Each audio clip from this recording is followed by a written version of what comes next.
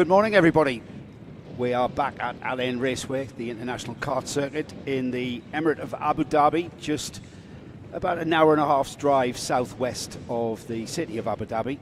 My name is Joe Bradley. We are going to bring you all of the action today, day 2 of the first round of the UAE RMC. And alongside me as ever is my good friend Henry Baudet. Henry, it's hard not to get excited this early in the day, because after yesterday's effectively what was round 1 of the series, we've got another day ahead of us. That's pretty much going to be copybook. Yes, indeed. Good morning, everybody. Good morning, Joe. Good morning, everyone at Karting Live TV. This is round 1.2. It's a completely clean piece of paper. It's a fresh slate for everybody, even those who did well yesterday. We've got some new entries today. We've got 3 additional drivers, potentially 4 additional drivers. There's another one en route, I am told. This is effectively the second round of what promises to be, what start of yesterday, it promised to be a good season, and we already know after yesterday that this is going to be a very good season of racing. We certainly had drama, we had intensity, we even had controversy. Yes. And which we'll probably, back mention as we get across the day. We have got qualifying sessions coming up next. It's going to be 6-minute sessions for all of our Rotax classes. We're going to kick things off with the Micromax class. That is, of course, for our youngest drivers, the 8 to 11-year-olds. We then go into the Senior Max qualifying, Mini Max, Junior Max, and then finishing with our Gearbox class, the DD2 Rotax class. So 6-minute qualifying sessions. That will set the grid for the heat phase of the event. And we will be able to chat about what happened yesterday. There was a lot, as I say, there was a lot of excellent racing, primarily. Yes, there was. Racing motorsport, any kind of motorsport, will always have drama. I've got to sing. There's a soap opera behind every garage door. There's a soap opera underneath every awning here in the karting paddock here at Al Ain. And there'll be more chat about that once we get things underway. I think for me, looking back at the first round yesterday, the standout thing was the quality of the racing and the racecraft that we saw. Yes, indeed. In conditions, and this is going to sound very strange, in conditions that were less than ideal. And when you consider that yesterday the temperatures were in the mid-30s, skies were blue all day, and we say less than ideal conditions, well, sand. We are in the desert, and of course every time a kart goes off circuit into the gravel, as it were, they bring back on lots of dirt, sand and detritus. That situation is going to be exacerbated today because we have what is known as a shikari, which is the hot desert wind. So I'm from the northeast of England, yes, as everybody, and I know a strong wind when I see one. Yes. Standing on that northeast coast where I live. Bracing. So I said to one of the staff here at Al Ain, wind's really strong. He goes, yes, when it gets stronger. And I was thinking, stronger? Yes. But apparently, the wind will whip up. We're in a very flat area. We've got mountains, literally mountains on the horizon, but we're in a pretty flat area, so the wind does pick up speed.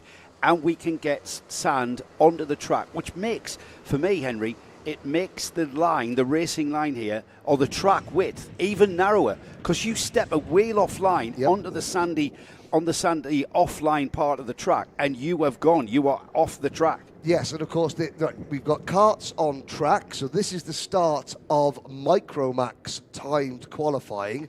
There's no morning warm-up. This is the first time that karts have been on track all day. So we're going to start seeing, maybe little bits of sand. This is going to be very, very treacherous for the youngest members of the Rotax family. You will see the flags around this 1,380 meter circuit. The flags are all standing to attention because of the stiff breeze. At the moment, sand isn't being brought onto the circuit just by the wind itself. Although, yes, as you will see, the drivers now start their first flying lap. This is the class where we had 18 drivers yesterday. We've got 21 today because the 3 Almina brothers, the family of 4, Dad, Faisal Almina, he's here but not racing. He's not feeling wonderfully, he's not 100% race fit today, but he says he'll be back at the next round. But his 3 sons, Rashid, Saif and Ahmed, all out on their trio of CRGs. So we've got 21 micros at the moment. Healthy grid. Remember yesterday's final won by Adam Al-Sheikh. It was a very, very tight race, though, wasn't it? And it was. We expect the likes of Al-Sheikh, Sama Chopra, Liam O'Hanlon, Saif Al-Khalifa, and then the Rudra Pratap Shekhawat as well from Mumbai Falcons. He's not going to be that far away as well. Don't rule out the people that are already posting times. And there's Sama Chopra, first lap out, and he goes to the top of the screen. Quickly deposed, however, as that timing screen in front of us, Henry, is as organic as it is. Yes, indeed. You'll see the names and the order change very, very rapidly at the start of this session. In fact, I think you'll see pretty much across the board, I will hazard a guess that the fast times will come right at the end of every session as karts continue to clean the overnight dust, the overnight sand off the race circuit. And you know what, Henry, the tyre pressure is a very important factor as well. We haven't, it's the cool of the morning. I say cool relatively, of course. The track temperature isn't anywhere near where it's going to be by mid-afternoon. So the tyres on these karts are going to take at least a lap or two to come in.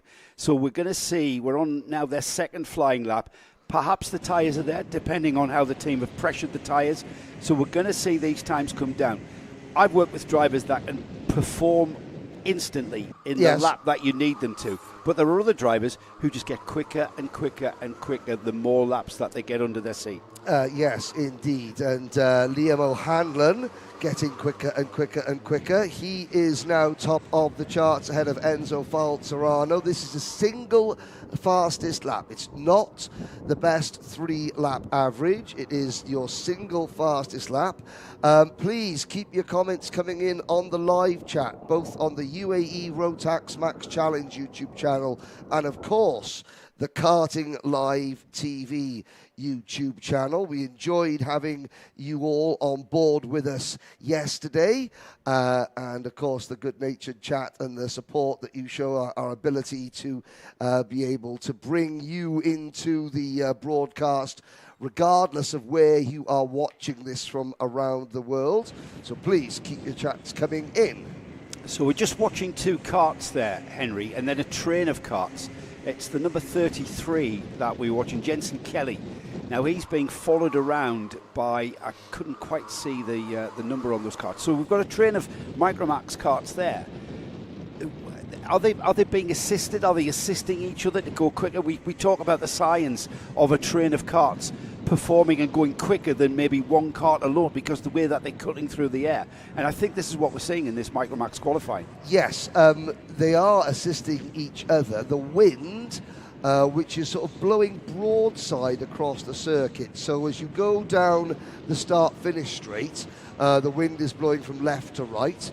As the drivers head up, as the drivers come down this straight here, the wind is coming from the driver's left to the driver's right, which does mitigate the advantage of the slipstream a little bit, but there is still advantage to be gained by being in the slipstream. So that Mumbai Falcons orange livery there, that's Rudrapatap Shekhawat, yes. He is leading that train of karts around. He's just gone quicker. However, as he did, the karts that he's dragging round with him actually went quicker than him. So he's dragging a train of karts around. He's ended up now dropping to 12th place. So it's not the ideal place to be. The karts behind Shekhawat are the karts that are benefiting from that hole in the air that he's punching through. Yeah, indeed. Rudrapatap is where nobody wants to be.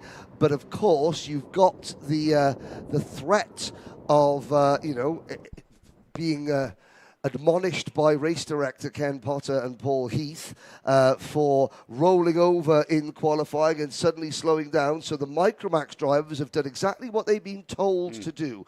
Go out and just drive. Don't slow down. Just go as fast as you can from the minute you get out on circuit. The Micromax drivers have done that, and the checkered flag is going to be waving at the moment. Liam O'Hanlon has provisional pole. Will he have provisional pole when everyone crosses the line? Well, Samar Chopra didn't quite deliver a faster time. He's currently second. Pretty much everybody now taking the checkered flag, but it's Liam O'Hanlon who has been left with that fast lap there, right there at the very end of the session, a 1 minute 4.662. That's the provisional pole time. I say provisional, he's got a clear technical inspection, of course, so all of the results that we do shout out, they are provisional. After scrutineering, that's when they're being made official. So Liam O'Hanlon on the pole position. Samar Chopra will start alongside. Yesterday's winner in the final, Adam Al-Sheikh, he will start second row of the grid with Anmar Tabatza alongside. Let's have a look at the times that these karts developed then. So the best lap for our pole position, 1 minute 4.662. Samar Chopra, 1 minute 4.865.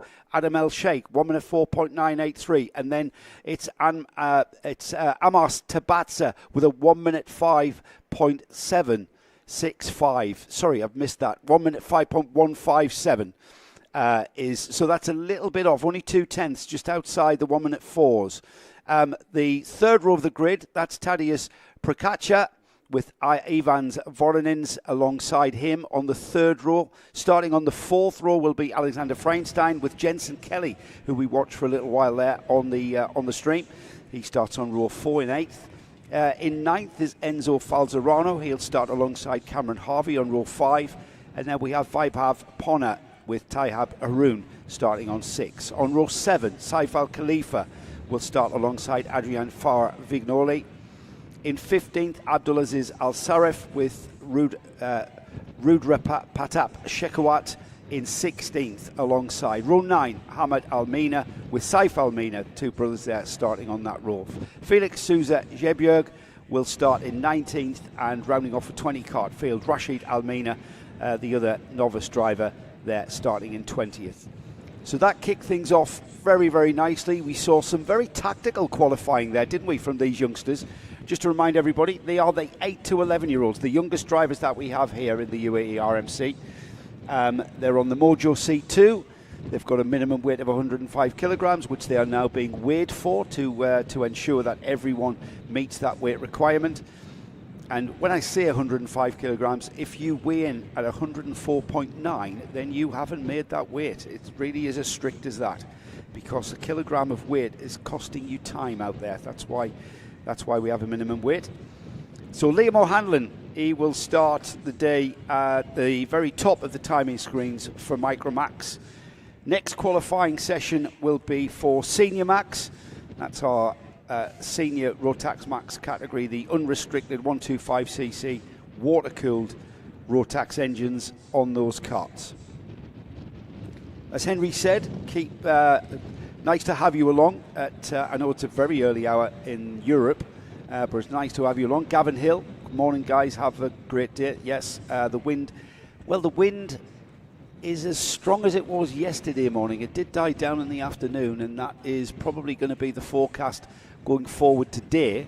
At the moment, as you can tell by our flags out there on track, it's very, very blustery, and anywhere on high on the stairwells and the verandas where people are standing and watching over the track, it's very, very blustery. Just watching people's shirts there almost being blown off their backs. It's a warm wind though. Don't think Whitley Bay on a November morning or even an October morning. It's not that at all. It's a very, very warm wind. But as we speculated as well, sand being blown onto the track, and you can see from the picture there, the rubbered-in racing line, but just off that rubbered-in racing line is a very sandy off-line. So when you're defending or when you're trying to do that overtake and you have to go off that racing line, it becomes a very, very tricky a very, very tricky deal for you completely. You've got to really be careful where you position the kart. And even just a half a kart's width and your grip wheels on the outside of the corner, they have got no contact with that tarmac, a layer of sandy dust. That will evolve though going forward. We've got a very green track here, overnight wind bringing a little bit of sand on, but that will surely clear away, and we will be getting down to some really competitive lappery, as we saw there with the Micromax qualifying karts going faster and faster every time by. Let's head down to Parc Fermé, where Henry's got Liam O'Hanlon, I believe.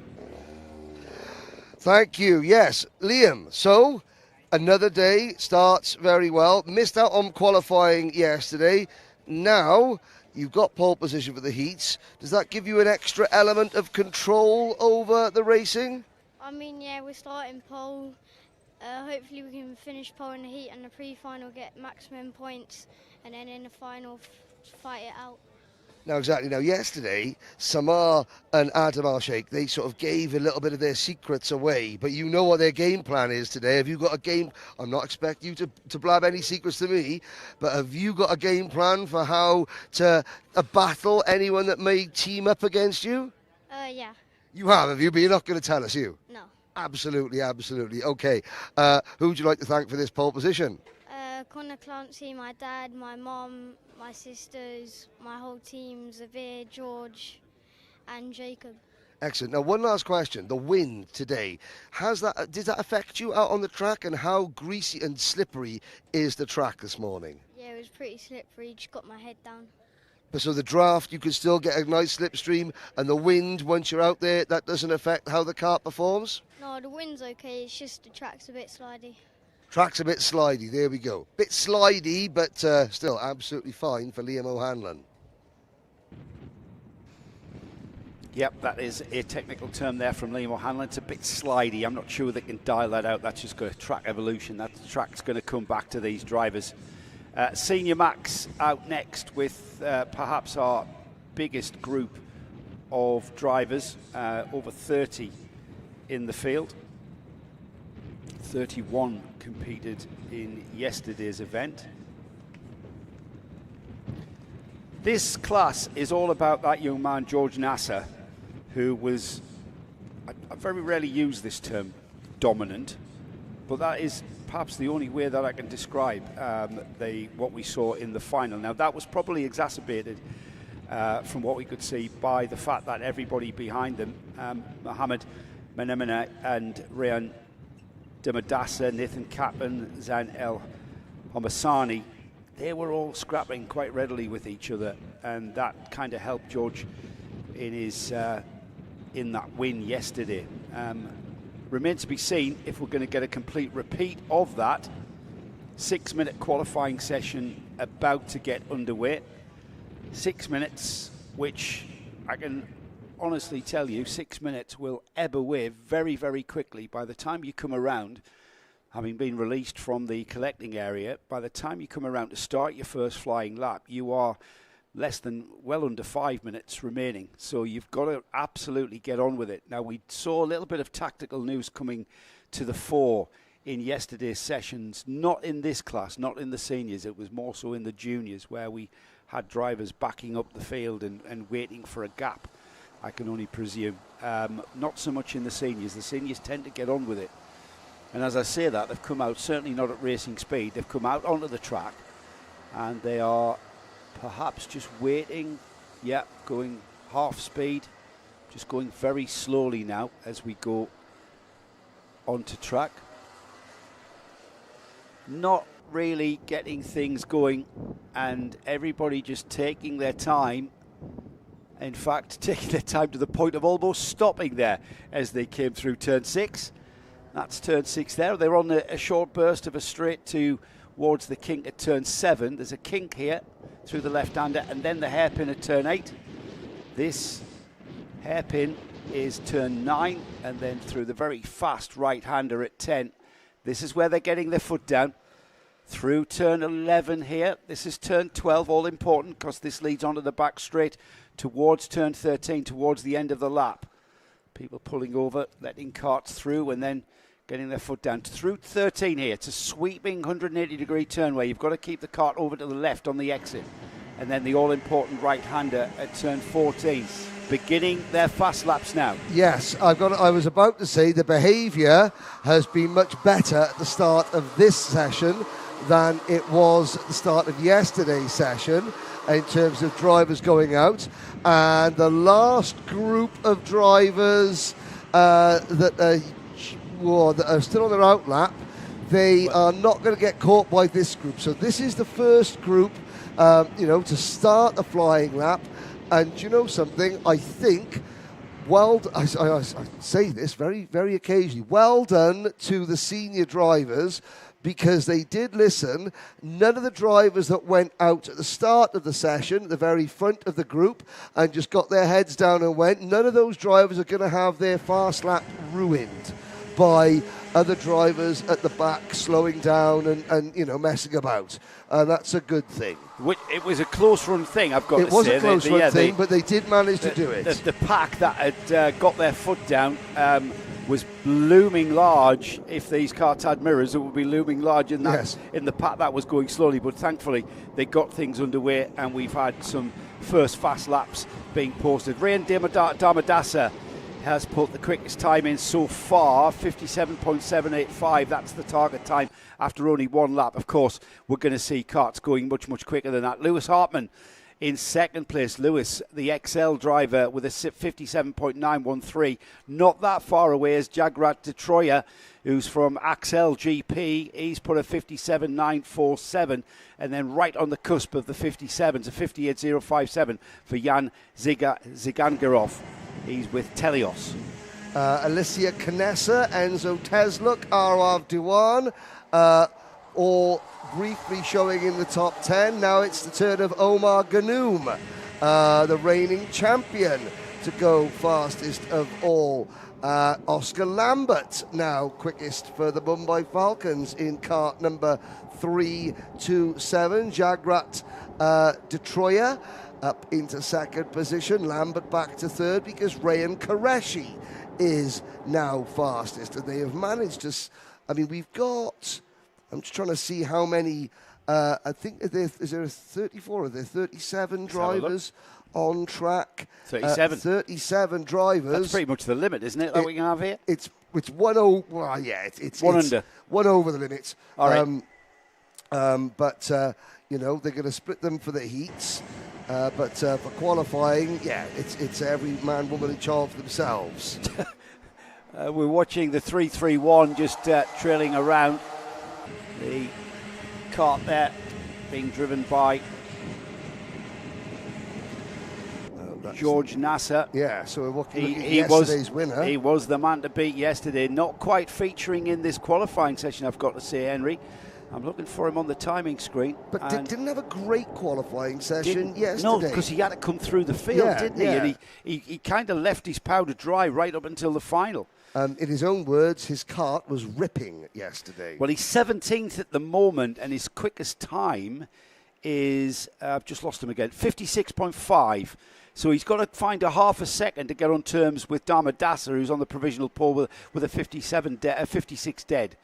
So we're already a minute away from the checkered flag. Yep. So George needs to get and as I say that, he crosses the line and goes up to 5th, which quickly becomes 7th. Yeah, Lambert is now fastest. Alessandro Bighi.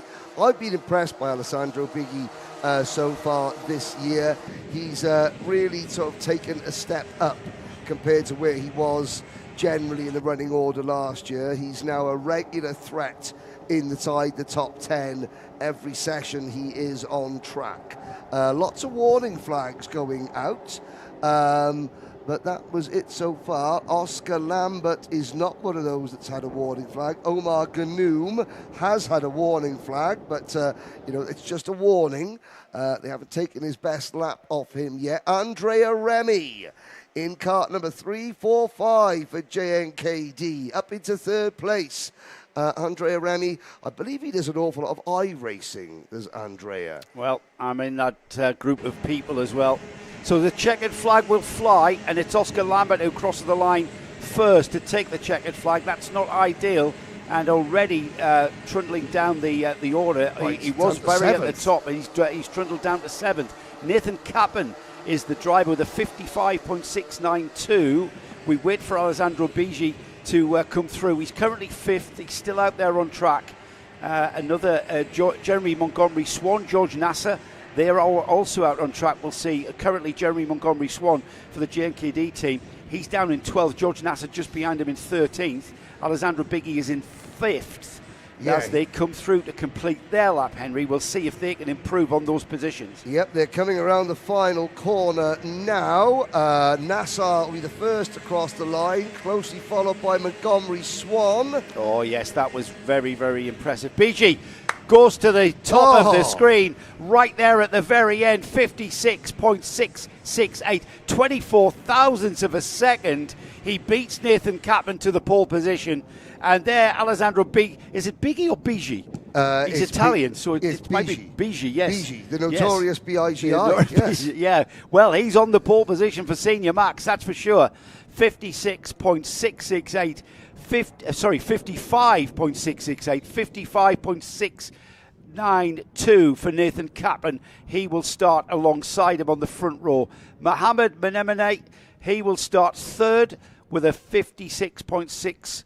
Where's that lap gone? 55.723. Jeremy Montgomery Swan there right at the end, loomed up the order to 4th. He will be happier with this starting position than he was yesterday. His time, 55.732. That was an incredible time. George Nasser just behind him on track, behind him in the order as well. 55.775 was yesterday's final winner, George Nasser's time. He's with the M&M team, of course. Rayan Damadasa will start alongside on row 3.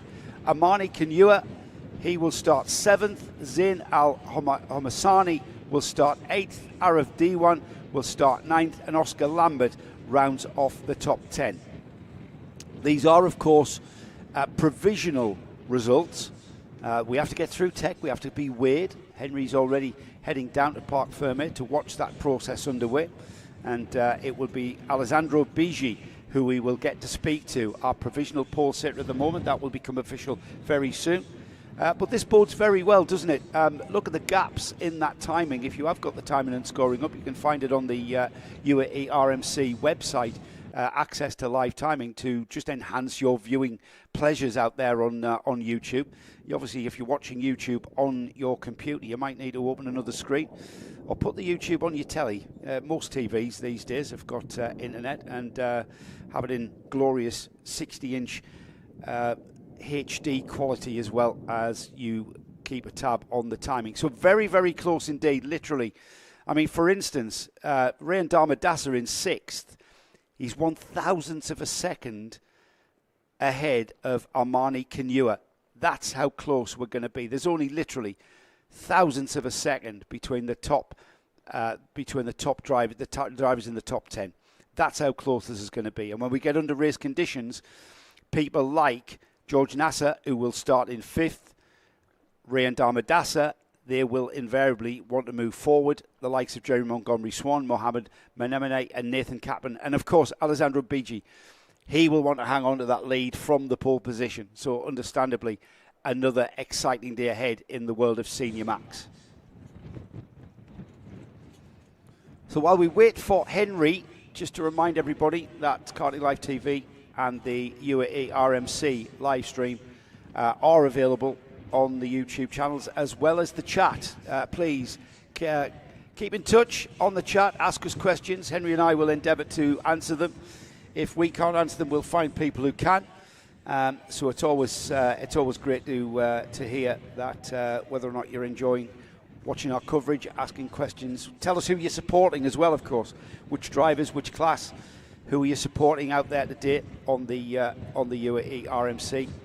This is, of course, round 2. Event 1, round 2. Round 1 we saw yesterday, kicking off the 2025-2026 series. The calendar going forward in a month's time, or so, 16th of November, we are across to the Al Fassan circuit. A completely different track with lots of undulation and quite a different track in character and nature, as we will find going through the calendar of the UAE RMC. We come back to Al Ain for a round in December, and then in January we're off to the Dubai Cartdrome, another track completely different from the others.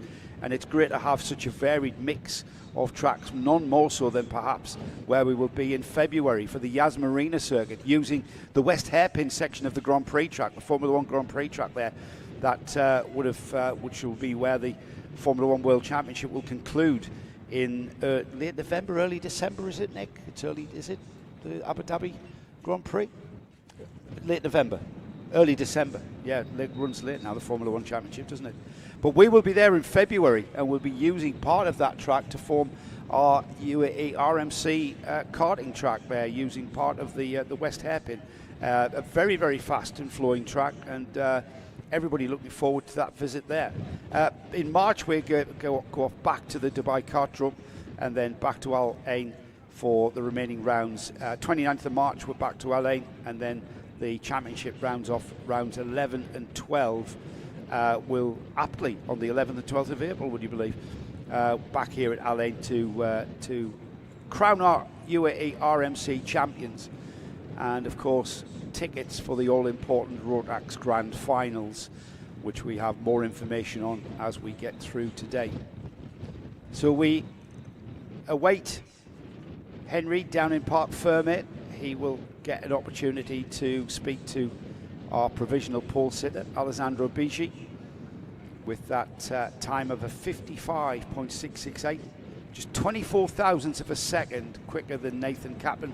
There will be our drivers that we will see, but perhaps it's Mohamed Menemene for the XL team who may be able to capitalise on that inside row going forward into those all-important first few corners when we get to racing conditions. We're about to get going with our Minimax qualifying. Yesterday's winner with the British team, the Sam Pollock Racing team, coming across here with British driver Albie J. Stubbs and taking the win in round one in the final. Albie beating to the flag Benjamin Kračović, who finished second. A very fine third, which was taken very in the very late stages of the race. Attica Meir there showing a bit of girl power there. We have a lovely interview with Attica where we talk about her aspirations to become a career racing driver in the world of motorsport. That will come up in our paddock show, which will go out as usual in the lunch break. Got some interesting technical feature with our chief scrutineer, Gary Walker, who takes us through some of the interesting aspects of the sort of checks that are made to ensure that people are inside within the technical regulations.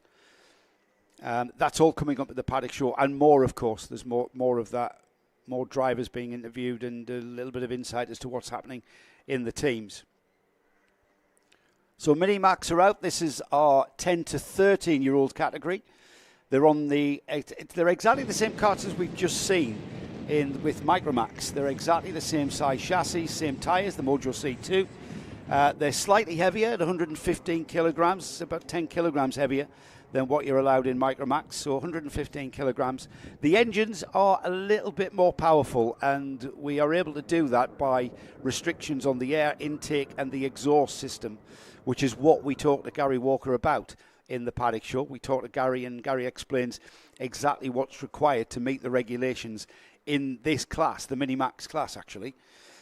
So you've got a very heavily restricted 125cc Rotax water-cooled engine in Micromax, less restricted for that same engine for this class in Minimax, exactly the same chassis and tyres. However, when you then move from Minimax into the Junior Max category, that's when you move up to the 1050mm chassis, the bigger chassis, the wider tyres, the much more grippy and much more physical, and of course a little bit more power with a little less restriction on the motor. And then of course the senior category, which is open to 15-year-olds and over.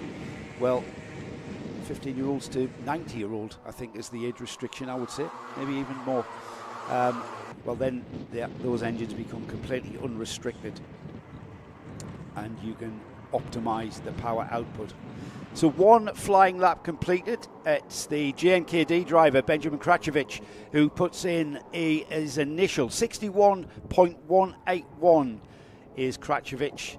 Oliver Butchard, he has posted second, 61.333, about a tenth and a half the difference. LBJ Stubbs, yesterday's winner, he's taken third with a 61.423. Early days, Austin Gray fourth, William Mazzali post fifth. Attica Meir, she has posted a time that has put her sixth, but of course, very, very early days. Second flying laps just being completed here with trains of karts. We're seeing this a lot, aren't we? We're seeing the slipstream coming into play as that body of Minimax karts come through. Paul Schutzman to the top of the screen. He's quickly demoted to second, though, by Oliver Butchard, who comes through at 61.036. As expected, we're seeing green and purple sector times all around the lap. Austin Gray has gone to third. Kračović, his second lap, not as great. 61.163 is quickest time. He went quicker, but not quick enough, I'm afraid. In fact, no, he did not go quicker. 61.419 was not as quick as his 61.1. So Kračović there being delayed somewhat. Attica Meir drops to seventh. Charlie Page has moved up to fifth. With under 90 seconds remaining in this Minimax qualifying, it's still all to play for, plenty of time. And here's that body of karts coming across the line now. Let's see how this pans out. The timing screen moving around like a... And it's Attica Meir to the top of the screen. Attica's time, 1 minute, 60 seconds. 60.692 for Attica Meir. Axel GP at the top of the screens. There's time for that to change yet though. Charlie Page, he's gone second at 60.802 for Charlie. Rivan Dev Preetham, he's up to third with a 60.944. 60.949 for Oliver Butchard. Kračović, he goes quicker. 61.079. Not quick enough to get onto the front two rows of the grid. And it's Paul Schutzman in sixth place. The main train of karts there down the back straight through turn 13. Here they come. They've got time. They will get across the line for another fast lap. Still 10 seconds on the clock here. So a time for another fast lap. Everybody goes slower that time. I see no improvement from anybody whatsoever in that train. So as the checkered flag is readied, Keir Ivanov, the first driver across the line. He's down in 10th is Keir. 61.343 for Keir. That was his quickest time of the session. It's all about Attica Meir at the moment. She is the driver on pole. It's all going to change though, isn't it? As the tension builds. They're getting towards the final stages of this qualifying session. They're on their last fast lap here. Their last flying lap. This is what it's all about. Who's going to be on the pole for Minimax? As the field come through, Gleb Obukov down in 13th. His session is finished. Right then, who is going to be where? Who is at the top of the screen as everybody takes the checkered flag? It's LBJ Stubbs.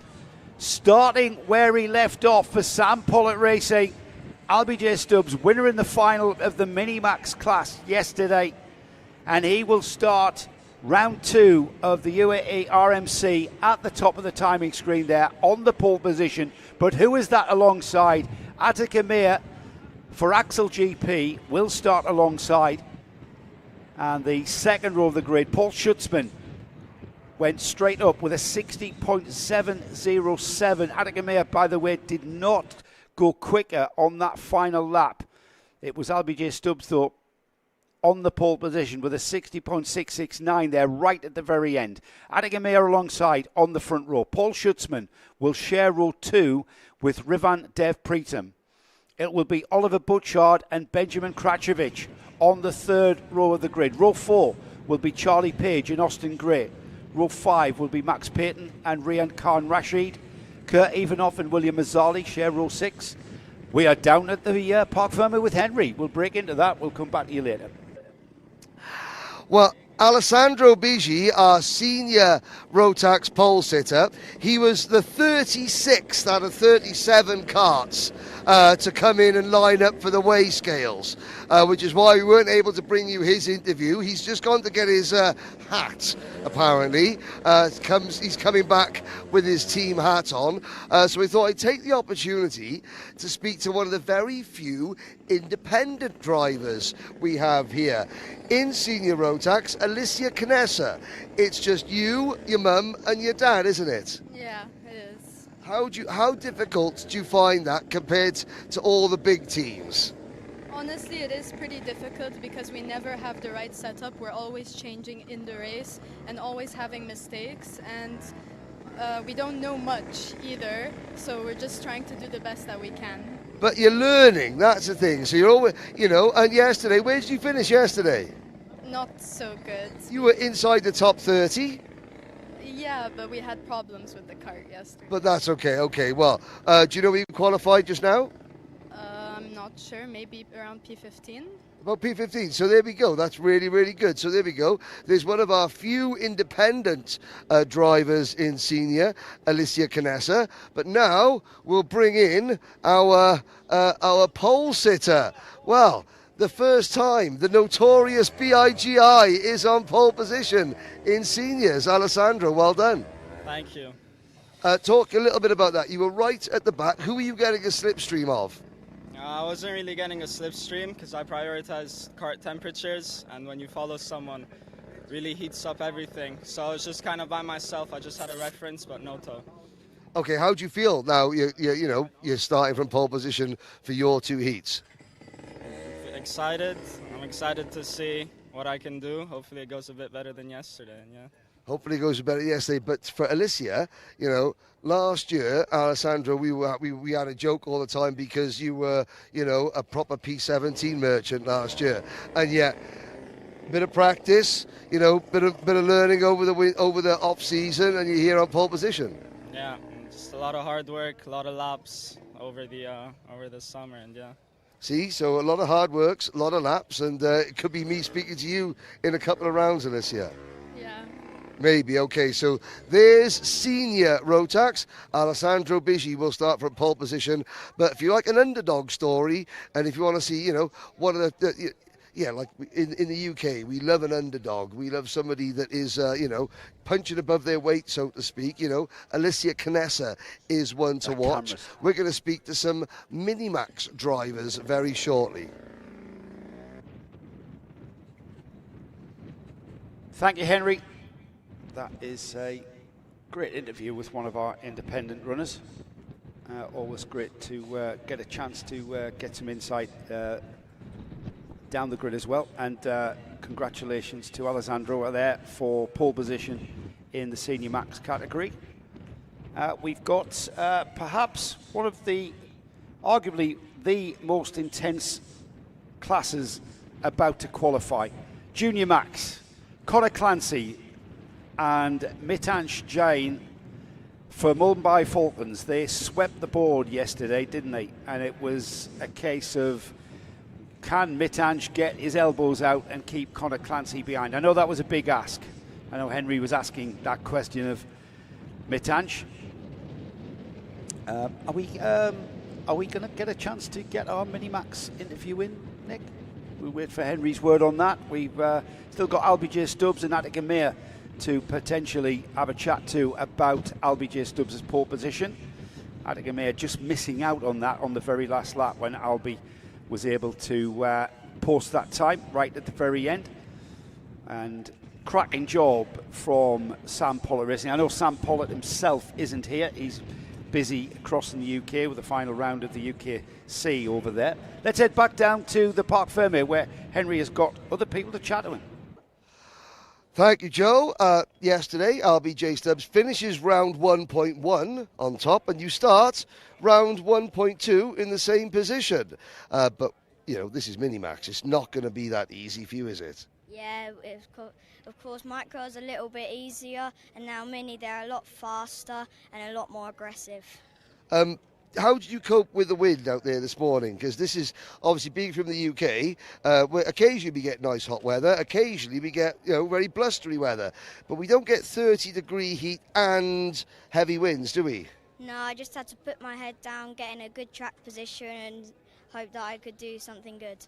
Now, I think you've got Atkamia starting alongside you, and then the JNKD guys sitting not far behind you as well. Have you got any tactics? Not that you're going to give away your secrets, but have you got some tactics in mind of how to manage your rivals? Not really, no. We're just going to see what happens. Yeah. See what happens. Okay, anyone you want to say hi to? Hi to all the people at PF and hi to everyone who's supporting me.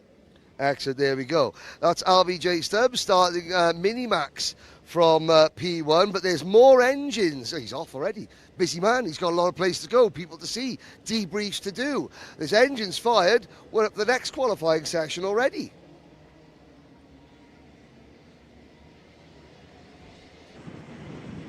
Thank you, Henry. Yes, we've got Junior Max that are out for their qualifying session. And as I said, arguably one of the most intense classes of karts that we have here. Conor Clancy, the man to beat yesterday. Let's see if Mitansh Jain, Via Chopra, Oliver Spencer, Leo and Anna, Jaden Hidding, Ari Kallenberg, see what they've got in the toolbox to maybe. And now this is what we had yesterday. This is what we had yesterday, and it causes a lot of confusion here as the field are in a pack of NASCARs up towards turn 11, doing about, they're all in slow motion, aren't they? I yet to get my head around what they're actually trying to do here. The clock is ticking. We're inside of 5 minutes, 4 minutes and 50 seconds left. So the clock is ticking. In my day, you would just get on with it and get those tyres up to operating temperature and try and get the clear lap. Somebody's pulled the trigger. A couple of drivers pulling the trigger and blasting off. Now we've got one driver on his flow. A couple of drivers on a fast lap. This pack of juniors needs to hurry on and get on with it, and so they don't trip up the driver who was pulled the trigger first. If anything, I wouldn't want to be anywhere near that pack because I'm going to be delayed and not be able to optimise my lap. Here we go. 4 minutes on the clock now, and the main body of competitors just coming through now on their first flying lap. We're inside of 4 minutes, so we've wasted 2 minutes already. Maybe the karts are set up for that one lap of qualifying where they're going to put in the fastest lap. That's what it's all about in this qualifying session.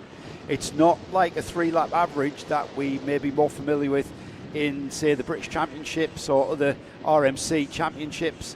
This is all about the fastest lap. Here we go then.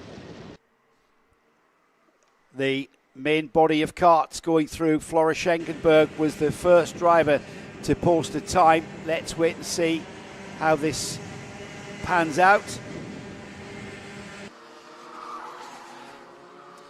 At the moment, Via Chopra, he's the driver with the best lap of a 58.450. He's gone 3.5 tenths quicker.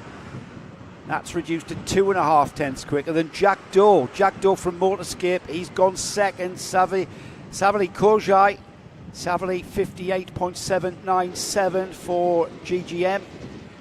George Gibbons Motorsport there for Kojai. Schenkenberg, second flying lap for Fort, and he's gone second.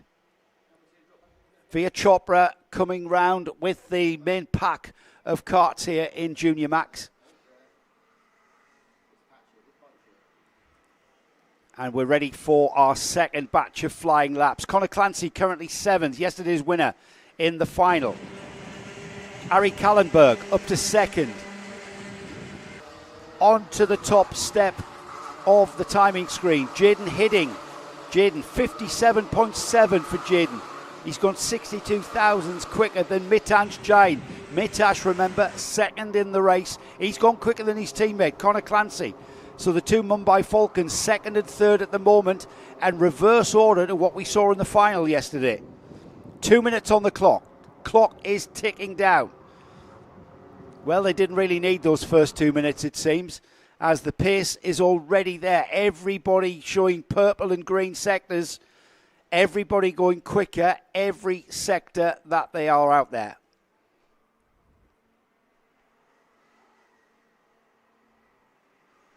Here they come again then. This will be the third flying lap at the moment. Jaden Hiddings 57.7. That's the target time. Giuseppe Montanari up to 7th. Gabriele Baracordi up to 9th. Harry Kallenberg drops to 10th. Oliver Spencer 7th. Drops to 8th. Coming up to the 1 minute board now. Mitansh Jain goes quickest, 57.242. 64 thousandths of a second ahead of his Mumbai Falcons teammate Connor Clancy. What has Connor Clancy got in his toolkit?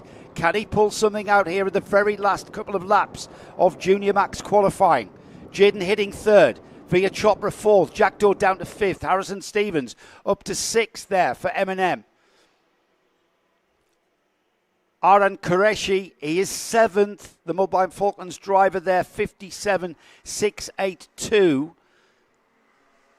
As we're already coming through. They'll get one more lap, 30 seconds on the board, so one more lap in an attempt to go even quicker.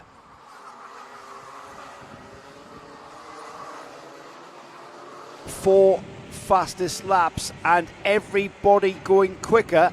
However, not as quick as Mitansh Jain. Mitash, 57.078. He's gone over a tenth quicker than his teammate Connor Clancy. Can Clancy, can Chopra, can Hidding, can Brando Londono, who pops up into fifth place there? What has Jack Doe got in the toolkit? What has Harrison Stevens got? Everybody chasing that time there, 57.078. Still not as quick as we saw yesterday. They were dipping into the 56s. However, it's morning. The track is still green. Zero time on the clock and the checkered flag has flown. Floris Schenkenberg, the first driver. Harry Kallenberg takes the checkered flag.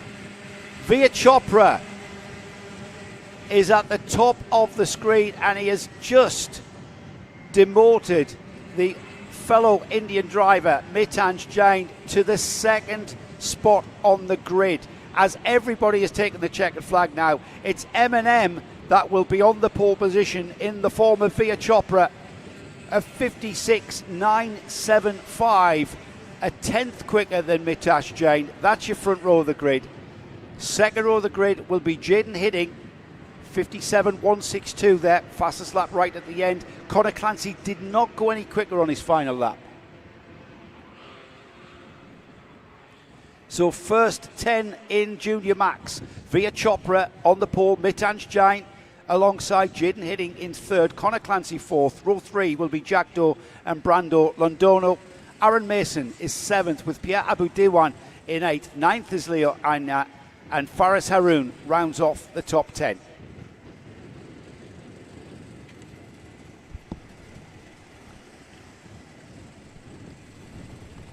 We were talking about this earlier. The UAE RMC is all about, yes, the accolade of becoming the UAE RMC champion, but also it's a ticket to those grand finals, isn't it? That's what it's all about.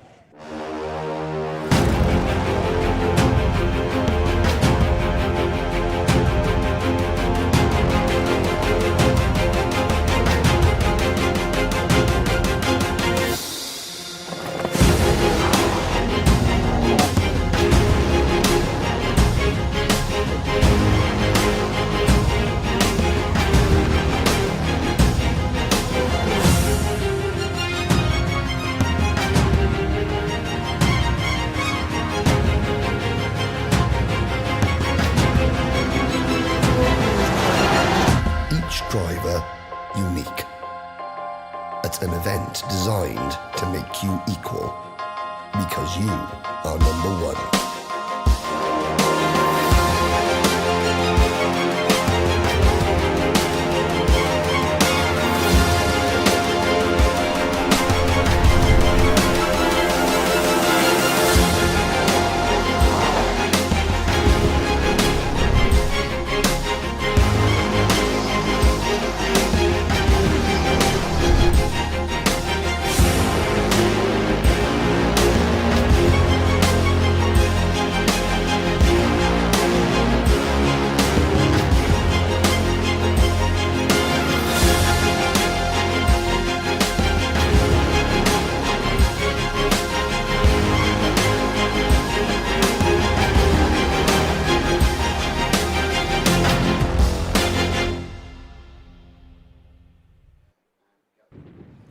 Let's head straight down to Henry Baudet, who's got our junior Rotax qualifiers.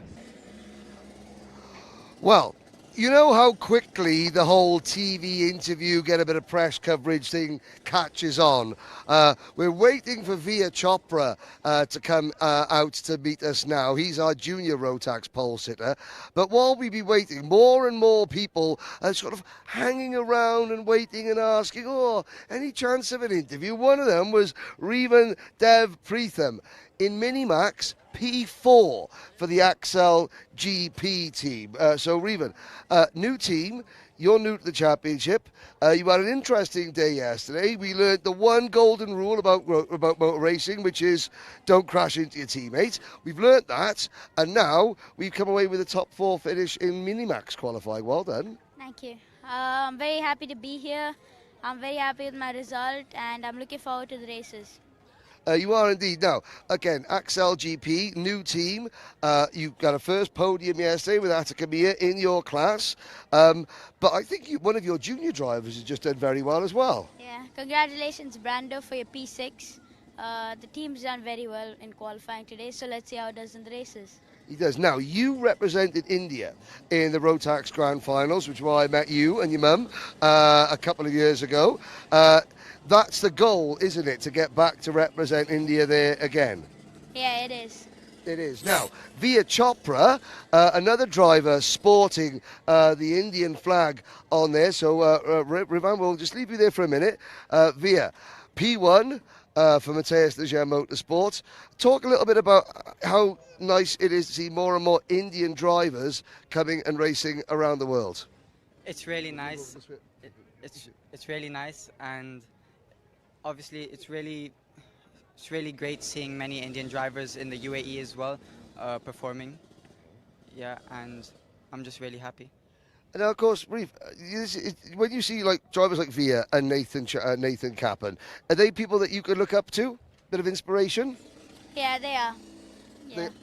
They are indeed. Okay, well, thanks, Reeve. We'll get on to you, Via. Talk a little bit about qualifying there. Qualifying was pretty tricky. I had to find the right track position, and I also had to overtake on my last lap, and I made it work and just put my head down and focused.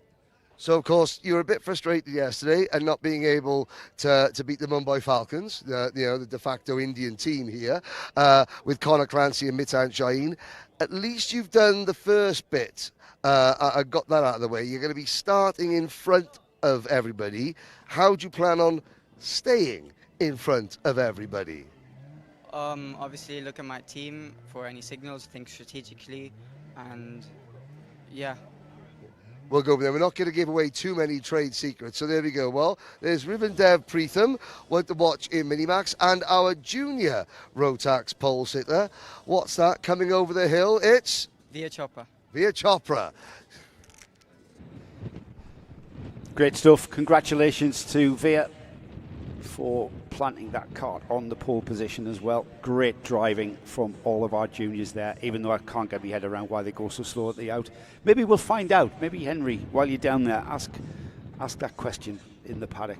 We're about to get going with our final qualifying session, the last qualifying session of the day, indeed of the weekend. It's our DD2 and DD Masters that are out, the gearbox class.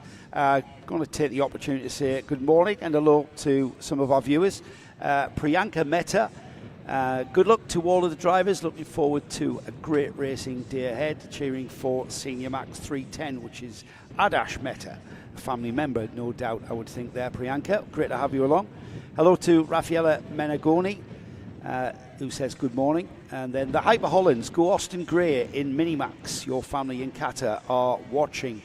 Elisa Gray, well done, Austin. Yeah, he did do very well there. Very much up to the front of the grid for young Austin Gray. And we look forward to continuing and watching his progress as we get through the day. We have got karts on track at the moment. Tyler Harris is the man to beat in DD2. Young man just stepping up from the other Rotax class. Adam Malik was second on the overall podium. Third on the podium yesterday was Maritz Knopsies, who was the first of the Masters. So an overall podium in third place and top step the podium for the Masters for Moritz. And then we had Hamza Hashisho, who finished in fourth. Kyle Blockley was fifth. Sami Al-Assad sixth. Greg Watt was seventh. And Bernardo Del Castillo was next up. So the same 8 karts that took place in round 1 yesterday, out for round 2. And we are just on our first flying lap. We'll see the field come through. And we'll get an idea of how the DD2 drivers are getting on with it. This is a gearbox class, remember. I'm going to explain what we mean by that. It's a 2-ratio gearbox that sits underneath the Rotax 125cc motor, just on top of the rear axle, where it drives directly to.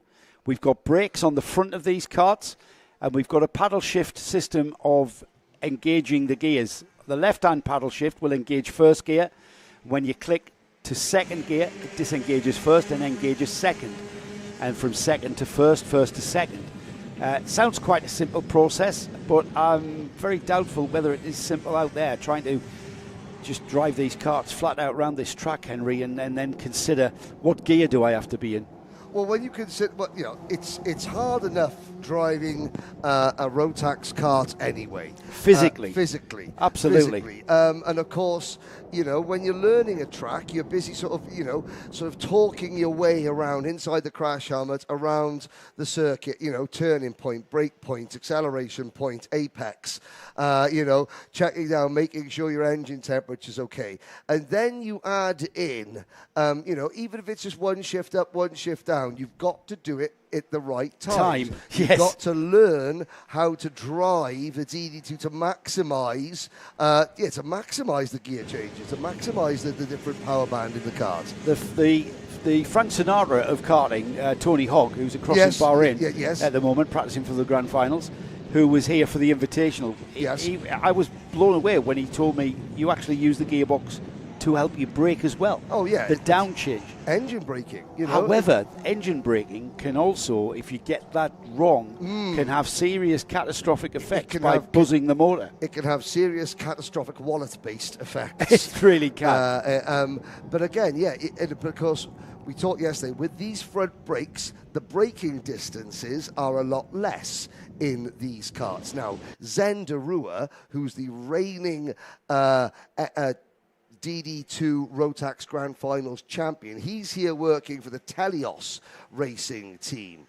And he would be able to tell you all about it, how you've got to be downshifting just as you're turning in and braking. But of course, even though it's a paddle shift, you're not taking your full hand off the steering wheel like in, say, a KZ kart.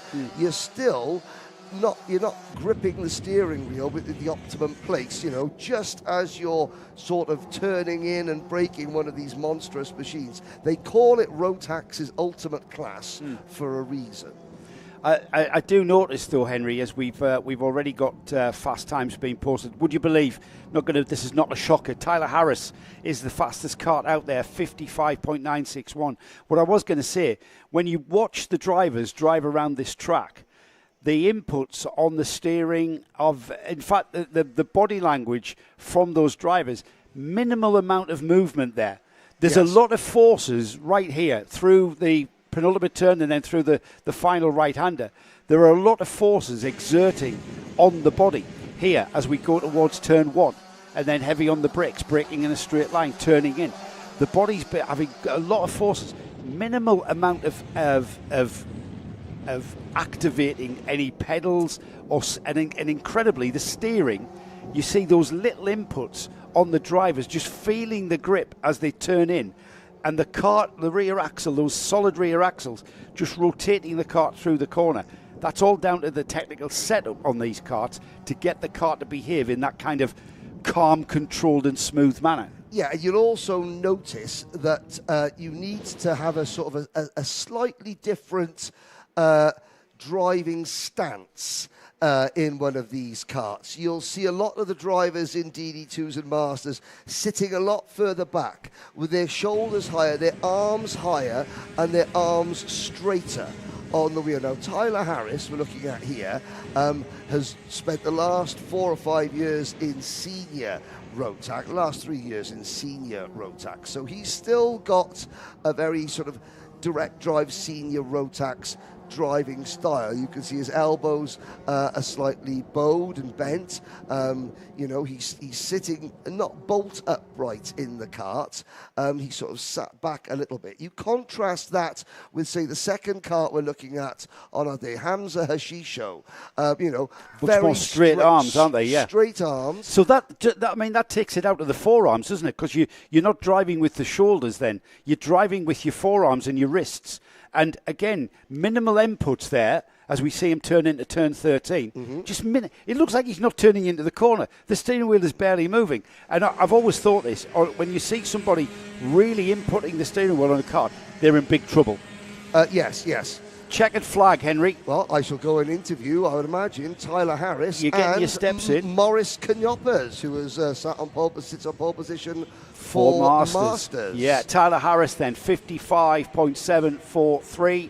That is a time just over 1/10 of a second quicker than second place driver Adam Malik. That's copybook from what we saw in yesterday's final. Hamza Hashisho, he's not to be left out as well. The two M&M drivers will share second and third. Hashisho shares the second row with another Mumbai Falcons driver, that's Moritz Knopses. He's in fourth with a 55.933. That's the fastest Masters time. Second in Masters is Kyle Blockley. Kyle there on the third row of the grid with Sami Al-Assad. And then the final row of the grid, Bernardo Del Castillo, he finishes in seventh. We've got Greg Watt that didn't appear to come out there. So Greg Watt for Honolulu Racing there. He's an independent. He's a privateer. He calls his team Honolulu Racing. And I've kind of got it in my head that I plan on getting a lovely interview going forward in one of our paddock shows going forward with the rest of the series. Because I want to know all about Greg, because he's one of the Masters drivers, and he's there preparing and prepping his kart, setting it up, doing it all himself. Proper privateer karting. So that concludes our qualifying sessions. All of our grids are formed going forward into the heat phase. We've got the first of our heats coming up next, after Henry, of course. Henry's heading down to the Parc Fermé. There's your grid for the DD2s. 8 karts will take the start of their race. Their first heat scheduled for about 11:25 if we stay on time with the race programme. Coming up at about 10:10 will be our first heat for Micromax. So we're still a good chunk of time away. It gives Henry ample opportunity to get an interview with our pole sitters for both DD2 and DD2 Masters. So Micromax will kick off the race programme. We then got Senior Max. We've split them into 3 groups as we did yesterday, same format as yesterday. Groups A and B out first for their first heat. We've then got Mini Max, Junior Max, and then rounding off the first of the heat phase for the classes will be the DD2s, of course. Don't forget to keep the live chat coming in. It's great to hear from you. Tell us where you are in the world, who you're supporting. Ask us questions. We may not be able to answer them, but we'll endeavour to try our very best as we get through the day. This is day 2, of course, of the first round of the UAE RMC. And we are absolutely delighted to be able to bring you all of the action on our Karting Live TV YouTube channel. And, of course, the UAE RMC YouTube channel is there as well. So no reason to miss anything. If you have got to pop out today, if you've got to go and do the garden, well, you can always catch up midweek. For now, though, let's head down to Parc Fermé, where we've got Henry Baudet. Thank you. Tyler Harris, 2 poles out of 2 events, clean sweep yesterday.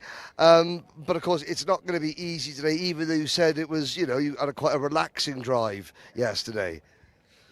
Yeah, we just got to try to repeat the same as yesterday. Do you think that Adam and Hamza and even Morris and Kyle have sort of caught up a little bit overnight? Yeah, I definitely think so. Especially Morris has made a lot of gains in the final, as we saw yesterday. Yep. In terms of pace. So, yeah, it could be a challenge there. You're a bit out of breath, Yeah, I haven't drank enough water. Ah, right. Oh, fair enough, fair enough. Well, we will let you get back in and drink some more water in a minute. But you've got your teammate, Morris Knioppers, sporting a very different look today. We had the Dutch national race suit on yesterday. We've got our Sem and Morris Knioppers racing outfits on today. Small correction, it's Morris, Sam and Chris. So, Morris, Sam and Chris. I do apologize. Could have been the other way around as well. You were right. Your words in the previous interview. It seems like we caught up, but now it's our job to give him a good run for the money. And he's not here to have a boring race. He wants to have. It's much nicer to win if you have a race. So I hope he wins. But I hope number 2, 3, and 4 are a bit closer to him today, so he gets more sweat on his forehead. Exactly. You can't give Tyler, an easy day. How possible is it to learn something from last night to this morning? They had no warm up or anything, so the last time that you were on track was in the final. How easy is it or difficult is it to then make gains overnight when there's no practice? It's not a very short answer, but I think it depends on what kind of driver you are. Like my son is a talented driver. He just goes out, you can remove one wheel and still do, a good lap. Whereas I am a thinker, and I need to think about it. And am I on the maximum entry at that corner? So it depends on what kind of driver you are. Yesterday, last night I listened to one of your stories, and you said the DD2, you don't see them locking up the front brakes, the front tires, you don't see smoke, but it happens, but you don't see it in smoke. But as soon as you lock up the front, you get the mega bouncing in the front that almost gets you a direct migraine. So I managed to bend 2 steering columns in practice on Friday just by locking up the front. Oh, really? Okay, well, there we go. Thank you very much for that. Obviously, you've got one eye on Carl Blockley in your class, another eye on Tyler Harris in the main class, as well as Hamza and Adam. Yeah, I hope to only look forward, but Kyle certainly on the pace, and this is only his, he's been out for 5 years. I've done the Euro last season, so it looks like we're in for a tight fight the rest of the season, which is great. It's fun. It is excellent. I wish Tony Hawk would come back. Yes, well, I mean, he's setting himself in Bahrain. He'll be back. More retirements than Mike Tyson, that man. Cheers. So there we go. The answer to our question earlier this weekend, Joe, was can you lock the front brakes? Yes, you can. You don't see the tyre smoke. You just see bent steering columns. But Morris Knioppers, man after myself, a thinking man's driver, and I'm thinking to myself, what's for lunch?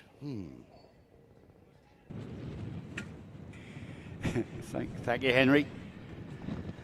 Always great to get insight from the driver's seat, isn't it? And Henry manages to do that every time we get to head down to Parc Fermé Forum. We have got our grid formed for our Micromax, the first heat for round 2 of the UAE RMC. Liam O'Hanlon is on the front row of the grid with Samar Chopra alongside Adam Al-Sheikh and Amar Tabatsa will share row 2. We've got Tadeusz Prochaska and Ivans Voronins. Alexander Feinstein and Jensen Kelly are next. We've then got Enzo Falzarano and Cameron Harvey. Vaibhav Ponna and Taihab Haroun. Saif Khalifa and Adrian Farr Vignoli. Abdulaziz Al-Sarif with Rudra Pratap Shekhawat. Down the order a bit from where we expected to see Shekhawat. Ahmad Almina and Saif Almina are next up, and then rounding off the field, Felix Souza Jebjerg and Rashid Almina round off our 20-cart Micromax field. They're already out on their rolling lap, and they will blast off from the collecting area, going as fast as they can, get some heat into those tyres, and perhaps even more importantly, into the brakes as well. They've got to be up to operating temperature as well.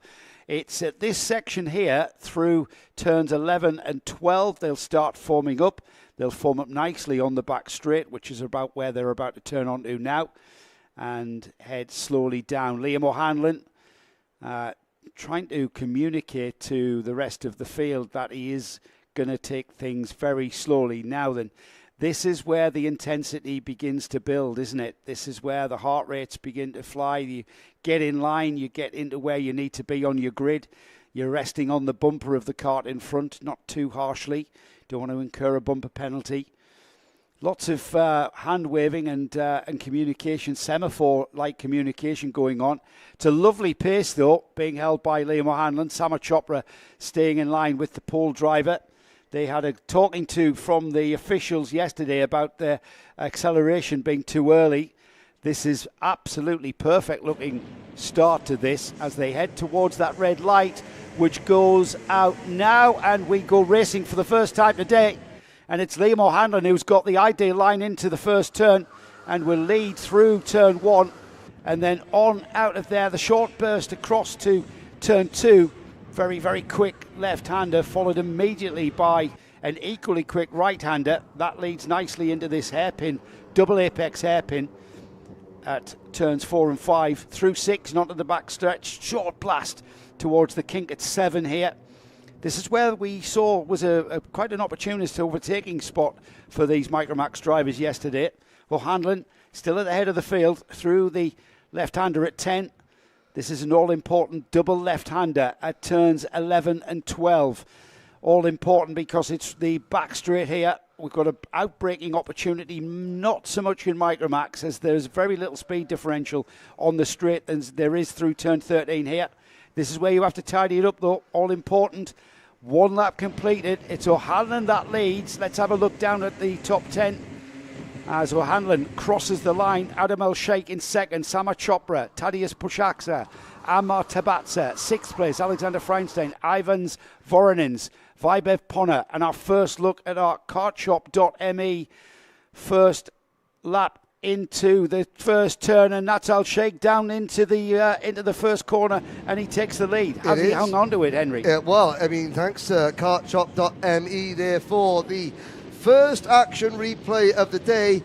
Adam El-Sheikh just sort of tucking in behind Liam O'Hanlon as he came out of the final corner and got to the inside, and it looks as though Samar Chopra has also passed O'Hanlon. Now, when I spoke to O'Hanlon at the end of qualifying, he said he did have a plan for how to combat Adam El-Sheikh and Samar Chopra working together, but he wouldn't tell me what that plan is, quite rightly so. However, he may have to start enacting that plan sooner than he would have liked, because yesterday's winning tandem, so winning duo as it were, El-Sheikh and Chopra are once again leading the way. They're working together, aren't Yes. they? They're working together in great style. The science of two carts circulating bumper to bumper is that they will travel faster. However, breaking into that science is Liam O'Hanlon, who's now gotten back on terms. He dropped off the back of the rear bumper of Chopra slightly. And now he comes back at them, change. and we've now got a 3-card battle as the lead changes once and then again, and it's still changing. Yep, here's the kartshop.me replay. Samar Chopra into turn number 8 and then leaves the door open. Adam El-Sheikh goes, thank you very much, retakes the lead into turn number 9, and then coming out of turn number 10, Samar Chopra retakes the advantage, and that, you see, is Adam El-Sheikh defending second place from Liam O'Hanlon and just preventing O'Hanlon from maybe splitting the two sort of. They're not teammates, but they are frenemies. Well, they're certainly working together, but O'Hanlon has caused El-Sheikh to lose contact because El-Sheikh had to defend from that third-place driver there. The bright yellow overalls there of young Liam O'Hanlon started on the pole position, was challenging El-Sheikh. He had to defend. Now they get their heads together, now they work together, and they're bringing Samar Chopra back into play there, trying to get on terms with that rear bumper of the number 29. And let's give a huge amount of credit to number 95, Tadeusz Puszaksa, in 4th position in the number 95 Ital course machine. He didn't practice at all on Friday. We mentioned, obviously, he had a family funeral to attend. But this is a very, very strong performance from Tadeusz. Amar Tabatsa is there in 5th position as well. Fryenstein is 6th. Falzerano, Harvey, Ponna, Al Khalifa, Kelly, And looking at the three Almeida brothers. Four-cart train chasing down the leader. Samar Chopra has got a lead of about a half a second here, but that's going to disappear as that four-cart train breaks off into 2x2. Al Sheikh and O'Hanlon, Prochaska and Tabatsa. We had Prochaska and Tabatsa on terms with O'Hanlon, but for whatever reason, and I think we've had a change there, is that Tabatsa has gone past Prochaska there into turn 1, which has caused them to drop away, Henry. It is, and it's O'Hanlon now getting past Adam Al Sheikh for second position, giving Samar Chopra the biggest advantage that anybody has enjoyed so far in this race. Adam Saif Al Khalifa is given a 3-second penalty. That would be 2 wheels outside of the tram lines at the start of this race. Easy to do when the tension is mounting towards the start. There's our leader, Samar Chopra. He's completed 5 laps. This means we're on the final lap of this heat. This is when you've got to get the job list ticked off, because there's not much time to even get on terms now with that leader for Liam O'Hanlon. He can't defend against Adam El Sheikh, who can't really attack O'Hanlon because the job is to catch the leader. However, I think this battle with 4 karts now is for second place there, Henry. Yes, it is. O'Hanlon looks secure in second place. Al Sheikh, Tabatsa and Prochaska are battling over what would be 3rd, 4th and 5th. Samar Chopra has made the break at the right time as they come out of turn number 12 down the back straight with the crosswind still very, very prevalent in and around all the drivers. But it's going to be Samar Chopra with the first win of the day. Oh, he's happy with that. He likes that. Hand to acknowledge the checkered flag, but that battle for second was intense. Liam O'Hanlon from the pole takes that second spot. Anam Al Sheikh is third. Amar Tabatsa fourth. And Thaddeus, is it Thaddeus? Yes, it is. Thaddeus Prochaska in fifth. Behind that absolutely awesome scrap was Alexander Freinstein, who came through in sixth. Cameron Harvey seventh. And then we had Enzo Falzerano, Fabav Ponna, Saif Al Khalifa, Jensen Kelly, Tayab Haroun, Abdulaziz Al Sarif was 13th. Adrian Faro Vignoli was 14th. Salf Almina finished ahead of Ahmed Almina for 15th and 16th. Evans Foreigners. What happened to Rudrapap Tap Shekawat? He was way down the order there. At 18th he ended up. Yeah, I noticed he was about 15th there at the start as Rudrapap has dropped back. I mean, he finished 5th in the final yesterday. Yeah, 5th in the final. Now, we had 20 kart starts. So we had 18 drivers yesterday. Is Abdulaziz Al Saraf out with us today? Yep, he came 13th. I'm just going to Sebastian Storer, yesterday's leading novice, is not out there. He's not. No. So we're down to 20 cars. So the Alminas brought 3 drivers in, and we've lost 1 driver from yesterday, didn't we? Sebastian Storer. I hope that Sebastian's okay. I'll chat to the Synergy team, Forbes, Nichols. Interestingly, the Synergy team, Forbes does an incredible amount of work with the Bambinos here in the UAE, the Yas Heat Bambino Championship. Forbes I think it's probably safe to say he's responsible for bringing more drivers into karting at a young age, 5-6 years old than anybody else over here in the UAE at the moment with the Bambino Championship. Works incredibly hard to get Bambinos into cars. Is the Bambino class a coma class? Is it the electric Bambino hasn't really taken off? No, the electric Bambino hasn't really taken off over here yet. Are you watching Johnny Stinson? Yeah. The Mighty Bambino Championship. But Yas Heat, they provide sponsorship for the Bambino Championship. We may have them as a guest round at some point this year, like we did that'd be good. last year. But Forbes Nicol does an awful lot of hard work getting those in. Hello to Rickster392. Hello, Rickster. Enjoying the coverage he is. Good luck to everyone. Looking forward to looking forward to line up with Honolulu alongside Watty for the ADSCC rounds. That would be the Abu Dhabi Sports Council rounds. So the last 4 or 5 rounds of this championship are all held in the Emirate of Abu Dhabi. Now, the Abu Dhabi Sports Council Championship, it runs alongside this. Everyone scores so points. is it a championship within a championship? Yes. And at the end of the season, and this is where, at the end of the season, the drivers that score the most points in the last 4 or 5 rounds, the last rounds that take place in Abu Dhabi, that don't finish in the top 3 in the overall championship.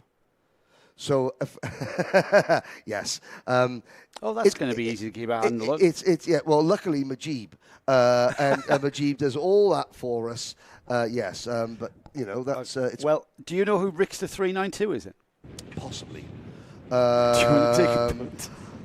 He's going to line up with the DD2 grid. Yeah, so yeah. That's great news. Yes, that is great news. We've got more DD2s coming. Yes, which we thought we had. That is good. That is good.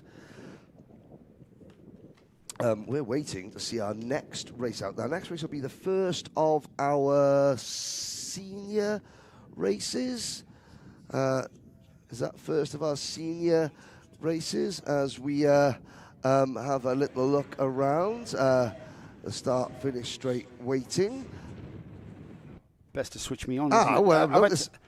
People spotting. Yes. So there, middle of the stairwell, with just adjusting his sunglasses. That's Matthias Najem from Matthias Najem Motorsport.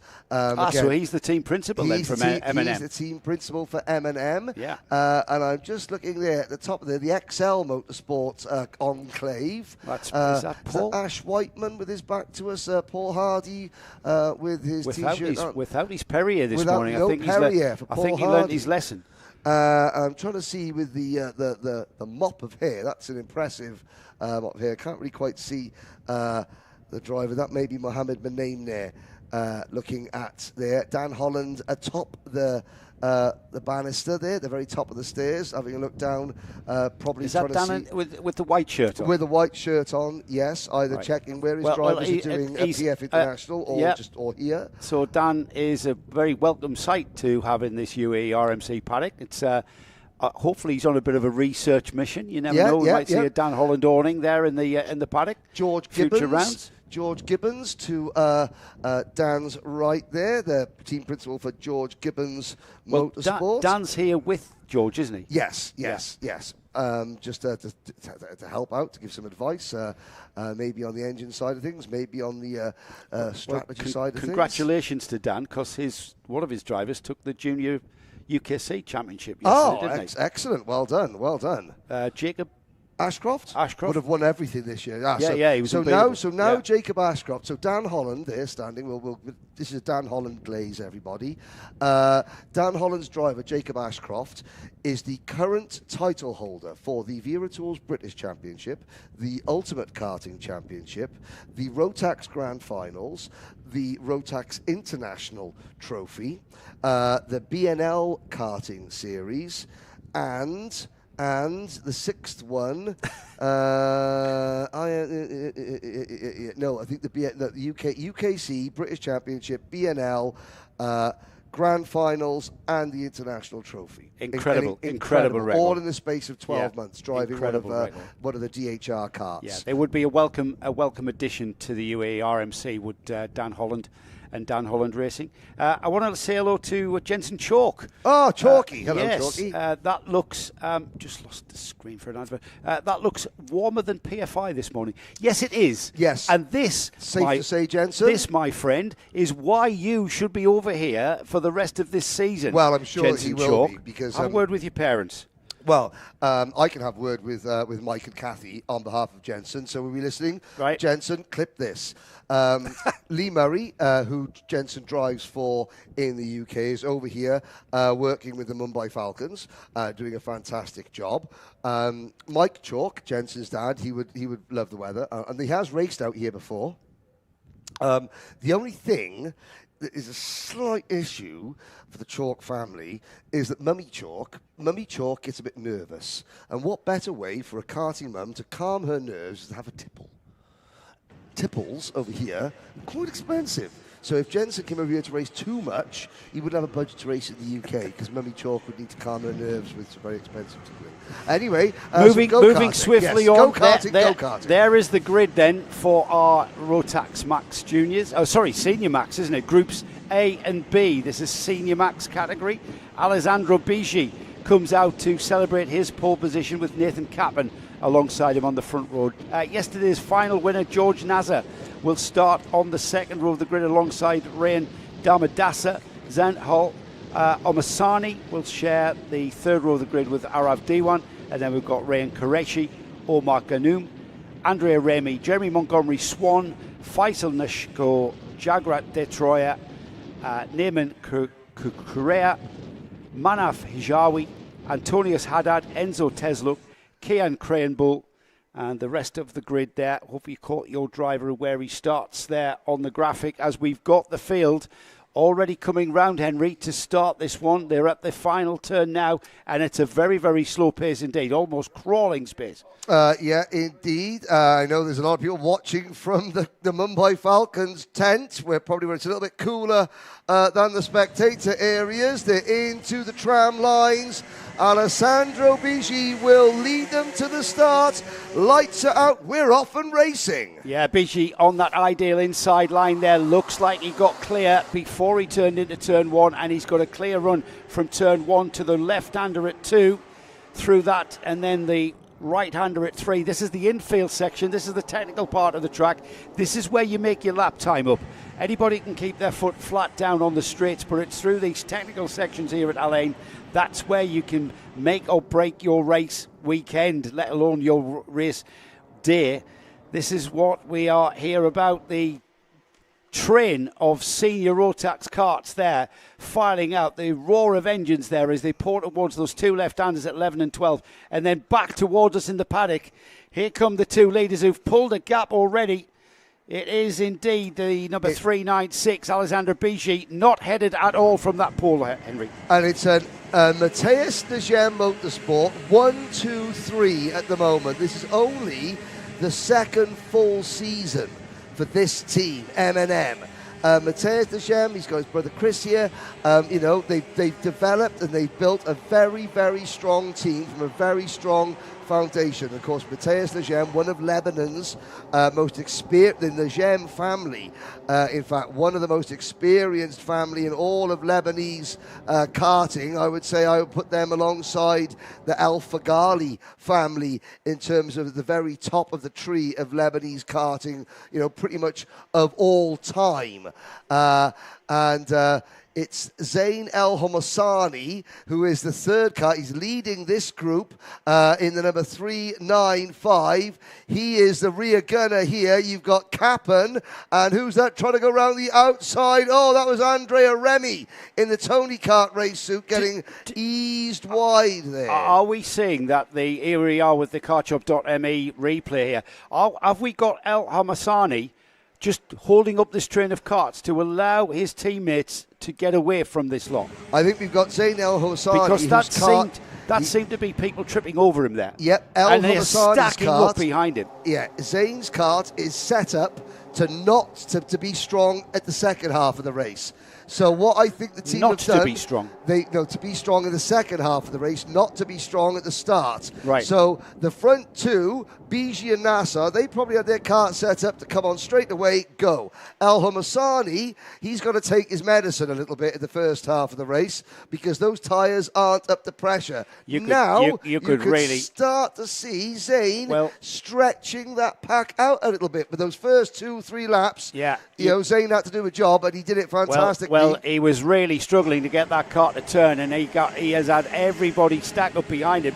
This has caused absolute well, I'm not going to say carnage because it quite hasn't. Everybody's handled themselves well. And you can see the pack there, real pack racing there. And that's because they were held up. And Homasani loses out there, switches it back. Well, didn't notice the lead, the third place change at all there, because as they come back into our side, just in front of us, through that infield section of 7, 8 and 9, there will be no change for that third place. The two leaders, Alessandro Bigi, George Nasser, yesterday's winner, they've gone off. They're ahead by 5 seconds now from this third place battle of Zain El Homasani and literally everybody else. Oh, Connor, that's Jeremy Montgomery Swan getting a little bit over enthusiastic. He makes the move. He was getting frustrated at El Homasani.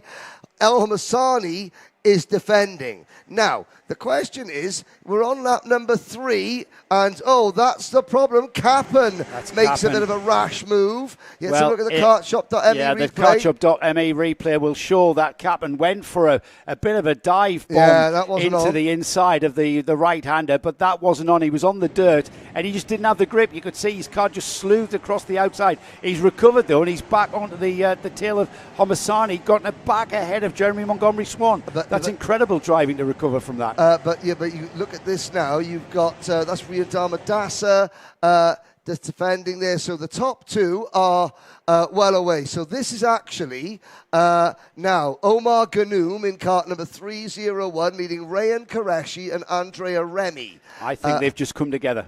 El Homasani is still in third position. El Homasani is still in third. This is 5th, 6th, and 7th. Oh, so look at that. That was a bit rude. Well, no, I think that was Homasani. Let's have a look at that. Zain El Homasani is not in this. This isn't Zain El Homasani. Who's that then? That's the 386 kart of... the 386 kart of Rayan Qureshi getting impatient. El Homasani has now begun to pull away from this group. His tyres have come on. Yeah, his tyres have come on. El Homasani is now clear in third position. Montgomery Swan is fourth. We've had a lead change up at the front.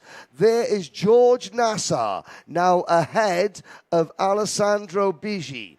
And I'm looking back, Montgomery Swan is now up into third. El Homasani is fourth. And then Ganoum is fifth.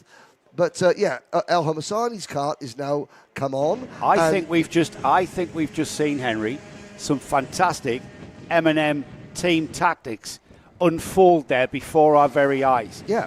Zain El Homasani, whether or not it was the fact that his tyres were just not coming into play, he was fighting the grip of the car. You can clearly see that.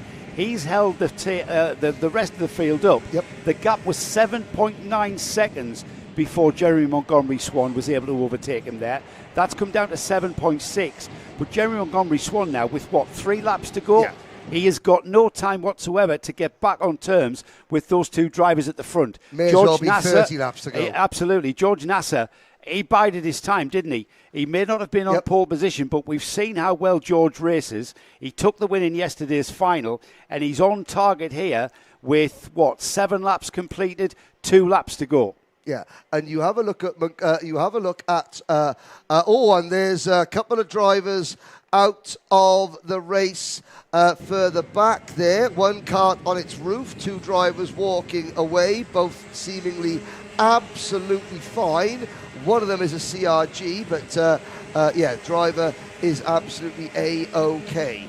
El Homasani, meanwhile, has picked up his pace. His tyres have now come on, and that big group of karts that was, piling up behind him have now been spread out simply because El Homasani's tyres are now okay, and he is putting in his personal best lap after personal best lap. We are getting towards the final stages then. Nasser, who has a lead of just under 0.3 of a second from Alessandro Bigi. Jeremy Montgomery Swan continues to reduce the gap. It's 7.4 to the leader. He's only managing a 10th or so a lap there, understandably. Crossing the line there into the final lap goes George Nasser. Alessandro Bigi follows him through. Here comes Jeremy Montgomery Swan. Gap down to 7.3. El Homasani there in 4th. Omar Ganoum 5th. Nathan Kappen 6th. 7th is Andrea Remy. But I tell you what is, again, impressive. That young Lebanese driver, George Nasser, absolutely seemingly in control, composed and controlled lead of this race. He went off. Yes, there was definitely, that was incredible team tactics. It's very rare to see the opportunity arise where you're able to actually do that. No, Exactly. exactly. It all stemmed from qualifying. There's been a lot of chat in that awning after qualifying, hasn't there? I think so, and I think that all credit to the team for doing that, and for getting Zane to agree to that type of tactic, because hey, you never know. Next time it could be Zane at the front there, but Matthias Leger Motorsport, they need to make a statement. They have got a title challenger in the form of George Nassar. They've got Alessandro Bigi, who has transformed himself from last season to this season. As we look at coming out of the final corner, dust in the air, and one of the CRGs in trouble. I think that was Enzo Tesluk. Dropped me down the order, but yeah, great tactics from Matthias Leger Motorsport. Didn't quite pull off the 1-2-3, but they certainly pulled off the 1-2. George Nassar, Alessandro Bigi takes the win, and second place for Bigi, of course. Jeremy Montgomery Swan breaks up the M&M party with JNKD in third place, and he really did have to fight for that. That was a very tricky drive for him. Zain Al Abbassani did his job, came through in fourth at the flag. Omar Ganoum was fifth. Sixth place was Nathan Kappen. Andrea Remy and Kran Krembo were next up. Jagrat Detroit was ninth, and rounding off the top 10 was Manaf Hijawi. Intense as ever. I'm not sure what happened to Rayan Damadasa and Arav Duwan. The GGM driver and the Mumbai Falcons were disappeared on lap 4. Enzo Tesluk and Andrew Obaid were the two CRG drivers that ended up coming together there, just in the on the outside of turn number 9. Andrew Obaid is the driver there, standing with the black, to the right-hand side, just with Ken Potter. He ended up on his roof. The kart did. Naman Kukreja, I believe, is the driver. With the Mumbai Falcons coloured race suit, the orange and blue. Hello to Priyanka Mehta. Supporting Adish Mehta. Priyanka, hope you're are you watching from here in the paddock, Priyanka, or are you watching from back home in Bangalore? Well, that was a great drive, pointed out there, from 21st up to 13th for Adash Mehta for M&M. Finished just behind Rayan Qureshi, the two Indian drivers there in 12th and 13th, just ahead of Antonius Haddad, who finished in 14th. Apart from the two drivers, that will have a brief break whilst the recovery vehicle, the recovery quad, arrives on the scene. Absolutely fine, the two drivers in question. Enzo Tesluk was on course for a reasonably good finish as well, and another of the CRGs. I was going to say, who's the go-karter guy who's constantly asking for more coverage of CRGs? Well, he's not up with us, the go-karter guy. If you are watching, I think it's probably best we didn't show that much coverage of the CRGs in that race, because they were crashing. They did quite a bit of crashing. Priyanka Mehta Henry is watching from home in Dubai, driving to our lane for the finals. Oh, well, can't wait to see you, Priyanka. Hopefully the wind will have died down by the time you get here. Well, should we help Priyanka out and let her know what time the finals begin this afternoon? The finals for Senior Max will be at 15:59, so let's call that 4 o'clock. Yeah, but you want to be here before then. Yeah. You want to be here for the rest of the finals, Priyanka. We've got two drivers watching from the Mumbai Falcons tent. That's Connor Clancy and Aaron Qureshi. Yes. Thank you. Great to have you along, keeping out of the heat and the wind. The live chat feature is actually a mechanic's best friend. Because I can imagine Connor's mechanic, Alex Gill, saying, right, Connor, shut up, leave me alone, just go and comment on the live stream or something like that. And it occupies the drivers, it keeps them out of the mechanic's hair. Here we are. Yeah, do drivers get in the mechanic's hair? Do they interfere? Well, it's not as not usually want to. Interfering in terms of working on the cart, just interfering in terms of by being in the way. Yes. but being in the way and under your feet. being there, yes, under your feet. That's why so many of the teams have sprouted with hospitality units. It's not to keep the parents and the sponsors happy, it's so the drivers can stay out of their mechanics' way. I always think it's a good idea for drivers to sort of just clear their heads, get away from the noise of what's going on in the awning, because there's a lot of chitter chat, there's a lot of gossip and rumour and speculation that you can just disappear with. And it's just get away from all of that, keep out of the noise, just focus on your day ahead, focus on what you've got to do. Yes. And don't be dragged into, such and such has got his engine's really good and it's hard to beat, and you just kind of end up psyching yourself out of it, don't you? You know, it's like, just keep out the way, go and cool off, especially in these temperatures. Just to give you a bit of a weather forecast, it's very windy here in the Al Ain Desert, and it's very hot. We've got highs of 36 degrees. A lot cooler than what we saw 2 weeks ago at the RMC Invitational here at Al Ain.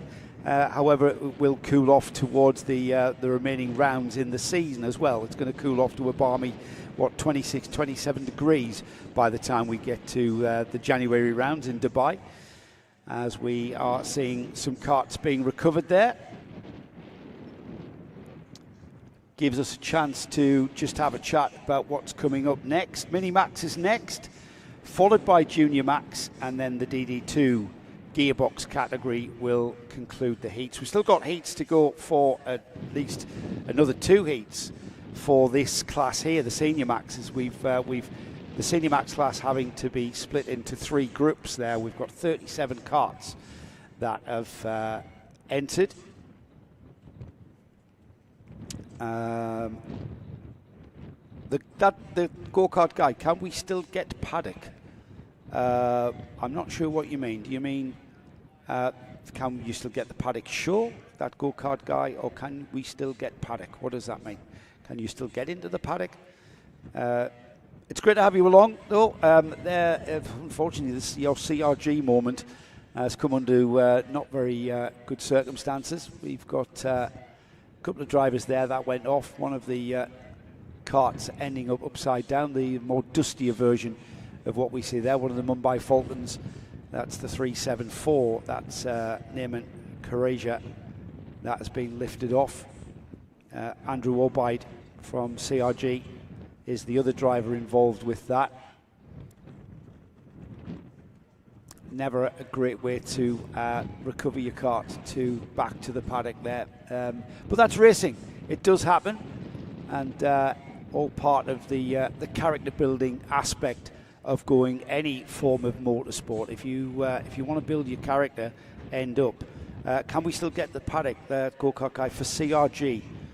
The kart is being recovered in the paddock. That's what you mean. We recorded the paddock shows, which you will see during the lunch break. Is that what you mean? The paddock show, CRG. Yes. Yeah, that's maybe for the next few rounds. Yes.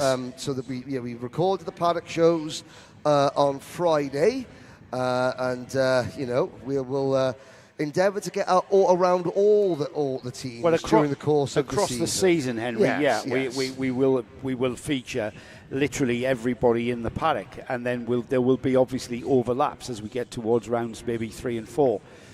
We'll be revisiting people, but give us your ideas as to who you'd like us to talk to.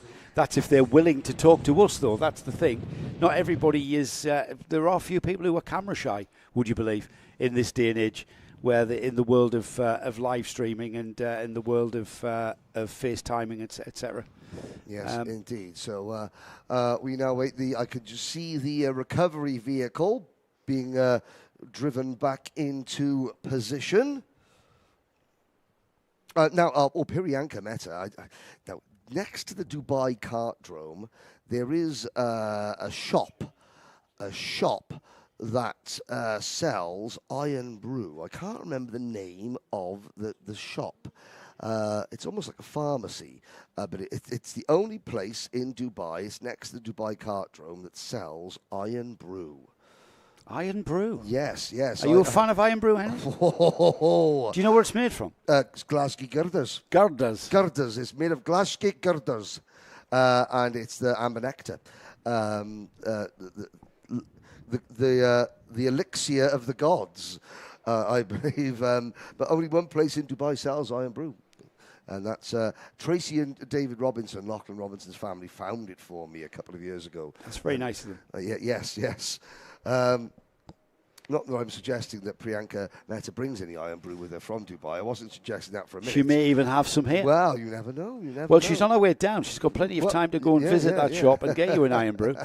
Not that we're saying Priyanka should do. No. Put yourself out on a Sunday morning. Now there's another recovery vehicle now moving another stranded go-kart back towards the paddock. So we are in a bit of a lengthy clean-up operation here. Well, that was our Senior Max is our biggest grid. Yes. And if we think we're going to get through 25 karts racing, wheel to wheel, bumper to bumper, without incident, then we're a bit naive. Well, it's an inevitability, isn't it? Ken Potter did give the seniors a briefing last night, saying that we're losing too many drivers from the middle of the pack on the opening lap. And they paid heed because they all got round the first lap and then started crashing on lap 3. So we're nearly there. We're getting progress. Well, the message is getting through. Yes. We kind of left the incident till the latter stages. We lost Rian Damadasa and Arav Diwan, who I did see. It just happened off frame, didn't it? Just saw them disappearing there. That was on lap 4 or lap 5, and then on lap 7, Andrew Obaid and Naman Kareja. CRG and Mumbai Falcons coming together, GGM and Mumbai Falcons in the form of Damadasa and D1. But it's an inevitability. These drivers are racing so tightly, they're so closely. You've got to do that as well because the performance levels are so close. That after all is why we love this sport. Yes, because it is so close, so dynamic, isn't it? It's so visceral, it's so visual, it's so noisy, it's so action-packed. It's never going to be a quiet day televising a karting event, is it? No. Not at all. Leo Schutzman, that's the older brother of Paul Schutzman, saying hello on the live chat. And Paul will be out in the next race. Yeah, Paul Schutzman starting on the second row. Let's have a look at the grid for our Mini-Max runners. LBJ Stubbs, the winner yesterday from yesterday's final, starting where he left off. He's on the pole position. Attica Mia, she wants to become a career racing driver. She's on target to do that with the way that she drives. She has the front row. Paul Schutzman and Rivan Dev Preetam are on row 2. We've then got Oliver Butchard sharing row 3 with Benjamin Kracevich. Charlie Page and Austin Gray are next up with Max Payton and Rian Khan Rashid. William Mazzali and Kia Ivanov are next. Gleb Obakov and Adam Fleury are next up. And Rafael Zagati, one of our 3 novices. We've got Obakov, Fleury and Zagati. Yep, it'll be great to see which one of those 3 comes out on top. Gleb Obakov was the best novice in yesterday's final. Now, when I said to Albie, I said, Albie, have you got a plan to keep everyone behind you? He was like, nah. No, we'll just see what happens. And sometimes that's the best plan. Do you know what? Don't overthink it. You can't overthink. It's like I've had people say, "Oh, you need to do in turn 1, do that. If he does that, do this, do that." It's like, stop. There's so many moving parts. Go for it. If the gap's there, go for it. RBJ Stubbs, first thing, he's got to get round turn number 1 ahead, and then he'll think, well, I'll have a check and see who's behind me and see if they're going to work with me or whether I've got to defend, and then we'll take it from there. But they are into the final corner. Now they move into the tram lines. Waiting for the red lights, Henry. The red lights are out, and we are indeed racing. Now you can burst from the tram lines, but it's LBJ Stubbs on that primary inside line. Hangs onto it on the brakes there as they turn into turn 1.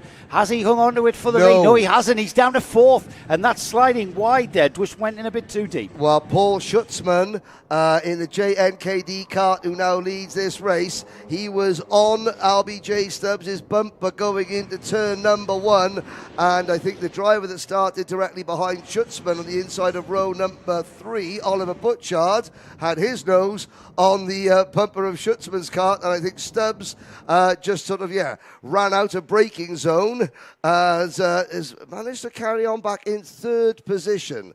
So the order is Schutzman, Butchard, Stubbs, and then Attica, or is that Rivandev Pritham in 4th position for the Axel GP team? Well, we're going to find out as they come out of the final turn here. Rivan. It's a train of karts here in Minimax across the line. We'll confirm who is where as we head towards turn 1 for the second time. Schutzman leads, still leads into turn 1. Very slippery down there. Butchard, LBJ Stubbs, Rivan Dev Pritham, William Azali, Rian Khan Rashi, Charlie Page, Attica Mur, Henry, through in 8th from the front row of the grid. What happened to her? Attica there's one piece of Attica's driving that she still has to work on, her starts.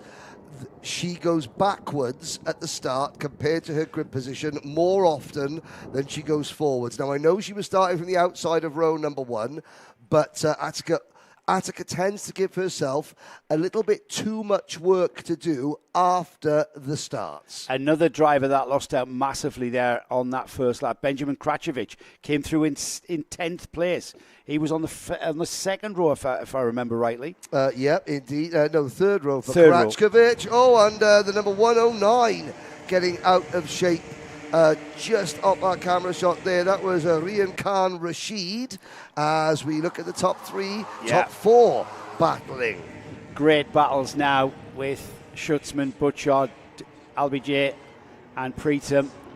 And you can see these drivers there, they're not hanging about. They're not working together. They're on lap 3, and already, we usually see these drivers just settle in. LBJ Stubbs and try to get alongside Butchard, just slotting back in as they go through the kink at 7, turning into 8. They are trying to pass each other, Henry. And before long, this 4-kart train at the front of the field, they're going to be joined by the rest of the field because they are battling. A bit of defensive driving there from Schutzman already in these early stages. Is this going to cost him down the back straight? Let's wait and see. He's gone defensive again. Now Butchard looking to the outside. Will he try the crossover? Oh, great crossover by Oliver Butchard. Schutzman defending the kartshop.me replay. Schutzman just understeering wide in the corner. Butchard had the momentum, does the crossover, and he makes that move for the lead, Joe, and just as the cavalry arrive. Absolutely, and that was down to Schutzman defending on the dirty inside line. He couldn't get the kart to turn into the apex. That left the door wide open for Butchard, who continues to lead. However, it is far from over yet as the pack closes up once again. We've got a train of, I think, everybody just line astern down the whole field. Butchard being able to pull a little bit of a gap from Schutzman, who is now on a charge back onto the rear bumper of that green helmet of Oliver Butchard, who's pulled out a huge gap considering. And here's some names we haven't mentioned all race. Charlie Page up into P6. Gleb Obukov up into 8th. Kia Ivanov 9th. And William Matsali 10th. They're all in this group. So Butchard has the lead. Then it is 2nd, 3rd, 4th, 5th, 6th. Let's see what the gap is. It was 0.6 of a second. It's 1.5 seconds. Butchard's lead as they come across the line to complete 4 laps. They're on lap 5. 2 more after this one, Henry. Still plenty to play for. But I think the job spec here is let's catch Butchard and fight for the lead. Or are they going to squabble for 2nd, 3rd and 4th? Who knows? I think the horse has bolted and the gate has been left well and truly open in terms of the battle for the win. I think it's game on for P2 as you look at one of the JNKD runners. Trying to see who that is moving up into. Is that Karachevich? I think it is Karachevich. It is Karachevich. Back up into P3 Where now did he behind. come from? Well, he started this lap. Well, 6th. he was behind Attica Mur and Rivan Dev Pritham. And LBJ Stubbs at the start of this lap, and now he's in front of all 3 of them. And he's going to continue forward as well. He's got his teammate, his GNKD teammate in Paul Schutzman. But I think Karachevich, he's got so much pace there, he's able to just waltz past people. Here we go, down the inside. Has he gone and made the move? He has indeed. Turns to the apex, and he makes that move stick. Up into 2nd place is Karachevich. The gap 1.7 seconds now to Butchard. Time's run out though. They're on the penultimate lap next time by. Yes. Oh, this is the penultimate lap, in fact. This is the penultimate lap. This is lap 6 out of 7. Schutzman holding off new fourth place driver, Charlie Page. Page in the number 114 XL Motorsport kart. And, there's dust, which is coming across the front of our commentary position. Yeah, I'm not sure who picked that up, but we've got a change there for LBJ Stubbs, who loses out another position. Let's see as they cross the line then to go into their final lap. Oliver Butchard. Let's see what Oliver's lead is now. Still at 1.6. Karacevic finds second place. Charlie Page ahead of Paul Schutzman now. Rivendev Pritam fifth. LBJ Stubbs is just ahead of Attica Meir there. It was Rivendev Pritam who was attacked LBJ Stubbs there right at the very last. This is all about Oliver Butchard, who, I've got to say, as that lead was exacerbated by the rest of the field squabbling for the crumbs from that first place down. And it's Benjamin Karacevic, who I've got to say as well, has shone through. He dropped down to 10th, remember, Henry? Yep. And he's clawed his way back to second. And look at that. He's pulled away from Charlie Page behind him. That XL driver is going to sit there in third. He's not under any kind of pressure. And it looks like the top three settled, Henry. And so this is what I have learnt in the first 1 day and one heat race from Minimax this year. We've got 15 drivers on the grid as Butchard takes the win. And I'm going to, I'm going to be, not cruel, but obviously you've got Adam Fleury, Rafael Zagati, Kia Ivanov, Max Patton, and those 5 drivers who, down towards the back, everybody else has race-winning pace. The question is, it's track position and racecraft, because 10 of these drivers can win a race. Let's have a look at the result then. Oliver Butchard takes the win with Benjamin Karacevic second, Charlie Page third, Paul Schutzman fourth, Rivendev Pritam fifth, Attica Meir, she ended up sixth. She'll not be happy with that. She started on the front row of the grid and it was a clawback from dropping down to 8th, I think. LBJ Stubbs, likewise, he was our pole sitter, winning in the final yesterday, and he lost out to Attica Meir right there on the final lap. He ends up 7th. Rayan Khan Rashid was 8th, Max Payton's 9th, William Mazzali 10th, 11th was Kurt Ivanov, and then the first of the novices, Geb Obakov, was in 12th, Adam Fleury 13th, Rafael Zagati was in 14th, and Austin Gray with a clear problem there. Yes, clearly Austin Gray there ending up at the back of the field there. Maybe he was the creator of that dust cloud that you saw. It was, and it was also Gleb Obukov, because that novice driver was actually in the group chasing Oliver Butchard for some time, and then had a novice moment, which is understandable. But again, very fast performance from Gleb Obukov, another Mumbai Falcons driver. Synergy were the winners there, though. Yes, the British team. It seems to be the place for the British teams to excel. We had Sam Pollock Racing taking the final win yesterday. Oliver Butchard takes the first heat win there. Now, Oliver Butchard, is he the magician? We are going to see a card trick that will wow you all from Oliver Butchard during the paddock show. The paddock shows are not to miss. It's coming up at the lunch break, which is scheduled for 1:40. Yes. Do not miss this. This happened before my very eyes. Yes, and before my very eyes. Before, I was the one before our very eyes. It's not a trick of the camera. Nope. This youngster actually did this card trick in front of us. It's unbelievable. And I am baffled as to how he did that. It really is. It's worth watching. Oliver Butchard, if you don't make it as a racing driver, mate, I expect to see you out there on the stage. Opening for Penn and Teller in Vegas in a couple of years' time. Absolutely. It was absolutely excellent stuff. But you know what got me is that he very, very quickly knew about how to work the camera. you know, how to introduce the magic trick, not only to me, because he was doing the magic trick on me, but also the camera, Nick Damon holding the camera. He knew very He knew where the camera quickly, was and how to play it to the camera. And how to play to the camera. Tremendous.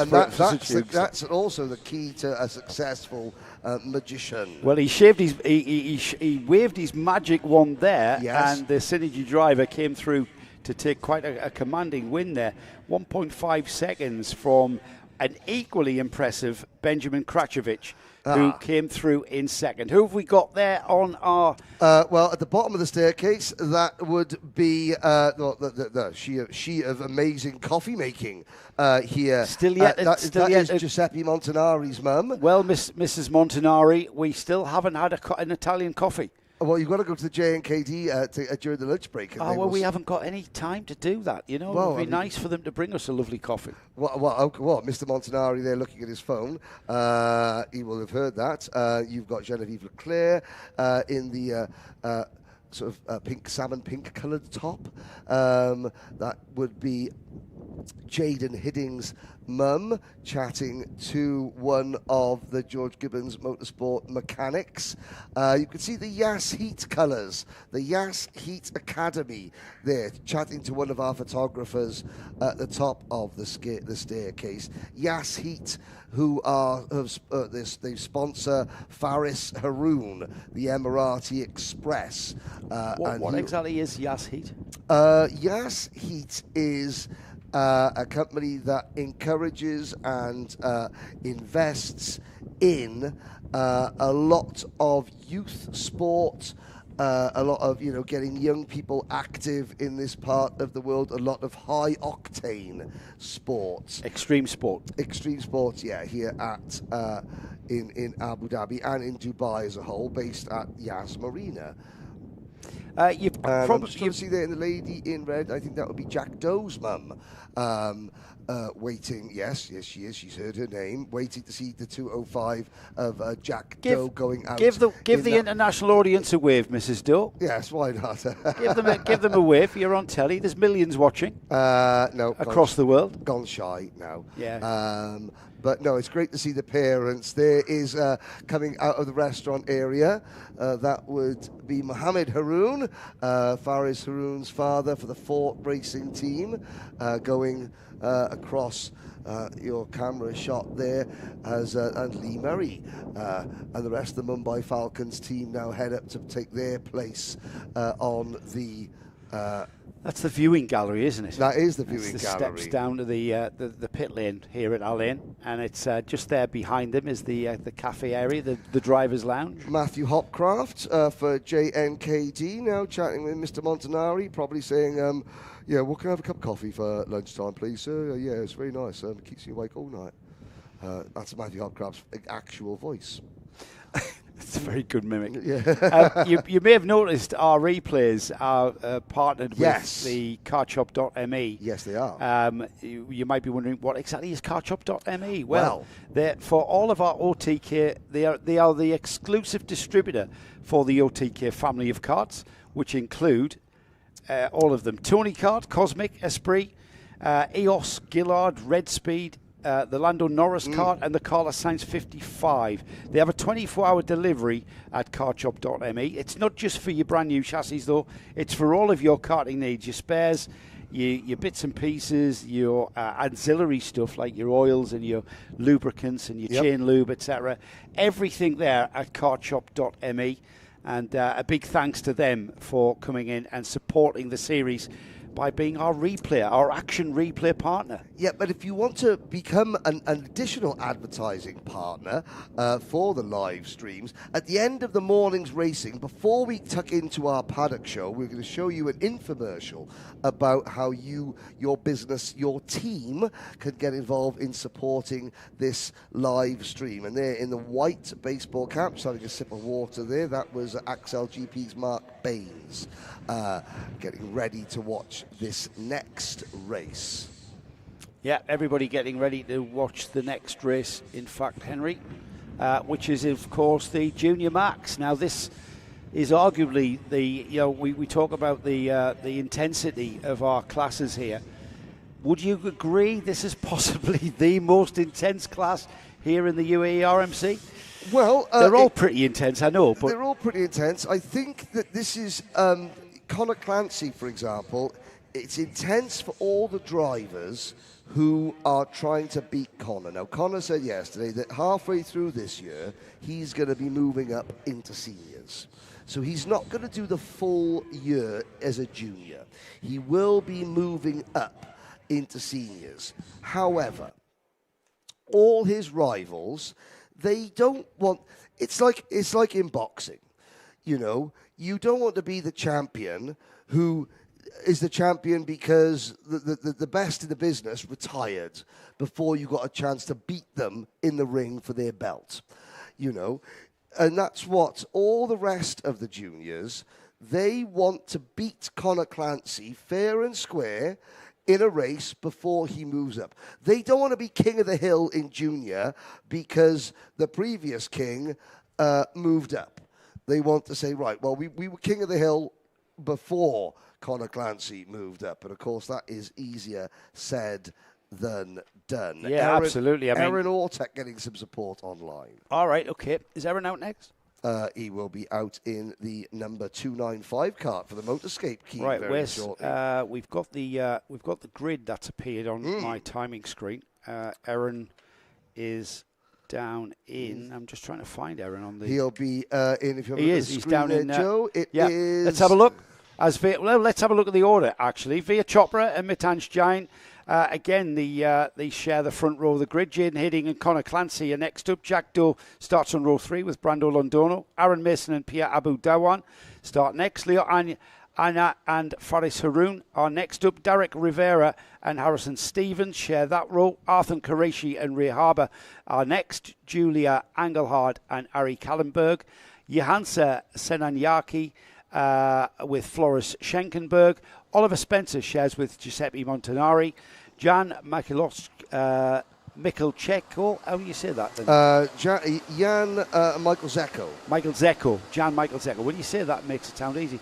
Samuel Turner shares with him. Gabriel Baracoli is next up. Sav Kojai are next. Aaron Ortak is on the row with Murad Berimov. And then the 24 cart grid is 25 carts are rounded off. 20 is that 28 carts shared by Aaron Sethi? It's 27. 27 Arhan Sethi, he wasn't racing with us yesterday. He's the young lad that's got special dispensation to run in this class in juniors, even though he's only 11. Oh, wow, is he really? For the simple reason that he's already about 5'8". All right, okay. Yes.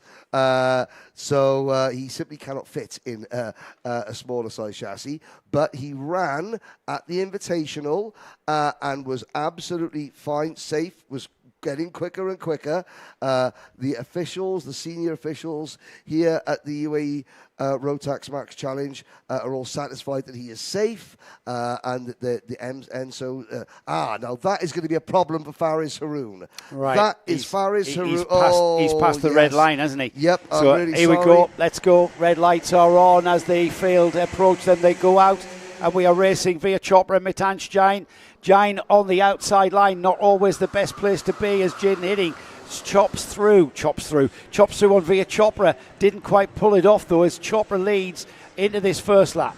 Yep, indeed. And I was just going back to that. We'll have to see if the start's under investigation. The drivers are told specifically in the driver's briefing where the blend line is, where you have to be in your correct grid slot. And Faris was way past that, unfortunately. As we look at the race leaders heading out towards turn number 12. We've lost Julia Engelhard, who didn't take the start. She's pulled off just off the driver's left here as the field claw down the back straight here into turn 13. They'll be completing their first racing lap here of the day as they come through the final turn. The cartshop.me will replay, will show Here's the move for fourth place there, and he really did squeeze his way through there. The Mumbai Falcons driver there, Conor Clancy, on Aaron Mason as far as I could see there. Yeah. Or was that Mitansh Jain I coming think back it through? might have been Mitansh Jain, yes, in the kart number 2, because Conor Clancy is the O-plate kart. He's on our screens as kart number 294, but he is running the 0, the O-plates, to show that he is the Dubai Open champion. But it is Chopra, followed by Hidding. Jain third. Then a little gap back to Doe, Mason and Clancy. This is going to be interesting for Conor Clancy. We saw him, move back from first to third, but then back the lead. We haven't seen Conor this deep in the pack before. Is he used to being able to get through traffic? Because we always usually see him at the front of the field where he's managing the lead and stuff. Of course, he is used to getting through traffic. However, he's not used to getting through this particular clump of traffic. Mason, Doe, they're the first two. Now, of course, they've grown up the last 2 years looking at Conor Clancy thinking, oh my God, one day I want to be as quick as Conor Clancy. And now they're in front of Conor Clancy. Do you think they're going to cut him any slack whatsoever? I would think not. I would think not. So Mitansh Jain goes through on Jaden Hidding there. Just coming into the second part of the infield section. Jain was wanting that very, very dearly. Now he gesticulates to Jaden Hidding. Of course he does. Let's go and catch Via Chopra. Now that I'm ahead of you, now let's we're catch Via Chopra. Yeah. Yes, but that was a great move, Henry. Absolutely.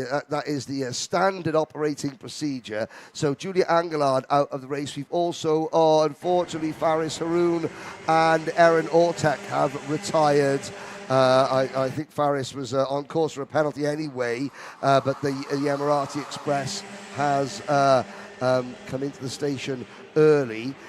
This is Mitansh Jain, Jaden Hidding, Jack, Aaron Mason is the next driver in line, or is that Conor Clancy? Looks already? like it. It is already Clancy up into P4 And he's with Mason and Jack Doe next in line. Yeah, he got ahead of Jack Doe that time by. They're all backing up now behind Mitansh Jain. This is allowing Via Chopra to literally disappear just up ahead of them. He's not too far away, about 0.8 of a second to be exact last time by. But as they come out onto the back straight now, Mitansh Jain gets behind that fairing, reduces the airflow, tries to break that gap. He's not doing that very readily as they're now queuing up down the inside. Good move, Jack Doe. Brilliant move by Jack Doe on Conor Clancy there. Caught him napping here. The Carchup.me replay will show this. Just comes out at 13, and then there's the gap.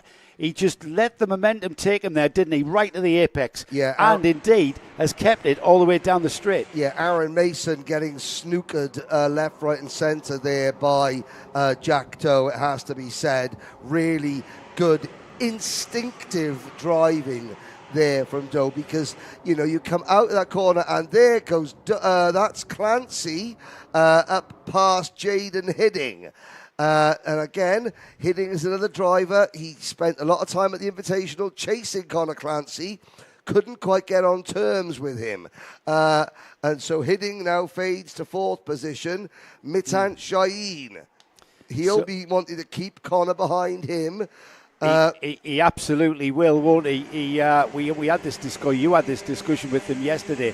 The two Mumbai Falcons there. You were talking about Jain keeping. Is he maturing enough to be able to keep his elbows out and perhaps keep Conor Clancy behind him? Proved not to be the case. But here's an opportunity for him to again stamp his authority within the Mumbai Falcons team as these two.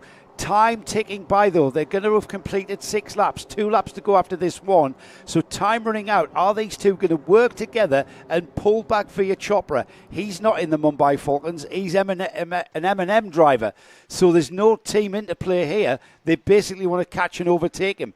2 by 2 they go, it looks like, with Jaden Hidding, Jack Doe staying together, Aaron Mason and Leo Anna staying together as well. Yellow flags are waving at turn number 1. Unfortunately, we appear to have lost Johansa Senanayake for the George Gibbons Motorsport team. Here is a look at our second and third place karts going into turn number 1 now. Whatever caused the yellow flag a lap ago has now been removed from any dangerous position, and drivers free to go racing again. And here we are indeed racing, because Conor Clancy there, the second Mumbai Falcons orange liveried cart there. Yep. You can see the difference in the size of the drivers. Mitansh Jain, still a youngster, and down the inside through the kink at 7. We've seen that so many times. Jain doesn't really stop it there. The kartshop.me replay will show this. Down the inside at the kink, and then it opens up the door for the left-hand hairpin at turn number 8, and that was textbook overtake at that part of the track. Now Clancy can break free. His teammate Jain will want to stay with him and perhaps learn the ropes. They're not that far away from Jaden Hidding in 4th place, but via Chopra, he's already got a 1.3 second. He's got out at 1.7 seconds now, Henry. Yeah, he starts the final lap of this race. Casually checking over his shoulder. He comes through turns 2 and 3 on the brakes for this tight turn 4, 5. That's all 2 corners for the price of 1. Then out of turn number 6, up the short, the back straight into turn 7. That's through turn 8. Now around turn number 9. Through 10, opens the cart up nicely for the run down towards turn 11. He waves hello very quickly to the Omani border. Now comes back down, checks over his shoulder again. And this is just what Via Chopra hoped would happen when he secured pole position earlier on. Well, pole position has become the first heat win then, as the checkered flag flies. Via Chopra takes the win. 1.9 seconds the gap to Conor Clancy. This bodes very well for the pre-final with these two starting at the front. Mitansh Jain, he finished 3rd behind his teammate, his Mumbai Falcons teammate Conor Clancy. Jaden Hidding was 4th, Jack Dull 5th, Aaron Mason 6th, 7th was Leo Aina, Floris Schenkenberg was 8th, 9th was Aaron Qureshi, and then we had Sav Kojai finishing in the top 10 there.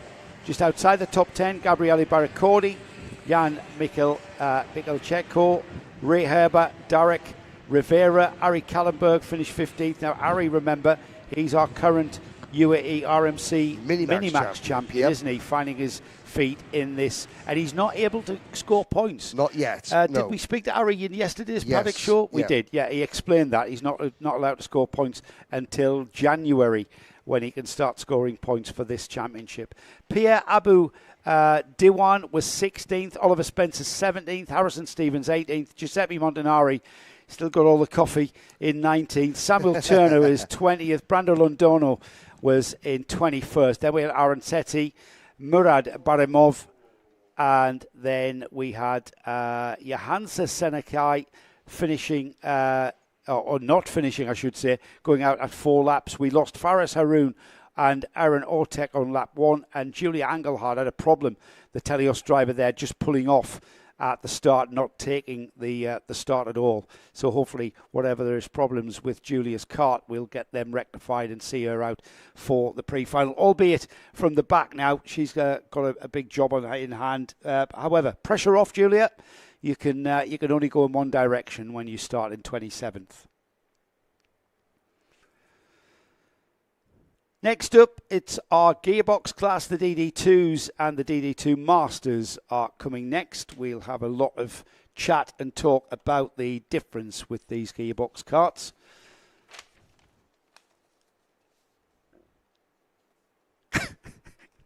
I'm being waved at by Nick, who doesn't make any sense to me whatsoever. Sorry? Oh, lovely. We're going to have a little break.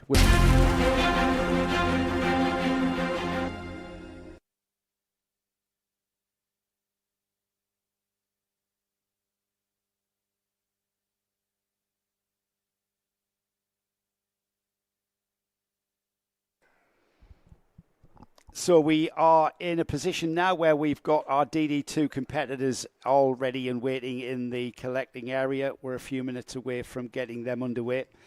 It's an 8-lap race for these DD2s. Gearbox class, we talk about this a lot, don't we, Henry? The added complexity of a DD2 over a more common Rotax Max kart, what we've just seen in the hands of our juniors, we saw earlier in the hands of the seniors. We're going to add in the complexity of giving them a 2-ratio final drive as well, which you can flick between first and second gears effectively. Now, the forerunner to the DD2, the Rotax RM1, which raced here back in 2007. It was a short-lived class. A lot of the technology from the RM1 went into the DD2. There is an RM1 on display just outside the sort of in the main building. If you go from the signing on desk and then you turn left past the changing rooms, nestling in the corner by the door, there is an original RM1 kart here. What sort of timeline are we talking there? That for is those about cars? 2007. Right. 2005, 2006, 2007. Can I just shock you by saying that's almost 20 years ago? That is almost 20 years ago. One of those carts, and there are very few of them left, is sat in here at Al Ain Raceway. Is it a runner? I don't know. I would imagine that with enough fettling it will run. Yeah. Yes. It is a but runner. it hasn't run for some years. It's hasn't run for collecting many dust. years, yes. Maybe Guy Sheffield wants to take it out to wow us all. So that was the forerunner of the current modern iteration of that category then, the DD2. Yes. What are the major differences between that first attempt at gearboxing, putting a gearbox underneath the Rotax Max engine? Is there much of a difference? Well, let me have a little look at my Rotax logo on my shoulder and look at my fact that I'm the official speaker for Rotax. And the main difference is the DD2 works. Well, I mean, yes, but it was 20 years of development going into that. I believe the RM1 had a reverse gear. But the thing is, Henry, I believe it could reverse. When I raced karts, there were Class 1 karts, which were final drive, single final drive, single engined karts, and gearbox karts, which were Class 4. Neil Doe has asked, can we see the lady in red on screen again? Stop it. He hasn't seen it all weekend. Well, that is Mr. Doe. Oh, is it really? That's Jack Doe's dad. All right. Well, I haven't seen Neil this weekend. That's what my wife looks like. Look at how across the dining room table, Neil, you've got.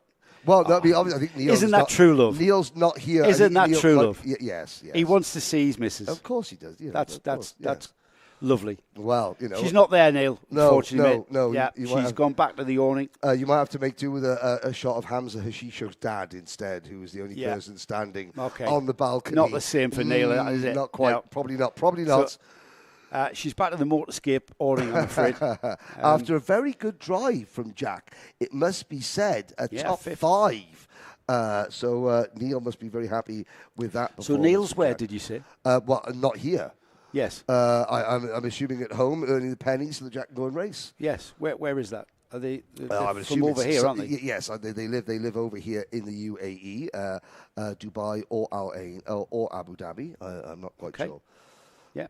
But hello, Neil. We had a long chat with Neil 2 weeks ago at the Invitational, the Rotax Invitational, and now, he's. It's interesting because you get not all parents can come to every round. The nature of this championship with people living here, expats living here. Some of them have businesses overseas. They have to come and go. It's an interesting dynamic. It's an international dynamic here in the UAE, isn't it? Very international. Just looking at the flags next to the drivers of where those drivers originate from, absolutely. It's remarkable. Yes, you have your own Emiratis. You have your people that are, your drivers that are born here. I don't say the word indigenous Emiratis, but people from this part of the world. But then you have your expats from all over the world that have settled here. We've got Dubai. people whose parents were the expats. Yes, but they've become the locals. Yes, hello to Al Jazeera Iraq. How are you, Al Jazeera? Where are you from? Tell us where you're from when you message in. Yeah, please Just do. to give us an idea of how far we are expanding this UAE RMC across the globe. International television coverage here on the Karting Live TV YouTube channel, and of course the UAE RMC YouTube channel. I think we might be able to grant Neil Doe his wish. This is purely for Neil. This is just for you, Neil. Neil, are we ready? We're gonna move. Camera 3 is going to show Mrs. Doe. Mrs. Doe again. Just for Neil. Just for Neil. We're gonna. Hang on a second. We're gonna move the camera around, well, she's not on screen. I'm going to say, my goodness. There we go. There's Hello, Mrs. Doe. Hello, Mrs. Doe. You don't. Neil is missing you clearly. That he wanted us to put you on camera. There you go, Neil. Yeah. There you go. And also, we wanted to see Hamza Hashisho's dad in the white. Of course he as did. well. Yes. Yeah. Hello. Yes. He wanted to see you both, but there we go. There you go, Neil. You could. Sure, he left him last night. Yeah, and he's missing He's missing you already. Missing it already. Oh, bless. We'll do some go-karting in a minute, ladies and gentlemen. Yeah. Here we go. Here's the starting lineup. Yes, Tyler Harris then. Who's going to beat Tyler Harris in this DD2 class? I do not know the answer to that. It's down to Adam Malik, who's alongside him on the front row. Hamza Shisho and Moritz Knopses, they share row 2. We've got Kyle Blockley and Sami Al-Assad on row 3. The 8-kart DD2 field is rounded off Bernardo Del Castillo and Greg Watt and now Greg Watt didn't qualify.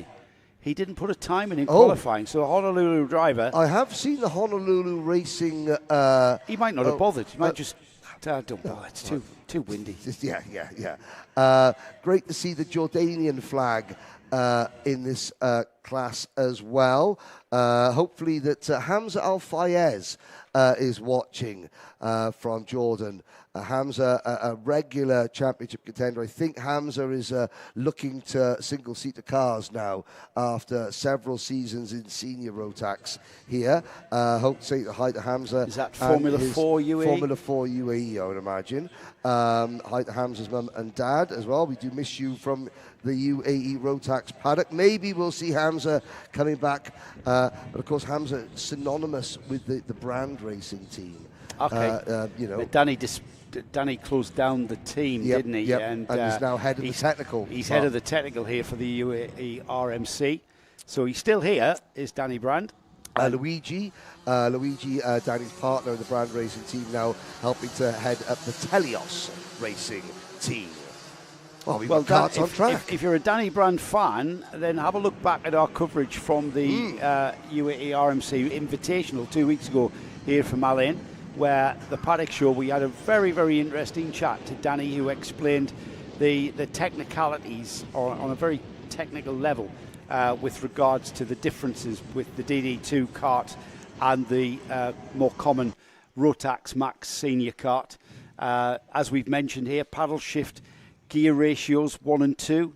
Greg Watt is on track. He is excellent. All 8 karts are on track. He might have had a lie in. Well, I mean, it was early. It was just coming up to 10 o'clock when these guys qualified. So we've got the DD2s now on the back straight. That means they are very close to starting this race. The grid will form up. Tyler Harris from Mumbai Falcons here. He was very, very hard to beat yesterday, but it's down to the M&M drivers, Adam Malik and Hamza Rashisho, to take the challenge to him. The first of the Masters, Moritz Knopias, he's on the second row of the grid as they head towards the red lights, Henry. The red lights are out and we are racing through into the first turn of this race. Yep, Harris leads them into turn number 1.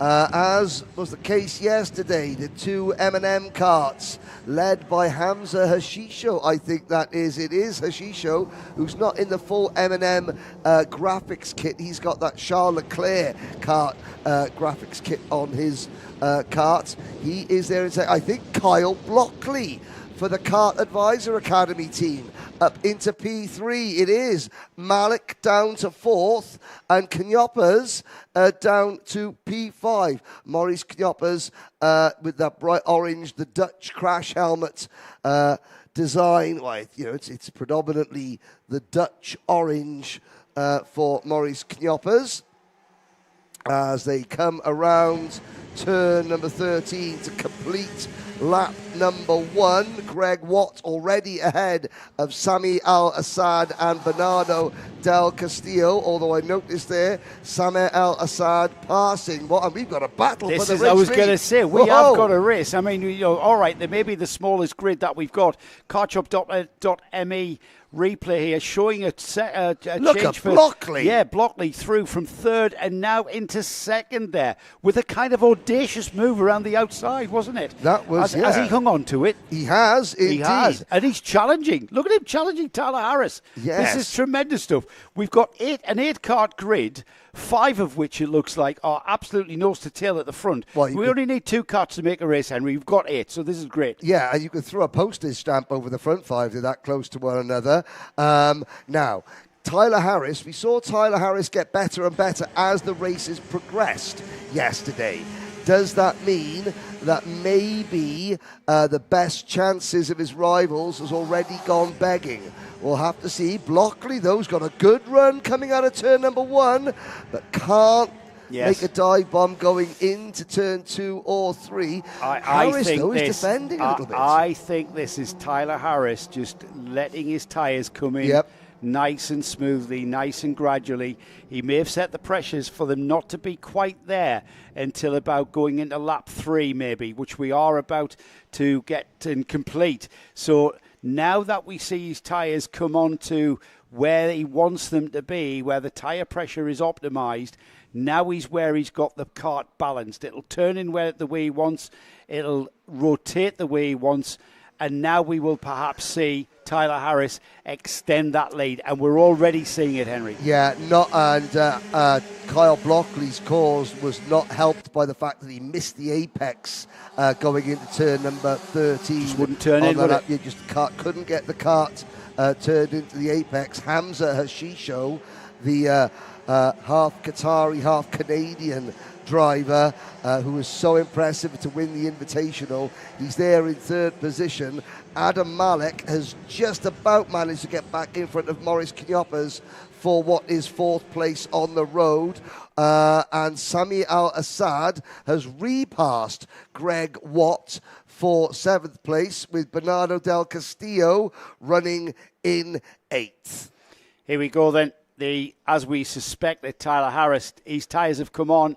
This has left the battle for second. Up for grabs, Kyle Blockley for the Kart Advisor Academy, and the M&M Hamza Hashisho right there. And Hashisho lost out there massively there. He did try and challenge. That's compromised his line through the final section of this track. And as they crossed the line, the gap was the biggest we've seen, almost 0.4 of a second. This is where it all begins to close up again. And here comes Adam Malek and Maurice Knyoppers as well to make it a 4-kart train for that 2nd place. Yeah, indeed. So Blockley has to hang on. And again, Blockley and Knyoppers, they're in a head-to-head fight at the moment for the championship in DD2 Masters. Greg Watt and Bernardo Del Castillo are also in that championship, but Knyoppers took a clean sweep of wins yesterday. Blockley wants to repay that favour to keep the championship level pegging. Hashisho will be getting a little bit frustrated at this point, though, for Hamza Hashisho.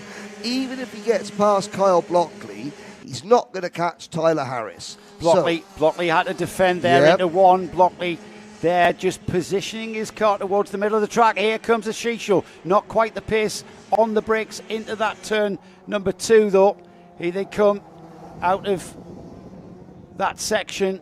They all concertina together through the very tight infield section out of 6, now heading towards the kink at 7. And there's a little bit. Yeah, that was not sure how if he created that gap. Let's have another look on the Carchop.me replay. Gets caught out on the brakes there, contact, and that's Blockley, who just gets pushed wide ever so slightly there by Hashisho. We'll see how that transpires. Yeah, and of course, what Maurice Knyoppers said to me in his interview this morning, we talked about locking the front brakes, locking the front wheels. He said, you don't really see the tyre smoke. You just get an awful lot of vibrations that almost induce a migraine, and you bend steering columns. He said on Friday, getting used to one of these carts again, Maurice Knopfers, he bent 2 steering columns. They bend the steering By columns locking up the front brakes. Wow. And of course it creates such a vibration that he bent 2 steering columns. Wow, that's incredible. We need to look into that more in depth in our Tech Talk, yes. in our Paddock Show. Here's that battle then for now 3rd place as Kyle Blockley comes under pressure from Adam Malik and Moritz Knopfers. They're getting back onto the tail as Hamza Shisho, having got by Blockley.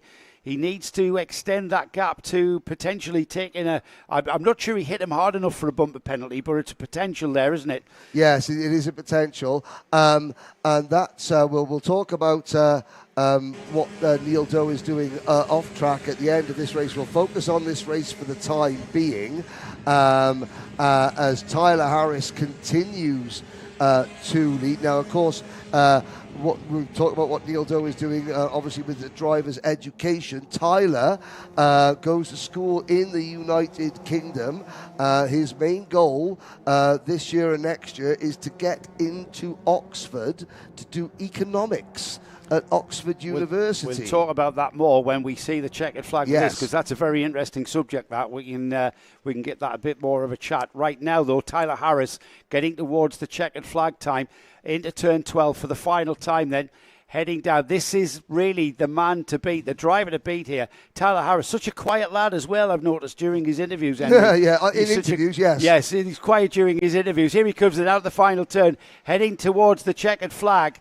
As we see Tyler Harris continuing on his winning ways, taking the first heat then.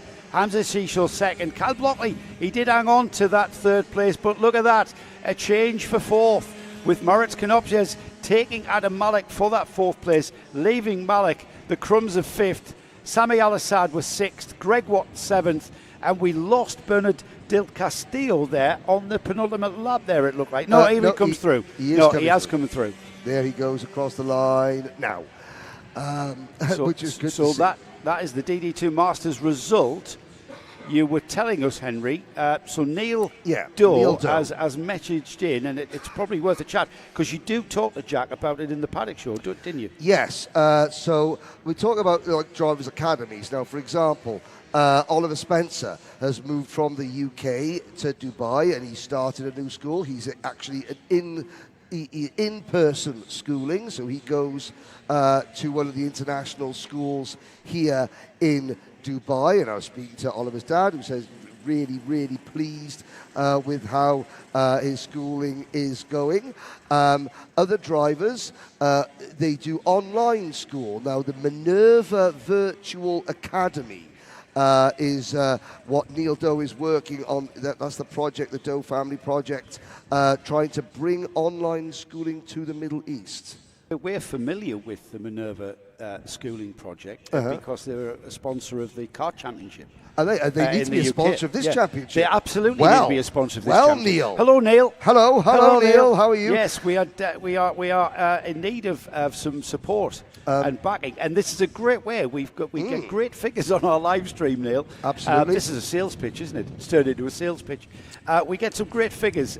We are really, really spreading the word. There's a buzz about the UAE RMC, Henry. I know you're a big part of the UK scene, and indeed the international karting scene. It'd be interesting to see what sort of buzz is created next week when you're across in Indiana for the Kart Chaser series. Yeah, as well. whether or not it's appeared on their radar in the karting world. Well, it certainly has. It's landed in the the UK, hasn't it? Yes. Dan Holland's here. Sam Pullett Racing is here racing. Synergy are here. Yep. I know the Hunter boys are just waiting to get the UK projects out the way, and then they're going to be focused on here with Hunter Motorsport and the like, with Kai and Reese coming across.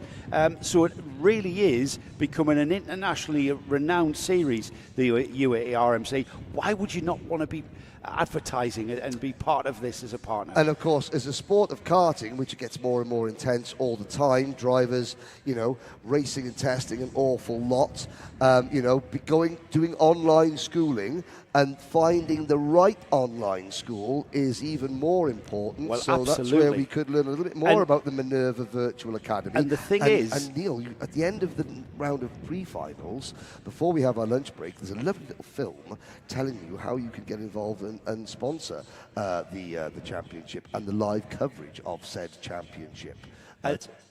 And for kids who are involved in, not just in karting, but in any sport, that effectively takes them out of school.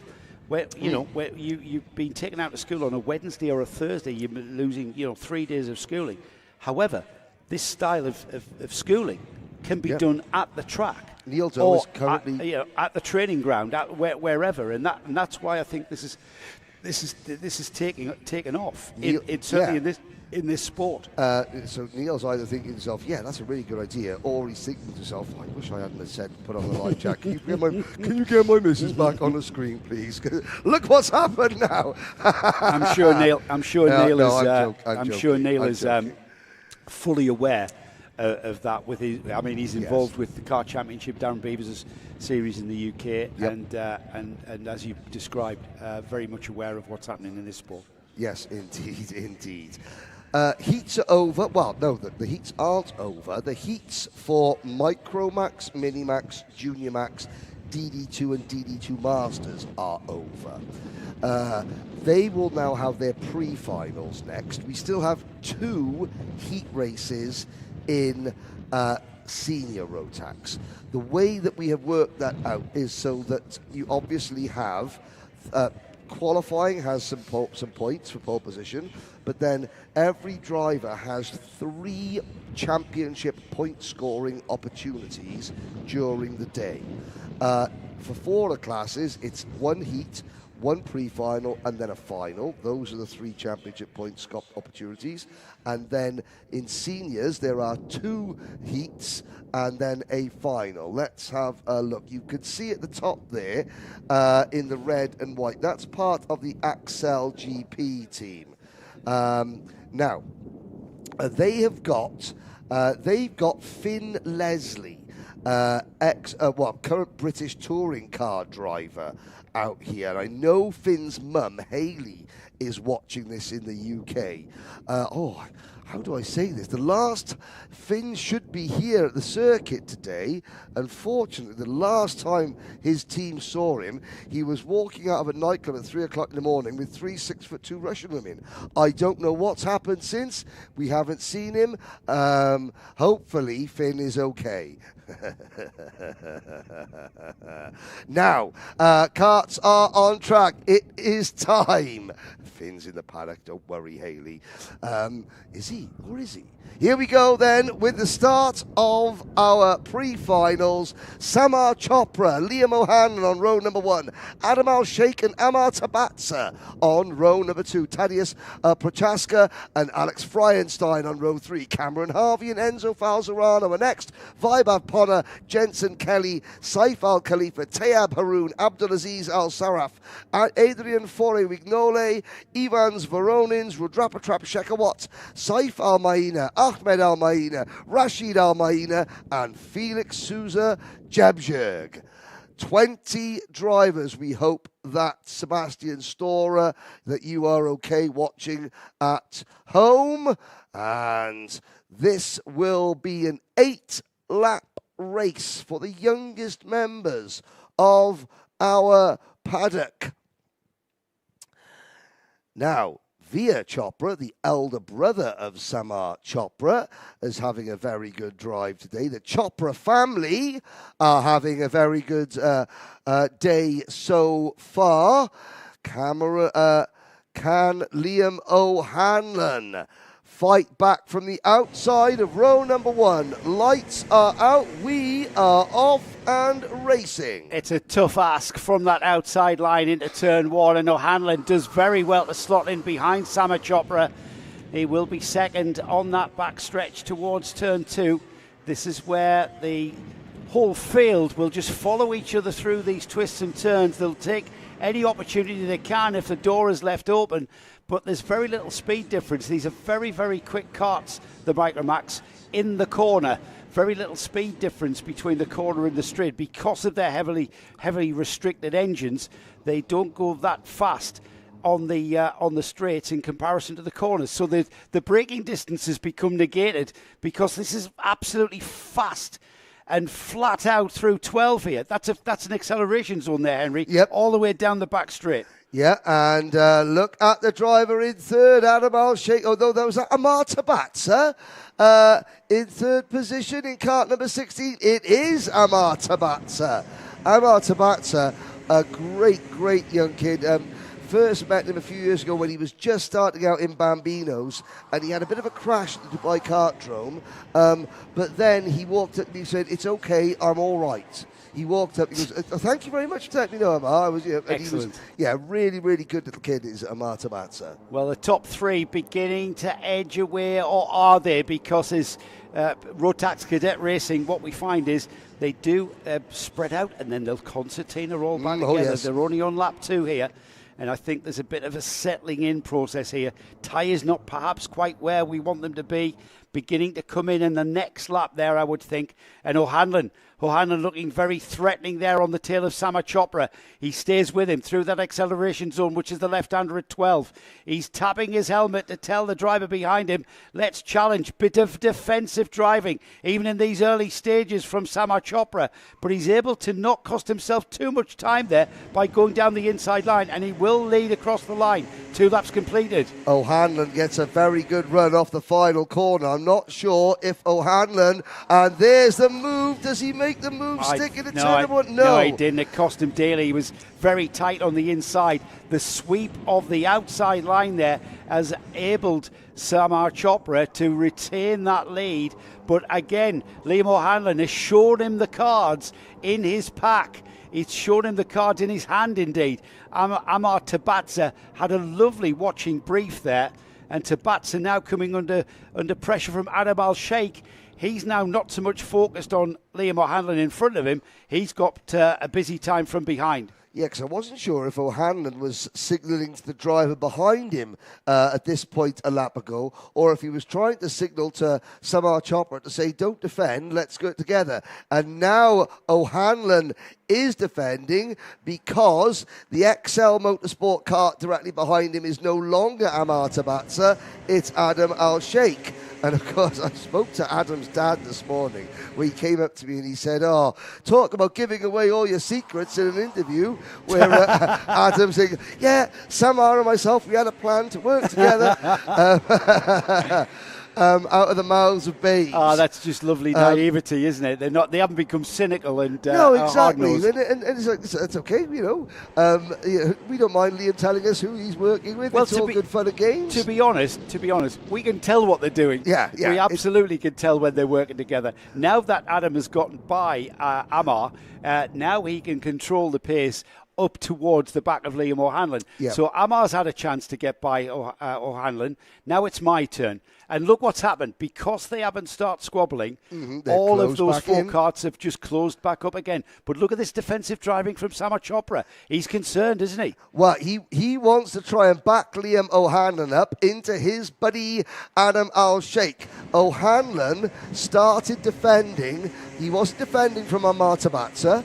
He is defending from Adam Al-Sheikh because Liam O'Hanlon does not want the 29 of Chopra and the 55 of Al-Sheikh to be able to hook up again. Well, we saw Chopra taking the sweeping, more momentum gathering mid-line into turn 1, and he was able to keep up that speed, not lose too much time. That was perhaps because Samar Chopra took the more towards the inside of the corner, and that was a defensive driving line from the leader here, and he continues to do so. This is where he's got to start defending, though, Henry. Yep. He looks over his shoulder. There's nobody there because O'Hanlon was across his left shoulder, not his right. This is where O'Hanlon needs to settle into the slipstream.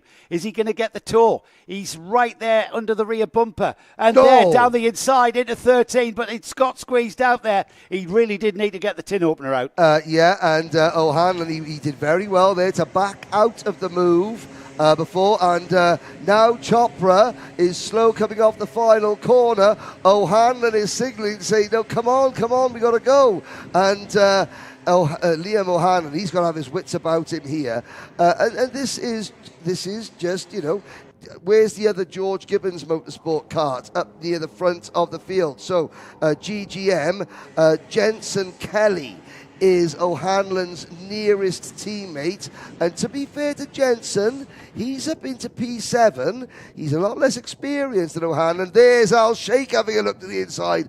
O'Hanlon holds him off. Yeah, Now, O'Hanlon had the momentum, you see, Henry. He kept to that racing line, and I think that was more of just Al Sheikh. If O'Hanlon had mirrors, it would have been full of Al Sheikh, but it kind of was lost a little bit because O'Hanlon was completely oblivious to what Al Sheikh was doing. Now, Liam might be thinking to himself, oh, well, this isn't fair. You know, I've got Samar and Adam. They've said that they're going to work together against me and I'm all on my own.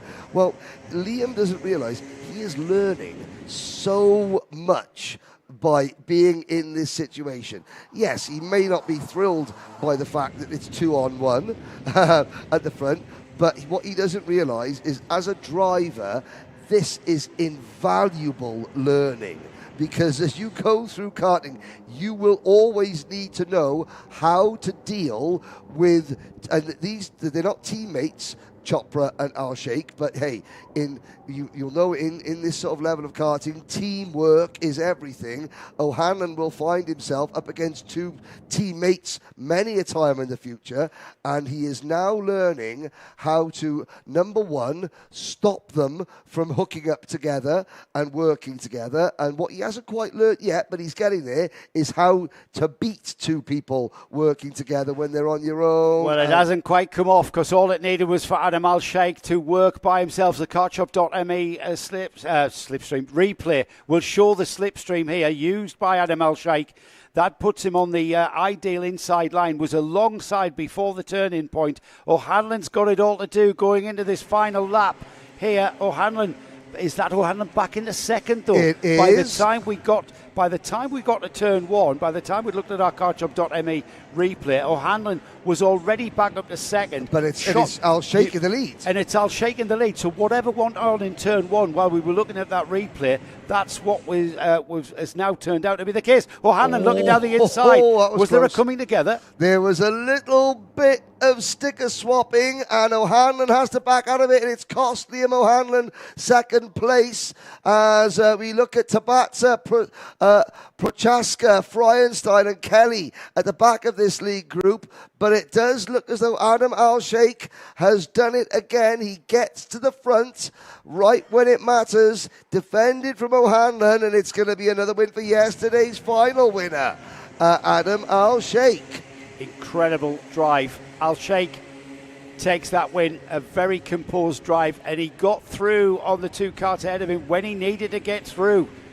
The result is Adam Al Sheikh takes the win, starting off on a path which he excelled at yesterday. See what I did there? Yeah, the Excel driver. Superb. In second place, Samar Chopra. Again, a complete mirror of yesterday's podium, with Liam O'Hanlon finishing in that third spot. Alexander Freinstein, where did he come from? Alexander Freinstein coming through in fourth there. Tadeusz Prochaska sitting in fifth. Amar Tabatsa dropping to sixth. Cameron Harvey, Jensen Kelly, Vaibhav Ponna, Enzo Falzarano, Rudrap Pratap Shekhawat was 11th. That's better from that driver. Saif Al Khalifa was 12th.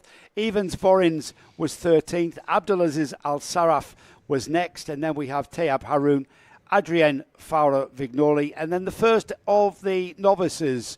So first honours for first novice. Ahmed Almeida from Rashid Almeida, from Felix Souza Jebberg, and then Saif Almeida rounding off a 20-car field. In fact, Saif only completed one lap, unfortunately. That is a shame. Adam Al Sheikh takes the victory over Samar Chopra. Please keep your comments coming in on the live chat on both the Karting Live TV YouTube channel and the Rotax Max Challenge or the RMC UAE. It's the UAE Rotax Max Challenge YouTube channel. That's one pre-final down. Our next race will be the second senior Rotax. I'm glad you said race as well, because they're still in their heat phase this season. Yes, they're still in their heat phase. Because of the amount of drivers we've got on the grid. Ash Whiteman there in the white T-shirt. Having a look at the top of the steps, talking with Paul Hardy, Rob Gunari, team manager for XL Motorsport, sitting on the banisters. Have you and noticed? That's Omar Ganoon fiddling with his hair. Have you noticed that Paul Hardy has a drinks bottle in his right-hand pocket there? Yes. That isn't Perrier. Yes. No, correct. Yes.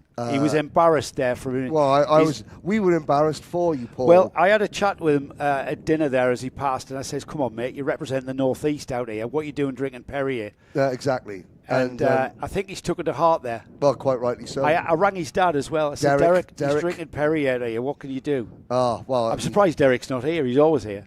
I'm surprised Derek didn't hear that word. His son's drinking. Oh, there's Finn Leslie at the top of the screen in the black sunglasses. Heavy night last night for Finn. Terrible night last night. Like I said, last seen staggering out of a nightclub with 3 6'2" Russian women. Is that true?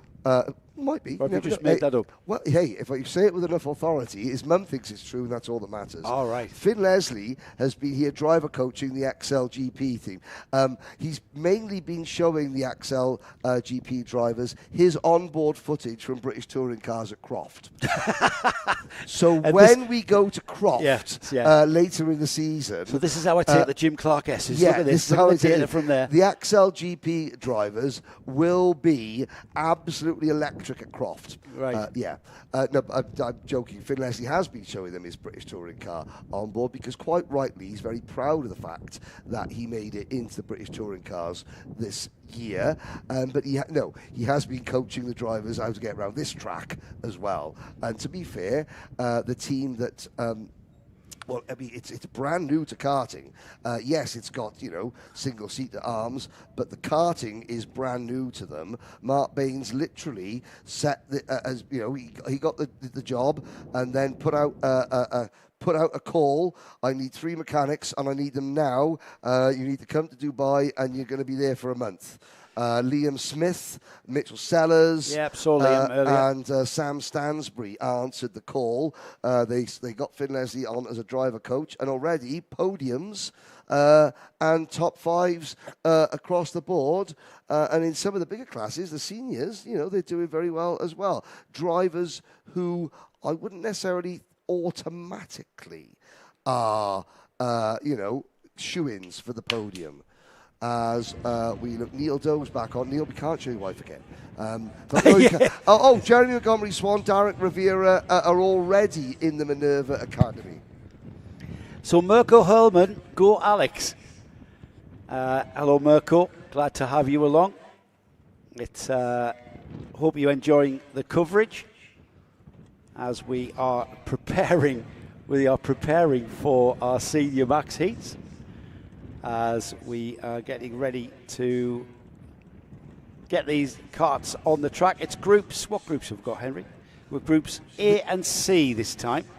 So some of the drivers have already had a heat earlier on, and Group C, who will be out for their first time. And then we round off this phase up to the lunch break with Groups B and C.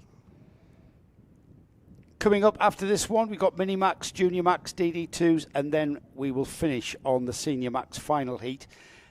2 heats qualifying them for on their grid for their final. So this one, Henry, I'm not sure what group George Nasser is in. He might be in group...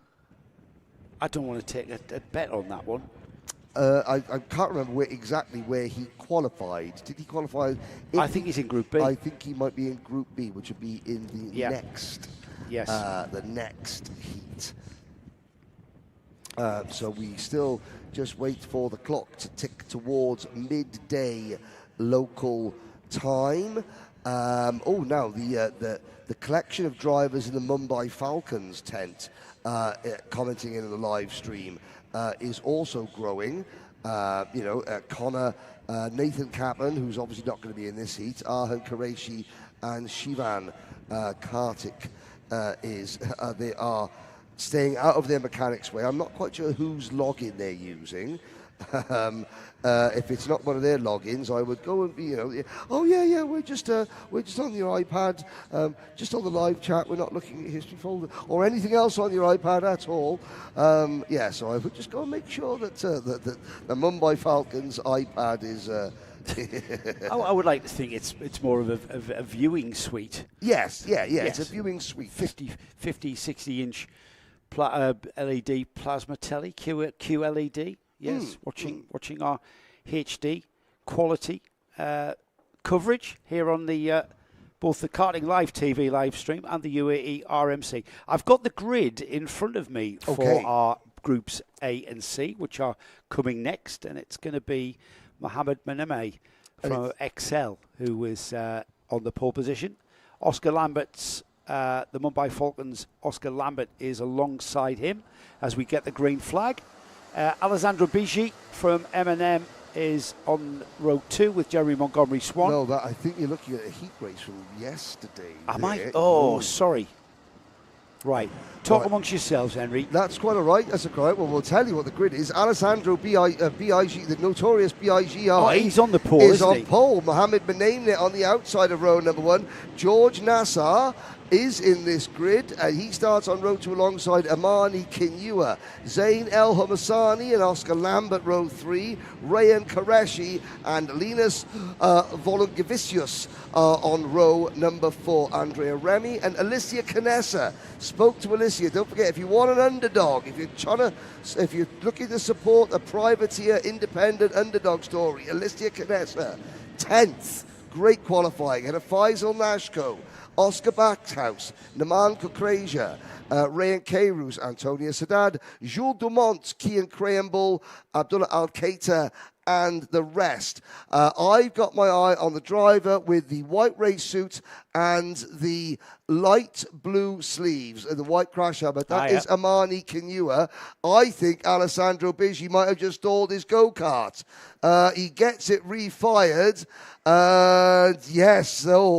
That was lucky. He went down to the starter button there, didn't he, to refire it? Yep. Yeah, and that's because they're crawling round. Hardly any fuel going into those motors. And it's very easy for the motors just to stutter to a halt.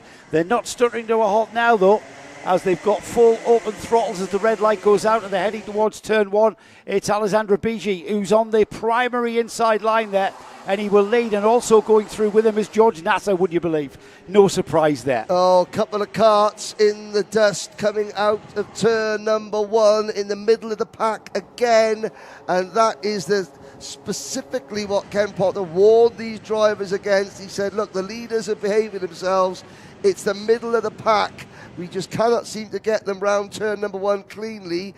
It's a Mateus Leger Motorsport. 1, 2, 3, yet again. Would you believe? You know what, Henry? Starting third on the grid is better than starting second. Yep. Absolutely, because you can just follow the pole sitter through that inside line in turn 1. Very slippery on these tyres, that not quite up to temperature and operating in their operating window then. You really saw that shine through in turn 13. The two leaders beginning already to pull out a gap. They've got an 8th-10th gap between second place George Nassar and Zain El Hamasani in that third spot.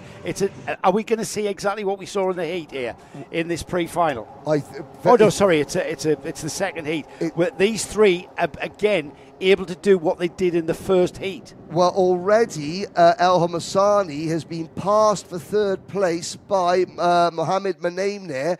But again, I'm looking at El Hamasani's kart, and he is not quick in the early stages. He's in 4th place at the moment. Unfortunately, Louis Hartmann and Oscar Backhouse were two drivers that went out on the opening lap. Oscar Lambert and Amani Kinyua were the two other drivers that went off. Terrible misfortune, and I'm looking at Kinyua's kart, which is badly damaged, minus a nose cone. Oh, his luck just does not get any better. No, unfortunately, this is the battle that we have. It's kind of a replay from the earlier heat that we saw. Alessandro Bigi and George Nassar We saw George Nasser, the winner of the final here yesterday in the first round of the UAE RMC. He just kind of bides his time, doesn't he? He bides his time, and then towards lap 6, 7, that's when he'll make his move. So Alessandro Bigi, he will have at the very forefront of his mind, he needs to try and break a gap. Nasser sitting there in second, bit of a cautious start to this race from the two leaders, dare I say it. Cautious insofar as just bringing those tyres in. Meanwhile, behind them, Mohamed Menemene, who is with the XL team, he's pulled a gap of, looks like 0.6 of a second from Zail El Homassani. Here's a kartshot.me replay for the move for first position. As he's obviously listening to me, because I said he's quite happy to sit there until about lap 6 or 7. He thought, nah, I'm going to prove you wrong. I'm going for it now on lap 3. Or lap 4, as it is. Maybe George Nasser thought, right, okay, Mohamed Menemene is just a little bit too fast for my liking, and I want to put a cart between myself and him, because he doesn't want to be the sort of the meat in the sandwich, as it were, if Menemene caught up. El Homassani runs fourth. Andrea Remy having a very strong drive in fifth at the moment. Alicia Canessa, she talked about how, her and her mum and her dad, they struggled to try and suss the cart out and to figure out the setup. They're all on their own. Well, Alicia is there in 7th position, just behind Lithuania's Linus Volungavicius. Volungavicius in cart number 319, another of the Axel GP carts. 3-car battle now created for the lead as Mohamed Menemene has gotten onto the rear bumper of Alessandro Bigi, and you may have read that completely correctly, Henry. George Nasser not waiting around to maybe fend off that challenge from Menemene. He could perhaps sense that Menemene had speed and was actually catching them. George Nasser getting on with it and pulling a little bit of a gap to Alessandro Bigi. Bigi is about to have the company of not just Menemene, but El Homassani, Andrea Remy, and Volungavicius. They're not that far away, and if these two start to scrap for second place, I would imagine that it won't be very long before that gap there between that third place card and fourth place card, that will disappear in the blink of an eye as these three circulate at the front of the field now on lap 6. It's going to be 3 more laps after this one. Yes, indeed. Into turn number 8 go the lead group. Nasser, Bigi, Menemene, the top 3. Then a slight gap back to El Homassani, although it does look as though El Homassani's cart is far more receptive to Zane's wishes, as it were, in this race than it was in the first race. Yes, it was still a little bit slow at the start, but Zane has now picked up his pace, and he's picked it up, without letting the lead trio get away to the level that they did in race number 1. Andrea Remy still there in 5th. Volungavicius, Knessa, Faisal Nashko in the top 8, followed by Kian Crayenbull, Antonius Haddad. 21 carts of the 25 that started are still running. We've lost Rayan Qureshi. We've lost Amani Kanua, as long Abdullah Al-Qatar is down at the back of the field for the Telios team in 21st position. Abdul Razak Al-Qureshi for the Skyline Racing team is currently 20th. We've got a very spaced out race here. George Nasser in the lead, Alessandro Bigi second, Mohamed Menemene in third. Then we've got Zain El Homassani, Andrea Remy, Linus Volungavicius is there, not that far away in 6th place. A little bit of a gap to Alicia Canessa, who, that was a great interview, by the way, with Alicia. That was great. You're describing how she preps the cart with her parents. Things spread out, though, Henry, and with 2 more laps remaining, this is the penultimate lap here that they're about to complete there. They're just on the back stretch towards the kink at turn 7, then immediately into 8. And Nasser controlling the pace there, looking very composed, as he has done pretty much. He did all day yesterday, didn't he? And he really did deliver in the final. But it's not looking like this field of the top 6 at least it doesn't look like they're going to close up at all because they look equally paced. I'm pretty sure they're driving at 9.5 tenths. Well, this is a holding pattern. So this is where you've got several drivers in their second heat thinking, okay, I know what I did in heat number 1, and I don't want to throw it all away in heat number 2, so I'm going to just, stand firm, as it were.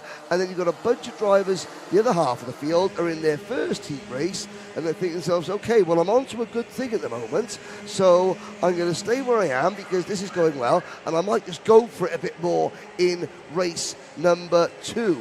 Fight backs. You mean they're keeping their cards close to their chest then? I mean, they actually might be thinking. Yeah. They might just be thinking. Oh, you're being absurd now. I know, sorry. It does look like, I think, all right, we kind of, they're not just stroking at home, they're not just trundling as our producer Nick usually calls it. They are racing. Look, George has just looked over his shoulder. Are we seeing people keeping their powder dry? We've got a spaced out situation here.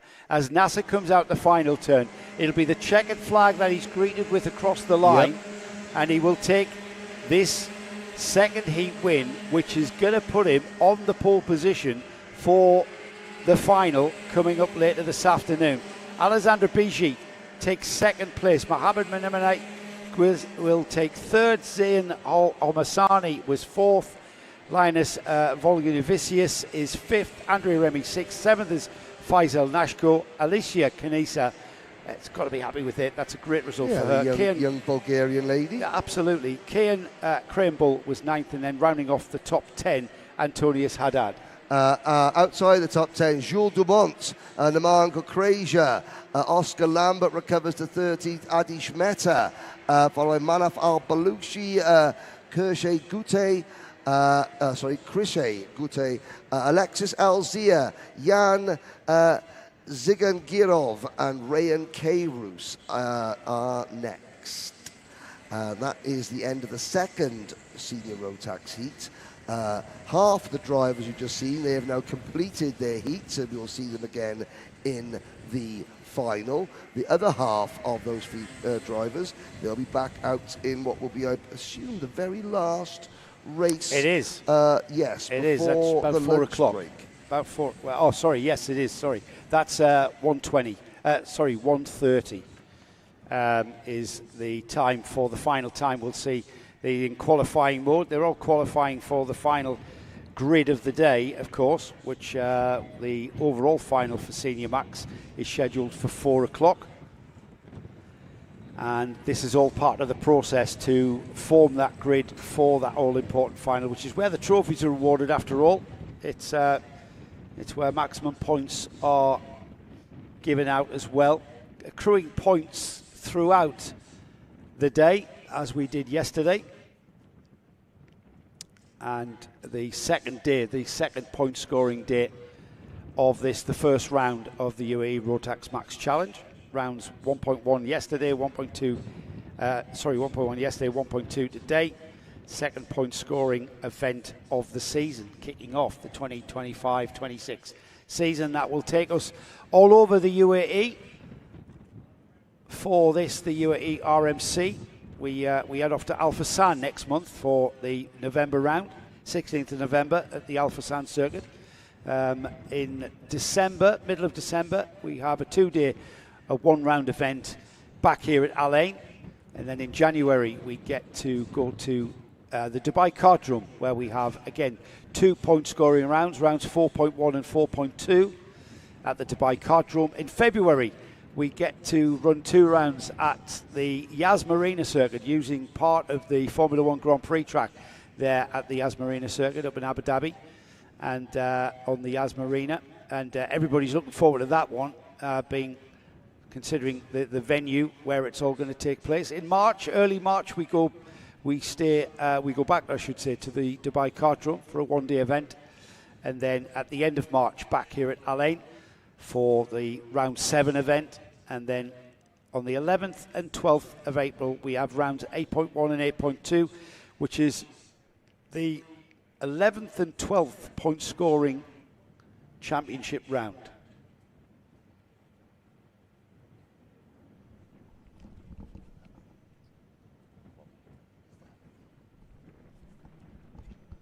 All of that, of course, is not just to achieve the accolade of becoming the UAE RMC champion, it also wins you a ticket for the Rotax Grand Finals.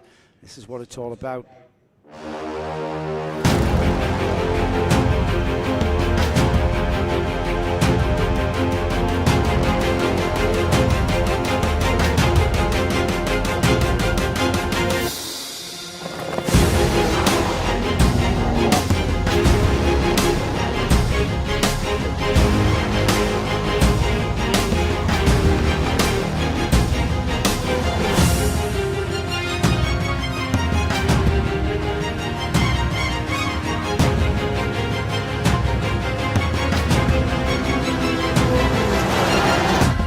Driver unique. It's an event designed to make you equal, because you are number one.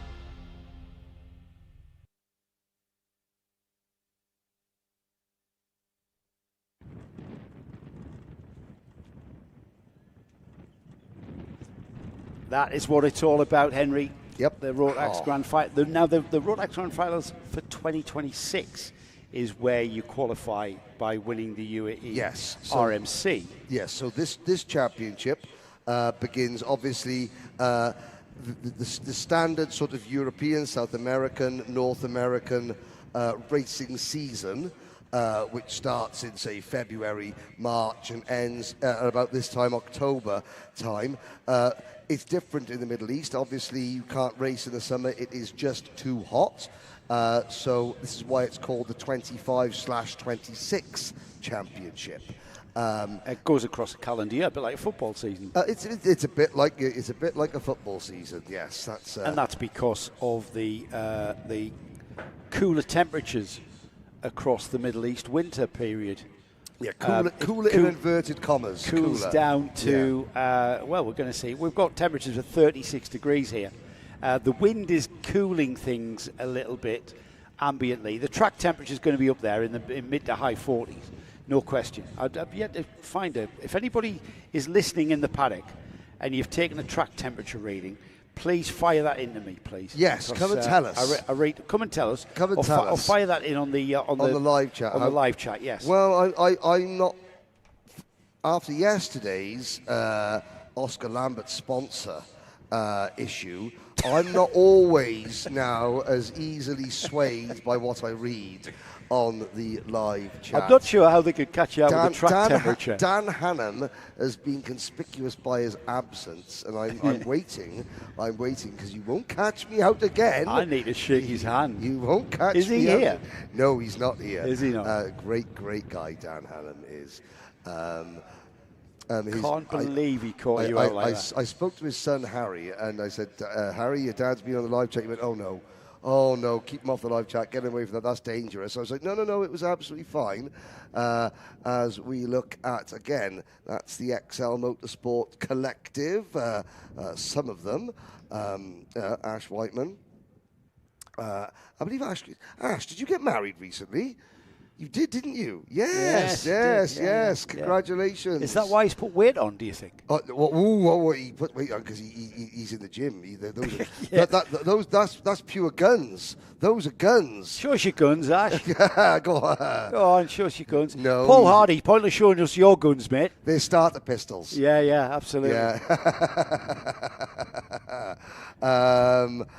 And again, it's good to see again. I have a look at the car. The car park here at Al Ain is absolutely rammed, which is great to see so many family members, friends here supporting and watching. Yesterday, here's Amar Tabatza. Amar Tabatza's like, we're on telly. We're on telly. So there's Amar coming down to chat with his team.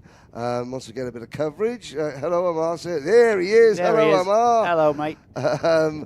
And yesterday, Alain Raceway, where the briefing room is, where the drivers had their briefing last night, that is where they've got the live stream playing. It's a nice air-conditioned room, lots of chairs for people to sit and watch. Here comes some of the JNKD team out just passing through our shot as we wait and watch for the next race. The next race will be... It's Minimax. It will be Minimax. Now, I am hearing word that Oliver Butchard had...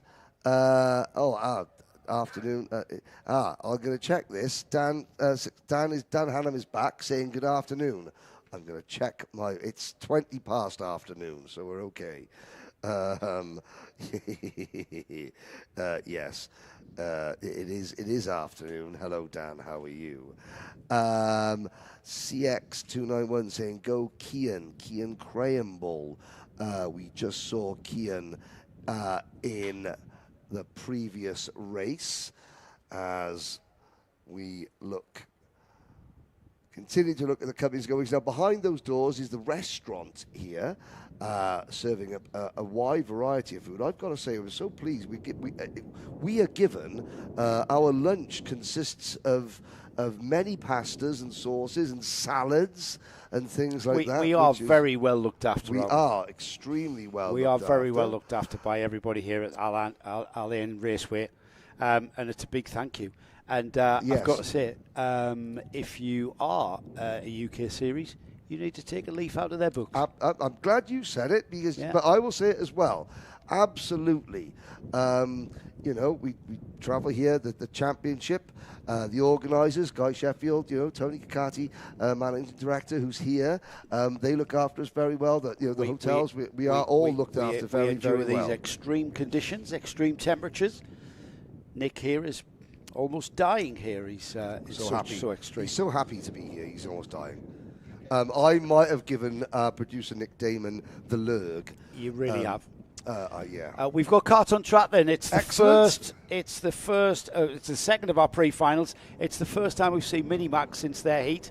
We've got Benjamin Kračović, who had a great heat win there on the pole position with Charlie Page alongside. Paul Schutzman shares row 2 with Rivan Dev Preetam. We've got Atik Amir and LBJ Stubbs sharing row 3. Then we've got Rayan Khan Rashid with Oliver Butchard, Max Payton and William Mazzali, Kurt Ivanov, Austin Gray, Gleb Obikov and Adam Fleury are next, and then the Rafael Zagati here with his first ever race weekend, enjoying himself immensely. Leo Schutzman. Well, happy birthday to Paul and Leo Schutzman's dad, who we just saw on screen. Oliver Butchard is had a down penalty. the order. Right. Got given a 5-second penalty for the move on the race lead on Paul Schutzman at this corner, which we saw in loud and clear, but Yep. Well, he was given a penalty, but he is now driving. Fired up is Oliver Butchard. He is, because he was the winner of the first heat with that penalty on the road, I should say.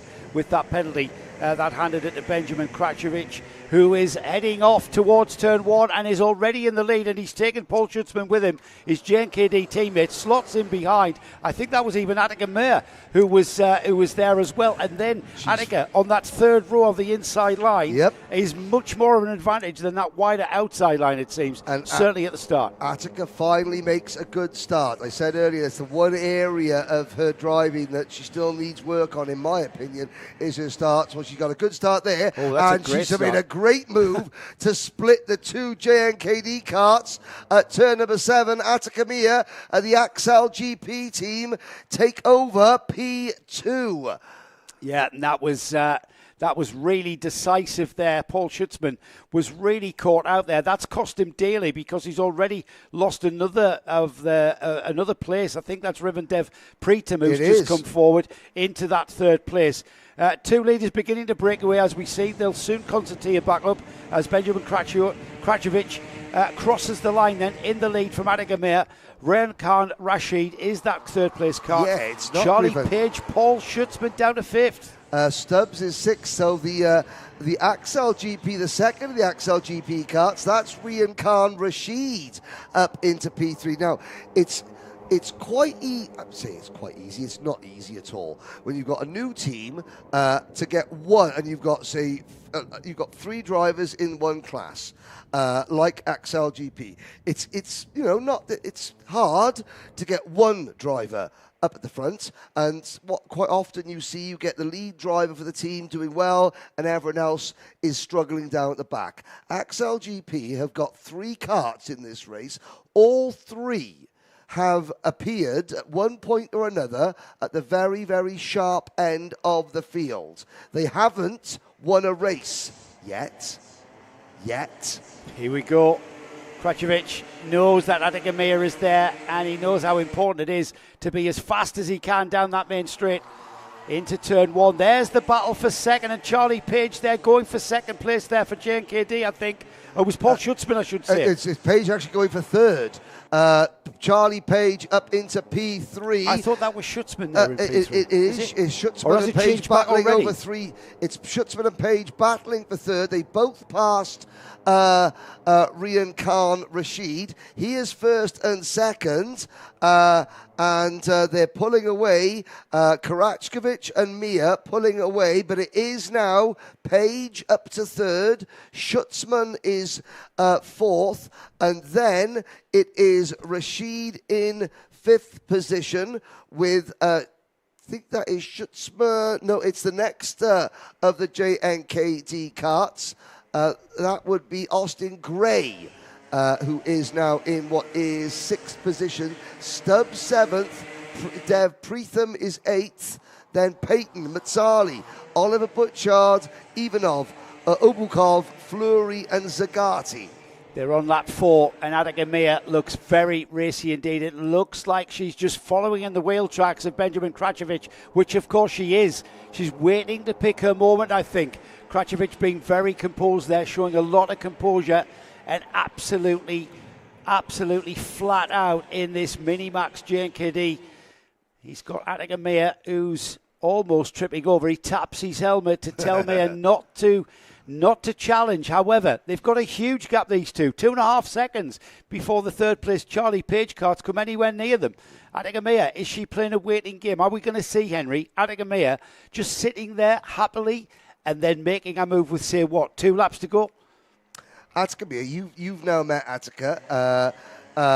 Smile that can, melt snow. The sweetest smile there is. Oh, there's the move. Until you get her in a go-kart. Yeah, the smile of an assassin there, yes. Henry, because she did chop through, and now she looks over her shoulder. Kračović gets onto the rear bumper of Atagamir, who has indeed took that lead as we continue round. As Kračović has got it back. Kračović already got it back. Yes, indeed. There's Albie Stubbs making a move up into P4 now for Albie Stubbs. Kračović there, back in top spot. Mia down to second again, but Atagamir has shown Kračović, I can come past you as and when I choose. Yeah, but will Benjamin now be able to perhaps perceive or maybe counter where he thinks the challenge will come? She's shown her cards at turn 1. Here we are at turn 14, about to complete lap number 5. 4 laps remaining in this race. And Atagamir not quite close enough to challenge this time. So she optimises the line through turn 1. Kračović as well, optimised line through there. Kračović has had a wake-up call. He's had that first place taken from him. He snatched it back very quickly though. Yep. And now he's got her challenging. Where is it going to be this time, though? And it comes there, side by side, as they go out towards 6. Out of 6, I should say, onto that back stretch, towards the kink at 7, and through 8.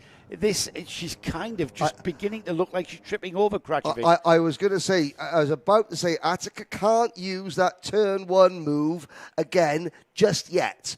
And as I was about to say that, she tried an audacious move at turn number 6. That didn't quite work. But what Attica's got to be careful of now is that she can't show all her potential moves.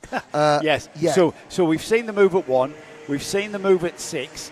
Here she comes again, resting up towards the bumper. Krajovic, a little bit more defensive line. The crossover's on. The crossover's on. But it's so fast in these Minimax karts through turn 1. A little bit of a defensive line into turn 2. I think the move's going to come here, coming into turn number 4. I think that Attica can dive up the inside. That's where Benjamin Karachkovic may not be expecting a move. He will be expecting a move into this next corner. Yeah, however, because this is a kink, isn't it, Henry? The kink into the braking area for 8. They're side by side towards the right-hander at 9. From there, it's an acceleration zone, flat out through this right-hander at 10, on towards 11. Little bit of a lift and a little bit of a dab, settling the kart, and now 12. That's an acceleration zone. They're flat out down the back straight towards 13. Is this really an opportunity? I don't think it is, as Krajovic hugs that inside line, optimises the line through the right-hander at 14. And Muir now getting onto with a bumper here. Are we going to see a move? It's down towards 1. And Krajovic defends there. Attica Muir's going to get the overlap there. He's got the momentum. I should say she's got the momentum and makes the move stick at 2. Krajovic comes back though. Great stuff. Oh, that just sent her wide there, didn't it? And Krajovic loses out, but then regains it. Here we go, the kartshop.me replay of just a very composed Benjamin Krajovic, who stayed cool as a cucumber and said, yep, I've got the gap here, I've got the momentum, I'm having this back. Yeah, so Attica Mia, this is lap 8 out of 9. Charlie Page and Albie J. Stubbs are closing in 3rd and 4th. Schutzman, Gray, Patton, Rashid, Preethan and Butchard. The rest of the top 10. Oliver Butchard, he has not made any great strides in this race. Here comes Attica Mia once again. Last lap board out. Karachkovic defends. Is the crossover on? Not quite. Attica goes back to the outside line. Look for Page and Stubbs. It's now a 4-kart battle for the race lead. Attica Mia is going to have to start worrying about what's going on behind her as well as what is in front. Here we go towards 7. This is a potential overtake, or is it through the kink there? All 4 karts. 4-kart train now for the lead of this race. Krajovic leading. Attica Mia second. Charlie Page, Albie J. Stubbs just waiting for an opportunity to open up, and those opportunities are just fizzling away as we go through turn 11, through 12, accelerating down the back straight into the slipstream. It looks like they're equidistant. Krajovic, he defends into 13, and that opens up the door, but Attica Mia's going to have the line through 14. It's going to be a drag race across the line. Krajovic has got the win. Who's going to take second? Who is that that's going to tick the box for second? It's Charlie Page, Albie J. Stubbs, and Attica Mia. Oh my goodness, ended up, because she had to go through 4 in that way. The kartshop.me captures that across the line. It all settles down. It was completely offline for her and was unable to come out of that right-hander with any kind of speed or momentum. And Charlie Page and Albie J. Stubbs just absolutely like two falcons hovering above the carcass of Attica Mia there, and just absolutely swamped her to the line. What a great mini-max race. Benjamin Karachkovic looks absolutely delighted with that win, as well he should be, because he was not the fastest kart in that race. And yet he was able to hold off Attica Mia. Attica Mia, tried to go around the outside. She was trying for the crossover. Unfortunately, Charlie Page had just caught them to the point where Page kept Attica Mia on the outside of turn number 13, and then that compromises. So Attica was very, very, very tight through turn number 14, which meant she had no exit speed, and then both Page and Stubbs got past her on the run to the line. absolutely outstanding racing. That was only the pre-final, everybody. Yes. That wasn't even with a trophy at the end of it. That wasn't even with the 1, 2, 3 steps of the podium. That's going to be very, very dramatic and intense going forward into our final. The Minimax final scheduled for about 20 to 3 this afternoon. We have got 3 more races to go, 3 more 10-lap races, 2 10-lap races for the pre-finals for juniors and DD2s, and a 9-lap heat for groups B and C for the senior max category. Junior max coming next, Henry, and this one has proved to be full of drama, full of controversy. Yes. Full of intrigue. Yes. And I'm sure we're going to have a pre-final that is going to be exactly the same. Well, Via Chopra trying to stay ahead of Conor Clancy, Mitan Shaheen, and the rest. That is the storyline of today. Did we give Mr. Schutzman a birthday message? I did give did? Mr. Schutzman Excellent. a little birthday hello, a birthday shout-out. Well, he will have been absolutely, his heart rate would have been racing there watching Paul Schutzman. Yes. Just off the tail end of that lead battle, but still a very good 6th place finish, and it will be a 6th place start for Paul going forward into the final. Oliver Butchard started down the order there, and he came through in 11th there, so maybe Oliver's head's a little bit down after that win in the heat, but then that penalty incurred. Yep, I tell you what, if Oliver's head's down, then he's going to watch the paddock show during the lunch break, and he's going to see his card trick, and everyone's there going to go, that is absolutely amazing, genuinely amazing, and that will give him the boost he needs before the final, I'm sure. We're not that far away as well. Like I say, 3 races, in 3 races' time, we will be having a little bit of a lunch break where you can get to see the paddock show, as well as a very important message that will feature. We'll have more information on that as we go towards it. For now, though, we're going to try and focus, if we can, on Junior Rotax Max. The Junior Rotax Max first round winner yesterday after a day of racing was all about the Mumbai Falcons, wasn't it? With Conor Clancy and Mitansh Jain, who were absolutely on it. And that story will continue with Via Chopra, who finished ahead of these two in the heat. So Via Chopra wanting to continue in that form, I would think. 4th place in yesterday's final, Oliver Spencer said to me, I'm on for a win tomorrow, Henry. And very confidently, as Oliver does. That hasn't quite come to pass yet. Didn't feature too highly in qualifying or the first heat race. However, Oliver Spencer does one thing very well, and that is learn a lot very quickly on track. So yesterday, he learned that moves that he could do in the UK in a Minimax kart don't quite work over here on a much different track surface in a full-size kart. You know, he was slinging it up the inside under braking, and of course, you know, getting caught out right on the inside on the dusty line. He would have learnt very quickly from that, and I am going to be interested to see how Oliver puts that into practice today. Didn't see much of him in the first race, but Oliver Spencer normally starts towards the back just for the love of the game. We had just for the love of the game. Talking about the differences between the Minimax kart, which the age groups moved then into the bigger 1050 chassis, the wider wheels, the more power from the motor.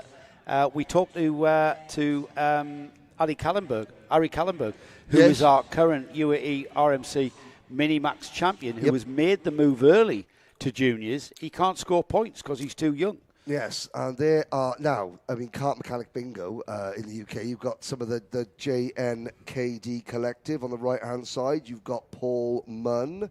Then you've got Jeremy Montgomery Swan's mum in the middle there.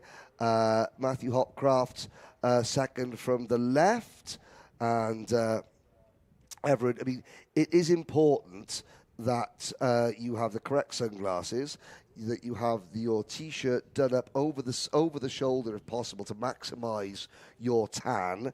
If you've got your earpiece in, which Matthew does, obviously you need your radio in, and that needs to be tucked in around the back of your shorts. I mean, that you can't be a self-respecting kart mechanic if you don't have your earpiece in with the radio tucked around the back of your shorts. I have a track temperature. Oh, go on then. Yeah, my mate Paul Hardy. Really? Thanks, Paul. Oh, thank you, Paul. 44.8. Wow.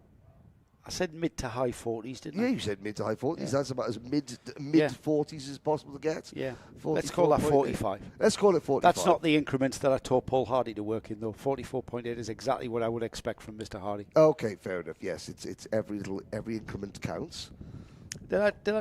You know where I met? Well, I've known Paul and his dad for many years. Yes. But Paul was on the motorsport course at Gateshead College. Oh, which Paul went to college? I'm not going to say I was a lecturer on it because I wasn't. I was more of a consultant as I was working with Robert Shaw Racing and Player called British Touring Cars, and I somehow got involved in teaching all of these kids. And Paul is one of the success stories because he came over here and he's forged a career in motorsport. Paul Hardy, you remember commentating on him when he was in Minimax, and then KF3 in the UK. He was a part of the Intrepid young driver program. Very quick driver. Very quick driver. One of his teammates at the time was Chris Smiley, who has gone on to British Touring Cars, TCR UK. There they are. They've seen. Sleeves up. If you think, and there they are having a collective wave. Well, Matthew Hopcraft hasn't got his sleeves up over his shoulders. He's not quite an international karting mechanic yet. Not yet. You've got to get your sleeves up. We're going to have 6-7 there in the middle. But Abu Dhabi Sports Council, once again, we are very grateful for their support. You can see the banners here, which are festooned around the circuit. What are all the JNKD team members waiting for? Well, they're waiting for the next race, which is just heading out onto the circuit. Yeah, let's have a look at how our grid will line up for the Junior Max pre-final. Via Chopra, as I mentioned, winner of the first heat, he will line up on pole position. It's Connor Clancy alongside. Mitanj Jain will start alongside Jaden Hidding on row 2. Jack Doe and Aaron Mason are next up with Leo Aina and Floris Schenkenberg. Arthur Qureshi will start next to Savalai Kojai.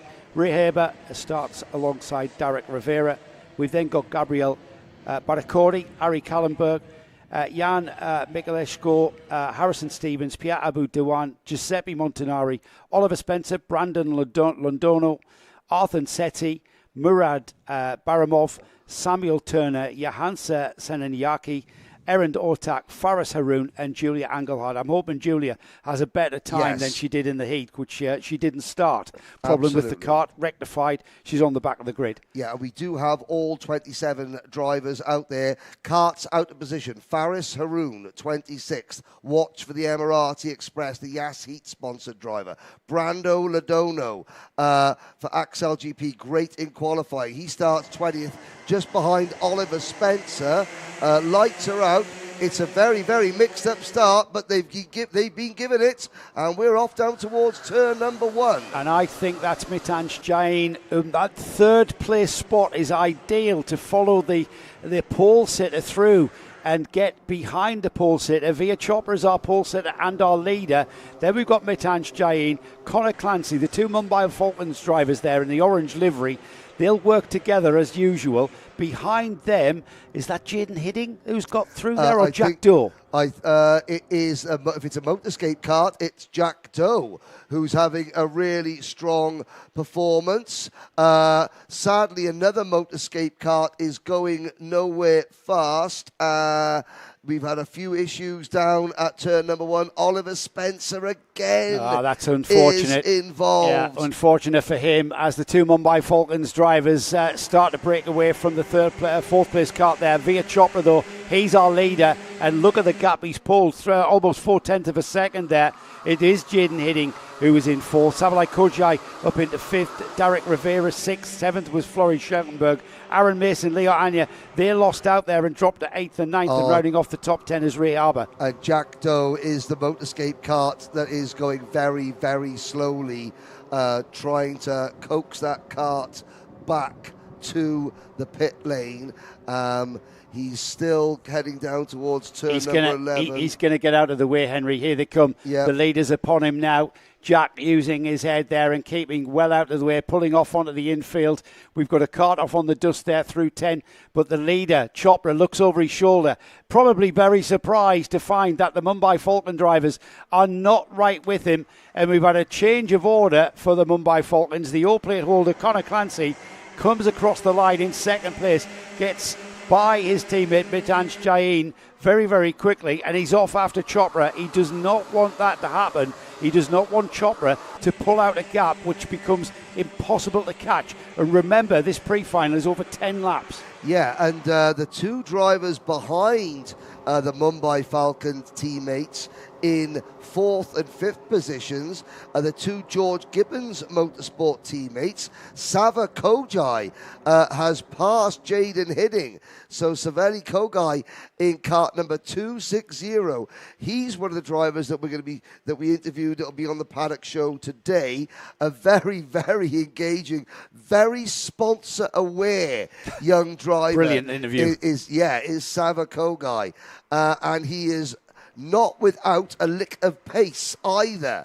Very quick. A little bit on the wild side, I think it's safe to say. We've got to tame some of the speed, controlled aggression.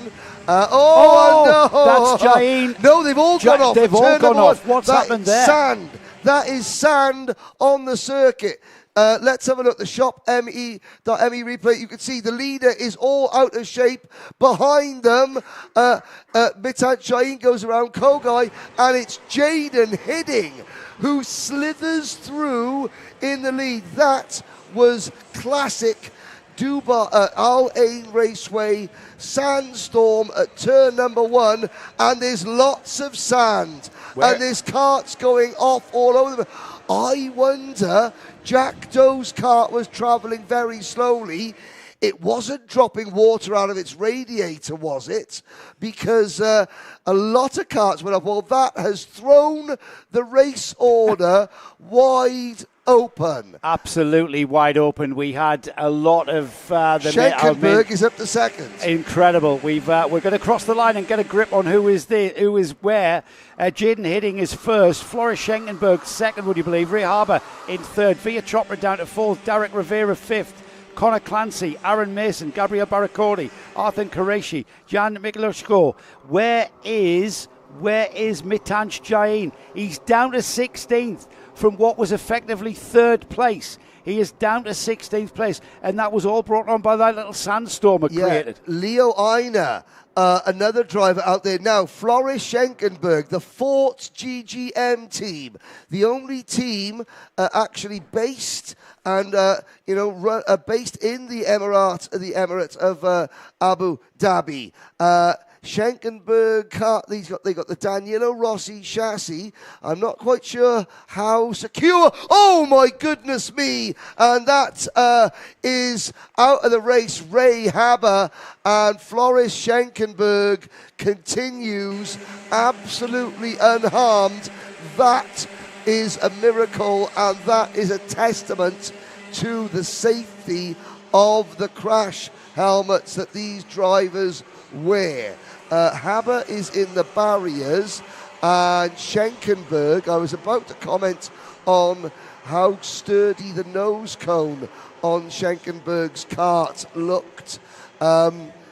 Luckily, the safety equipment worn by Floris Schenkenberg looks a lot sturdier. Well, we're still under green conditions after that incident at turn 13. The race will continue. We're heading down. I think the driver is clear and in a safe place and already being attended to. The leader, Jaden Hidding, heading down towards turn 13, the scene of the accident on the previous lap. Everybody through there we've now got the two Mumbai Falcons of Connor Clancy and Aaron Qureshi that has come through to both second and third. They're going to chase down Jaden Hidding.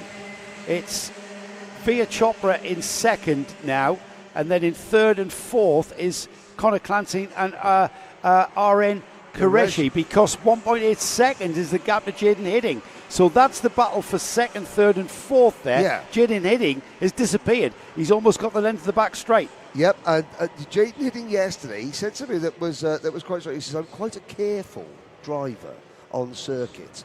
That carefulness has just potentially given Jaden Hidding this win, because he was careful going through the conditions where everyone else was going off around him.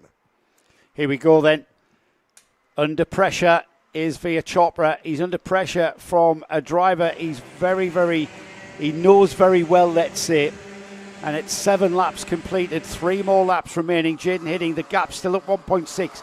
So the GGM driver is controlling that pace and keeping that constant gap of about 1.5 seconds to this battle here, as Via Chopra, Connor Clancy, Aaron Qureshi, Derek Rivera is there in 5th, not that far away, as is Gabriele Boraccordi, not that far away from that 5th placed Derek Rivera. When is Connor Clancy going to make his move, I wonder? They're all flat out. The track has become very, very dusty, I've got to say. Yes. And that's because we've got carts have gone off, and it picks the dust up, and the sand gets blown onto the track surface.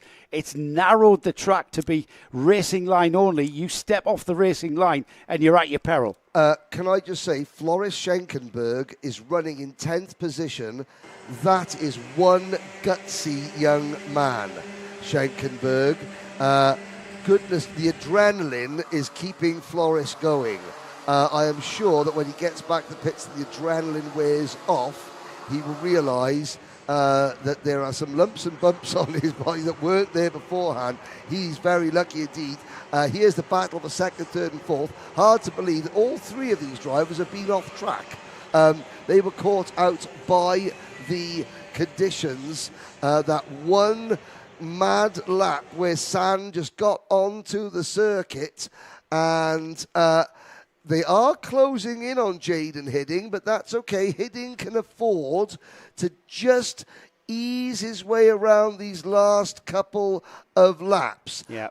You said about when is Connor Clancy going to make the move? I'm not sure. I'm not sure he can. Chopra is going to give him the opportunity. Yeah, I said that. I made that sound as though it was just a matter of making that decision. As we head off towards the checkered flag now, Jaden Hidding, the gap is down to under 1 second. It went from 1.6 when we first started following this league battle to now under 1 second there. So it's been coming down tenths and tenths. Jaden Hidding, though, with the GGM team, I think has probably got this managed as the battle for second continues. Via Chopra very fast. We know how quick Via Chopra is. Started on the pole position from qualifying. Connor Clancy, we know how quick he is. Winner of the first round yesterday. And behind them, Aaron Qureshi. He's having a big lesson in following his older teammate as they come out of 11, down towards through 12, and then down towards, on the back straight, down towards 13. It's the final stages of this pre-final, Henry. And as we get through the final 2 corners here, Jaden Hidding inherited the lead, but he's going to take the checkered flag in style. Yep, he was careful when he trod carefully when others dived in with both feet, and he comes out with the race victory. Chopra, Clancy, Qureshi, Derek Rivera. Great drive for Derek Rivera. Now, well, of the 4 JNKD karts in that race, Derek, the only one that emerges pretty well unscathed, has to be said. Gabriele Boraccordi, great drive from Gabriele Boraccordi to come up in 6th position. Savelli Kogai, 7th. Mitan Jain, 8th. Harrison Stevens, Aaron Mason, rounding out the top 10. Jan Mikhail Zeko, Julia Angelard from last to 12th. Great drive from Julia Angelard. Brandon Londono from 20th to 13th. Sam Turner, Johansa Sananiake, Ari Kallenberg went off on the first lap, came back to 16th. Faris Haroun, I noticed, having a spin on the last lap. And Floris Schenkenberg, I do wonder if Floris started to feel the effects of that incident with Ray Haber in the closing stages, because he slowed down quite a lot towards the end. Just hope that Floris is A-OK. Well, you know what, that was tremendous racing from all of those junior Rotax drivers. We tend to take it for granted that these drivers are going to drive around this track at very high speeds, hit their braking points, hit their apexes, etc., etc. It's when we see an incident like that it brings home just how on the edge these drivers are. Out on the edge of adhesion, out on the edge of it becoming a disaster. And that quickly turned into a disaster for those two drivers, didn't it? Obviously, Ray Haber, I believe Ray Haber is up and out of his cart and is okay. In fact, I'm looking at the cart, which is in the barriers, which did their job very well. Ray is not with it, so it means he's up and out of the cart and okay. And obviously, Floris Schenkenberg will be back in the pit lane, and that was a very, very potentially nasty incident. Luckily, though, that the safety equipment that all these drivers use are working absolutely perfectly. Yeah, absolutely. And that's why we clothe our drivers in protective boots, protective wear-resistant overalls. They may look pretty, but they are there for it to do a job. And you should never shirk on the cost of your helmet as well, is the advice I was given when I first took up motorsport. Don't buy the cheap helmet. Get yourself a proper one. And it's at times like that where you glad you make that decision in buying a quality helmet. And from what I've seen in the paddock, all of these kids on quality equipment, not just their race carts, but their safety equipment as well, showing just how seriously that this sport is taken. So we are about to get going with our DD2 pre-final. It's the gearbox class that is about to come out to play. It's a 10-lap race again. This is the 2-ratio gearbox class of Rotax Max Karting. The ultimate in Rotax Max Karting is how it's built. We have what is perhaps our smallest grid, 8 karts that have come through and entered for this first weekend of the UAE RMC series for 2025-26, and it will be an 8-kart grid that will take part. It's all about Tyler Harris coming next, I've got to say, and it's whether or not this young man can be beaten to the win here in DD2. It's a big ask, I know. We are going to ask the other drivers to try their best to do it. Boris Knop says the DD2 Masters winner from yesterday, he actually got onto the overall podium now, which was a very good and very well done on his part. Maurice Knopjes flying the flag of the Netherlands. Knopjes translating the English word is buttons. I believe, Henry. Yes, that is. Which was an education for me. And I have to say that looking down there, retrieving Ray Haber's cart out of the barriers. That's on its way back now to the pit lane. Not looking too distorted there, I've got to say. Everything looked like it was in where it should have been. Yes, it's still got 4 wheels pointing in the correct direction. It did look like that Ray didn't have any brakes, I have to say. And it was on lap 3, I think. No, it was actually on lap 5. It was on lap 4 or 5. Yeah, lap 5 the incident occurred. Well, I mean, it was... He just, from what I saw, Henry, he basically, the front... Yeah, it's all right, Nick. From what I saw, it was one of those where the gap was there and he just poked the nose down, but unfortunately the right front corner of his cart connected with the left rear corner up over the rear wheel. Yes. Which is a nice segue into this. What do you think of this new FIA rear bumper protection for just that sort of thing? Yeah. It's ugly, and it reminds me of. Can you remember when IndyCar had those Yes. rear protection, Yes. crushable structures, Which looked awful, by the way. I did, the FIA constantly looking into how to, in their eyes, improve safety in karting. That is the latest way of improving safety. It doesn't stop that type of thing happening, because at the very first event they tried it on, that incident that we saw in that race happened. Did it really? It did, yeah. Not with Well, quite, that's the type of incident not with that the it's quite amount of velocity right. that did. Well, that but was in a very fast part of the track here. yeah, and the incident at I forget, was it Cremona, where we saw that it was a slower part, but it still had one driver vaulting up over the rear of another driver. There's a whole series of podcasts as to. Is there really? No, there is one that we could start about how to make karting safer, and I would say that possibly harsher penalties for. I mean, that we saw there was a complete accident.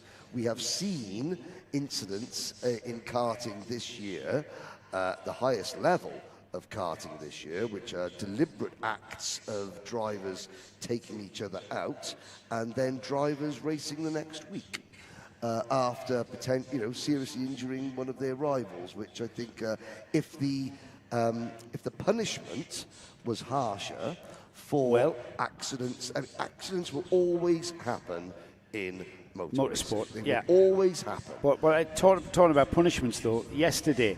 I think we're in good hands here in the RMC, yes, UAE RMC. Ken Potter, there's Ken, Paul, Matt, and Ken is not afraid to issue penalties. And we had a few of Ken's additional briefings across the course of the day yesterday. Mm-hmm, yes. And he's not afraid to lay down the law and reiterate the rule and put the line quite literally in the sand here at the first weekend of the new season. Yes, yes, it did. And he did just that. And it's just showing where the line is. It's like what the line of acceptability with regards to the sporting regulations is where Ken comes in. The technical regulations is where Gary Walker comes in. And you'll get an insight as to the sort of thing that Gary Walker, our chief scrutineer, is looking at in the Paddock Show coming up shortly. Because we do a lovely chat and a lovely insight as to one of his technical inspections. And in addition to the on-track race directors, Paul Heath and Ken Potter, we have a panel of stewards. We have 3 stewards here that oversee any decisions that the on-track officials send up to them. They have their own bank of videos they can look at that aren't our live stream cameras. They are separate completely to that they can also review incidents. I think that the one way to potentially limit contact, not eliminate, because you will never eliminate. It's not. A lot of it's not deliberate. No. A lot of it's racing incidents. Yeah. But when drivers lose their heads, and drivers lose their heads, I lost my head as a driver once. Ended up warmly greeting one of my rivals by the throat at the end of a race meeting, at the end of a final. It happens. You can't accept that, and you've got to have consequences for bad behaviour. There need to be consequences for bad behaviour. Well, like I say, Henry, I think we're in very good, experienced hands here at the UAE RMC. With how many years has Ken Potter been doing this? 30 plus. Paul Heath, he's Paul Heath's been over a decade at least. Mm-hmm.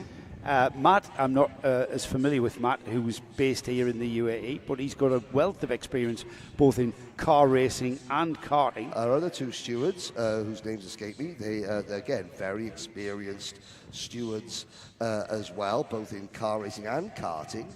But yeah, there's not every driver started the final yesterday.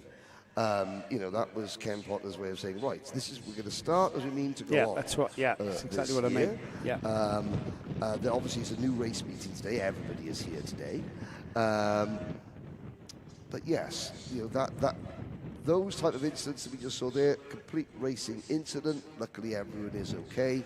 There are incidents not in this championship that I have seen this year where there has been a level of malice and deliberateness, and unfortunately, in championships far higher up the totem pole, have not really dealt with the punishments. They say, okay, well, naughty boy, go home this weekend. We'll see you next weekend. I have a zero tolerance for things like what you've just described there, violent conduct on and off the track.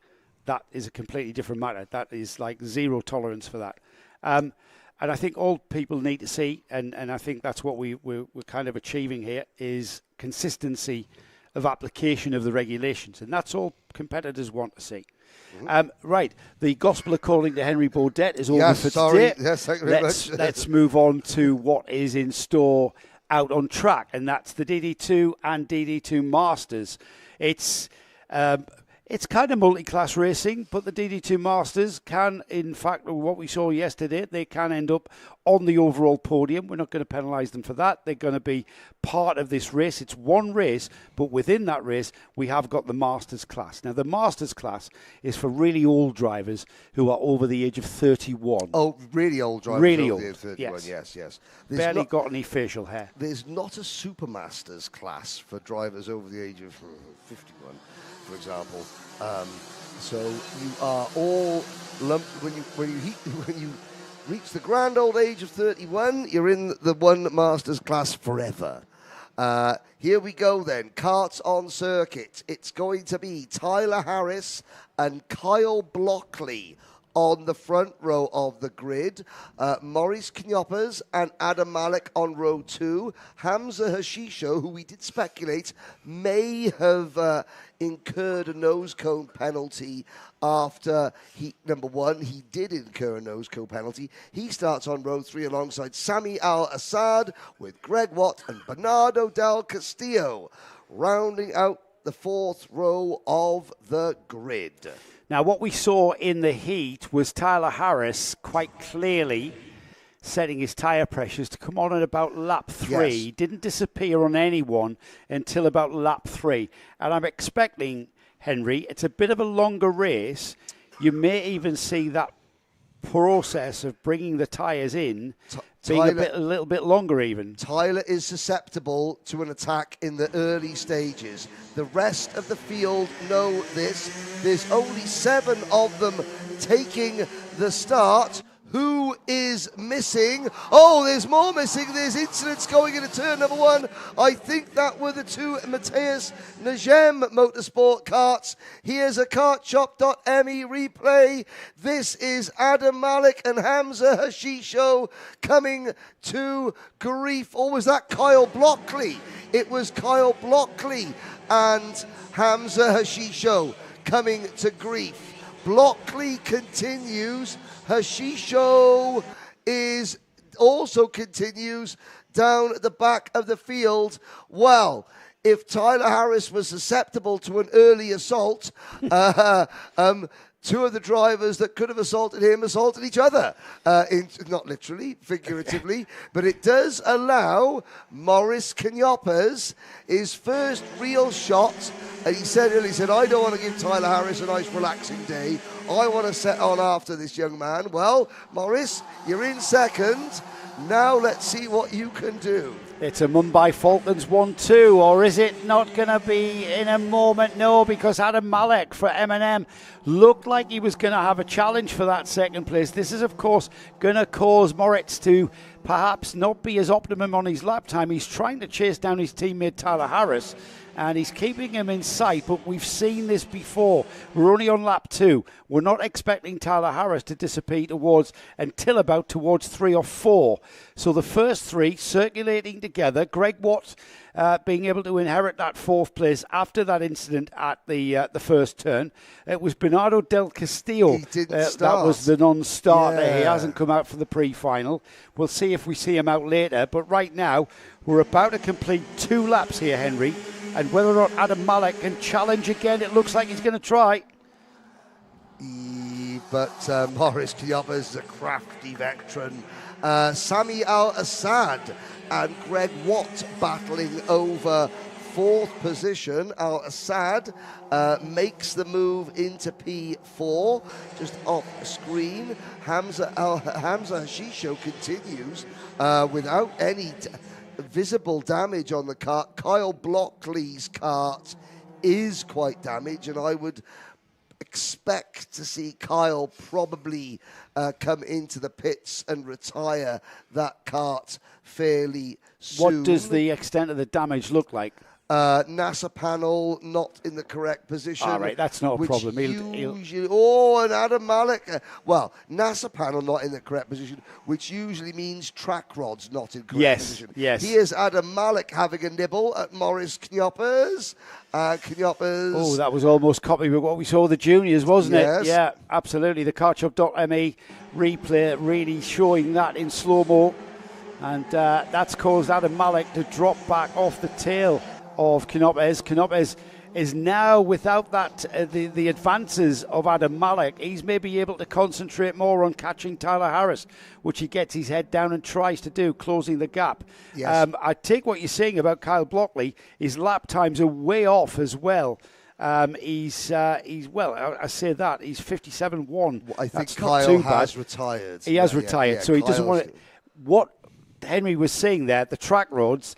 If you have bent the track rods, it means that those front wheels are not necessarily running in a straight line, which means you are going to overheat and completely destroy the tyre. Yes. He needs those tyres for the final. He does. So he's, discretion being the better part of valour. That was a shame, really, because Kyle Blockley starting on the front row. Yeah. That was a great chance for him. He is in the Masters class, remember, and it was going to be a great chance for him to have a great finish in the pre-final, which would have, again, give him a really high starting place for the all-important final. Hamza Hashisho has got past Greg Watt and Sami Al-Assad, but Maurice Kniopers, now he says, I wish shame.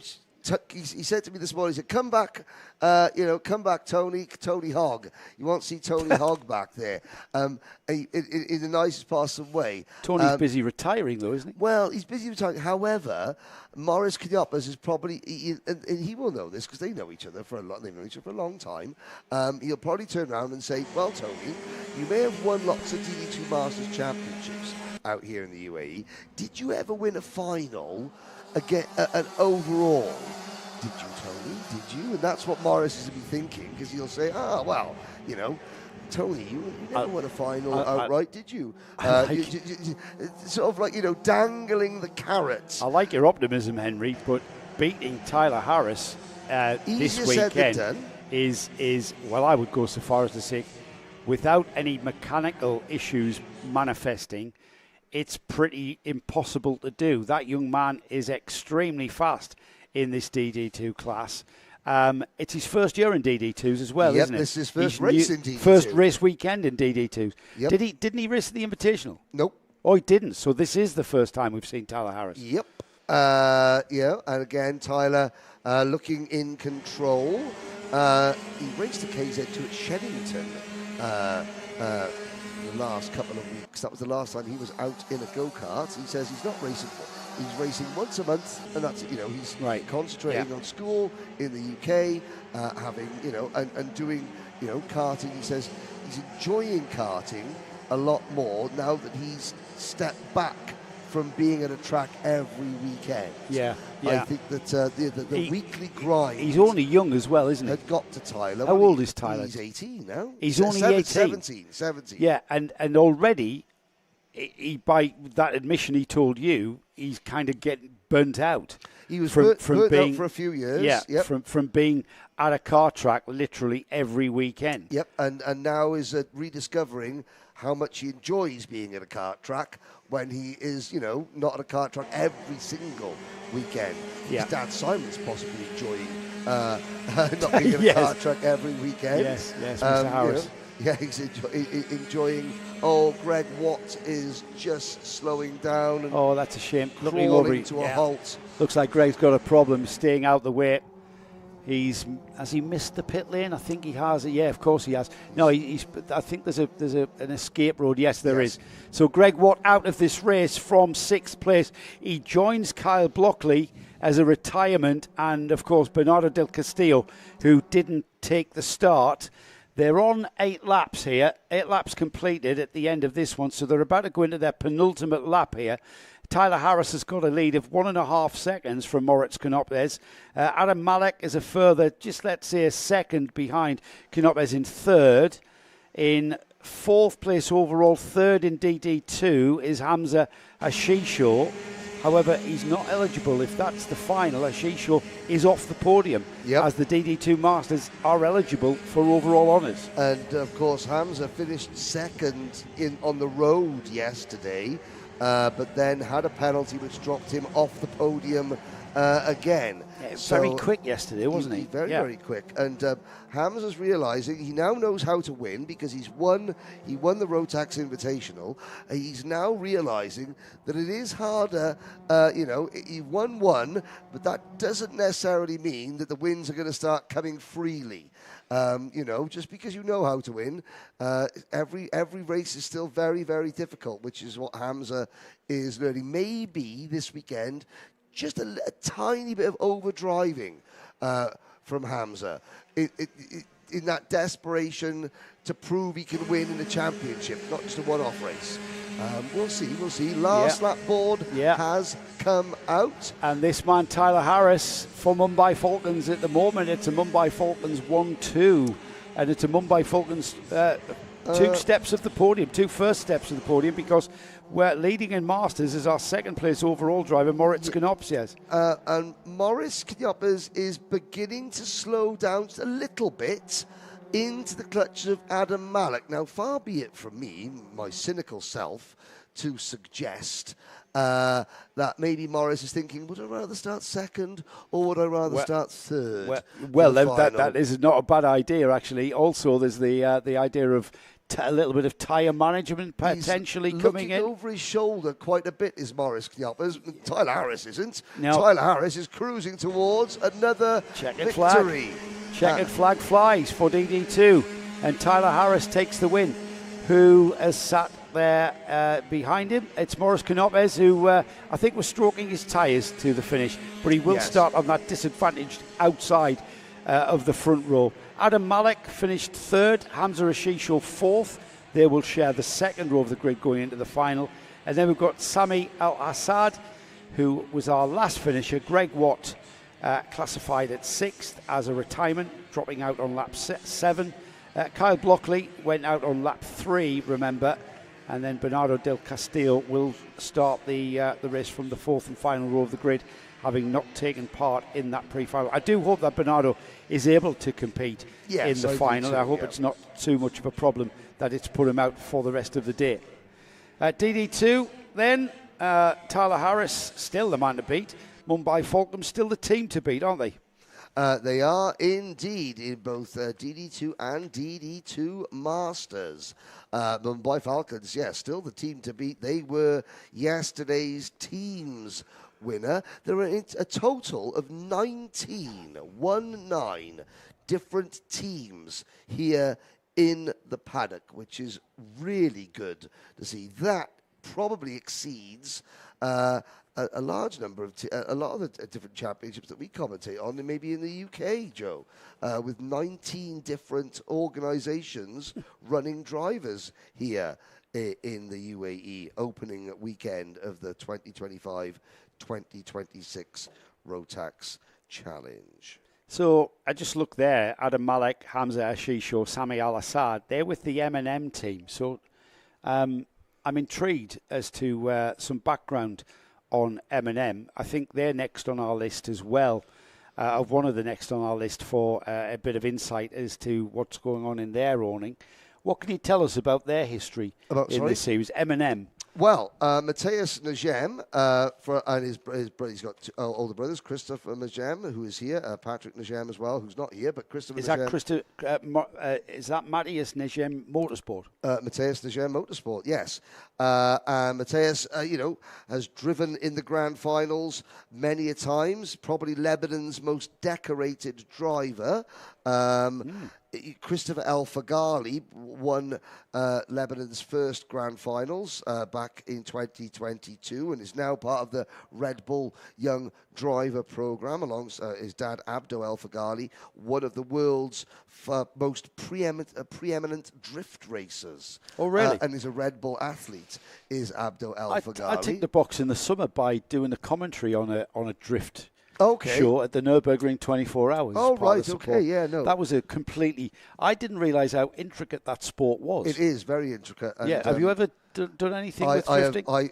Back a couple of years ago at the MENA Nations Cup in Oman, Sanad Al-Rawahi and Guy Sheffield invited me down to the drift arena. And I thought, okay, well, fair enough. We're on our way back to the hotel. They just want to stop off. The next thing you know, they're putting a race suit on me. No, they didn't put a race suit on. They're putting a crash helmet on me, introducing me to a gentleman called Ahmed Al-Baluchi, who's a very big guy and is one of Oman's leading drift racers, and he took me around actually at the drift. Oh, that's cool. The drift court, yeah, which was great for the first 90 seconds were fantastic. The last 30 seconds, when I started feeling a little bit on the queasy side, it wasn't so great. And so, that is interesting. And the drifting, it is a very, very intricate sport. It is. And so Matthias Najem, he set up his own team at the start of last year. Now, there's some of the Motorscape families. There's the Axel. There's Finn Leslie in the black cap and Liam Smith. So Finn, he found his way out of the nightclub last night with those three Russian ladies. Jamie Dyer there in the second from the left. Oh, yeah, Jimmy Zyra. You remember Jimmy Zyra. That is George Nassar's mechanic this weekend, and he's speaking to some of the other M&M drivers. I'm trying to think. There's Zain El Hamasani is there. Is that Faisal Nashko? I can see as well. I'm trying to see who the other M&M driver is. But again, in a short space of time, Matthias Najem has put together a very, very strong squad of drivers. Yeah, he has. Very, very well presented. It's not just the drivers. He has got the equipment. He has got the...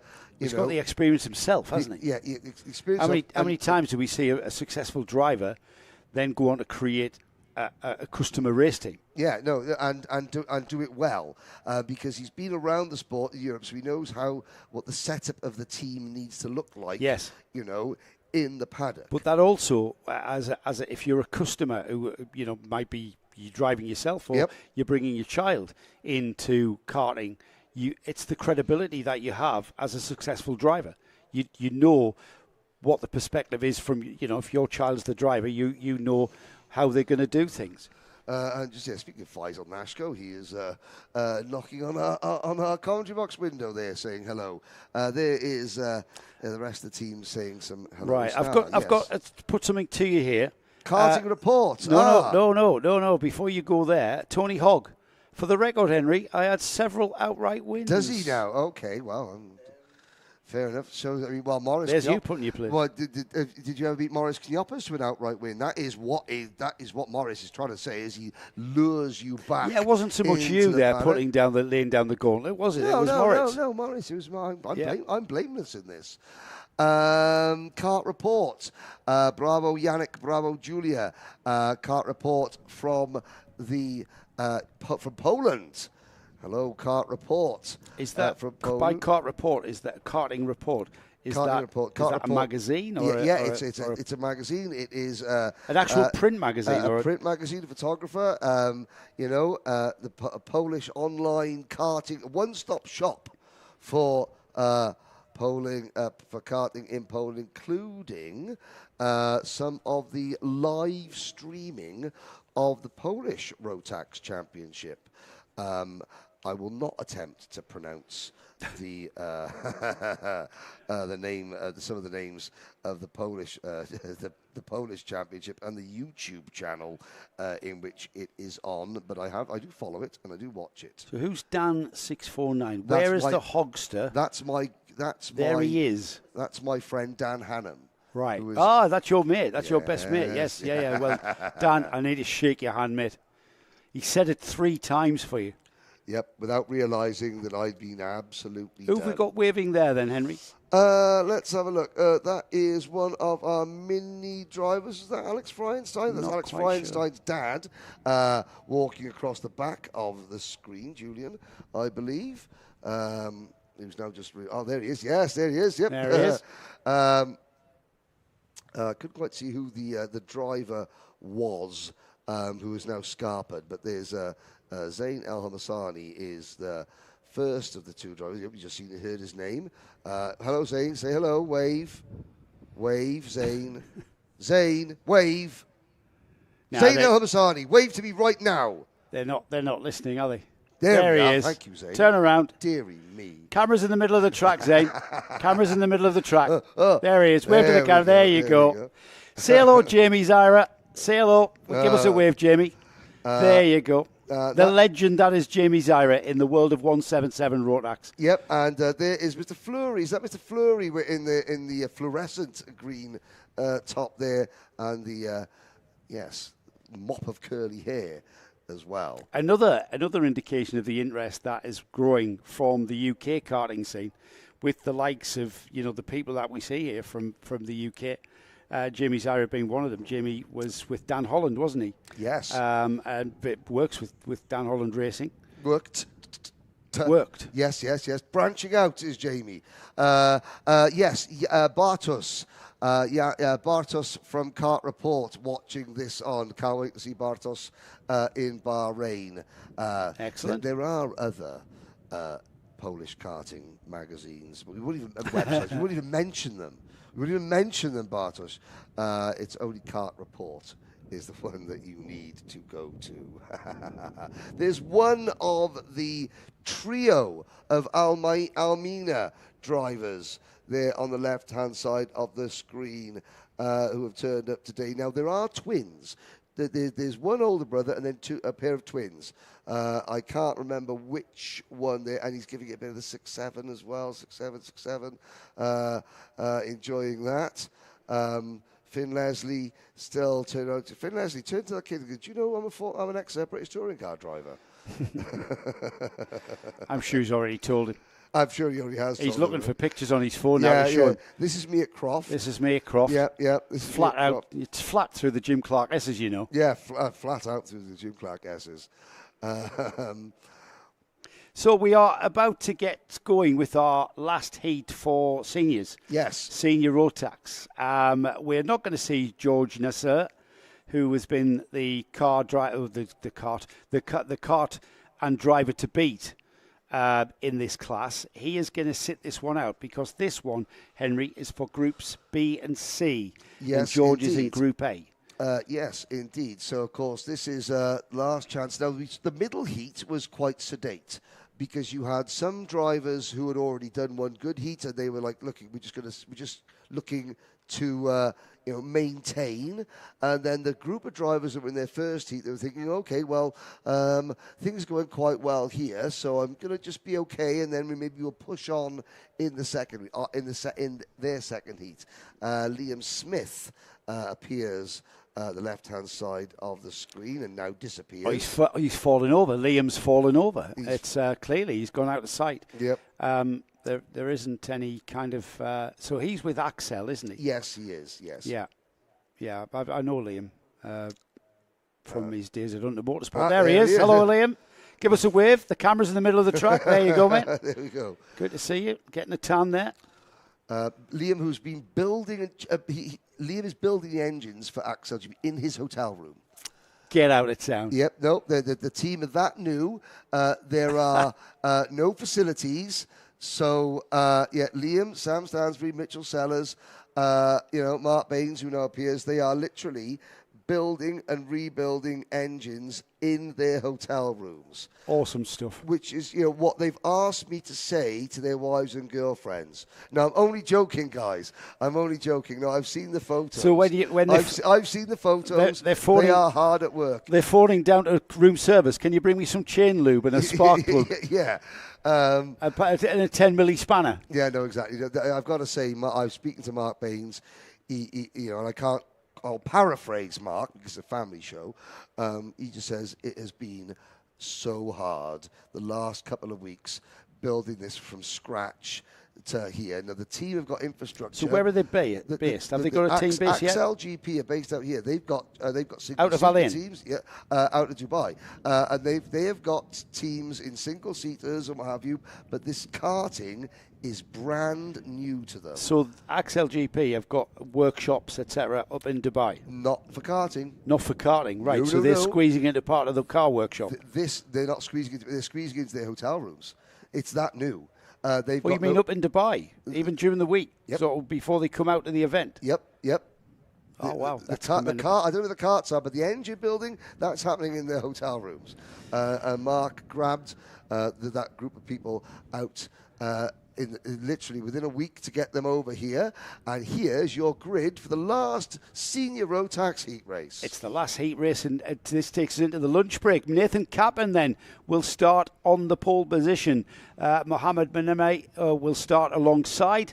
The more advantageous third place on the grid is Rian Damadas's property. Look forward to seeing him come through to second, no doubt. That seems to be the pattern of events here. Amani Kanua alongside him on row 2. Row 3 is Arav Diwan. Oscar Lambert starts alongside Omar Ganoum and Linus Volungevicius. Jerry Montgomery Swan down there with Alicia Kanisa, with Jaguar Detroit and Oscar Backhouse, Manaf Ajawi and Ryan Carouse, Enzo Teslup and Jules Dormont, Shivan Kartik and Abdullah Al-Carter, Late Monimar and Manif Al-Balushi, Andrew Obaid and Krishiad Gut, and Arman Darwan and Abdul Raziz Al-Qureshi is the last of the qualifiers. Rian Damadasa, retired from his first race, needs a good result here. He really does. Armani Kanua got caught up in an early incident in his first race, needs a good result here. Other drivers, Alicia Canessa starting 10th. She's on course. She is one of the drivers. I just want to get through and finish this race without any issues because I'm on course for my best ever starting position in a final. Can Alicia Canessa make it another top 10? The underdog, the independent in kart 304. Lights are out. We're off and racing. And into turn 1 they go then, and it's Paul Sitter, Nathan Cappan. Oh, that's a bit of a dodgy one. Manages to keep out of the way. That's the 304. Henry will find out the identity. Oh, that was Alicia. It's Alicia. Canessa. Commentator's curse for Alicia. Sorry, Alicia. Oh, my goodness. So her race is going to be truncated by that off into the dust. Nope, she's back. She's back out, yeah. I knew she'd continued, yeah, but she's going to... And I think it's not going to be long before she catches the tail of this field. Meanwhile, Nathan Cappan in the distinctive bright orange Mumbai Falcons livery is off and through 11. He's got the rest of the field, though, not that far away. And that looks like Mohammed Meneme in the XL off after him, not pulling away too greatly there. And everybody forming a line through turn 13 and 14 to complete lap number 1. Yep, Damadasa in second position, chasing race leader Nathan Cappan. Now, did I just see a slippery surface flag at turn number 1? Yeah, I did. There'll be a lot of sand being brought on by that off, I think. Yeah, indeed. And it does look as though everyone somehow managed to negotiate that cleanly. Change for second place as is that Arav Diwan? Yes, it is. Up into P2. So Mumbai Falcons 1-2 at the moment. Yeah. Then it is Damadasa being chased by Amani Kanua with, I think that is Oscar Lambert maybe next in line. Well, the two Mumbai Falcons drivers out onto the back straight and pulling a bit of a gap before we get the third place.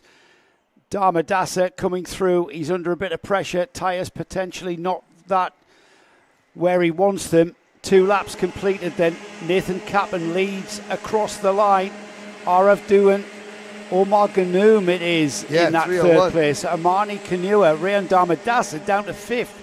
Oscar Lambert through in 6th. Meneme in 7th ahead of Jeremy Montgomery Swan. That'll not be happy. And I tell you what there, that was a chain effect, sort of a domino effect there. We saw Darmadasa going into the back and up over the back of the cart directly in front of him. Jeremy Montgomery Swan also getting caught out, maybe a sand on the track going into turn number 2, catching a few of the chasing group out. Somebody's going around with a very throaty sounding exhaust. That's Armand Dawan, who's at the back of the field. He's obviously had enough and knocked his exhaust off. He will be coming in, or else he's going to damage that motor, no doubt, without any back pressure being created. Here comes Nathan Cappan and Arav Du, and then 3 laps completed. Then the chasing pack behind him, they're about, what is it? It was about 1.5 seconds to Omar Ganoum. Armani Kanua, as we see, Leith, who's that dropping down the order there? It's Krishe Gut who's dropping down and looking like he might be even a retirement here. Not coming through quite yet. Abdul Razak Al Qureshi for Skyline Racing gets a technical flag. He is the driver with a rear bumper hanging off. Andrew Obi, the driver that rolled his kart in the first race, didn't come out for the second race. Hopefully we'll see Andrew for the final. Another technical flag, this time. Yeah, that's for the 377 exhaust. Yeah, that's the exhaust of Armand Dewan. Yeah, here come the Mumbai Falcons then. 1 and 2 for Nathan Cappan and Arav Duan. 4 laps completed. Halfway around this lap, they'll hit half distance. Ganoum still in 3rd. Kanua 4th. Oscar Lambert still in 5th. Then we've got Menemite, Jeremy Montgomery Swan, Jules Dormont. Up into 9th has gone Jaguar de Troyer. I've just seen right on the start-finish straight. Now, this could be interesting because the chain guard has just fallen off cart number 350, Oscar Backhouse, and that chain guard is on the start-finish straight, and it is nestling, well, it's not quite on the racing line. So it's not on the racing line, but of course it can't be moved. Of course, it's no marshal can get to it. As we look at Cappan, Dewan leading, and then this is the battle of the 3rd, 4th, and 5th. Ganoum, Kanua, and Lambert. Doesn't look like it's going to affect the race there. No sign of a Battenberg flag at all. As the rest of the field go through, 5 laps completed, then 4 to go. No changes, becoming a bit strung out apart from Jules Demont has gone ahead of Jeremy Montgomery Swan and Mohamed Menemai, who is now down to 8th. Jaguar de Troyer still in that 9th place. The leaders spaced out and looking very comfortable. Meanwhile, 3rd, 4th and 5th, they continue to circulate together. And here they are through the kink at 7 into turn 8. There's turn 9, the hairpin there. And then through 10. And they are not gaining ground. They're still at 1.5 seconds, 1.4 seconds to be exact. And they've not made any impression on that second place cart of Arav Duwan. So it's whether or not Armani Kanua is going to make a challenge, the GGM driver, on the XL driver, who's currently 3rd. Jules Dumont, driver that deserved an awful lot more yesterday than his final result showed. He's gone back down to 7th as Montgomery Swan has gone ahead. So the Telios driver is still 7th, and that's not going badly at all. Alicia Canessa is charging. She is now 18th. She's ahead of Abdullah Al-Qaita. She's ahead of Oscar Backhouse. And she is closing in on Linus Volganisius. Laith Mumina and Shivan Kartik are also not far off being passed or being caught and passed by the charging Alicia Canessa. Here's Amani Kanua on Omar Ganoum for 3rd. We knew it was coming, didn't we? We knew he was about to mount a challenge. We've got a Mumbai Falcons driver there joining in the fun here in the form of Oscar Lambert. who is right there with them, and he might just be there to take up the spoils when these two start scrapping. Tries round the outside. They're side by side down that little squirt towards turn 2. Into the left-hander. Oscar Lambert latches himself onto the back end of Kanua and goes through on Ganoum. Kanua through into third place. Oscar Lambert going with him. And they've already pulled a gap to Ganoum there. Look at that, Henry. Down the back straight towards the kink at 7. And already, in fact, Ganoum's going to come back to them. As soon as they go onto the brakes, Ganoum's not that far away. I spoke to Omar yesterday and saying, Omar, is it a little bit harder now that you're the champion? And he went, well, last year was peak and this year's a bit mid.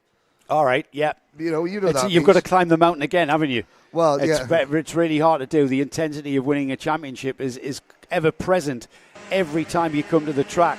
We're on the final lap, Henry. Nathan Capon has been very controlled and composed at the front of this field, and likewise his Indian counterpart, Arav Dewan, has been equally as controlled and composed in that second place. It's looking very much like it's going to be a Mumbai Falcons 1-2, but then now in that third place has come Armani Kanua for GGM. Mumbai Falcons, in Oscar Lambert's case, is now fourth. And that looks like it's not going to change because these three now spaced out. As I say that, there's Omar Ganoum looking like he's challenging the back end of Oscar Lambert. Yeah, and Lambert's not going to be too concerned with Armani Kanua finishing in front of him. Neither so much Arav Dewan, because Lambert's, over the course of the 2 heats, Lambert is comfortably ahead of both of those in terms of where they're going to start for the final. But Nathan Capon, welcome to seniors again. Had a great day yesterday on his senior debut, and another good afternoon so far here.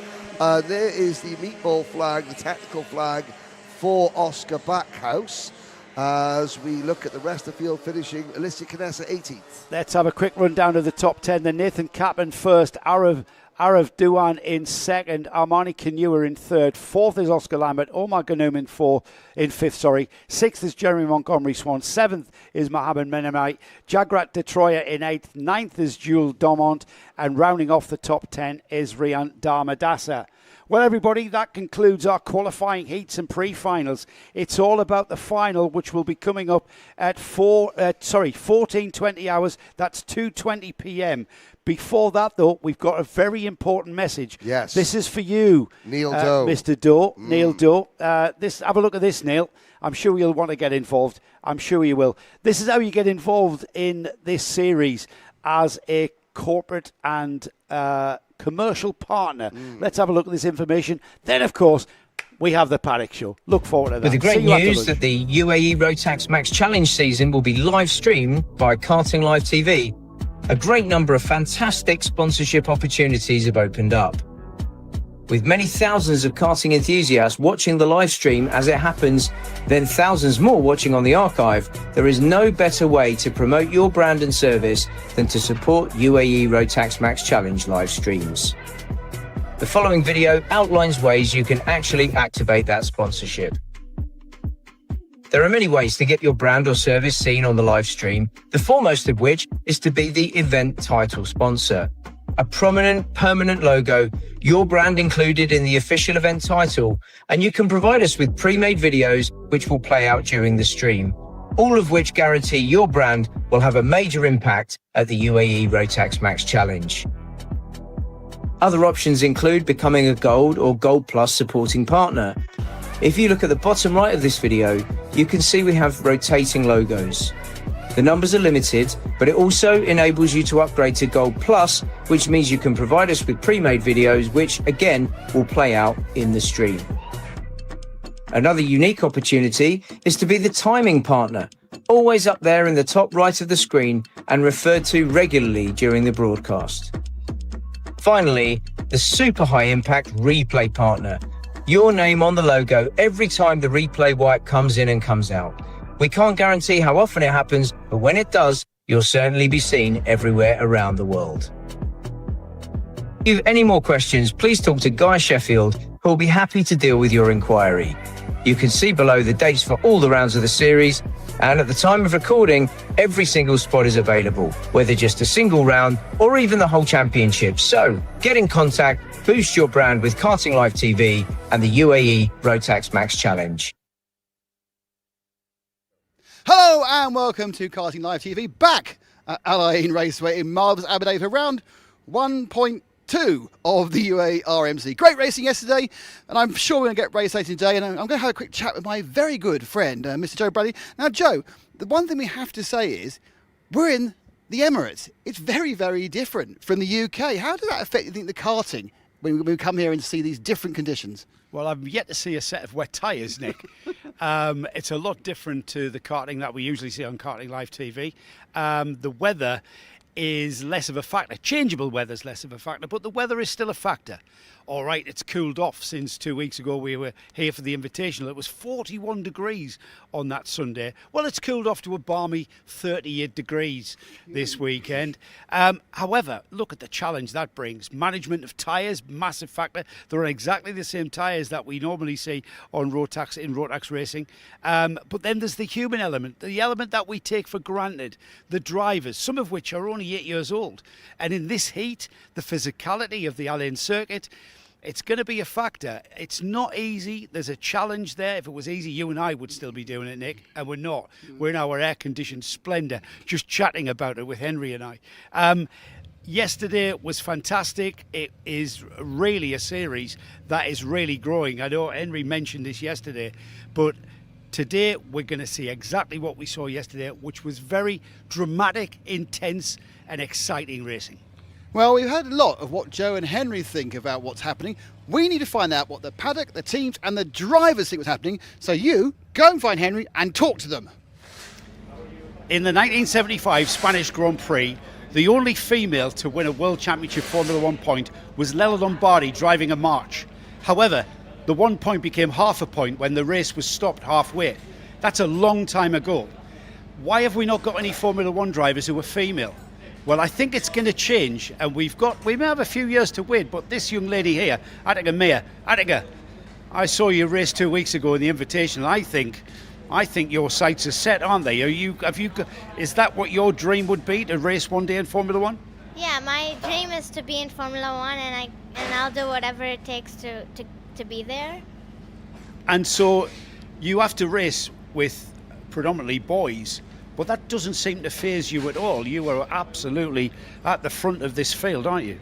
Yeah, I mean, it doesn't really affect me when I'm driving. You don't really have time to think about that stuff. So it's just drivers in helmets, isn't it? Yeah. Do you get to know the drivers around you when you race with them? Do you get to know their personalities and perhaps how you're going to overtake one driver in comparison to another? Every driver has a different standard of driving, but it honestly doesn't matter how you overtake them, because any driver you reach to, you should overtake.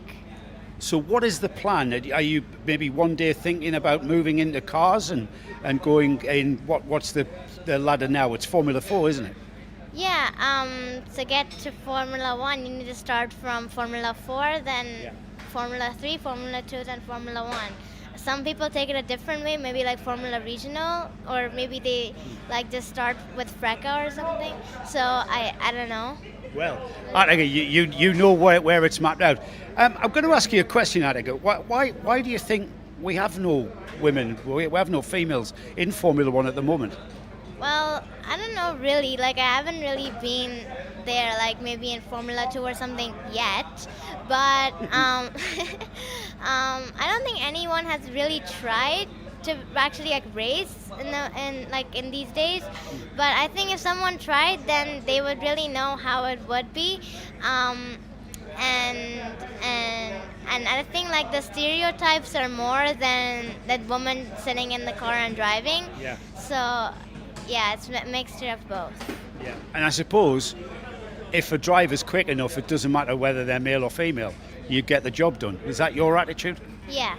So what's your attitude like for this? Here we are, rounds 1 and 2 of the UAE Karting Championships, the RMC, the Rotax Max Challenge. You've got a full season ahead of you. Here we are with a clean sheet of paper. What is your aims and objectives? To possibly win all the races I can, and just keep improving and try to win the championship. And does that start with the heats? You go out intending to win every single race, whether it's a heat, a pre-final, a final? Well, obviously it's nice to win the final more than the heat, but any race like I can win, I should win. Yeah. The team around you, Axel Academy, they're a very busy team. Are they? They're obviously giving you a good car to drive. Yeah, it's a great team. It's very supportive, and it gives me lots of support. Yeah. And are you able to get advice on how to drive as well as how to set the car up? Yeah, it's a team like every other team, so it gives you it has very good mechanics and coaches and stuff. So it's a great team. So, Monday morning, what will Attica Mayer be happy with from this weekend on Monday morning when she wakes up? Honestly, if I get better. Right, just that's it. Just get better. Well, if you get better, you're going to win everything because you're pretty quick. Yeah. That's the idea. Attica Mayer, I'm telling you, keep an eye out because this young lady is going to go far. This year, one of the drivers that I'm predicting to have a breakout season in Junior Rotax is Sava Kogai. Sava, this is going to be your first real full season in juniors. You've got a new look and a new sponsor. Yeah, Wow Hydrate. It's my sponsor. It's a very good drink, actually. So I want to introduce myself. Hi, I'm Sava Kogai. I'm 13 years old and I race for GGM and I'm from Russia. But you've lived over here now for a couple of years. Last year, you did a few races in the UAE. This year, you're looking a lot quicker as well, aren't you? You're constantly in the top 5, but lack of experience. We're now working on just making those top 5s on lap 5 a top 5 when the checkered flag falls. Yeah, and it's also a bit of a streak of bad luck, having crashes, unlucky moments like engine failures, and just it's bad luck, but I hope that I can improve, also just better myself with my coach, and I hope I can win some races and maybe even win the championship. What would that mean to you to win the title? I mean, because obviously you've cottoned on, because you came over and said to me, you said, right, I've got my sponsor bottle ready. Yeah. You know, I didn't need to encourage you. So you've learned something very important about the business of motor racing as well. You can't do too much of it because you'll get indigestion on the track. But no, you learn. What else are you learning about the business side of motorsports? You always have to kind of be on top just to get that little bit of sponsorship. You have to promote it. You have to actually like it, because you can't really, for example, if I didn't like my sponsor, it would be quite weird if I was drinking it. I actually like it. It's very good.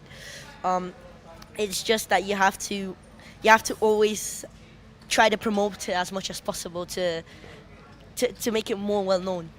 Well, talk about what about promoting yourself now? Where do we come from? Why did we get into karting? So my dad was a racing driver for GT3. He actually co-owns the team Ronaldo Racing. And when I was about 10, and I've always loved cars in my life. And when I was 10, I started rental karting, just more as fun than actual sportiness. And then it slowly transitioned to, I want to try owner karts. How does it feel? How is the speed? And it slowly transitioned into, that I actually want to race, that I actually want to have a future in motorsport. And now it's come to me racing professionally and even racing in Europe. Okay, so I've seen you race over here the last year or so.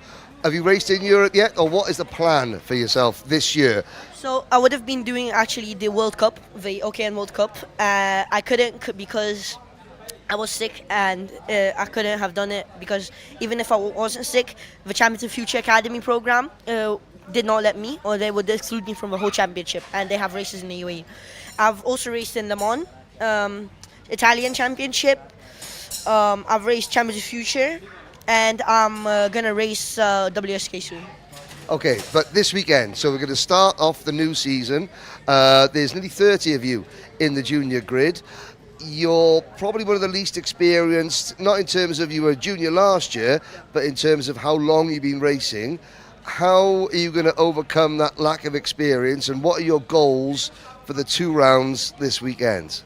I'm just going to try to push as much as possible, not think about the fact that, I might have not as much experience as others, but that doesn't mean that I can't win.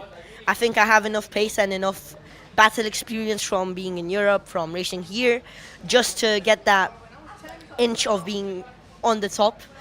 My main probably struggle in the whole season is that I start to worry when I'm in the lead, because I start to make mistakes and I get caught up. And when somebody overtakes me, I get lost, and then more and more people overtake me. Okay, now also I've noticed that this weekend there's a new look as well. So we got a new season and a new look. Tell us about the new look. I got my hair cut recently, about 3 days ago. I've honestly felt like quite well with it. And it's also easier because I don't have to wear a balaclava anymore. And it's less hot outside, so it's quite good.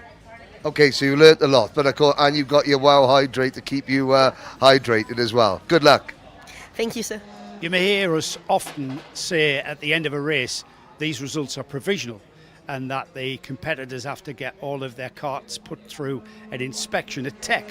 Well, here we are. Gary Walker here, who's our chief official Rotax technical inspector, and at the moment we're dealing with exhausts that have come off basically the Rotax field. Every exhaust, this is their final practice session, and every exhaust will be inspected by Gary and then sealed by his colleague Graham, which we'll see in a little while. But all of the exhaust dimensions, the measurements, how the exhaust behaves is all regulated, and Gary here has all the tools of the trade. Gary, I just want a quick word with you before we then have a look at what you do with the exhaust. Surely there's not that much performance enhancement in exhaust, for instance. I mean, I'm not even going to begin to start with engines, but exhaust here, why so important? It's important because we've found lots of modifications through months of checking different things. One exhaust we found from a different country, we've got holes drilled from the opposite side, and we can only find that using a camera on the opposite side. The performance gain would be immense. Right. The gases wouldn't be passing through the actual wadding or the baffle, it'd be coming straight through. So it's like making the hole bigger at the bottom, which we've measured with the blade. And in such a tight formula class like Intermax, Minimax, Micromax, where the engines mean a lot because of their restriction, any marginal gain would turn out to be huge on track. Yeah, exactly. When you restrict something, it makes it more important to get everything correct. So if that measurement is exact as much as they can, that's what they're all looking for. And then the new wadding, everybody's the same as the way as they started in the beginning. There is no difference between each driver. They've got the same exhaust, same wadding. And the thing about this UAE RMC Championship, the Rotax Max Challenge, is the consistency in the policing of these regulations. Because as a competitor, that's all competitors want to see. They want to see consistent inspections and consistent policing of all of the regulations, not just the technical ones, but the sporting as well. Yeah, and the engines are obviously only built at Alain Raceway. The engines are to tight tolerances and they're sealed twice. We'll show you probably later on in the day where the two seals come in. The rumour is that somebody was taking the seals off in a different country and refitting them after doing modifications. So now at Alain Raceway we fit a different seal which is tamper-proof, cannot be removed. Right. So that's just on rumour. You didn't really need the evidence. You went, right, we're going to implement measures. We'll close the door. Yes. We'll close the door. If we're working on rumours, sometimes there's fact to it, but we haven't got facts. We can't prove it. So we may as well put another seal on, and then that does the rumour away. Yeah, we don't want you with the UAE RMC. Go and race somewhere else. Exactly. Yeah. So, wherever you want to race, you won't be coming here unless your engine's built here and sealed and checked with us. Yeah. That's it.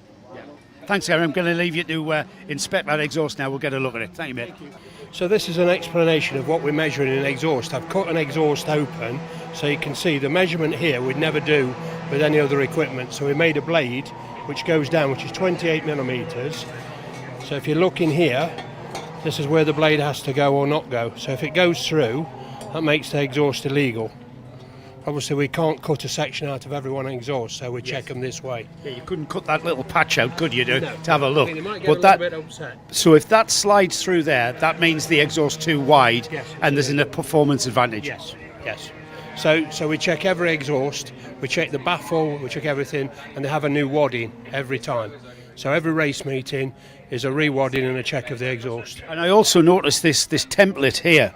So that checks whether the exhaust is 90 degrees. So the exhaust must be at 90 degrees. So if it's got a shallower angle, again, the exhaust gas going to escape quicker. No, not necessarily. There's a performance gain with it being a flatter line, so they can bend it and twist it. But there's also measurements on here. So there's a maximum and a minimum setting on the thing, so the exhaust can't be shortened in any way. So we check that as well. By shortening the exhaust, getting the exhaust gas out quick, does that not affect back pressure? I'm beginning to disappear up my bottom here, aren't I? So the issue is, like on TKM, they used to shorten and lengthen exhaust with the flex. So the same principle occurs. It's two-stroke, so you're adjusting it, so you get either performance lower or higher in the range. So that's why we check all the exhausts. Right. So when Gary's happy with the exhaust, it's handed back to the team. Here we see some fresh wadding. He mentioned wadding, didn't he? Here it is, the fresh batch of wadding being pressed down to be able to get it in there, into that exhaust pipe, exhaust tube. And from this point, we move back to the scrutineer's desk when we've got that wadding in there. And there's a one to our left here, just coming to the point where he's bolting it up. And here we are, wrapping the internals of the exhaust tightly with that fresh wadding. And of course the wadding acts as a noise dampener as well as a power stifler, and that's why it's important to have the right amount of wadding in there, because by taking the wadding out, the exhaust gas would flow more readily and it would increase the performance of the motor. So that's a regulation amount of wadding that we're seeing going in there. So we'll just leave this mechanic to finish off this little job, and then when he's ready to have it resealed, we'll head over to the scrutineer's desk and see that. So now we've got that exhaust all ready to be resealed. Graham Snook here, who's part of the technical team, will do that, because it's pointless inspecting these exhausts, taking them apart and then handing them back to the team, who could then go back to the awning and unbolt them and do anything they want with them, take the wadding out. So what Graham is about to do here is put a seal on the exhaust, which basically stops any kind of dismantling of the exhaust for any kind of performance enhancing innovative engineering to go on, because you pretty much can't get around the seal once it's on. Official Rotax seal, official UAE RMC seal to be exact, and Graham here will do that, and there it is, clamped together, impossible to get around, and that now is ready for race weekend.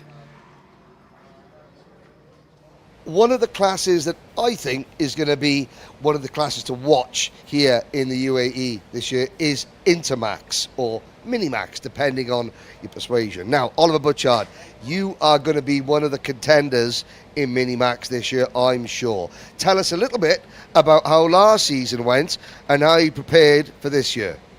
Well, last season wasn't really the best. I was aiming for third to get a trophy, or maybe even second or first.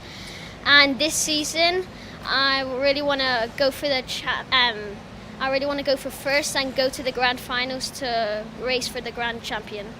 Now, last year, the racing in Minimax was very close all the way through. Can you, from what you've seen so far this year, do you think it's going to be the same with a whole pack of you racing for the win all the time? Yeah, probably. I'm probably expecting at the end like a 1 point difference like it was with Ben and Ava last year. No, because in Micromax last year, Ben Karachkovich beat Ava Lawrence by 1 point. Ava's racing elsewhere this year. Ben's moved up with you. Is he your main title rival, do you think? Probably, but if Wayne Gottschalk does it, then probably he will be one of my number one targets to beat. Your favourite track, is it Al Ain, or where do you like racing? I like Al Ain, Yas Marina and Alpha Sam.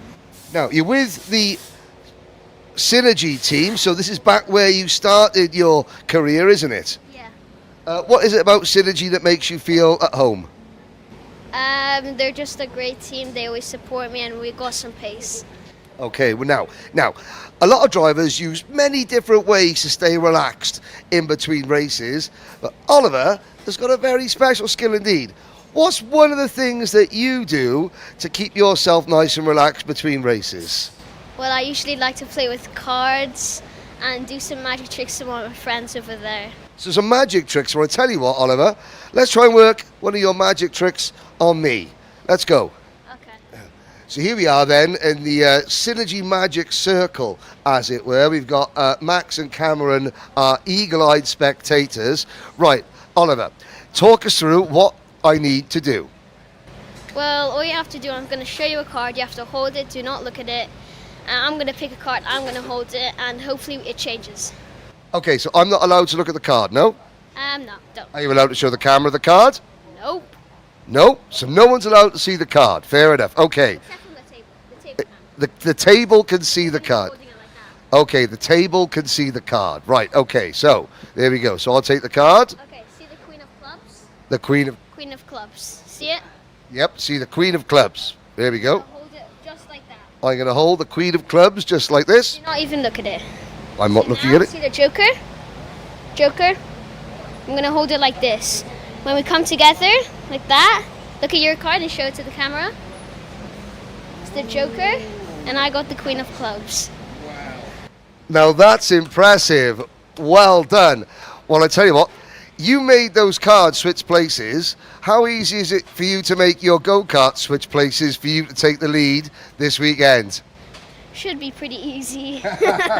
Well, there we go. So there is Magician 101, Oliver Butchard.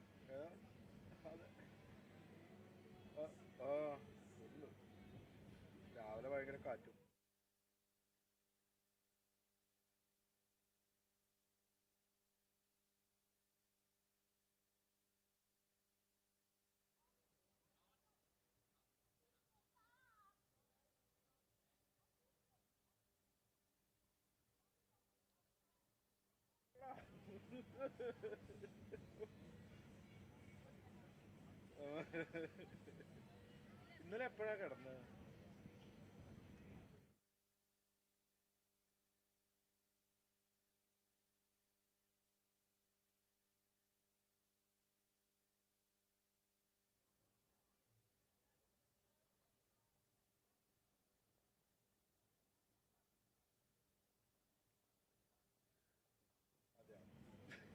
അഞ്ചു മണിക്ക് പ്രമോദ് വെച്ചിട്ടുണ്ട്.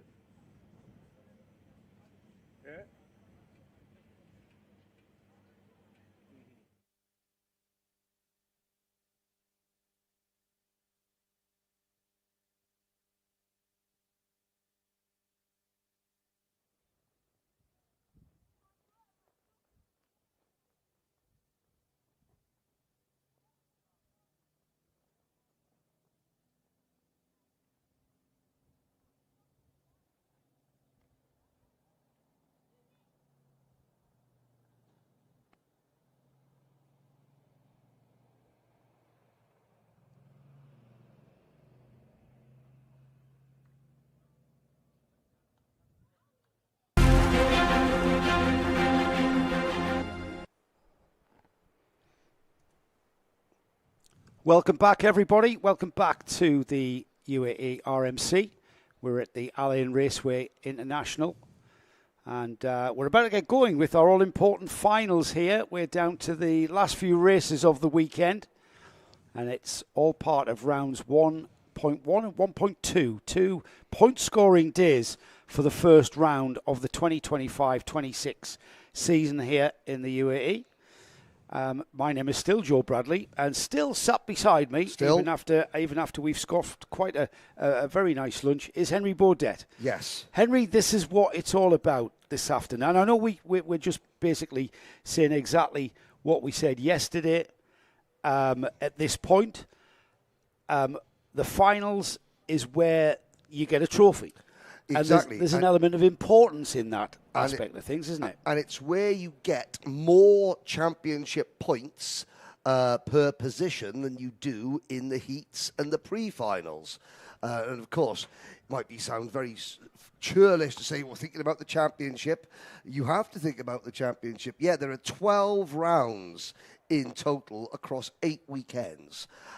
Each of those rounds carries exactly the same number of championship points, I believe, towards the final standings. We talked about how last year there were several classes that were decided on the last lap of the last race. It's incredible. Classes decided by one single championship point. That's why every position counts. And the emphasis going into the finals is for that heavier points haul, if you like, which is going to assist. If you've had a bad day and you've not really racked up the points that you perhaps thought you were going to, this is where you can make it all come back to you. Yes. If you have a good finish in the final, it can all be good. And especially at this stage of any season, this is where you, even at this stage, you come here to compete in a championship. And I know we kind of concentrate on the front of the pack and the championship winners, but all the way down our grids, there are inter-series battles, inter-scene battles with you're the guy next to you in the paddock. You've got the people who are around you, squabbling over 15th and 15th to 20th place, and it's who will finish ahead of who in that overall championship is where it's important. So there are plenty of soap operas all the way down the order, aren't they? Exactly. What you don't want to do at the first weekend of a new season is dig yourself into a hole in the points. You can afford, you do drop rounds, so you can afford, one or two bad scores. I was about to come on. I was hesitant to mention that. And yet I am going to mention what you're looking at, because that is a cloud, ladies and gentlemen. And it's not only a cloud, It's a dark cloud. What does that mean in the UAE, though? Well, it normally means in the UAE and in the other sort of 200 countries around the world that there may be some precipitation. Now, to the far side of the circuit, out towards the Oman border,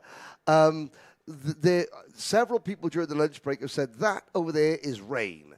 Luckily for us, the rain is being blown away from the circuit by the wind, which is not as harsh as it was earlier, but is still present. So how many years did you say you've been a part of this series? 3. 3 years, right. So is this going into your 4th season? Yes. Right. Have you ever had a wet race? Never.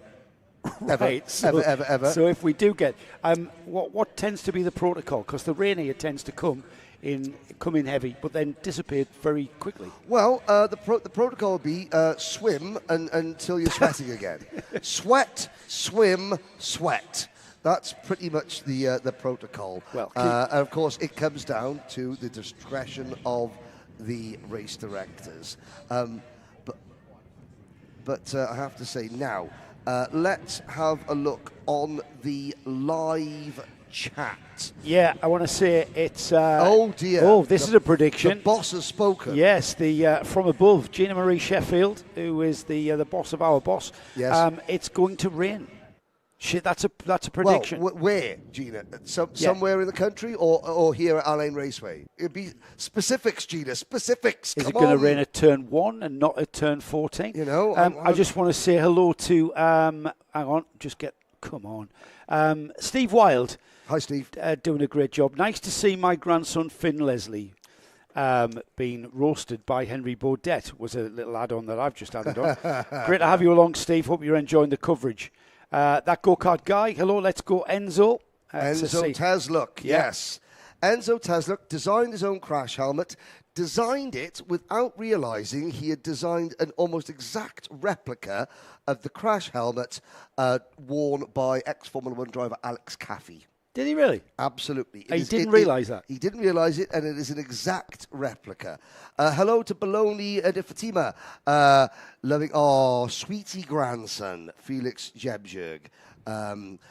Yes, also Francilia Souza Jebjerg supporting young Felix, who will be going out in the first race. We have got, I believe, our first viewers from Kenya watching. Hello to Naomi Wairati and Sammy Wairati. They are supporting Amani Kinyua. So Amani, originally from Kenya, now based over here in Dubai and Abu Dhabi in the UAE, and he's got family from Kenya watching. The wonders of live streaming, ladies and gentlemen. Yeah, brilliant. Brilliant. That's our international audience, isn't it? Literally from the continent of Africa. Here we go then, Micromax final. The grid have made an appearance. And this is the grid. Adam Al-Sheikh, the winner from yesterday's first point-scoring round, yes, is on the pole position. Second yesterday, Sama Chopra, he's alongside. Liam O'Hanlon, third step of the podium yesterday, on target to copy that exactly. He's alongside Tadeusz Prochaska on the second row of the grid. Amar Tabatsa is on row 4 with Cameron Harvey alongside.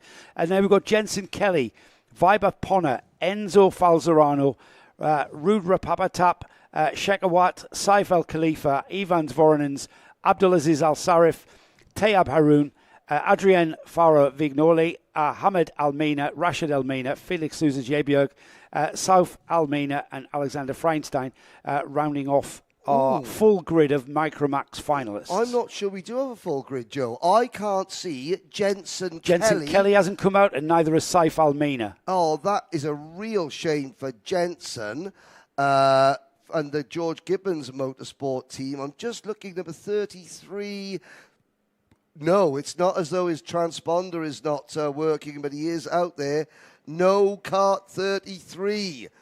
That is a shame. So, well, the 18 drivers that are on circuit are about to put on a show. Can Liam O'Hanlon beat Adam Al-Sheikh and Samar Chopra? We're going to find out. Let's find out now. The red lights go out and we are racing to turn 1 as ever. Poleman Adam Al-Sheikh gets that inside line, that primary inside line, but it's Liam O'Hanlon who came around the outside.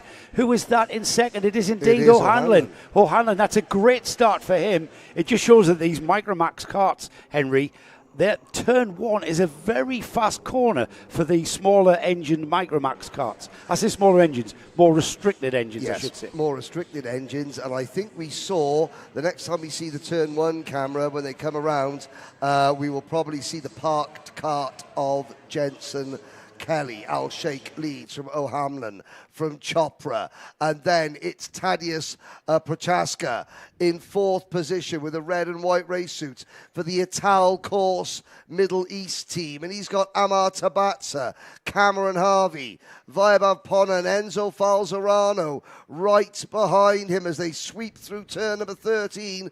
We're going to complete lap number 1. Al-Sheikh leads. Now this is the longest race that these youngsters have all day long. It's 11 laps, so we've still got 10 laps as we go 3 wide into turn 1, and there looked like, who was that slipping down the inside? Was that Samar Chopra? It was Chopra up into P2 at the expense of O'Hanlon, and that was the number 33 kart you saw abandoned at Marshall Post 1. Jensen Kelly got about 10 yards out of the pit lane before something broke. Here we go then, O'Hanlon coming back at Chopra, and Chopra going through down the inside of Adam El-Sheikh and Liam O'Hanlon. Let's have a look at the cartshop.me.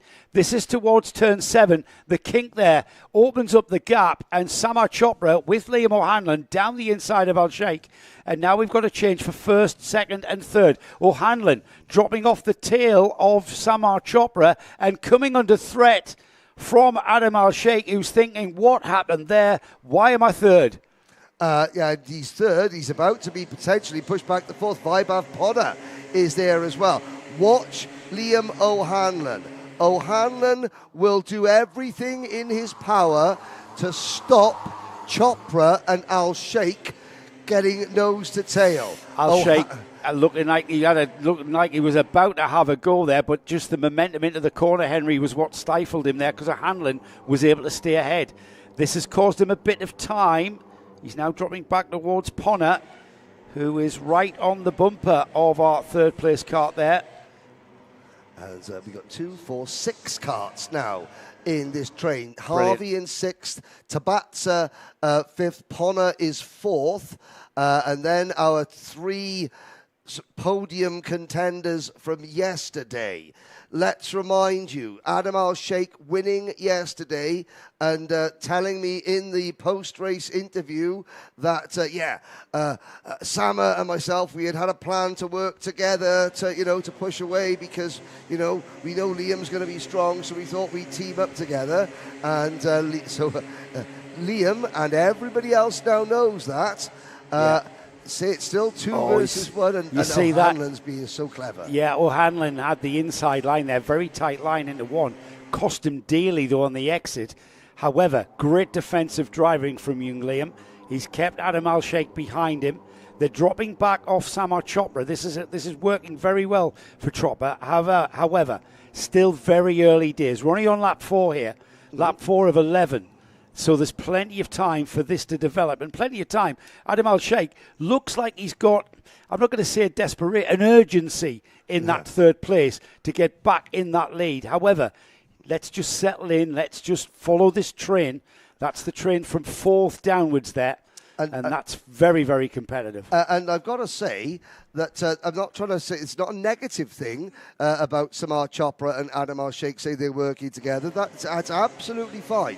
Liam O'Hanlon, his team, they understand that. If they had a second teammate up there with him, then they'd be working as O'Hanlon would have someone to work with.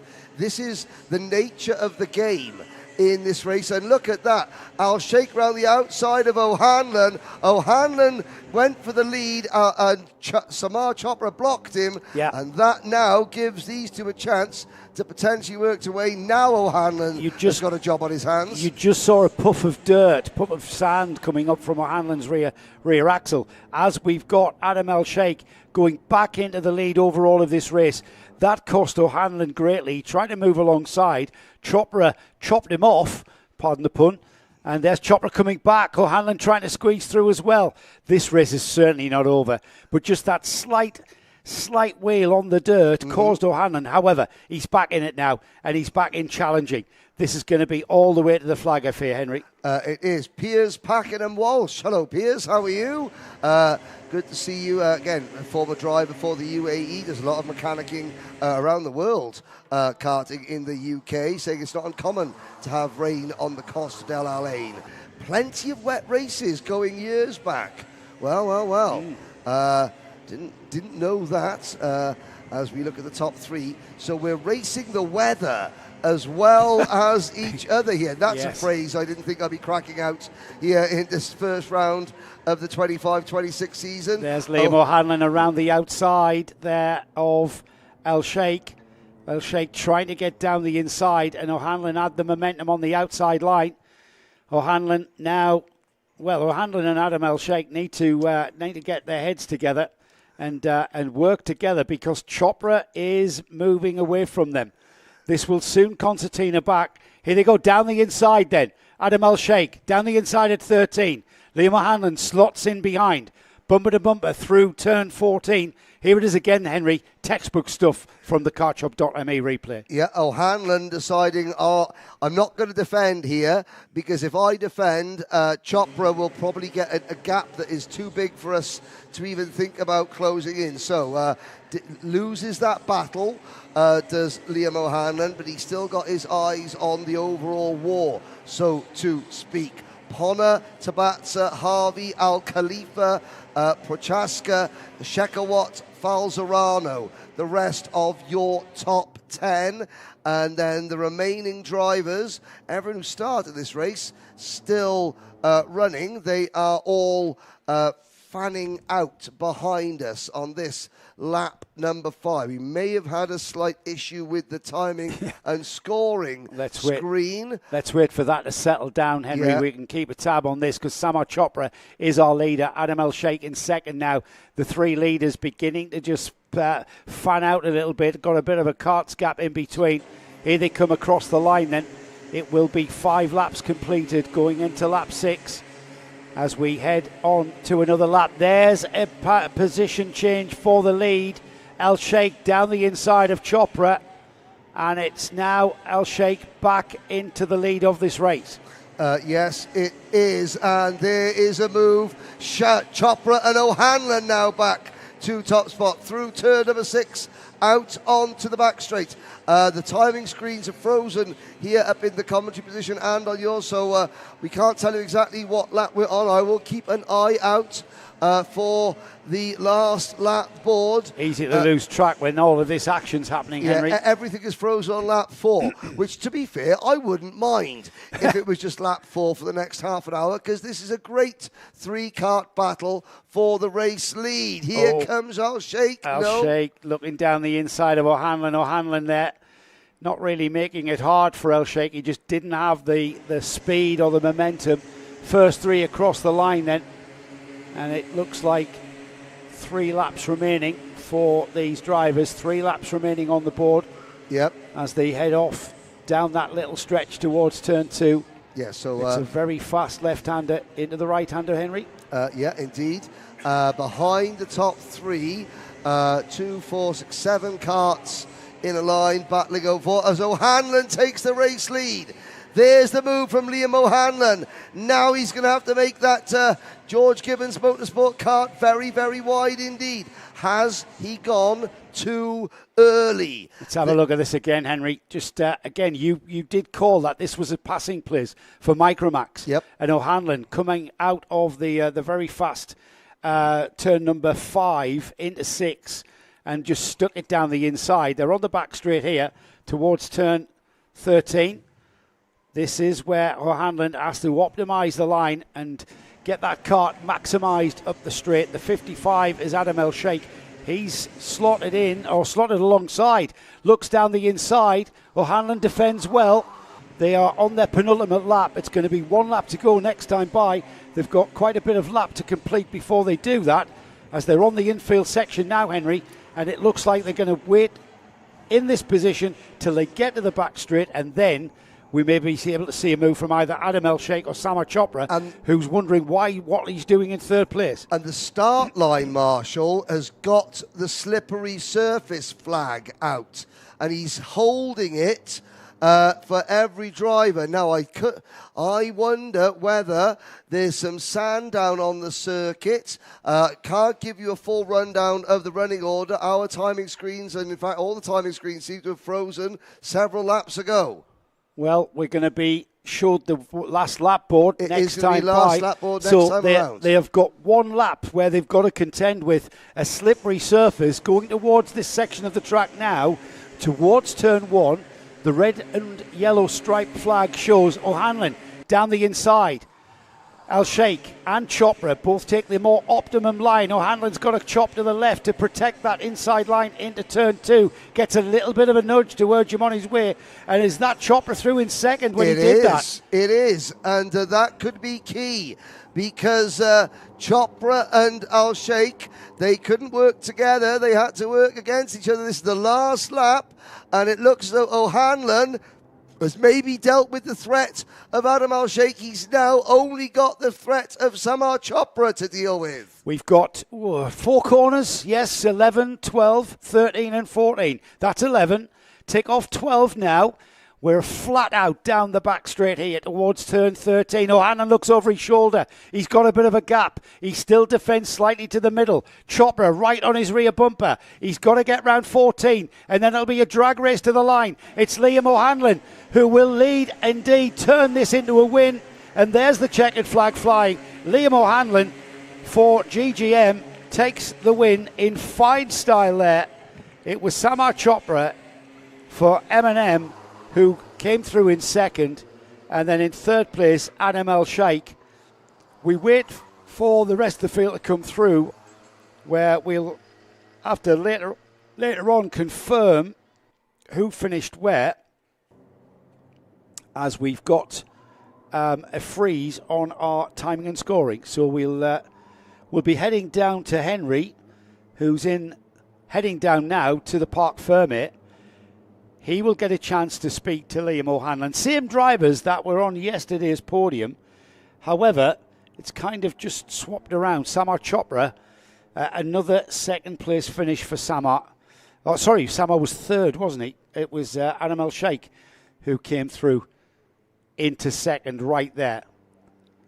So Henry will no doubt give us the nod when he has these drivers in his sight. They will be heading down to the weighbridge, where they'll be weighed.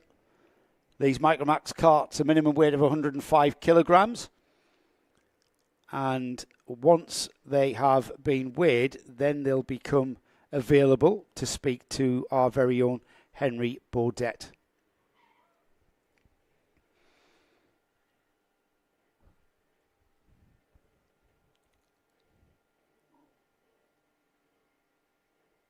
Problems for young Felix Sousa Jebjerg. He's had a spin in the pit lane, right beneath our commentary box. He came in a little bit too hot. He is a novice driver, is young Felix, so he's just learning all the time. Trying to do a Austin Powers-esque 3-point turn, which he's assisted by our Alain Raceway officials, our marshals here. Absolutely outstanding job from everybody here at the Alain International Raceway. Everybody up on the balcony. Out for the Minimax final coming next. That was the Micromax final. They were 8 to 11 years old. The Micromax class, the next class that we will see will be for our 10 to 13 year olds. Slightly different weight minimum for Minimax. For now, though, we still wait for the results to become official for our Minimax runners. Gazbury, hello Gazbury over in the UK. What a great micro-final. Yes, it was. The racing was absolutely outstanding. It certainly was. Stay tuned up because the racing in all of our classes are pretty much going to be like that. Kiwi K says, woohoo, well done, Aman. Kart 317, that was from an earlier race.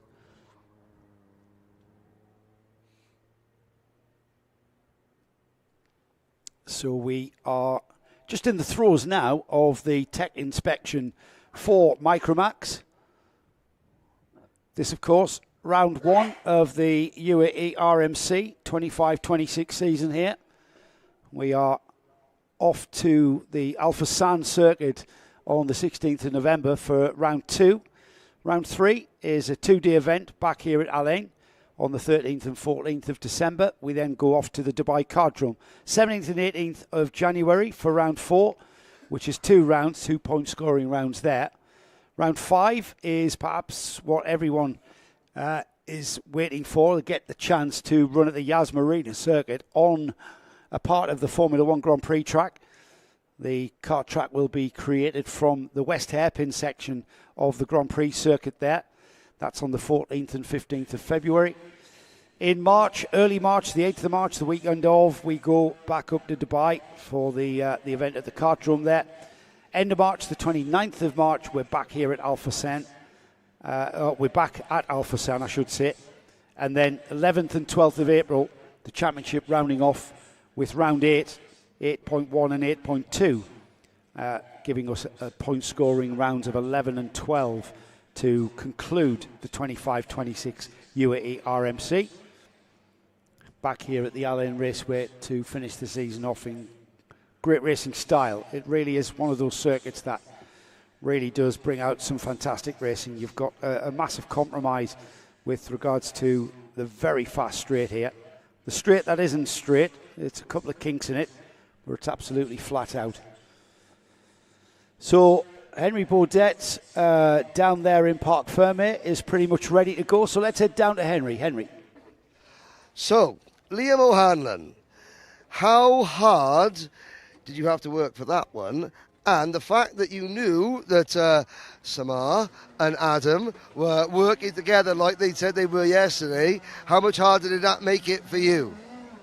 I mean, yeah, they was working together, and then I got the lead, defended, and then, yeah, looked behind. I seen that they was fighting, I had a gap, and won.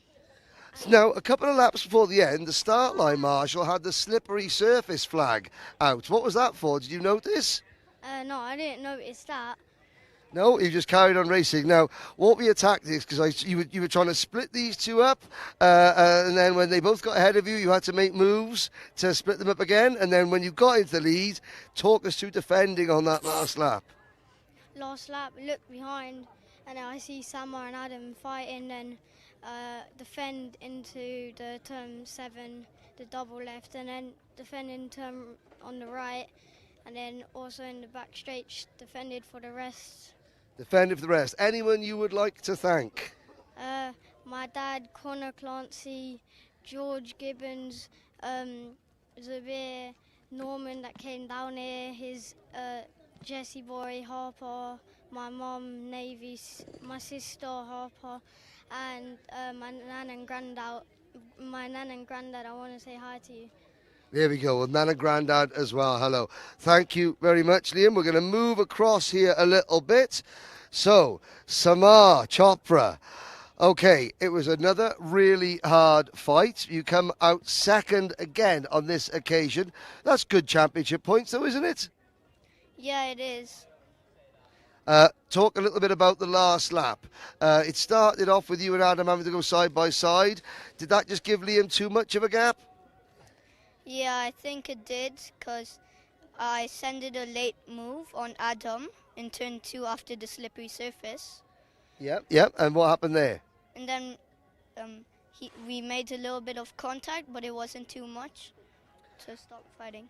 Stop fighting. So who would you like to thank for P2? I would like to thank my mom, dad, my brother, my team, principal, Matthias, and Danny.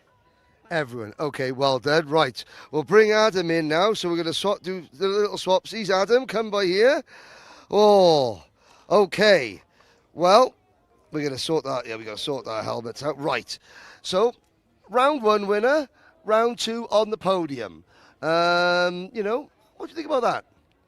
It was a really hard race, but once when Samar got the move, Liam came with him, so every time someone overtook me, Samar would go with Liam, or if Samar overtook Liam, would go with him. I know exactly. Well, yesterday, you give a secret away yesterday a little bit by saying, yeah, you and Samar were going to work together? It didn't work out that much in the final today. No, it worked yesterday, but not today. So maybe between the three of you, now you've got to work on different teams for the next round, yeah? Yeah. Maybe two. Liam, you want to say one more thing? About them working together, they probably needed one more teammate, and then they'd probably beat me. They probably needed one more teammate. Oh, so who are we going to find then? Who are you going to find as a new teammate, Adam? I don't really know. We don't know. So, Liam, do you need to find a teammate now so that there's 2 versus 2? No, it's chill.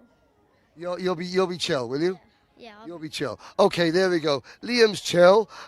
Samar and Adam are looking for another teammate so they can all play together. That's a great way to round out Micromax today. With the great news that the UAE Rotax Max Challenge season will be live streamed by Karting Live TV, a great number of fantastic sponsorship opportunities have opened up.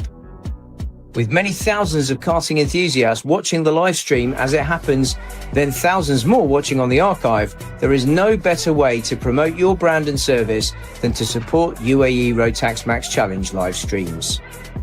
The following video outlines ways you can actually activate that sponsorship. There are many ways to get your brand or service seen on the live stream, the foremost of which is to be the event title sponsor.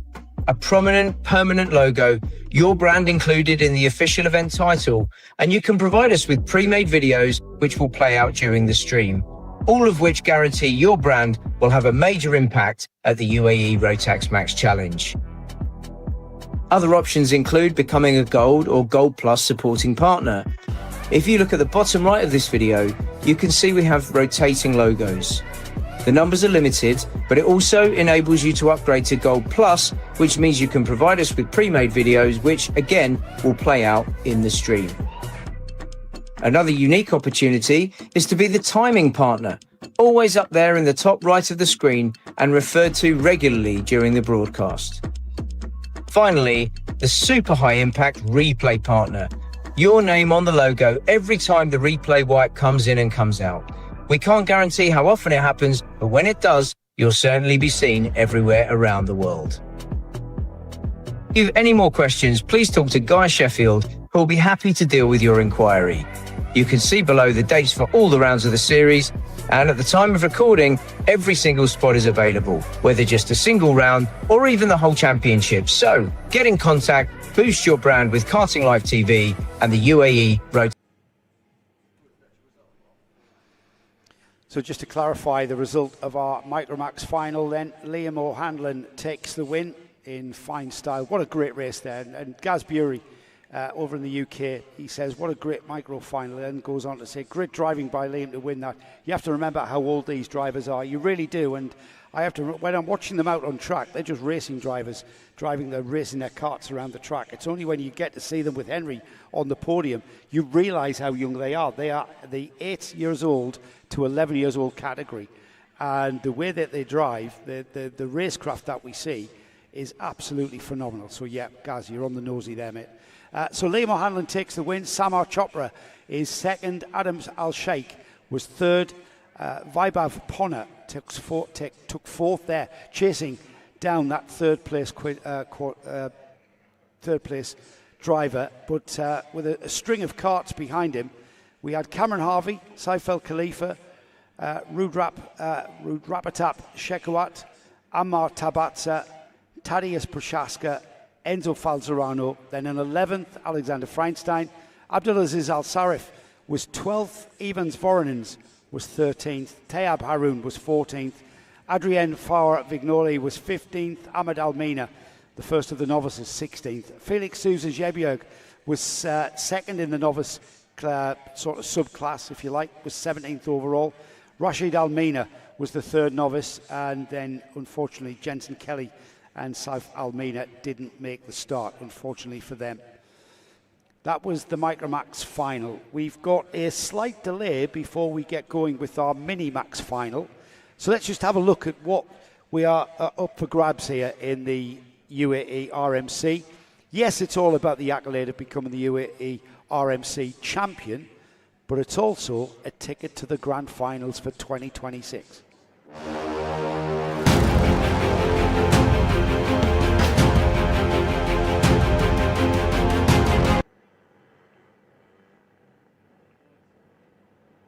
Oh, we've been caught out. We have got carts. They are back on track. Minimax final then coming up 12 laps this time.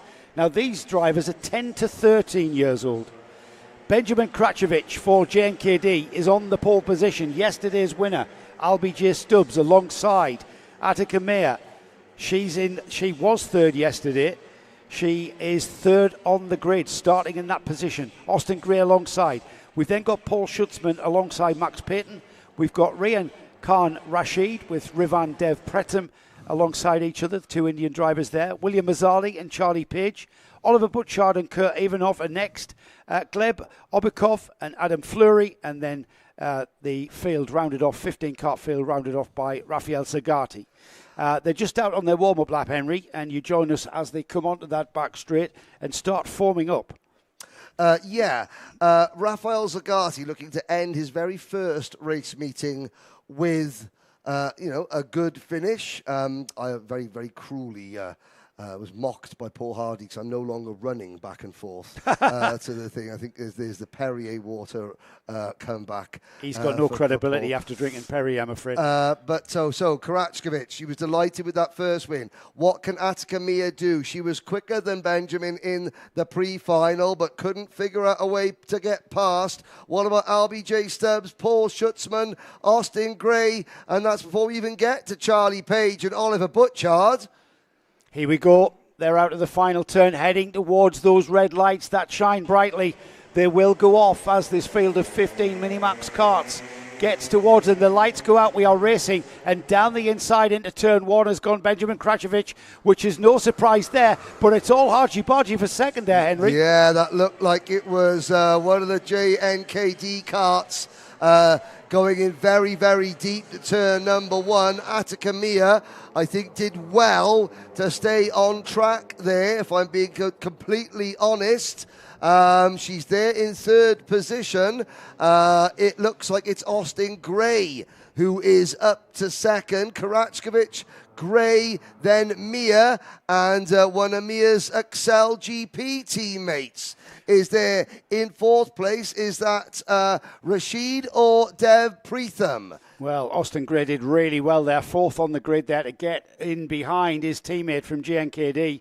They're into turn 13 for the first time of 12 laps here through the final turn. They all will close back up as they head towards the line. First across the line, Benjamin Kračović, who is second. It's Paul Schutzman. He's still in the Schutzman's in the lead. Schutzman down into the lead. On his dad's birthday, Paul Schutzman Here takes comes the Kračović, lead. though, Not for much longer. Attica Meyer now sticking her nose into Forces P2. away by. Yep, I think that was... this is a look at the kartshop.me replay. Attica Meyer, she was making sure that she got that second place, and I think that was probably a bit of a say, well, Paul, you were a bit aggressive with me at turn one on lap one. I shall return the favour and be a bit aggressive with you at turn two, lap two. Well, that was Benjamin Kračović who opened the door for her, and she just went through with him, didn't she? Paul Schutzman was literally unable to do anything about them. This might change, though, down the back straight towards 13. These Minimax karts are very quick into 13, so there's very little speed differential as they scrub off the speed through the turn, through the final turn there and back into our view in front of us. There's Benjamin Kračović, who will show in that first place. Attica Meyer, Paul Schutzman, Rian Khan Rashid, Austin Gray, William Mazzali. That's your top six battle there going towards turn two now. And Atakamia looking down. Oh, she did look like she poked her nose through, but it wasn't. It was the perspective, wasn't it? It was kind of stirring me a bit too prematurely there. Oh, little bit of a nudge for Mia there, going towards that number 6 hairpin. This is where we can see moves, Henry. Yep. We've seen many times. They're beginning to bottle up, aren't they? They are now. Atakamia would quite like her teammate Rian Khan Rashid to maybe pull a move on Paul Schutzman, because that would give her a little bit of breathing space, because she can think to herself, okay, I know that if I make a move on Karačković, then my teammate will go with it, but her teammate has just been passed by the number 177 cart of Austin Gray. Now Attica is all on her own. One Axel GP kart. Karačković hard on the brakes. The inside of turn number 1. Atakamia had to stand on the anchors as well. Now Karačković is trying to back the pack up, and he's done so. LBJ Stubbs gets forced very, very wide, and that's forced LBJ. There's a move. Atakamia makes the move. And loses Henry his voice there, getting so excited. It was a cracking move there. There was a little bit of a trip over going through turn 1. Karačković trying to come back towards her now. So Atakamia down the inside has gone. Karačković through turn number 10 there, and that's very, very rare to see that. It was an acceleration zone through there, as it is here. Is she going to come back at him now? She's the meat in the JNKD sandwich, isn't she? Looking down the inside, she's got momentum, but who's that coming through and making contact with her? Can she hang on to second place at least? As the field come through, let's just gather our thoughts. The Cartshop.me replay will show that it was Paul Schutzman who came down, but was carrying too much speed, Henry. I think Paul Schutzman might have had help from his teammate Austin Gray from behind. Atakamia has to have eyes in the back of her head. And don't look now, it's the Synergy number 188, Oliver Butchard, back into contention. He has unfinished business as well. So it is Karačković, Mia, then Gray, is that Gray? Yep, Gray in the 177. Yeah. Butchard, Page, then Atakamia's 2XL GP teammates, Dev Preetham and Khan Rashid. And next, I'm trying to see where Schutzman. Here comes Attica. Down the inside at 13, almost taking Austin Gray with her. Karačković has to be very aggressive with his teammate. Butchard through. Let's have a look at the Cartshop.me replay. There's Atakamia down the out inside in textbook style. Schutzman sees the opportunity but comes together with his JNKD teammate. That completely ruined it for them. And it was Oliver Butchard that came through, and it's Butchard now in third. Is that Karačković in second still? It is. It is, yep. Butchard in third now, holding them back. Butchard will want to get back on terms. But Atakamia, because of what happened behind her when she went down that inside, well, that's enabled her to pull about 7/10 across the line there, Henry. Yep, and Oliver Butchard does not have another JNKD kart behind him. He has the XL Motorsport number 114 of Charlie Page behind him. Butchard could be on for a podium here if he plays his cards right. Boom, boom. Yes, hope you did see the paddock show where Oliver Butchard showed that he has a chance of a career in being a stage magician if the being a racing driver doesn't work out for him. Great battle for third then as the two at the front, Atakamia and Benjamin Karačković, just continue to ebb away. We've got Oliver Butchard, Charlie Page, Austin Gray. Yesterday's winner, I've got to say, LBJ Stubbs, not really featuring this afternoon. He's down in 10th, trying to regain some ground. Oliver Butchard looking over his right shoulder there. They're going down that quick blast through the kink at 7, into the hairpin at 8, followed by another hairpin at 9, right in front of our commentary box there. Through 10, the right-hander. Now, this is where Charlie Page and Austin Gray need to really be smooth, keep the momentum, and maybe get into that slipstream from that bright green helmet of Oliver Butchard. And as they do indeed. And the slipstream worked a treat there as Charlie Page slipstreamed his way past Oliver Butchard and will show in that third and final podium step position, which is exactly where he wants to be. Yes, indeed. The question is, can he or anybody else catch Atakamia? Karachkovic or Butchard now side by side with Gray, and Gray takes fourth, Butchard back to fifth.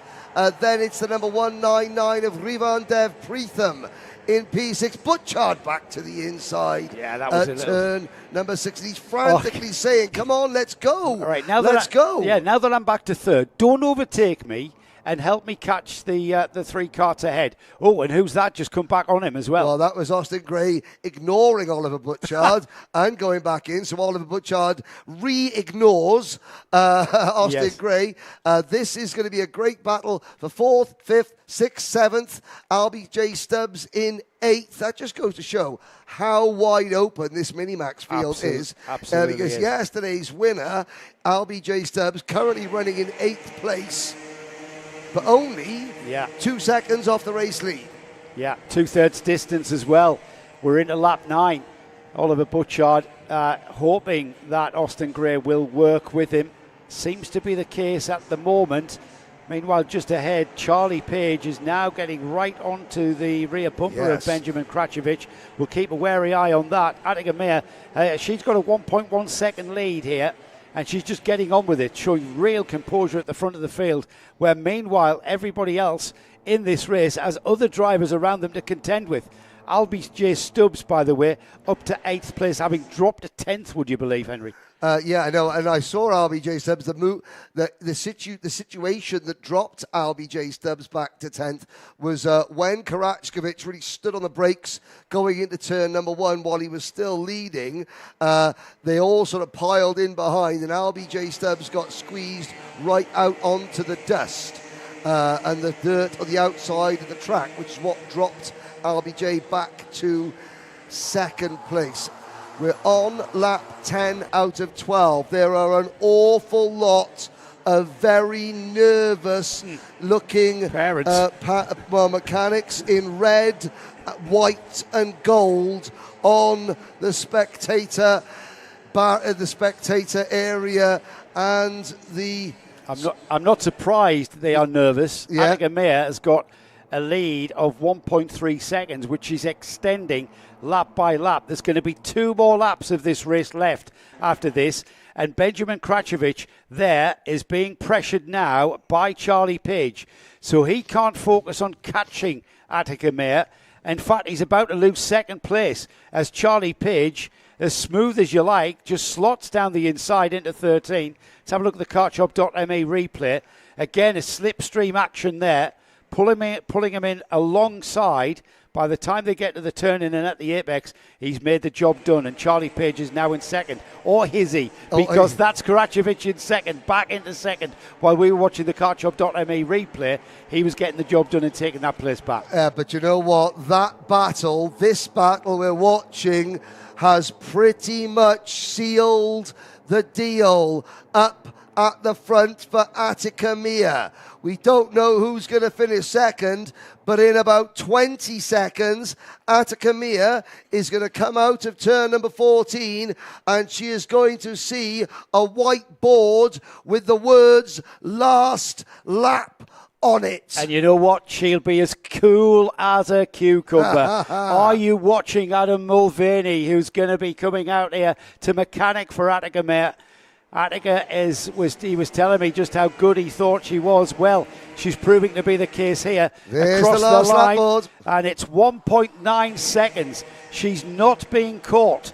She has to stay composed for this final lap. Kračović, Charlie Page, Oliver Butchard, Austin Gray, Albie J. Stubbs. That's your top 6. Albie J. coming back into the 4 here, climbing his way back to 6th. But this race, Henry, has been all about that young lady there. It has. Attica Meir, absolutely outstanding job here. She was aggressive when she needs to be. She has been smooth and fast the rest of the way. They're squabbling over P2, and it's just gone all horribly wrong for P2. Charlie Page is in the gravel. Karachkovic also possibly out of the race. It's all happening, but it's happening a long, long way behind the Queen of Kashmir. Here she comes then. Attica Meir for Axel GP will take the checkered flag. She acknowledges that with a very fine win in this round 1.2 of the UAE RMC. Behind her, would you believe, Oliver Butchard will be joining Henry down in Parc Fermé for a little chat with Austin Gray in third. That's your 3 steps of the podium there. Albie J. Stubbs up into fourth. Rayan Khan Rashid fifth. A recovering Benjamin Kračović finished in 6th place. We then had Rivendev Pritam in 7th. Paul Schutzman ended up down in 8th. William Mazzali was 9th. Max Payton was 10th. Kurt Ivanov 11th. Gleb Obikov finishes in 12th. Adam Fleury 13th. And is that Charlie Page just crossing the line now? No, Charlie Page has not made an appearance. In fact, there's young Charlie on the infield, out of harm's way. And that's a non-finish. It was Rafael Zagati who finished in 14th. Charlie Page, a non-finisher here, costing Charlie some championship points there. But that result there for the Axel GP team, all of those engines being rebuilt in hotel rooms, etc., has paid off massively for Attica Meir. Oliver Butchard inherited second, didn't he, after that incident with Charlie Page and Benjamin Kračović. Unfortunately for those 2 drivers finishing down the order. So it will be Oliver Butchard, Austin Gray. That's your 3 steps of the podium. Fantastic racing from our Minimax grid. We've come to expect that, haven't we?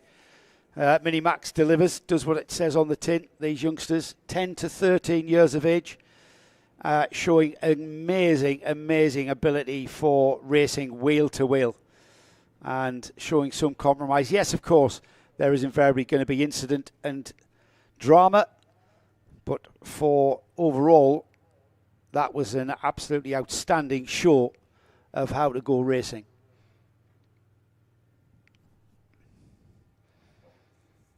Next race after we've been down to Henry and Parc Fermé will be for our junior Rotax field. It's a 14-lap final for that one. We are then following that up with the DD2 final, again 14 laps, and then rounding off the weekend's action here at the Al Ain Raceway for the UAE RMC will be our Senior Max final. And I suppose coming from yesterday, who's going to beat that driver, George Nasser? Who is going to beat George Nasser? Yesterday's junior Rotax final ended up going the way of the Mumbai Falcons in the form of Connor Clancy, who finished ahead of his teammate Mitansh Jain. It was M&M's Via Chopra who finished on that 3rd and final step of the podium.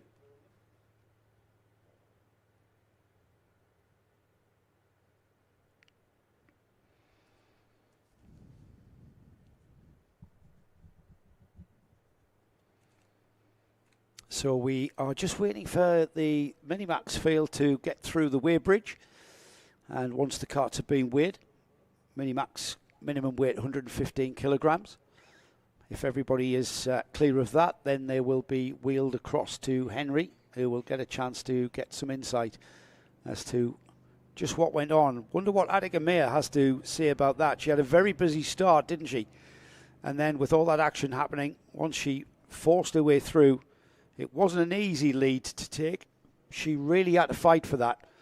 And a deserved win for Attica Meir and the Axel GP team. Synergy driver Butchard, well, he showed us his card magic skills. He needed an element of magic to end up on that second row of the podium there, on that second step of the podium. Austin Gray for JNKD. He took team honours as a small consolation as to what happened to Benjamin Kračović, our early leader, and ending up in an incident with XL's Charlie Page.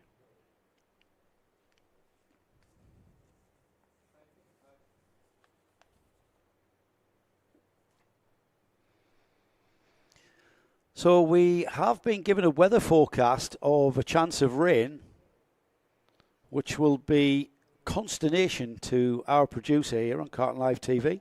While I go and mop Nick's brow to stop him panicking about the rain, let's head down to Park Ferme where we've got Henry. Do you know something? I love at the end of races where the top three finishers are all absolutely over the moon to finish on the podium where they finished. We've got three big grins here. The biggest grin of all is for our winner, Attica Mia. How does that sound? First winner in Minimax for you. First winner for Axel GP. Honestly, like when I came in on the inlet, I couldn't even believe I actually won. So yeah, it was like just the greatest feeling of all. I mean, the start of that race, you know, Benjamin was leading and he was making it tough, and Paul Schutzman had a go, and Austin was there as well. How did you make the move for the win? It was a great move. Do you think you caught Benjamin a bit by surprise? I think like he knew like I was behind him, but I thought like he was gonna think that I was gonna push him, but I didn't, and I didn't think I was gonna pull out like a big gap for the lead. So then like when the first few laps came and I led, I was like looking behind just to check. But then like when I looked behind, like I don't know, 4 times, I saw like nobody was near, so then I never looked behind after that. Now, there are an awful lot of people standing over that fence wearing red, white and bits of gold. They're all looking. What have you got to say to that team of people which didn't exist about 3 weeks ago? A big thank you. Like you've grown so much in less than like 2 or 3 weeks, and it's a great team, great support. Had a podium yesterday, a win today, so a great finish after the first round of the RMC. Okay, there we go. Well, I'll tell you what, Attica, you can come and stand this side a second. It's a real shame that this is a static camera, but I'm sure you will be able to hear when Attica, I tell you what, Attica, you go over and see your team, and I bet you will almost be able to hear the cheering when Attica goes over to be greeted by her team. Whilst we do that, Oliver Butchard, oh, hang on. I don't know if you can hear that. That's pretty loud, isn't it, Oliver? Yeah. But you had a fantastic. Okay, from 10th on the grid, 11th on the grid. You came through on the last lap. Tell us what happened in front of you on the last lap. Well, all I saw was Charlie and Ben was fighting a lot, and Charlie went in somewhere near to the back left-hander, to the forest over there. And then Ben turned in onto the Charlie. Then they both clipped and went out. And it was just my best feeling of my life. I was like, yippee. I mean, it's been a hard day. How does it feel finishing second? Because you still had Austin to deal with at the end. Come in a little bit further. Because you still had Austin to deal with on the run to the flag, though, didn't you? Yeah, I felt a lot of bumps on the back. It was really hard to keep him back, but when I looked behind, he said, just go catch up Charlie and Ben. And before we knew it, they crashed and went out. There we go. Well, then, who would you like to thank? I would like to thank my team, Synergy, great support, best team ever. There we go. Well done. Thank you very much. And you're going to go off that way. Right then, Austin. Okay. What was it? Were you giving it a bit of a Baz Lammers, a whoop-ah into the camera? Yeah. It was really hard out there, especially with Butchard, Oliver. I didn't expect Ben and Charlie. It was unfortunate, my teammate. I didn't really see it because I was focusing on Charlie. No, Oliver. But yeah, it was a close battle, and yeah. Okay, there we go. I'm sure you want to thank your entire team, JNKD. I tell you what, I'll do all that for you because the next race already started.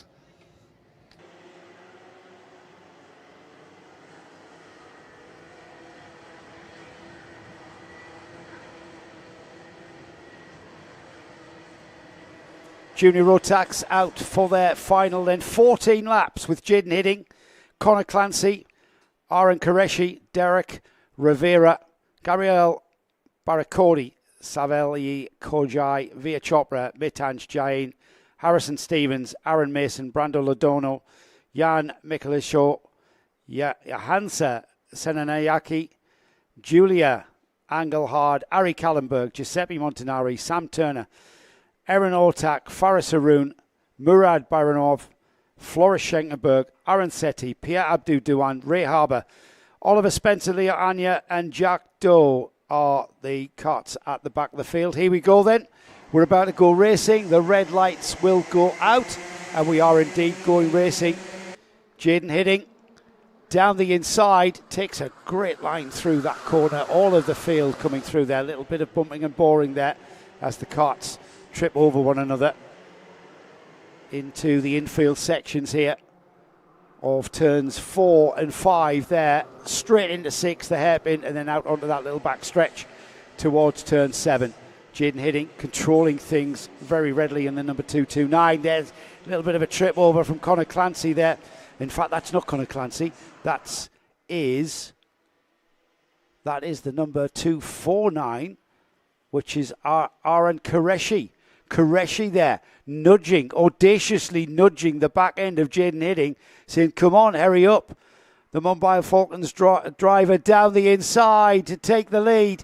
It will be Qureshi that will show in the lead at this first lap. Here is the kartshop.me replay of that beautiful move there.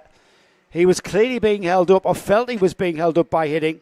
So it's Qureshi that leads towards turn 2. The bright orange livery of Mumbai Falcons, easy to pick out. And now we've got a 5-kart breakaway. This 5-kart breakaway of Qureshi, Hidding, Baracordi, Conor Clancy and Rivera are off and breaking away from the rest of the field. Qureshi, though, controlling the pace at the front, and Jaden Hidding not really able to get back onto that rear bumper. Down the inside has gone Clancy on Baracordi. Clancy into third, and Jaden Hidding becoming the meat in a Mumbai Falcons sandwich now. As we head on to the back straight, it's Qureshi that leads, Henry, down the back straight, and he's defending already on lap 2 of a 14-lap race. Well, I mean, if you're Aaron Qureshi and you haven't won a race of this magnitude and you find yourself leading in the final, you don't want to give that up, because maybe you're thinking, well, I don't know whether I'm going to get the lead back or not. And Jaden Hidding is now beginning to set about Aaron Qureshi with a little bit more of an aplomb, so to speak. Conor Clancy's right there in third. Rivera, Baracordi, Mason, Mitan Jain, then Stevens, Jan Mikhailzeko, Brandon Londono, Erin Ortak is there as well. We've got a change for the lead. Down the inside has gone Conor Clancy. Second, on Jaden Hidding. He's now got, that's the Opel driver we're talking about there. Yep. He's gone down the inside there. Conor Clancy, we've seen him do this. Now we've got a Mumbai Falcons 1-2. He's saying to Jaden Hidding and Derek Rivera behind him, let's go and catch the leader. Oh, yeah, okay, mate. yeah, absolutely. The leader is his teammate, Arthan Qureshi. Are we going to see Conor Clancy show some respect to his teammate, or is he just going to waltz up to him and waltz by? I think it's the latter. He'll waltz up to him, maybe push him for a couple of laps, and then waltz by.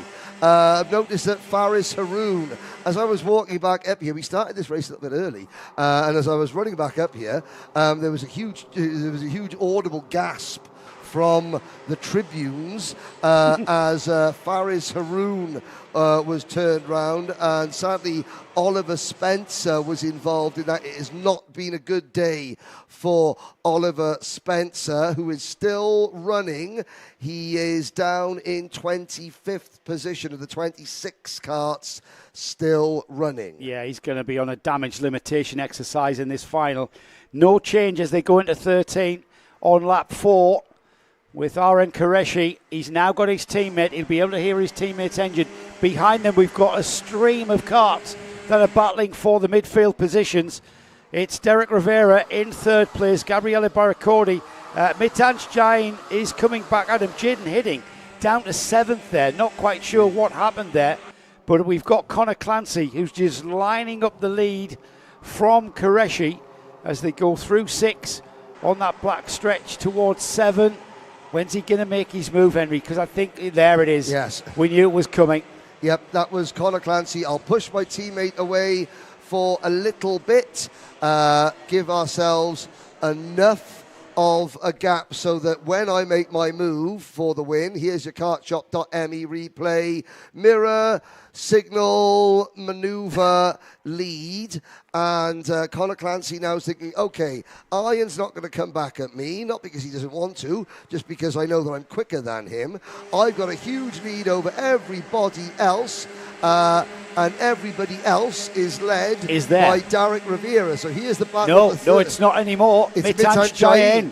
We've got a Mumbai Falcons 1, 2, 3. Jain being urged on by Aaron Mason and Gabriele Barracordi. That's Barracordi on the blue and white cart, the third cart in that picture. Yep, but Jain, another orange liveried Mumbai Falcons cart at the lead of the train of carts we're going to follow. So that's third, fourth and fifth there. Can Jain break away from these and join his teammates who are circulating together up in front? Conor Clancy in control now. That's where he likes to be, doesn't he? Yep. He likes to be at the head of the field. Is this third, fourth, fifth place battle going to be joined in a moment by, is it back to Jaden Hidding, is it? Hidding is he coming back into it? In No, seventh it's place. Derek Rivera. He's the fourth card joining the field. Well, I think Conor Clancy has done, he has ensured that Mitanj Jain cannot catch the top three. He pushed Aaron Qureshi away far enough so that, Iron is now safe in second, unless, of course, he does something that he doesn't need to do. Mitanj Jain, he might pull away from the trio of George Gibbons motorsport karts that are chasing him, fourth, fifth and sixth. Aaron Mason in the 264, the 299 of Gabriele Barracordi and the 229 of Hidding. Hidding passes Barracordi. They are all now ahead of Harrison Stevens, who's seventh. Derek Rivera has dropped to 10th for the JNKD team. Yeah, no, we're not sure really what happened to Derek. He was up there in the top six, but him dropping out now as Hidding gets back on terms. Hidding, remember, was our pole sitter here going into this final. And he's dropped down the order, hasn't he? Sixth place as Conor Clancy goes through. Aaron Qureshi goes through. Mitanj Jain in third. Aaron Mason fourth. Jaden Hidding now back up to fifth. Gabriele Barracordi. Harrison Stevens, Brando Lodono. That's the way things are. And it looks like Jain is pulling out a cushion from Aaron Mason, who likewise is pulling out a cushion from Jaden Hidding. However, Jaden Hidding's got momentum, Henry, and the way that he got past Barracordi kind of indicates to me that he's soon going to be on the tail of Aaron Mason here. Still plenty of time. We're only at half distance. Yeah, if the form book plays out like it should do, then Hidding will catch Mason. He's been a little bit quicker than his teammate most of the weekend, but of course that's most of the weekend. This is where it matters most. This is where every mechanic saves their best. It's where every driver saves their best. What has Aaron Mason got left in the tank? Because he is not allowing Mitanj Jain to pull away. This Mumbai Falcons podium clean sweep is not guaranteed, not by a long shot. Not at all. Absolutely not. We know how quick Mitanj Jain can be. He was battling, remember, with his teammate Conor Clancy in yesterday's final. He ended up second on the podium, and I remember you saying Mitanj needs to get his elbows out a bit more. I think we've seen elbows out this afternoon. Just a bit, I really yes. do think he's took that advice on board, and here he is. As we thought he wasn't pulling away from Aaron Mason. It's kind of been the same sort of gap, hasn't it? It's kind of stagnated. What I'm going to say disappointed in a little bit is Jaden Hidding not being able to close the gap to Aaron Mason and make this a really close battle. Are we playing a management game here with tyres beginning to get to the end of their life cycle here towards the end of the afternoon? We've got 5 laps remaining in the whole of the afternoon on these tyres. And it may be that we're getting towards being a bit tired. Well, yeah, quite literally. We're on lap 10 out of 14 as things stand. It's Mumbai Falcons 1, 2, 3, George Gibbons Motorsport 4, 5, 6, and then it's Brando Londono in P7 for Axel GP, ahead of all the drivers from Mateus Najem Motorsport, from JNKD, from Telios Motorscape, for GGM, Excel Motorsport, KAA, the new kids on the block. in red, white and gold and making their presence felt in lots of classes. They're finding their feet, aren't they? I think they're going to be a prominent feature going forward in this year's UAE RMC. Here we are then with 4 laps remaining. They're on lap 11. That's Mitanj Jain, who is very comfortable ahead there of Aaron Mason. We're still not seeing Jaden Hidding making any ground. In fact, this is the most spaced out junior Rotax race I think we've seen all weekend, as the rest of the field come through the infield. Jain looking over his shoulder there as they went towards the kink at 7 through 8, now 9, getting towards the final 4 corners of this lap. There's the leader, Connor Clancy, within second place, Aaron Qureshi. That's the Mumbai Falcons 1 and 2.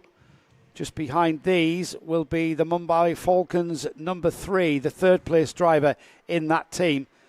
Is it going to be a Mumbai Falcons podium washout? Well, we've got 3 laps to find that out, Henry. And at the moment, I can't see that changing unless the gods make a play. You say that. The rain is circling the circuit. So the gods may not be done with us yet, Joe.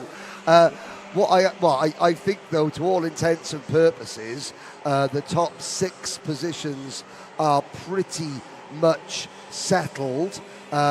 It's been another fantastic drive for Connor Clancy. Well done, Arhan Qureshi, as well. Qureshi, this battle for supremacy within the Mumbai Falcons team has been won, again, obviously, by Connor Clancy. But apart from Clancy, Arhan Qureshi emerges as favourite.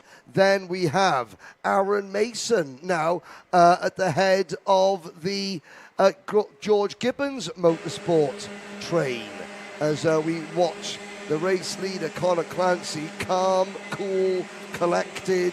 So is there going to be a bit of inter-team relationship going on here with GGM there? They're circulating Aaron Mason, Jaden Hidding and Gabriel Barracordi there. They're following one another round. Do you think if they were battling with, do you think they've got the performance to do anything about it? Because, Jaden Hidding's tried to catch Jane. He can't. Now it's been taken up by Aaron Mason, who may be able to get the job done.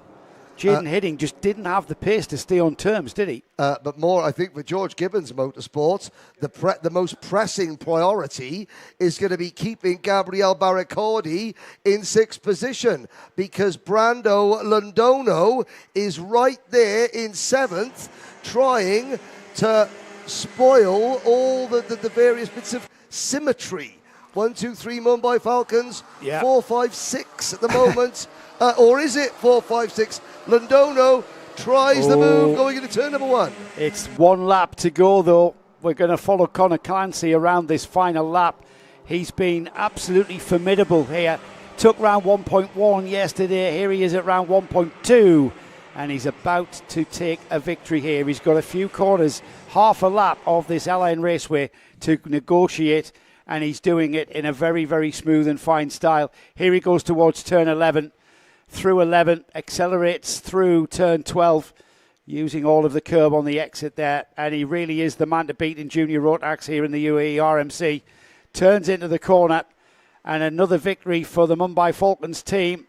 In fact, it's going to be, Henry, dare I say it, it's a podium washout in Junior Rotax for Connor Clancy, Aaron Qureshi and Mitanj Jain, who will take 1st, 2nd and 3rd in this Junior Rotax final. And Brandon Londono spoils the symmetry by passing Gabriel Barracordi for 6th on the last lap. Mason 4th, Hidding 5th, then Londono, Barracordi, Saveli Kogai, Derek Rivera, and that's the first time we've mentioned the following driver or race.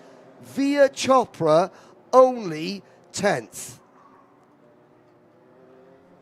Great racing, as ever, and very composed racing from all of our Junior Rotax fielders as they make their way in.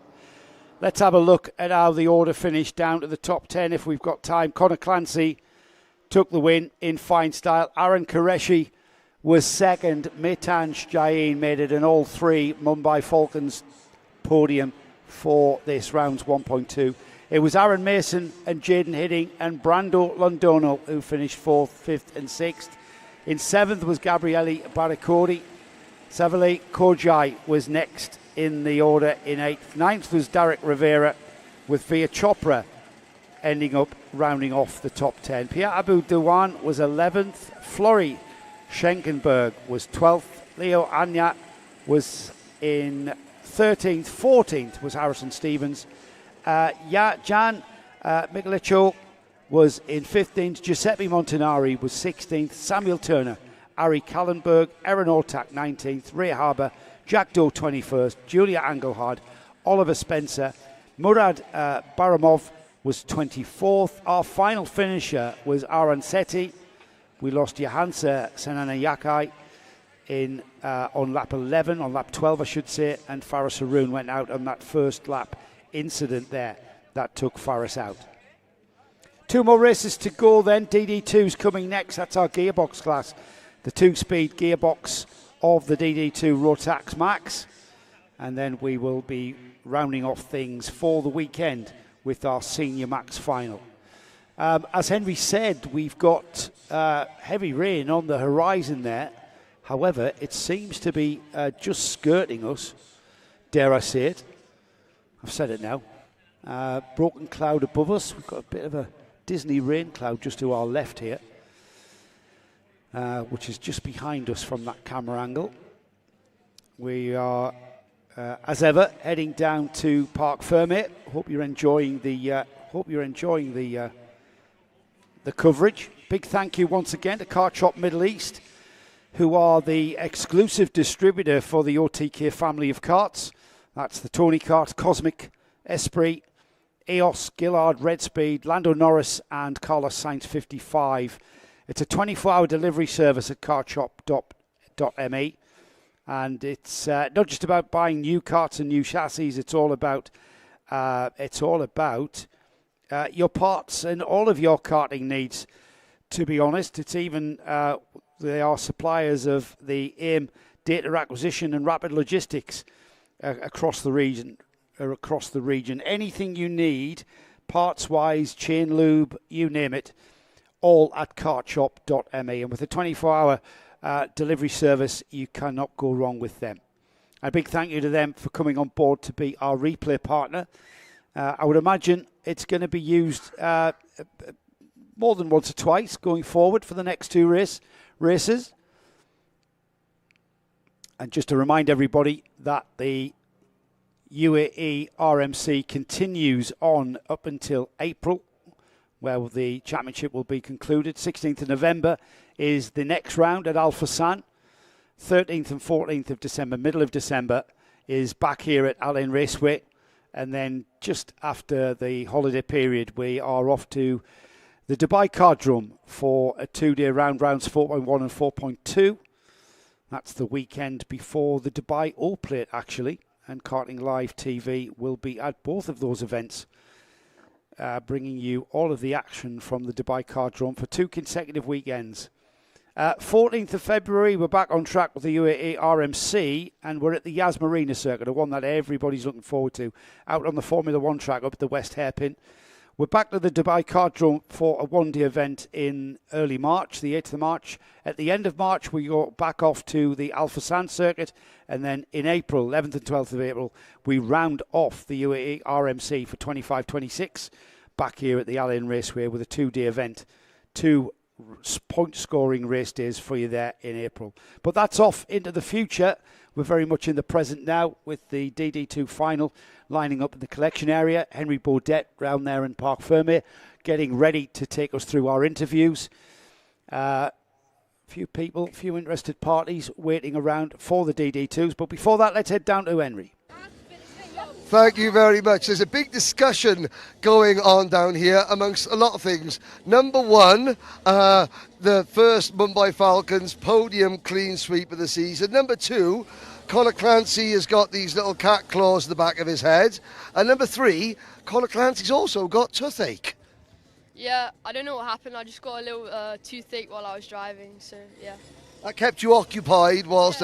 So, tell us from the start, okay? So you got through the chaos.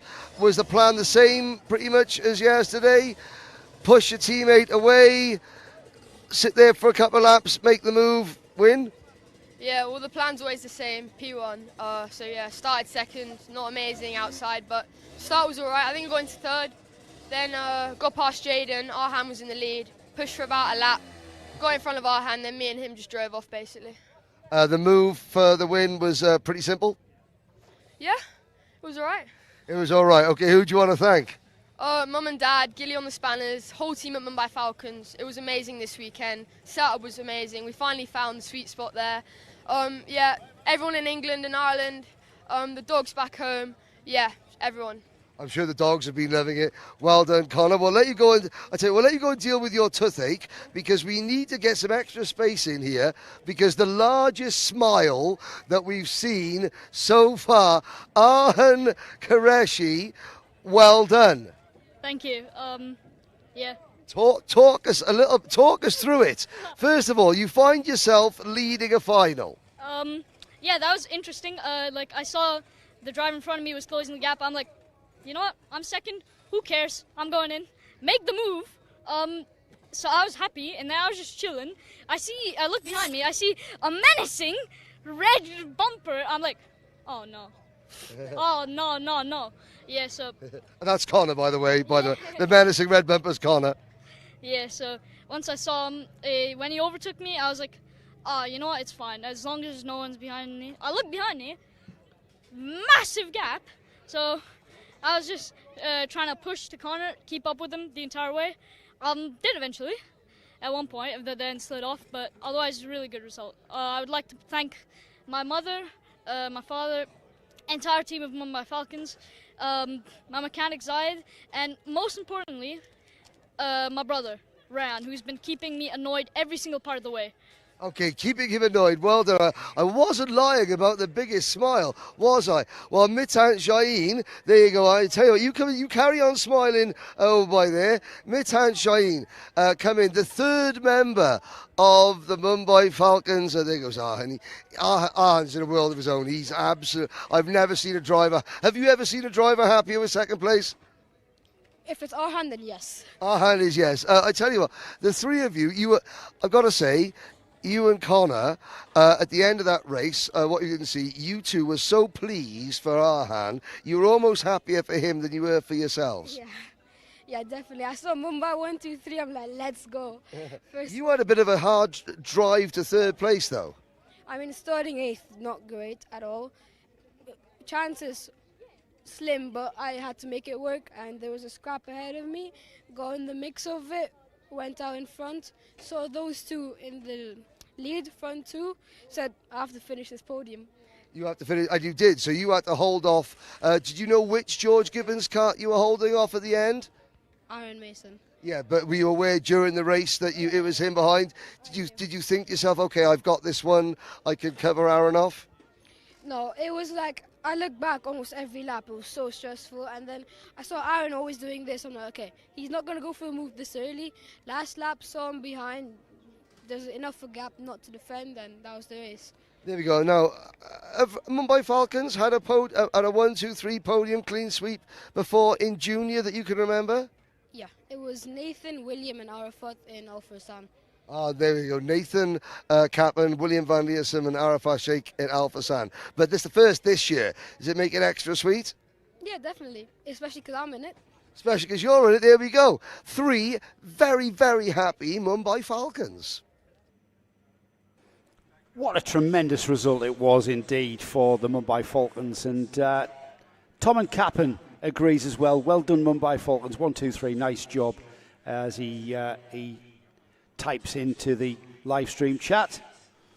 Let's have a look at the grid then for what's coming next. We've got our DD2s. We are missing Bernardo Del Castillo, who hasn't come out, so that's left us with a 7-card grid. Who's going to beat Tyler Harris?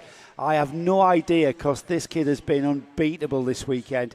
Moritz Canopes is going to have a try. He's leading the Masters as well, leading Masters on the front row of the grid. That's an achievement. Adam Malek shares row 2 with Hamza Ashisho. Sami Al-Assad is on row 3 with the Honolulu Racing's Greg Watt. And Kyle Blockley, who had a bit of a distraught pre-final, he's going to make ground and he's going to be all out to improve on that 7th place grid start. So be aware that Kyle Blockley is going to be coming through the field. It's going to be down to Greg Watt, Sami Al-Assad, Hamza Rashisho and Adam Malik to stifle that progress of Kyle. We'll see how far he progresses. But at the front of this 14-lap DD2 Masters grid is Tyler Harris. In his first race in DD2s, I'm pretty sure that's what Henry told me, out of Rotax Max Racing, he's back right off with his racing. He said that he's only going to go racing once a month.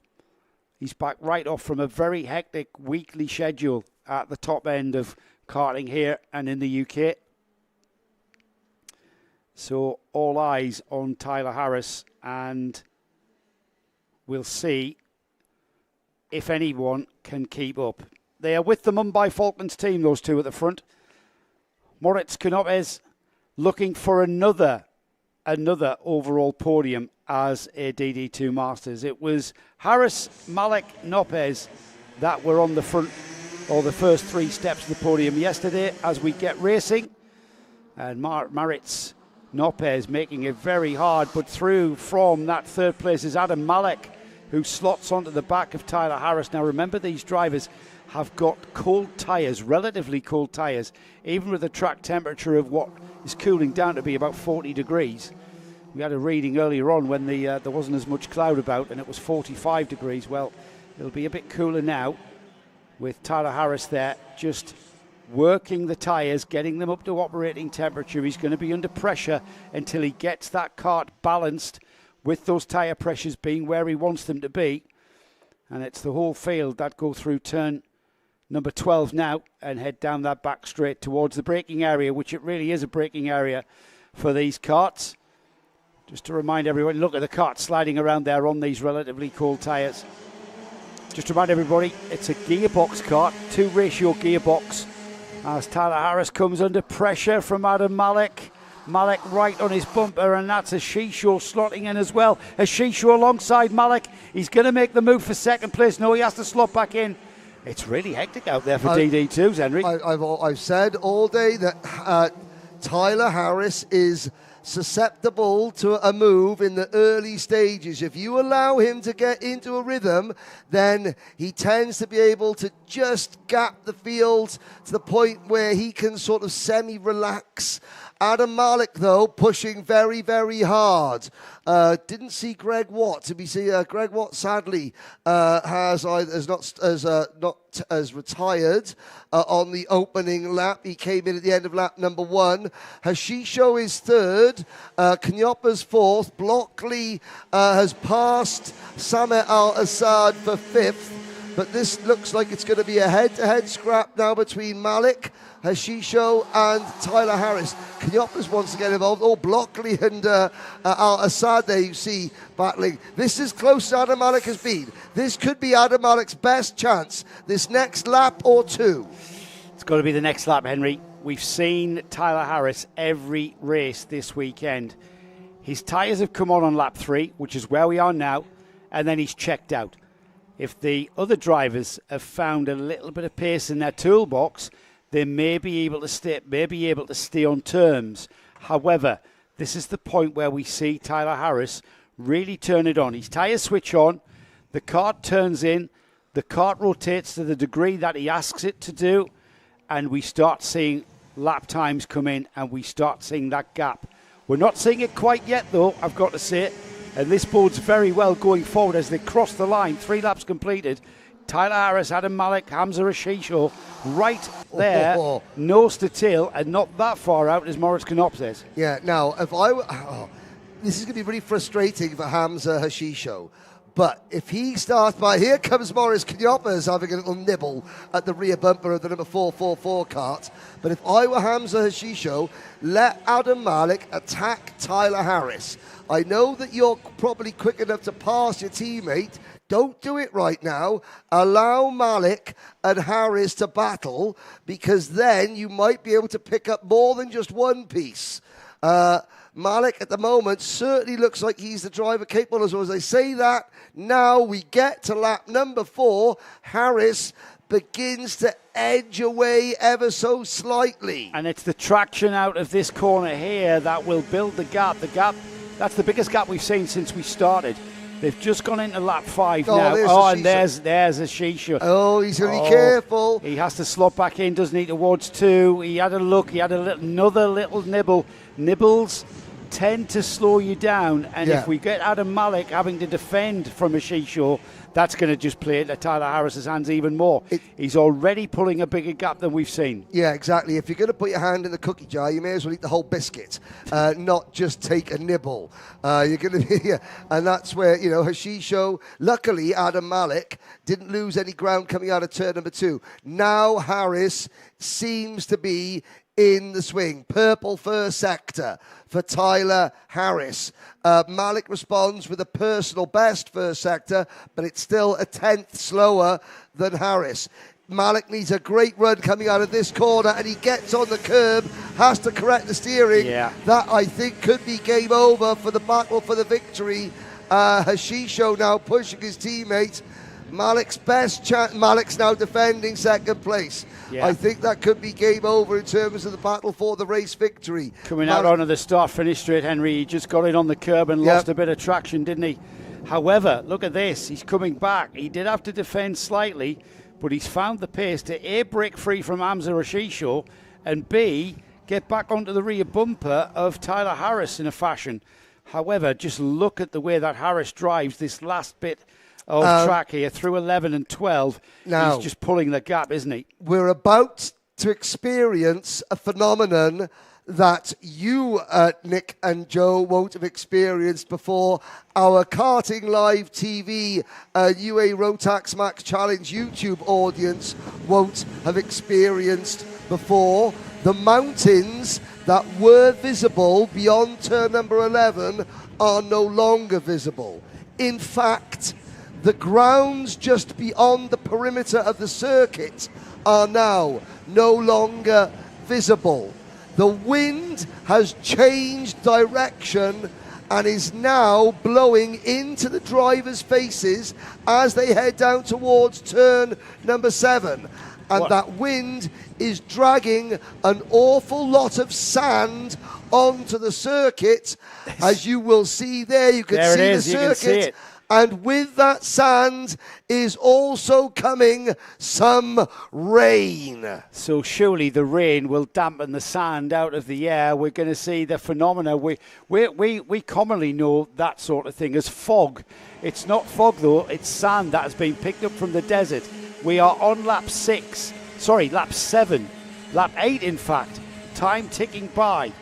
This is going to be a factor because now that sand cloud is upon us at turns 11 and 12, as Henry described. Yep, it is. These drivers are going to be met very swiftly with a potential of a layer of sand that's going to cover the racing line. We're on the back straight here. Already the lap times have dropped off by nearly a full second. Good spot here. Here we go, towards the sand cloud. Towards the sand cloud now, through 10, up to 11. This is going to be very tricky, I think. Let's keep an eye on these karts and just how dusty that track has become. Playing havoc with our cameras, isn't it?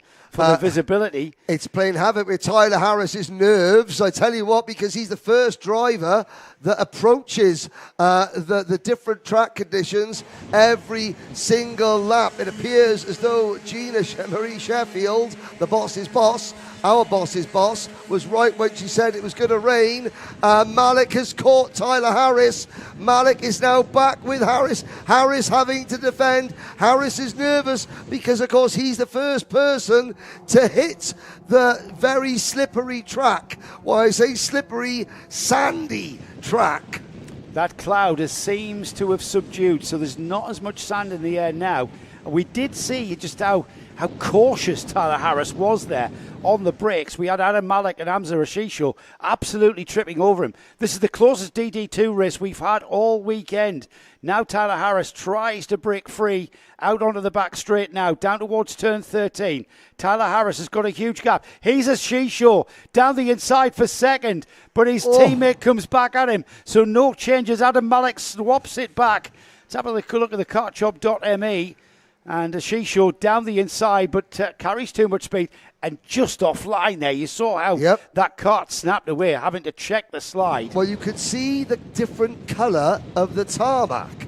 You've got the black bit of tarmac, which is where all the rubber is. Everything else is now a sort of, it's a dusty yellow-orange type colour. And the sky has closed in around us. The beautiful blue skies have now been enveloped, and we are shrouded, not in mist, but within particles of the Abu Dhabi desert that are now swirling around us, around the paddock. And I'm looking at the parents and the families in the spectator area. Sunglasses are on, people squinting as the bits of grit and dirt gets into their eyes, and still Tyler Harris leads. This has not been an easy walk in the park. Lap times are 2 seconds off what they were at the start of this race. Yeah, really having to be cautious.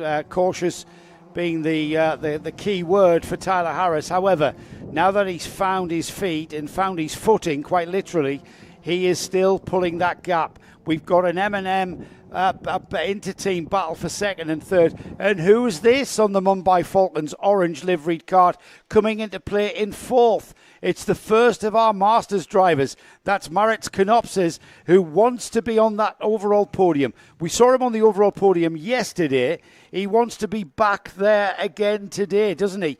And here he is, now getting onto the tail of Malik, as Ashisho has made that move stick for second. And now Ashisho's job. Can he catch Tyler Harris?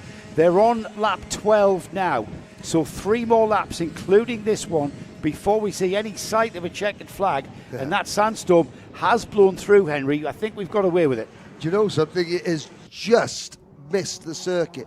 I can see that on the highway outside the circuit, about, 500 to 600 yards away from the circuit exit down towards the Omani border, there's a fuel station that we have gone to get, fuel in ourselves. I can now see that fuel station again. You could see the driver training centre just behind us, the black and white curbings. That is a driver training centre here in Al Ain. That is now visible again. Can't see the mountains yet, but it does appear as though the thick wall of yellow sand is moving away from the circuit.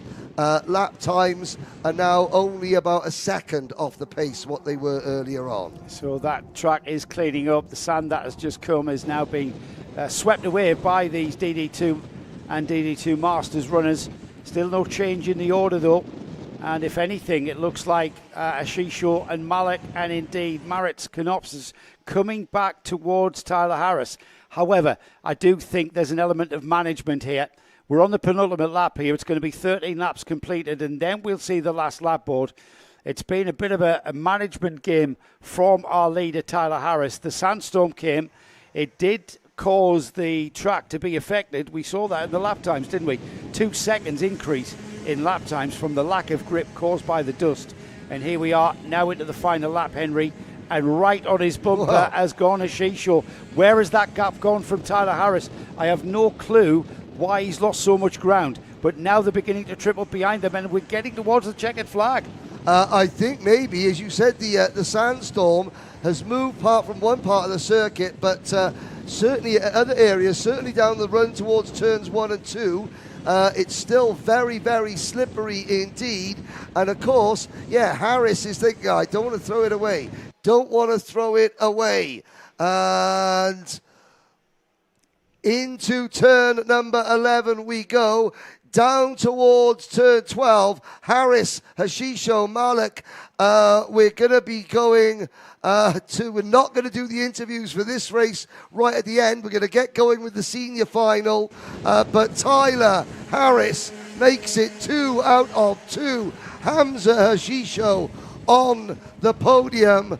Adam Malik third. Morris Knyoppers runs fourth. So for the DD2 top 3 and the DD2 Masters drivers, if you can get the message to them, their interviews will be at the end of the senior final. Just look at, we can see the sand just outside of our commentary box. Look at the sand being whipped up from the infield here on 11. Tyler Harris takes the win, maximum point score for the UAE RMC Championship. Then the Rotax Max Challenge here in the UAE, as far as DD2 is concerned, is very much the property. He's got a flag on it. He owns it, does Tyler Harris. But I've got to say, that is the most pressured race he's had all weekend long. And it's a round of applause to Hamza Hashisho and Adam Malik, and indeed Moritz Knopsis, who wasn't that far away from everybody, as we had Kyle Brockley, who had that terrible pre-final, started at the back, got through, and had undoubtedly a great drive, which he enjoyed. Sami Al-Hassad finished 6th. Greg Watt, I noticed, came in on lap, I think that was lap 13 for Greg. We are getting straight on with our senior Rotax final, as you heard. And it is no surprise to see George Nasser on the pole position then. It's Alexander Beachy on that disadvantaged outside line going towards turn 1. Second row of the grid, Nathan Kappen and Omar Ganoum. We've got Jeremy Montgomery Swan and Zain Al-Obasani on row 4. Jules Demont and Mohamed Meneme next up. Then we've got Andrea Remy and Faisal Nashko. Kian Cranbull with Oscar Lambert. Manaf Hijawi is alongside Alicia Kanaisa. Linus Volungevicius is alongside Antonius Haddad. Manaf Al-Belushi is alongside Ren Carouse. We've got Late Bominat alongside Enzo Tesluk, and then we've got Adish Mehta, Rayan Damadasa, Shivan Kartik, Alexis Alzaya, Krishe Gutta, Neyman Krujea, Armin Kanua, Zan Ziganagrov, I should say, and then Armin D1, Abdul Al-Qaita, Jagrid Detroiter, Abdul Raziz Akrashi, Oscar Backhouse, Ryan Qureshi, Lewis Hartman and Andrew Obaid. We're already on the rolling lap. I just popped my head outside. There are people out there saying people from Europe out there saying they've never seen it like this before. You are literally chewing air. You are chewing air, and it tastes very, very gritty.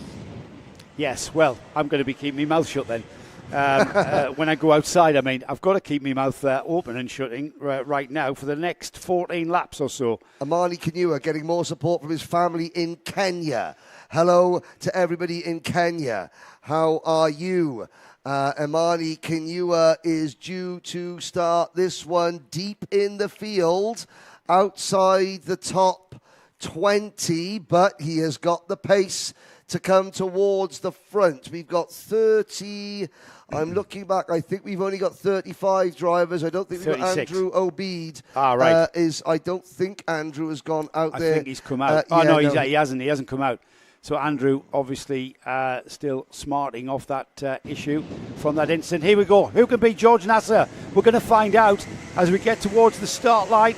The lights go out. No, we've been given the go around. No. This is how the tension is mounting, Henry. Yep. They wanted to get the race start underway very, very quickly. We've never had a false start from these drivers all day long, and yet here we are, the tension beginning to mount. Yesterday, George Nasser won in commanding style. Mohamed Meneme was second. Rayan Damadasa was third on the podium. Now, Damadasa is starting way down the order, is Damadasa. I'm trying to find out where he is exactly. He's just behind Adish Mehta and in front of Shivan Kartik on about the 12th row of the grid after a retirement. And you can see there now, as you look in the gravel, you can see the wisps of wind. The wind is gale force outside. The wind has turned 90 degrees, is now blowing the exact opposite way that it was this morning. So keep an eye on this. Fastest lap of the race yesterday was 55.469. That was from George Nasser. We're going to see what sort of lap times they are with this circuit constantly being covered in sand as these carts go around. We've lost somebody. Somebody's going to rejoin at the back of the grid, so that's good news. Omar Ganoum. Right, that's from reigning the champion. second row of the grid as well. So somebody's been promoted because of that demise. He will start at the back. We get things underway. The lights will go out indeed, and George Nasser on the inside down towards turn 1. It's a bundle of carts. He gets it all sideways on the brakes there, hangs on to it. And it looks like the whole field are through turn 1 and heading towards turn 2, getting very busy in the midfield area. But it's George Nasser who leads. Who is that? To Mumbai Falcons, that's Nathan Cappan, right on his bumper there as they head out onto the back straight. Yeah, Cappan's made an excellent start down towards the back of the grid. 2 drivers have come to grief, but both continue. Cappan now under pressure. Jeremy, is that the 334? It is. Jeremy Montgomery Swan up to P2 behind George Nasser. Cappan down to 3rd. That looks like Alessandro Bigi in 4th position. And then it's Mohamed Manaim there, possibly. Oh, Cappan is run wide. And Nasser very, very slow and cautious through turn 13 and 14. And that caused a domino effect behind him. And you're going to see he ended up in the desert almost, didn't he? He went in so quick. Jeremy Montgomery Swan, I don't know who he is actually gesticulating to, because George Nasser hasn't got eyes in the back of his head, so he won't be able to see that. I can only assume that Jeremy is talking to Alessandro Bigi and Mohamed Menai to not challenge. Let's keep with the leader. However, Jeremy, I'm pretty sure if you have a chance to get by, I think you should take it. Well, I mean, maybe, but Jeremy's going to be very, very careful here, because Nasser is understandably going to be extremely cautious into every corner, because he's at the head of the train. If he runs wide, he gets shuffled back not 1 or 2 places, but about 5 or 6 places. Andrea Remy makes a move. This is where we can see people tripping over one another. They're slowing each other down, coming out of the final turn there in the midfield. They're all stacking up. They're all stacking up the whole field as they get on with this. That was a lap of 59 seconds. That's 4 seconds off where we are potentially yesterday for a fastest lap, when the track was completely rubbered in and clean of sand. The sand continues to blow across the track. And you can see the slippery surface flags, all the marshals and every single marshal post now displaying the slippery surface flag. So this is, Nasser is going to be so nervous, because he's thinking, okay, I might not outbrake myself, but there's about 20 drivers behind me. And they've done it. Who've done it, Yeah, Jeremy Montgomery Swan down the inside 11. That's very rare that we see that. And going with him is Alessandro Bigi towards 13 now. We've got a JNKD driver in the form of Jeremy Montgomery Swan that will show in the lead of this race. Nasser has had a wake-up call. How is he coping with this slippery track surface because of the sand? We're going to find out how he responds to this, as Montgomery Swan now leads. Bigi second, Nasser third, Remy, Mename, Dormont, Haddad, Cappan, Hamasani, Lambert is your top 10. Race on for sure, as Jeremy Montgomery Swan, he's got a lot of experience out here in the UAE, hasn't he, Jeremy Montgomery Swan? Oh yeah, based out here, Yeah, based out here, of course. This is not the sort of conditions that he's not that familiar with. Yeah, yes, it happens on occasion. But on saying that, how much sand is actually on the track? It's not like a wet track where it's wet or it's dry. This is a sand. You could have, how much sand have you got on there? It's continually blowing across, and it is a voyage of discovery every time you press that brake pedal. It is indeed. Bigi, Nasser, Remy, Mohamed Manaim, Jules Dumont for Telios Racing is there in 6th position, just like he was in yesterday's final. Then Zain El Hamasani, Nathan Cappan, Oscar Lambert, Manaf Al Balushi for Oman. and the Motorscape team up into the top 10. Great drive for Manaf. Nasser down the inside of his M&M teammate there. Alexander Bici being caught napping there, coming out of turn number 6. I should say into turn number 6 there.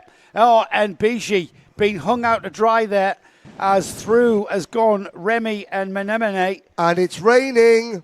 I'm going to say it, it's raining. There are huge blodges of rain now hitting the commentary box window. So in addition to sand, we've now got rain.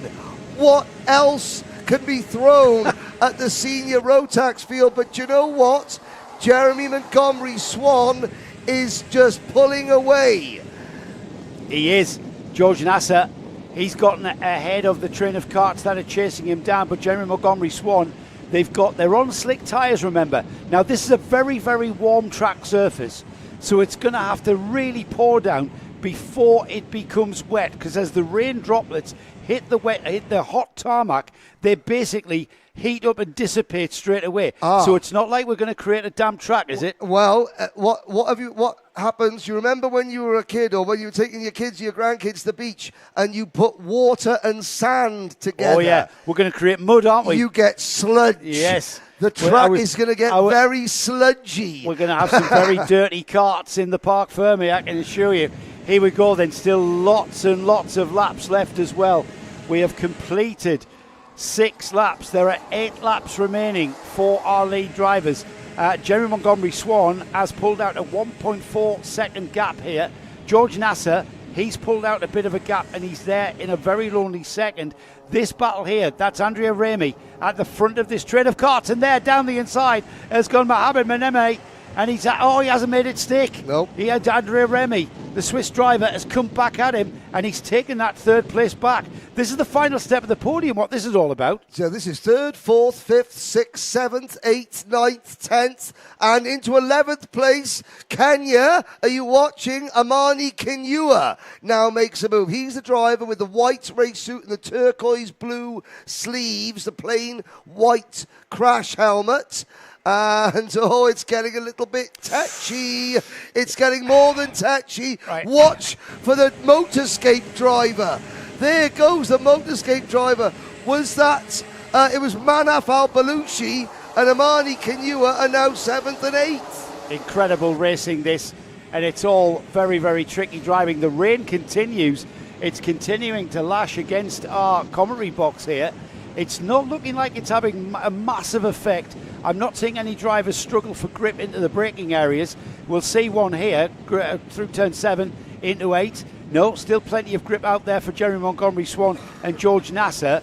Andrea Remy, still the driver that's chasing them down there in that 3rd spot with Mohamed Menemene and Nathan Kaplan now coming up onto the back of Menemene, with Oscar Lambert coming with him. Zain Al-Hassani not that far behind. Jeremy Montgomery Swan, 8 laps completed, 6 laps to go. Everything I know about karting has just been thrown out the window, because not only have we got a sandstorm, we've now got a sandstorm and a rainstorm, and Rayan Qureshi has just set the fastest lap of the race. No, Oscar Lambert has just set the fastest lap of the race. It's still a second off, though, Henry. Doesn't matter, but it's still a second off yesterday's Yeah, time. but it's so we haven't got a perfect track still. No. Yeah, we haven't got a perfect track. But they have proved us to be fools, Yeah. which is not a high benchmark in fairness. What a great race this is, all the way down the field there. Look at that train of carts going through the infield there. Beautiful shot from our cameramen there going into the final stages of the weekend. We're at 2/3 distance then as we get towards turn 11. And we've got a Mumbai Falcons kart that's gone ahead. It's Nathan Kaplan, I think that has gone in. Is that into 3rd spot? No, it's not. Because 3rd spot's broken away. The 3-4-5 of Andrea Remy. He's broken free. This is where the action is. 4th, 5th, 6th, 7th, and 8th. Amani Kinyua is now 8th and closing. He's got the white nose cone on his kart. And don't bet against the top 5 for Amani Kinyua. I think a podium might be a little bit out of reach, but certainly this group, and he's now caught this group already. Tremendous. Kaplan, Menemene, Lambert, El Hamasani, and Kinyua. Let's see how this... We've still got 5 laps, Henry. 5 laps of action where I would not be putting... I'm not a gambling man to start with. I wouldn't put my money anywhere on who's going to be where. What I can say is Jeremy Montgomery Swan, 1.9 seconds in the lead of this race for JNKD. It's M&M's George Nasser, yesterday's winner. A solid second, an equally solid third place. Not solid at all is Nathan Kaplan, Mohammed Benemene, Oscar Lambert, Zaid El Homassani. That's just to name a few of the drivers that are involved in this train chasing down the top 3. But you know something, like Jeremy Montgomery Swan, 2 weeks ago, he showed us around the JNKD awning as sort of the de facto team leader. And then Win Gottschalk and his brother Zev Gottschalk turn up from Curacao. They win in micro and mini. This week, it's been a bit of a slim pickings for the JNKD team, all things considered. They have a win. No, I don't think they've had a win at all. They've had a couple of pole positions. This is going to be really, really good for Jeremy Montgomery Swan and the JNKD team as a whole. You know, your de facto team leader comes away and in a really difficult race beats a quality field to end the weekend on a high. Oh, Alicia Canessa has just crashed in front of us alongside Manaf Al-Baluchi whilst fighting for a place in just outside the top 10. Alessandro Bigi has fallen down the order to 21st. So whilst we've been following the great scraps in and around the top 10, as we've been instructed to, by the way, Joe, other things have been going on even further back. But we're not just following the leaders, we're following the top 10 here like you wanted. And they have not disappointed at all. Amani Kinua now ahead of Zain El Homassani, setting his sights on Oscar Lambert. Right, well, we watch this train of carts. Absolutely splendid racing here. Jeremy Montgomery Swan goes through and trips the beam. 1.9 seconds, still the gap there. Andrea Remy. Then we've got Kaplan, Menemene, Oscar Lambert, Amani Kinua and Zain El Homassani. That's the drivers in this train here. Absolutely just nose to tail. So close you could pitch a tent over these drivers. Who is going to come out? There's 2 more laps remaining. At the end of this lap, it's going to be the last lap board for these drivers. That's when it's going to get dramatic, as we've got movers and shakers down the order. They all want a bash at getting past Nathan Keppen, who's doing a great job just going fast enough that he can keep these carts behind him. The top 3, the first 3, are already on the back straight towards 13. They will be coming through 14 soon, and then they will see Jeremy Montgomery Swan, the first driver to see the last lap board, while Nathan Keppen, he is absolutely defending, and there's a gap on a turn-off as Mohammed Menemene, he tried to squeeze down the inside. The cartshop.me replay will show exactly what happened here. He tried to carry momentum onto the inside, and he just didn't. He just came into contact, and he's put out Kaplan and himself back down to the very back of the grid. Who was allowed? That's allowed Kinua through into 4th, Henry. From 20th to 4th for Amani Kinua. And do you know something? If there are any difficulties for any of the top 3 in post-race scrutineering, then Amani Kinua is going to be on the podium. But remarkable drive. Yeah, this is the boy. This is the boy that showed them a clean pair of heels in what was tricky conditions. Jeremy Montgomery Swan takes the top step of the podium and victory in the round 1.2 here at the Al Ain Raceway International Kart Circuit. George Nasser, he's had a 1-2 finish this weekend. He'll be happy with that, surely. Andrea Remy is in 3rd, Amani Kinua 4th, 5th is Oscar Lambert, 6th is Zain El Homassani. Kian Cranbull was next, and then Jules Dumont was in 8th. Jagrad Detroit in 9th, and rounding off the top 10 was Linus Voluntivicius. Further back in the order, Laith Mumina finishes 11th, followed by Naman Kokrasia, Omar Ganoum 13th, Rian Damadasa and Rayan Qureshi. Alessandro Bigi was next, followed by Adi Shmeta. Then we have Abdullah Al-Qaita, Louis Hartman, and Rayan Kairouche, your top 20. Faisal Nashko, Oscar Backhouse, Krishay Gutta, and Enzo Tesluk in 24th.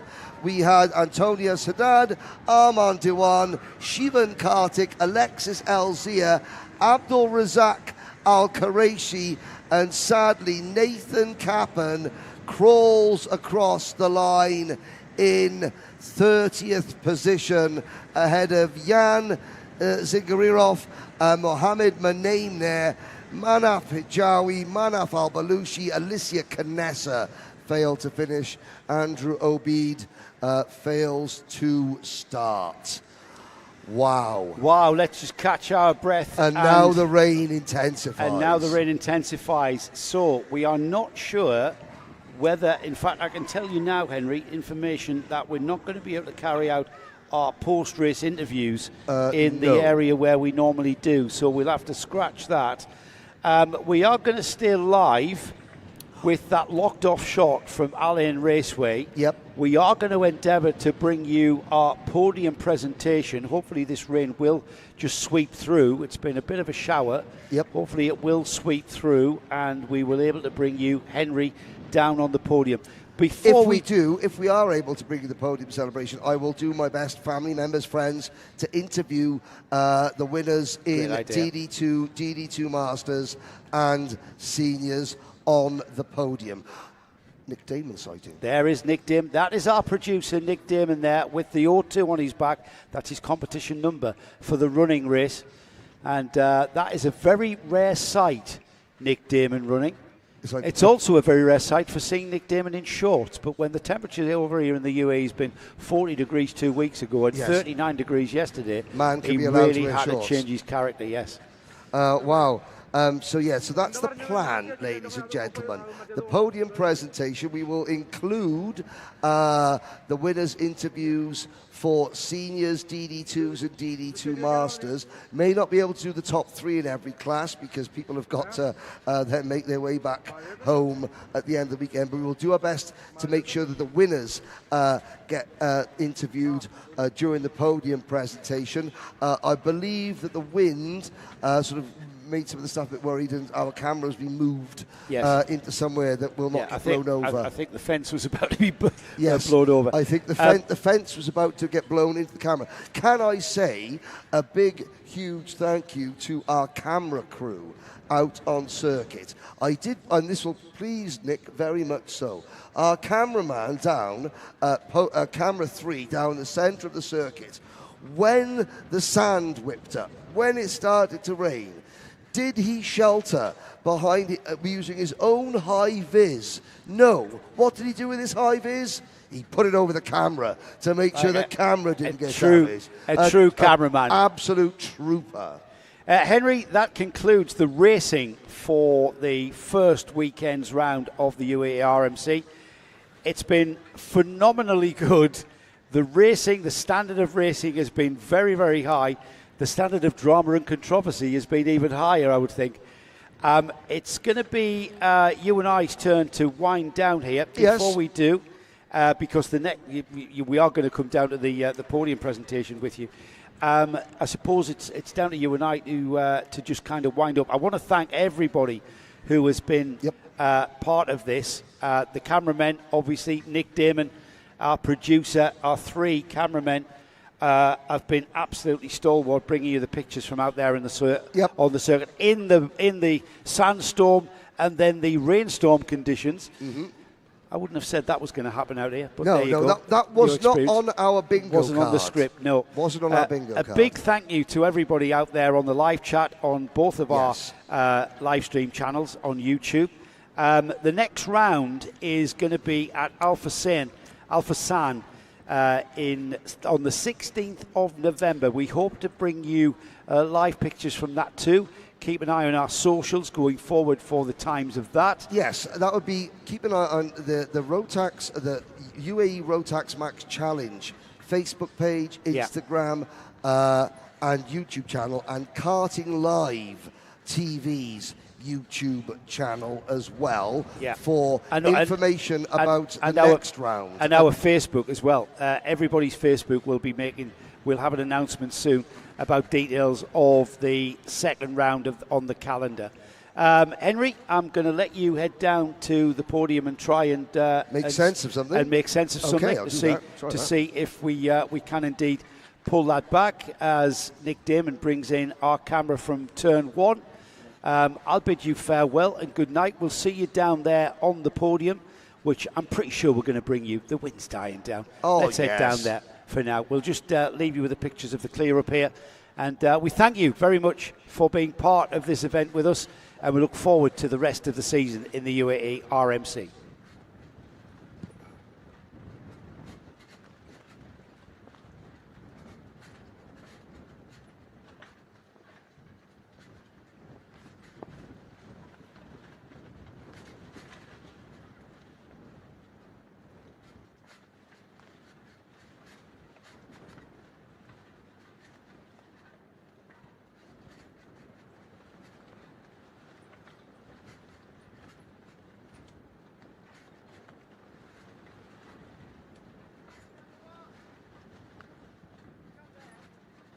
Remove the camera.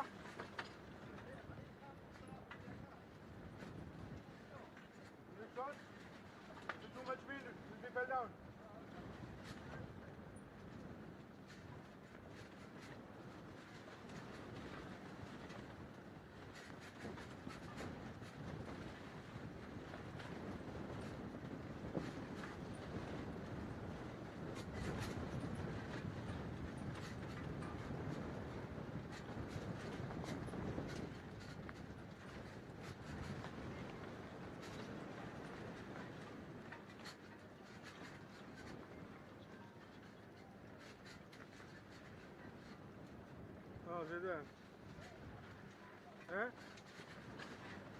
ഞാൻ വിളിച്ചോ അവരെന്താ പറയണമെന്ന് എനിക്ക് കേൾക്കാൻ പറ്റിയില്ല അപ്പോഴേക്കാ എൻ്റെ അത് ഓഫായി പോയി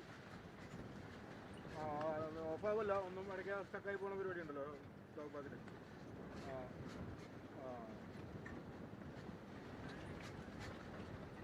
അപ്പോൾ അവനത് ഷോട്ട് വേണം എന്നോട് പറഞ്ഞ് ഇറങ്ങാൻ പറഞ്ഞു ഞാനിത് വിട്ട് കഴിഞ്ഞാൽ റൺ താഴെ പോകും അങ്ങനെ ഇരിക്കുന്നത്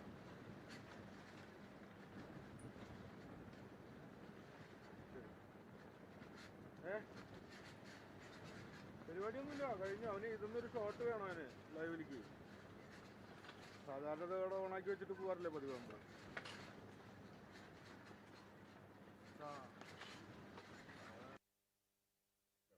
Hello and welcome to Karting Live TV, back at Al Ain Raceway in marvellous Abu Dhabi for round 1.2 of the UAE RMC. Great racing yesterday, and I'm sure we're going to get race racing today, and I'm going to have a quick chat with my very good friend, Mr. Joe Bradley. Now, Joe, the one thing we have to say is we're in the Emirates. It's very, very different from the UK. How does that affect, you think, the karting when we come here and see these different conditions? Well, I've yet to see a set of wet tyres, Nick.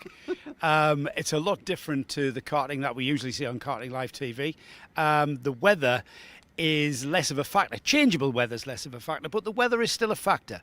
All right, it's cooled off since 2 weeks ago we were here for the Invitational. It was 41 degrees on that Sunday. Well, it's cooled off to a balmy 38 degrees this weekend. However, look at the challenge that brings. Management of tyres, massive factor. They're on exactly the same tyres that we normally see on Rotax, in Rotax racing. But then there's the human element, the element that we take for granted. The drivers, some of which are only 8 years old.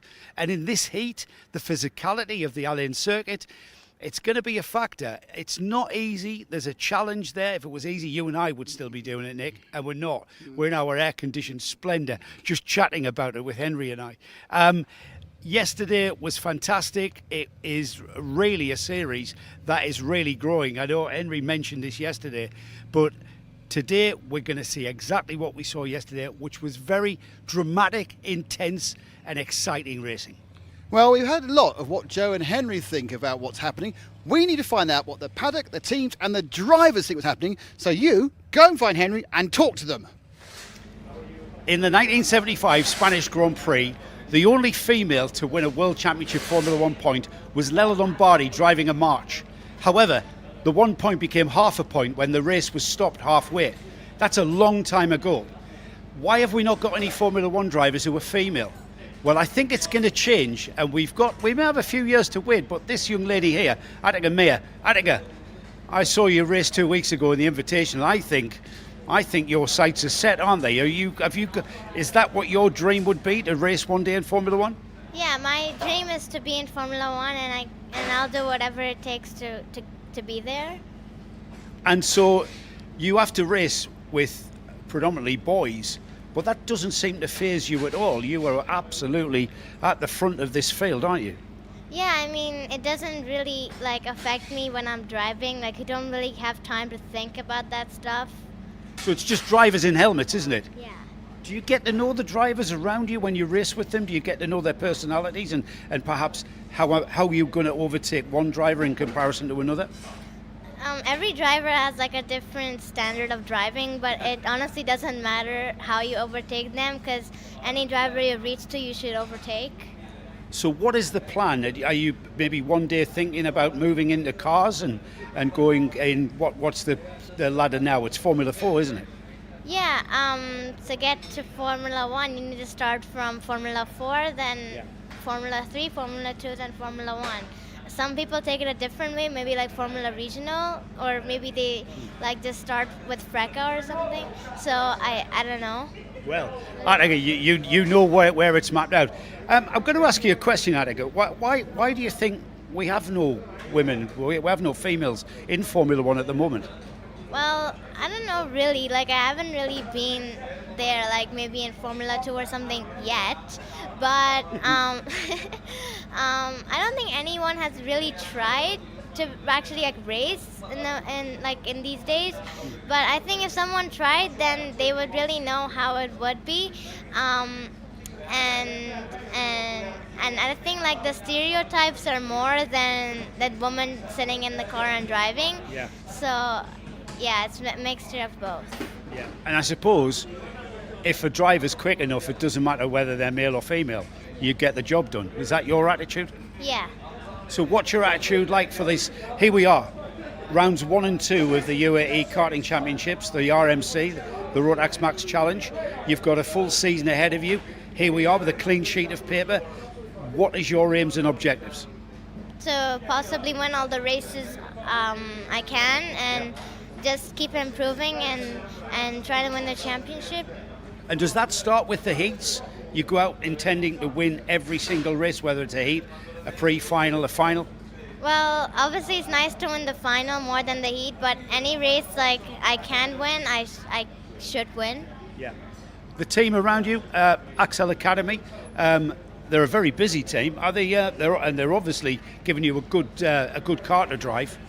Yeah, it's a great team. It's very supportive, and it gives me lots of support.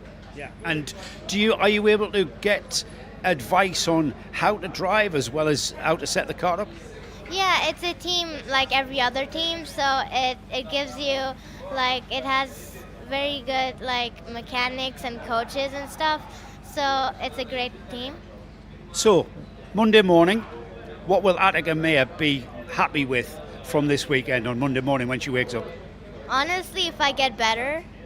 Right, just that's it. Just get better. Well, if you get better, you're going to win everything because you're pretty quick. Yeah. That's the idea.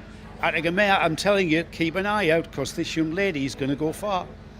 This year, one of the drivers I'm predicting to have a breakout season in Junior Rotax is Sava Kogai. Sava, this is going to be your first real full season in juniors. You've got a new look and a new sponsor. Yeah. Wow Hydrate. It's my sponsor. It's a very good drink, actually. First, I want to introduce myself. Hi, I'm Sava Kogai. I'm 13 years old, and I race for GGM, and I'm from Russia. But you've lived over here now for a couple of years. Last year, you did a few races in the UAE. This year, you're looking a lot quicker as well, aren't you? You're constantly in the top 5, but lack of experience. We're now working on just making those top 5s on lap 5 a top 5 when the checkered flag falls. Yeah, and it's also a bit of a streak of bad luck, having crashes, unlucky moments like engine failures, and just it's bad luck. But I hope that I can improve, also just better myself with my coach, and I hope I can win some races and maybe even win the championship. What would that mean to you to win the title? I mean, because obviously you've cottoned on, because you came over and said to me, you said, right, I've got my sponsor bottle ready. Yeah. You know, I didn't need to encourage you. So you've learned something very important about the business of motor racing as well. You can't do too much of it because you'll get indigestion on the track. But no, you learn. What else are you learning about the business side of motorsports? You always have to kind of be on top just to get that little bit of sponsorship. You have to promote it. You have to actually like it, because you can't really, for example, if I didn't like my sponsor, it would be quite weird if I was drinking it. I actually like it. It's very good. It's just that you have to always try to promote it as much as possible to make it more well known. Well, talk about what about promoting yourself now? Where did we come from? Why did we get into karting? So my dad was a racing driver for GT3. He actually co-owns the team Ronaldo Racing. And when I was about 10, and I've always loved cars in my life, and when I was 10, I started rental karting, just more as fun than actual sportiness. And then it slowly transitioned to, I want to try owner karts, how does it feel, how is the speed? And it slowly transitioned into, that I actually want to race, that I actually want to have a future in motorsport. And now it's come to me racing professionally and even racing in Europe. Okay, so I've seen you race over here the last year or so. Have you raced in Europe yet, or what is the plan for yourself this year?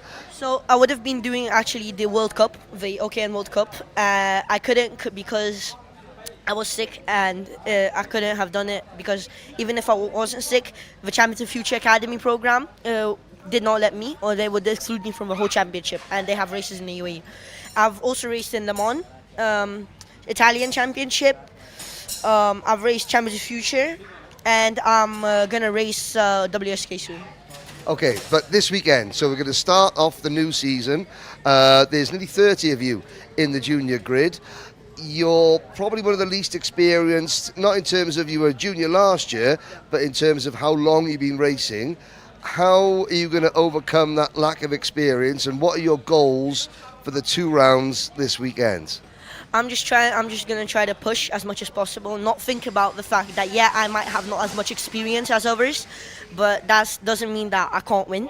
I think I have enough pace and enough battle experience from being in Europe, from racing here, just to get that inch of being on the top. My main probably struggle in the whole season is that I start to worry when I'm in the lead, because I start to make mistakes and I get caught up. And when somebody overtakes me, I get lost, and then more and more people overtake me.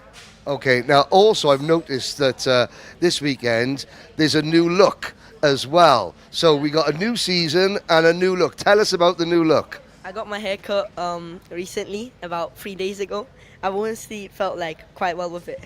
And it's also easier because I don't have to wear a balaclava anymore. And it's less hot outside, so it's quite good. Okay, so you learnt a lot, but of course, and you've got your Wow Hydrate to keep you hydrated as well. Good luck. Thank you, sir. You may hear us often say at the end of a race, these results are provisional, and that the competitors have to get all of their carts put through an inspection, a tech. Well, here we are. Gary Walker here, who's our chief official Rotax technical inspector, and at the moment we're dealing with exhausts that have come off basically the Rotax field. Every exhaust, this is their final practice session, and every exhaust will be inspected by Gary and then sealed by his colleague Graham, which we'll see in a little while. But all of the exhaust dimensions, the measurements, how the exhaust behaves is all regulated, and Gary here has all the tools of the trade. Gary, I just want a quick word with you before we then have a look at what you do with the exhaust. Surely there's not that much performance enhancement in exhaust, for instance. I mean, I'm not even going to begin to start with engines, but exhaust here, why so important? It's important because we've found lots of modifications through months of checking different things. One exhaust we found from a different country, we've got holes drilled from the opposite side, and we can only find that using a camera on the opposite side. the performance gain would be immense. Right. The gases wouldn't be passing through the actual wadding or the baffle, would be coming straight through. So it's like making the hole bigger at the bottom, which we've measured with the blade. And in such a tight formula class like Intermax, Minimax, Micromax, where the engines mean a lot because of their restriction, any marginal gain would turn out to be huge on track. Yeah, exactly. When you restrict something, it makes it more important to get everything correct. So if that measurement is exact as much as they can, that's what they're all looking for. And then the new wadding, everybody's the straight, same as the way, as they started in the beginning. There is no difference between each driver. They've got the same exhaust, same wadding. And the thing about this UAE RMC Championship, the Rotax Max Challenge, is the consistency in the policing of these regulations. Because as a competitor, that's all competitors want to see. They want to see consistent inspections and consistent policing of all of the regulations, not just the technical ones, but the sporting as well. Yeah, and the engines are obviously only built at Alain Raceway. The engines are to tight tolerances and they're sealed twice. We'll show you probably later on in the day where the two seals come in. The rumour is that somebody was taking the seals off in a different country and refitting them after doing modifications. So now at Alain Raceway we fit a different seal which is tamper-proof, cannot be removed. Right. So that's just on rumour. You didn't really need the evidence. You went, right, we're going to implement measures. We'll close the door. Yes. We'll close the door. If we're working on rumours, sometimes there's fact to it, but we haven't got facts. We can't prove it. So we may as well put another seal on, and then that does the rumour away. Yeah, we don't want you with the UAE RMC. Go and race somewhere else. Exactly. Yeah. So, wherever you want to race, you won't be coming here unless your engine's built here and sealed and checked with us. Yeah. That's it. Thanks, Gary. I'm going to leave you to inspect that exhaust now. We'll get a look at it. Thank you, mate. So this is an explanation of what we're measuring in an exhaust. I've cut an exhaust open so you can see the measurement here we'd never do with any other equipment. So we made a blade which goes down, which is 28 millimetres. So if you look in here, this is where the blade has to go or not go. So if it goes through, that makes the exhaust illegal. Obviously we can't cut a section out of every one exhaust, so we check them this way. Yeah, you couldn't cut that little patch out, could you, to have a look? They might get a little bit upset. So if that slides through there, that means the exhaust's too wide, and there's a performance advantage. Yes. So we check every exhaust, we check the baffle, we check everything, and they have a new wadding every time. So every race meeting is a re-wadding and a check of the exhaust. And I also noticed this template here. So that checks whether the exhaust is 90 degrees. So the exhaust must be at 90 degrees. So if it's got a shallower angle, again, the exhaust gas going to escape quicker. No, not necessarily. There's a performance gain with it being a flatter line, so they can bend it and twist it. But there's also measurements on here. So there's a maximum and a minimum setting on the thing, so the exhaust can't be shortened in any way. So we check that as well. By shortening the exhaust, getting the exhaust gas out quick, does that not affect back pressure? I'm beginning to disappear up my bottom here, aren't I? So the issue is, like on TKM, they used to shorten and lengthen exhaust with the flex. So the same principle occurs. It's two-stroke, so you're adjusting it so you get either performance lower or higher in the range. So that's why we check all the exhausts. Right. So when Gary's happy with the exhaust, it's handed back to the team. Here we see some fresh wadding. He mentioned wadding, didn't he? Here it is, the fresh batch of wadding being pressed down to be able to get it in there, into that exhaust pipe, exhaust tube. And from this point, we move back to the scrutineer's desk when we've got that wadding in there. And there's a one to our left here, just coming to the point where he's bolting it up. And here we are, wrapping the internals of the exhaust tightly with that fresh wadding. And of course the wadding acts as a noise dampener as well as a power stifler, and that's why it's important to have the right amount of wadding in there, because by taking the wadding out, the exhaust gas would flow more readily and it would increase the performance of the motor.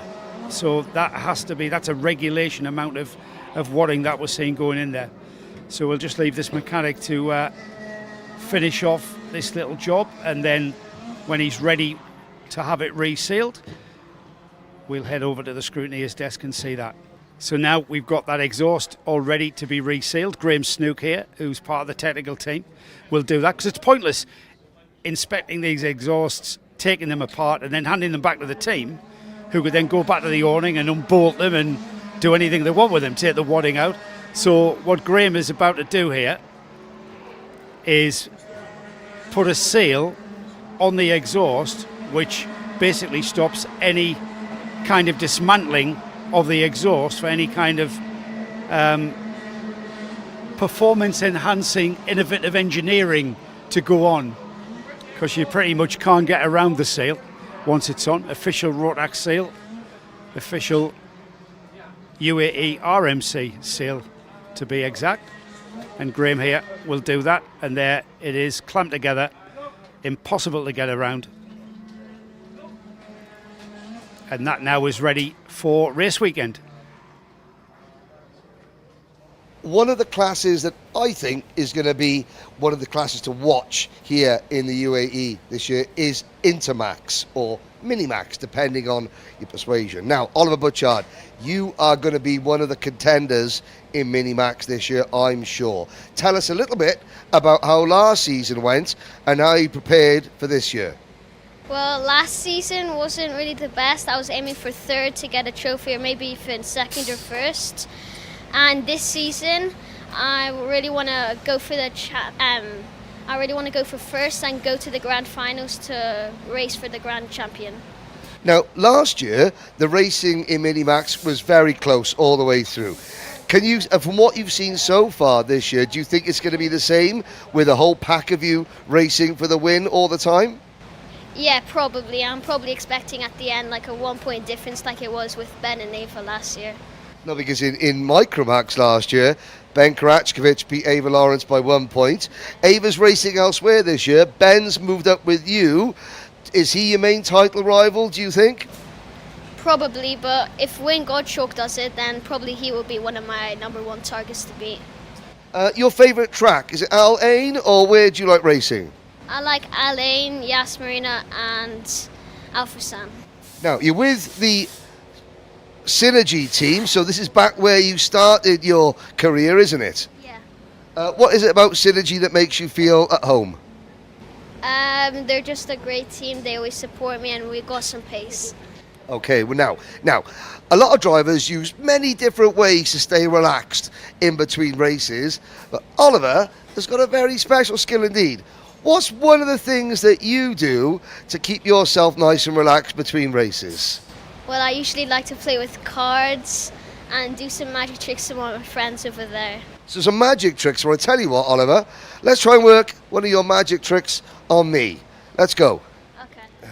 So here we are then in the Synergy Magic Circle, as it were. We've got Max and Cameron, our eagle-eyed spectators. Right, Oliver, talk us through what I need to do.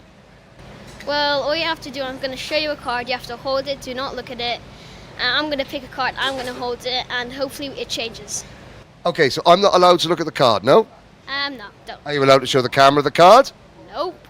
No? So no one's allowed to see the card. Fair enough. Okay. Except from the table. The table The table can see the card.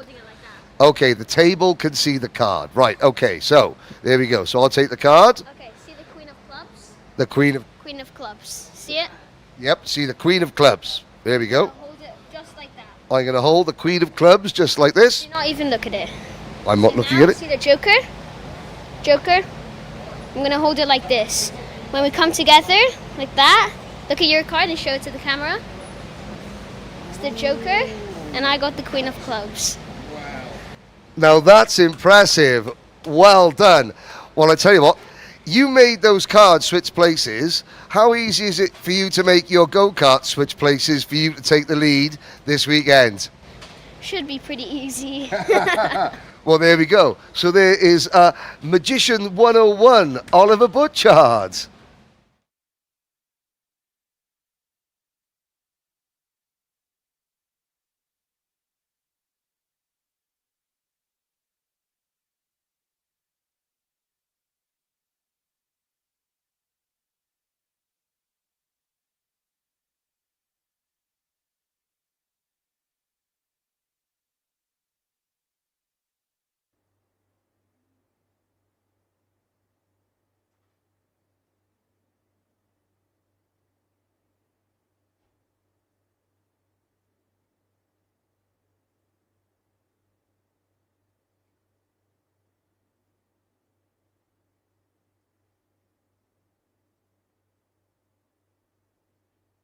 Hello and welcome to Karting Live TV and welcome back to Al Ain in fantastic Abu Dhabi. We were here a few days ago for the Rotax Invitational. We are back for the official opening 2 rounds of the UAE RMC, confusingly called round 1.1 and 1.2. Today's round called Saturday, tomorrow's round tomorrow on Sunday.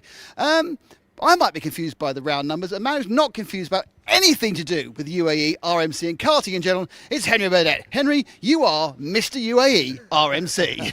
Thank you very much, Nick. I'm not sure about that, but I've been here for 3 years now, and obviously my association with the UAE Rotax Max Challenge goes all the way back to my time when I started with the Rotax well over a decade ago, and it just gives me a huge amount of pleasure to see the championship growing year on year in so many different ways. And of course, you say it's growing, but also, of course, the teams are coming on and the drivers are improving. Are you seeing real material improvements? Absolutely, absolutely. Number one, we've got world-class venues. Al Ain Raceway here, Dubai Kartdrome, Yas Marina, an actual Formula One circuit, and the Al Fassan Sports Club. They've always been here. Now you've got teams. You've obviously got teams from the UK and Europe that have come over, but there are now homegrown teams, Emirati teams, that are sprouting up, and they are doing so with European-style technology, European-style organisation, and they're bringing with them drivers that have competed on the world stage from around the world, which just makes it a lot better for the local drivers to compete. The competition in their home is higher. Now, I think we need to hear from these teams and these drivers, but I think, to be honest, I can't send you on your own. I think you need to go and find Joe Bradley and deliver a paddock show for us. There are 2 drivers for Ital Course Middle East who are novices. Felix Jebjerg, you're in your 2nd ever race, but Rafael Zagati in Minimax, this is your very, very first race. Yes, correct. Well, I'll tell you what, we'll start with the youngest member of Ital Course Middle East, Felix. What did the Rotax Invitational teach you 2 weeks ago? Drive smoother, be quicker basically, just improve everything and then try to beat everybody. Try to beat everybody. Now, you've come back and you've had a bit of practice today. What have you learned? Are you quicker already now, today, than you were 2 weeks ago in the racing? Yeah, I think so. Without the yellow flag, we could have been much faster, maybe like a second, but it's fine. Now, in Micromax, there are over 20 of you racing. Where do you think that you are going to end up come the final on Saturday and Sunday? Well, I believe I'm the best novice, so I think P1 rookies. P1 in the rookie class. Okay, well, we'll hold that thought for a minute. And now we'll move over to our Minimax driver. Okay, so, Raphael, first of all, tell us a little bit about what got you into karting and how this came about. So it once started when one weekend I tell my dad, please, can we go try karting? He said, okay, I'll book you a session. We go to Dubai Autodrome and the indoor session. I start racing with 8 professionals and I get top 2. I'm like, ooh, this is very fun. So I keep going there almost every weekend, more and more. And then my dad tells me, oh, there's a karting school. You want to go there? Obviously I do, yes. And then, up till now, I started going into professional karting. And it's been a long journey. It has been a long journey, and you haven't even, done your first race yet. Yes. Are you excited about, this first weekend? Nervous? What are your emotions? I feel a little bit nervous, but also very excited that I can see, compared to other drivers, what I can improve and how are my times. Okay, but now, even though Felix by there is a younger, what has Felix been able to tell you about what a race meeting is actually like? He told me all about the racing starts, also about the first lap, that there's a lot of people and you have to be very cautious of where you turn and also be very aggressive. Okay, so cautious at the start and then aggressive. Is that right, Felix? Yes, if you want to win, then you have to do that. Now, if we're standing here now, this is at end of the day testing on Friday. If Felix, if you could give Raphael one sentence or one word of advice that will help him this weekend, what would that one word or one sentence be? Keep it flat. Keep it flat. There we go. That's a true racer's answer. Keep it flat. Thank you, Felix. Good luck. We'll be looking out for you in Micromax. Raphael, in Minimax, you're driving the brand new Ital Course chassis, which is very unique as well. Now, as a driver starting their first ever meeting, you maybe don't understand how unique this is. That's why we got Luke Thompson, Ital Course Middle East team boss, who's going to come in, and he's going to show Joe Bradley a little bit around your go-kart. But, you know, as a brand new kart, what is your aim this weekend? Get top 10. Get a top 10. There we go. Get a top 10. Well, there are the two Ital Course Middle East drivers. We'll now have a chat with the team owner to discuss just a little bit about what makes the new Ital Course chassis so unique. I've had to snatch the microphone off Henry for this one. Luke Thompson here. Luke, I'm a bit of a geek because I'm a bit of a race engineer myself, and when I came across the Ital Course chassis, the thing that struck me was first the kind of sloped steering wheel, but more importantly, this geometry change that I can see here with regards to steering angle. I would imagine I'm trying to work it out, and I'm kind of failing. What are these adjustments here? And these we can see here, Nick, the different segments and the different settings. Can you give us a few secrets as to what this Ital Course? What do you call that for a start? Well, to start with, it's just the steering column mount. Right, but okay. The uniqueness of it is that it's movable. So the main benefit from it is the Ackerman and geometry setting. So usually we have our old chassis here that Felix is actually driving this weekend, and Raphael's on the new 2025 chassis. But the benefit from it is the quickness in how you can adjust the Ackerman and geometry. Right. So if you, say on the standard chassis, wanted to change the toe in, toe out, or just the general Ackerman setup of it, you know, you'd have to get the alignment tools on and play with it and fiddle around with it. Whereas if you wanted to do quite a big step forward and back with the geometry, with the new steering column mount, it enables you to do that very quickly. All you got to do is loosen the screws and you just slide it around.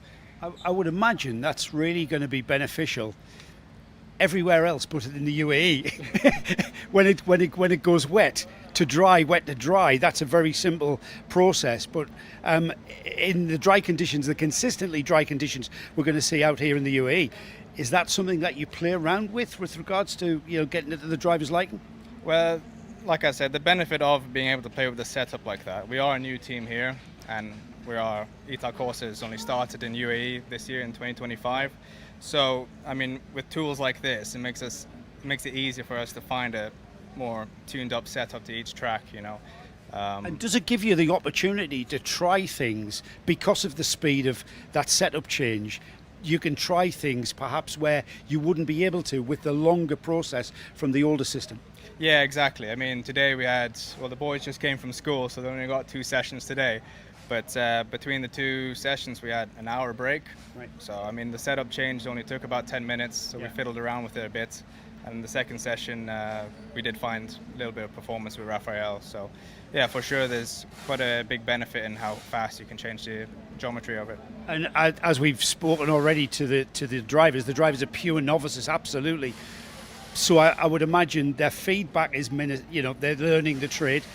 But you mentioned their performance gains. That's how you would measure it, Luke.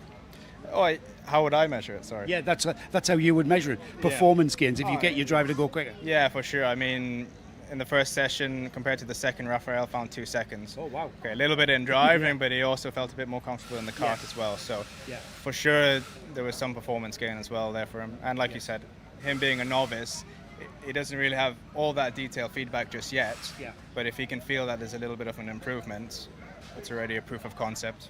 And like I think you mentioned confidence there, and that is massively important in a young driver.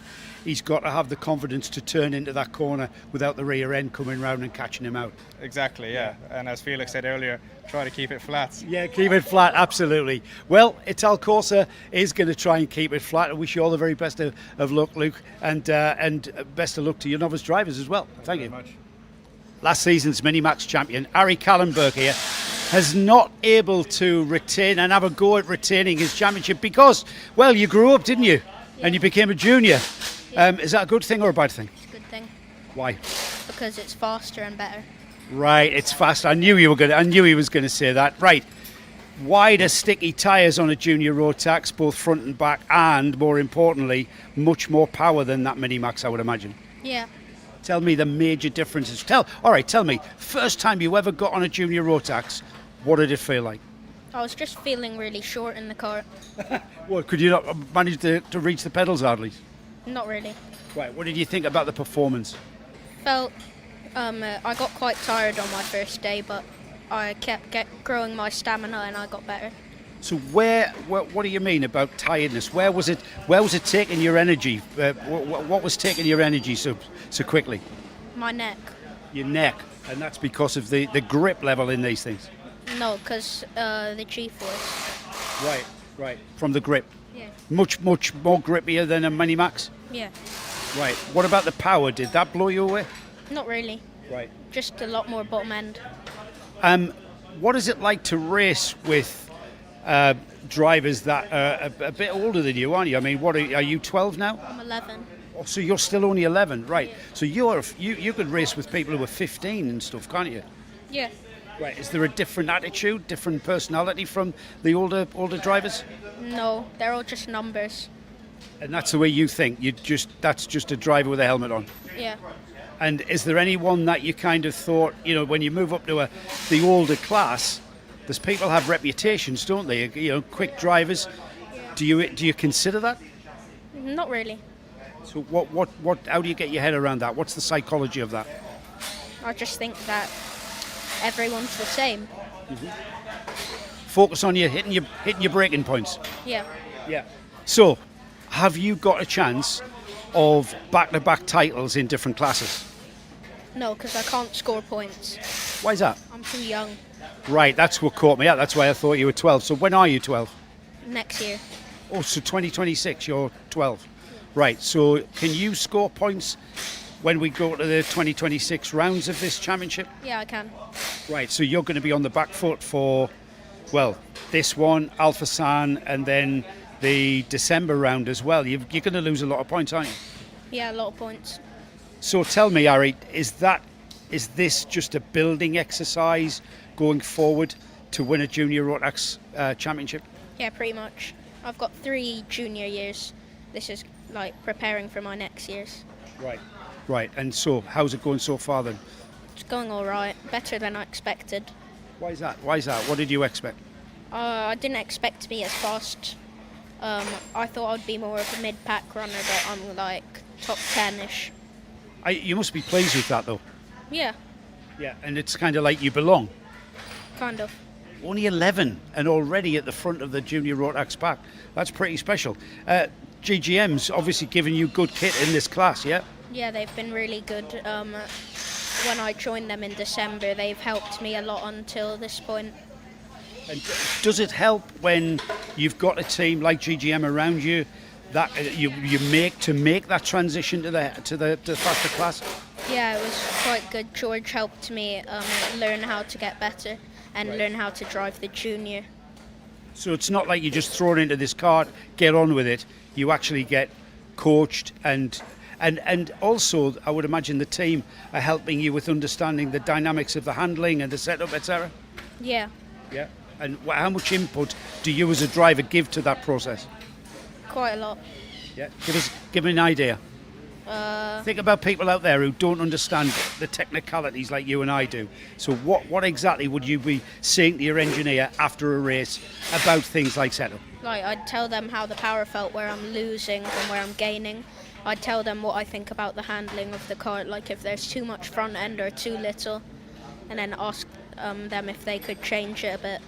And are you at the stage now where you understand the kart, and are you asking for changes like give me a different tyre pressure, give me a different camber, or do you leave those decisions to your engineers? I leave them to George and Bertie. Right, so you basically feedback as the driver, they do the engineering. Yeah. Right, you much prefer that? Yeah. Just get on and overtake people. Yeah. Right. Harry, it's been a pleasure to talk to you. Well done on last year's championship, and best of luck for the coming season. It's a shame that Harry, because of age, won't be scoring points, but I would imagine we're going to see him at the front of the Junior Rotax field. 2 years ago, the Dojo Moto team morphed into one of the most impressive outfits in the entire UAE paddock, the Mumbai Falcons. They're some of the most recognisable karts on track, and the team have become one of the most successful off track as well. I'm here with team boss Anjum Sheikh. Anjum, thank you for showing us round your awning. First of all, tell us a little bit about how the Mumbai Falcons came to be. Well, we were doing well as Dojo Moto, and I got a call from Mumbai Falcons and said they wanted a karting division, and they made us an offer, and then we said, let's do it, yeah.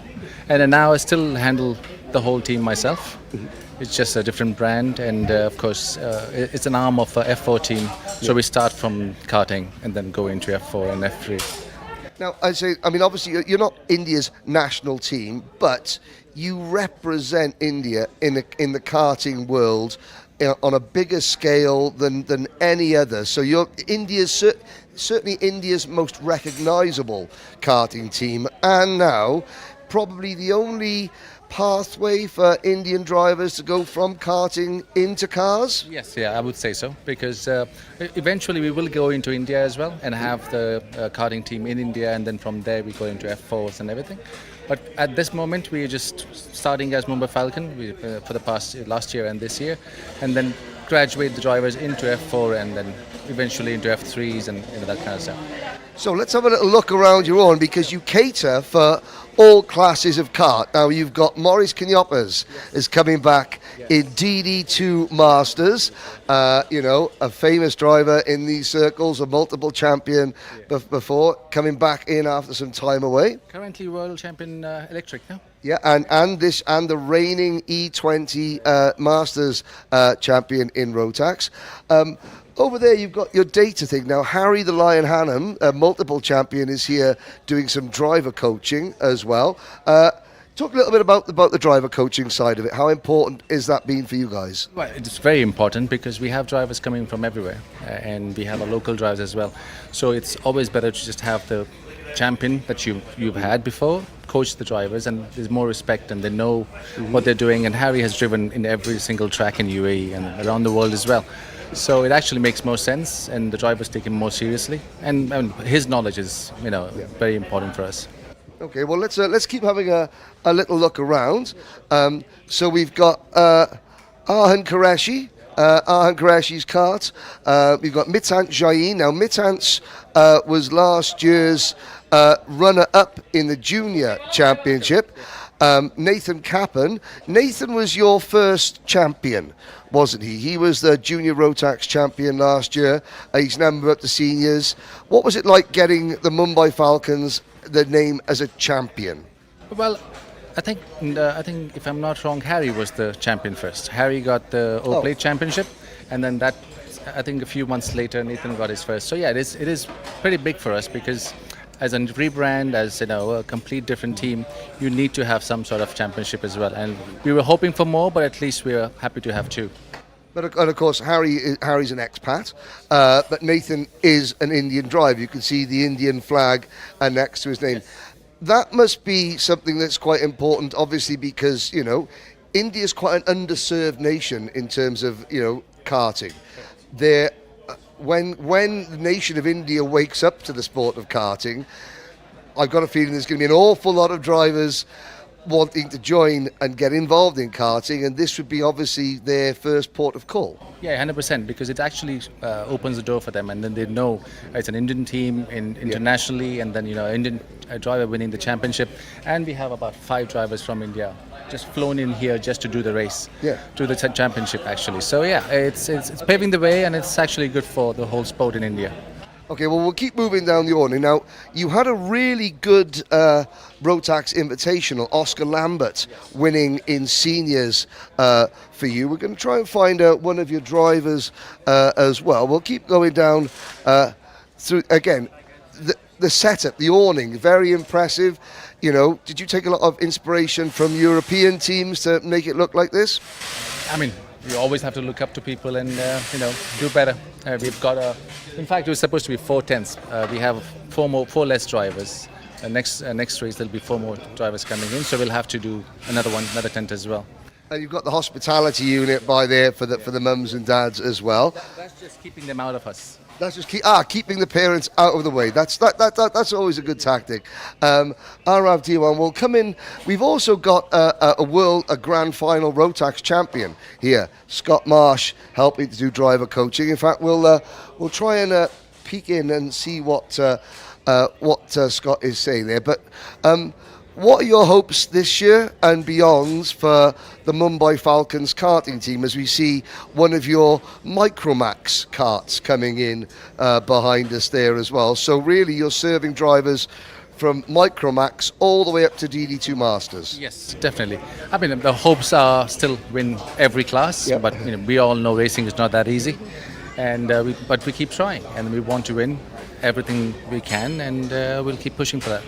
All right, thank you very much, Anjum. Let's have a little look. As you can see, the data coaching, such an important part of modern day karting. You've got 2022 Rotax Grand Final Junior Champion Scott Marsh here. Several of the other drivers. Who have we got? So this is Nathan Capper. Nathan, last year's Junior Champion, now up into seniors. What's Scott teaching you, and what are you learning from all these data equipments here? I'm learning how to improve as in pace wise. So hopefully, if we get a good qualifying, we could be at the front. What does it mean as an Indian driver winning an international championship for an Indian team? It means a lot, honestly. Representing my country, so it feels quite good to be at the front representing India. Yeah. This year, only 38 other seniors to deal with. How are you going to cope with that? Just try to be quick so I could hopefully get into the lead and pull a gap and make an easy win. Okay, well, easier said than done. But there is a look around one of the most impressive teams in the paddock and officially, India's #1 karting team, the Mumbai Falcons. Birrell Art Middle East is now called Motorscape Middle East. The team may be different colours, the drivers are largely the same, including Jack Doe in Junior Rotax. Jack, welcome to the UAE Rotax Challenge. You were at the Invitational, and I think it was fair to say it was a mixed weekend for you? Yeah, correct. How about this weekend? How is it shaping up? Shaping up good. We have some decent pace in practice. We didn't go new tyres this morning and we didn't test yesterday, but at the moment it's looking good. Now, talk a little bit about racing out here in the UAE, especially in Junior Rotax. How difficult is it? How aggressive is it? And how much do you need to learn very, very quickly? It's definitely very aggressive, all the drivers. Most of them have got a lot of experience in Europe as well, which obviously makes it a lot harder to compete with, but overall it's a brilliant championship. Now, last year you were racing for, is it 5 Motorsports as well, which was, I think, your own family-owned team, is that right? Now, is that still going to be waiting for you when you finish karting? That is the plan, I think, but yeah, it's not done, I don't think, yet. It's not done yet. So tell us a little bit about your kart this weekend, who's running it, and what your plans are, what your hopes are this weekend. So it's a Birrell, obviously. I have Marky Mark and Sanad. Sanad's the engine guy and Marky's the chassis guy. I hope a top 5 would be a decent result, I think.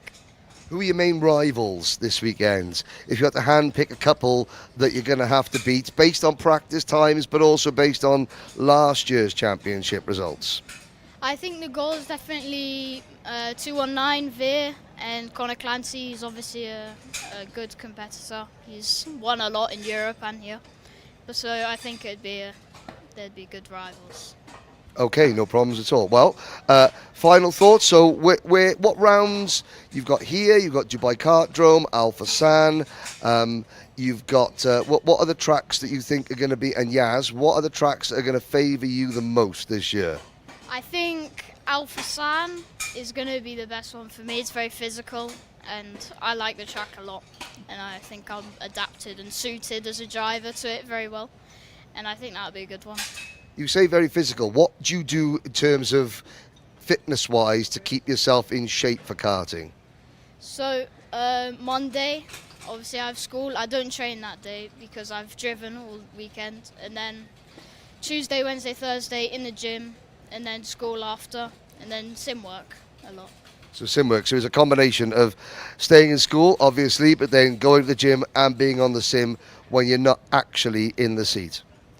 Yeah, correct. My school is actually online. It's called Minerva, which helps a lot because it's flexible. So I can do sim work and also be at the track and do school. There we go. So you've been doing school today? No, I skipped it today. Skipped it today for testing. Well, there we go. Never mind. But Minerva is your online school, yeah? Do you find a lot of the drivers use that now? I think there's 1 or 2 on the grid that use it, but it's definitely growing in the Middle East, yeah. Okay, well, there we go. That's Jack Doe, driver 205, one to watch in Junior Rotax.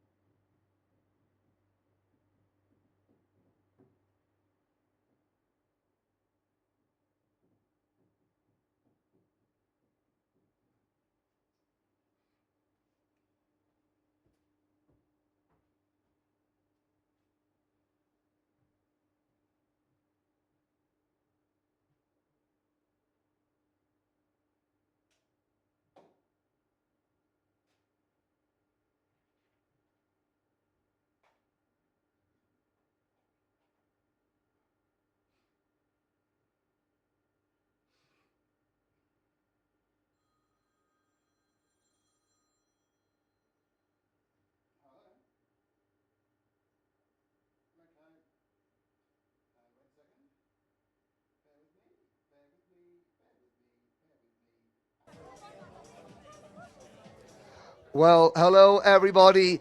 Welcome to the podium presentation for round 1.2 of the 2025-2026 UAE Rotax Max Challenge. A huge thank you once again to all the drivers, the teams, their families, supporters, as well as the always incredibly hard-working staff here at Al Ain Raceway. We have the results for all 5 of our finals, and we may also be able to bring you the provisional team results, although the senior Rotax finals remain provisional. The top 3 won't change, but there are still some judicials going on for some of the lower positions, which will affect the team points standings at the end of this round. So, without further ado, let's get underway with Minimax. And coming home as the best novice in Minimax, 16th place overall, it's Ahmed Al Maina. This is Micromax, sorry, Micromax, I do apologise. So our leading novice in Micromax, it is Ahmed Al Maina, 16th overall, who appears not to be here. So, well done anyway. He didn't race yesterday, but came today and won Best Novice. On to the top 3 in Micromax. Sorry.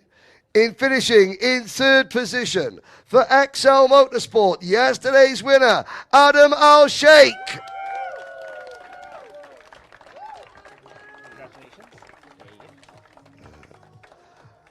Finishing in 2nd position, just 700ths of a second behind the winner, driving for Mateus Najem Motorsport, it's Samar Chopra.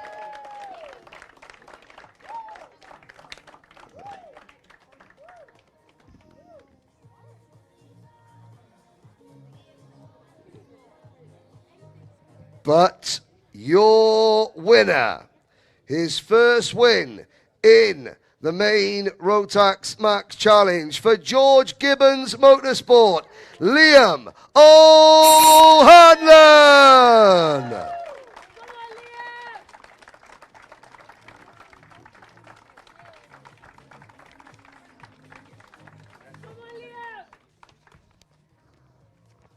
So, drivers, trophies in the air. No need to make sure you smile. You're all big smiles. Trophies in the air, please. And if we could have all 3 of you on the top step of the podium. And members of the media and the press, if you need to come in front of the camera to take your podium shots, that is fine. But ladies and gentlemen, once again, your top 3 in Micromax.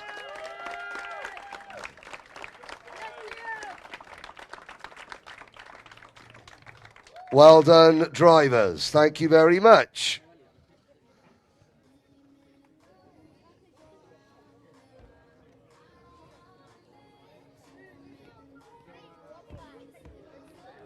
We now move on to Minimax. Got that one right, 2nd time of asking. And your top novice finishing 12th overall, Gleb Abukov.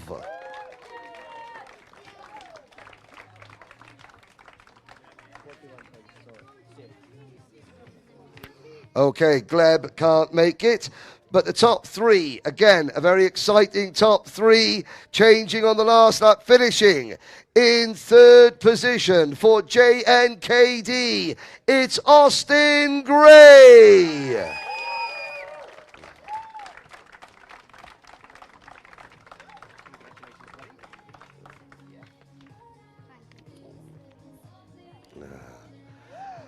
Finishing as the runner-up for Synergy, Oliver Bouchard.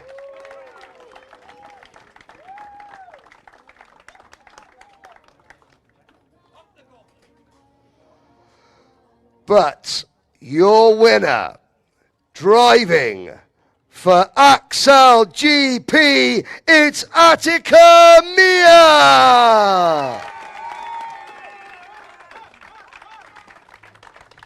First win for Attica here in the Rotax Max Challenge. First win in their first Rotax race for Axel GP. Drivers, if we can have you on the top step of the podium.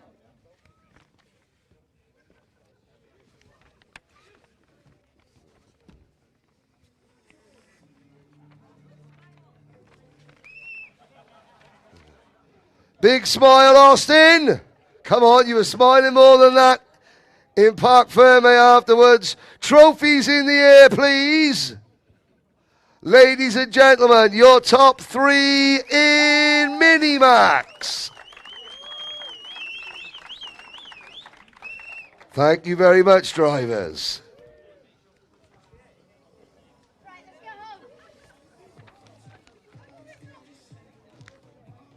Okay, we now move on to Junior Rotax, finishing in 3rd position for the Mumbai Falcons, Mitan Jain.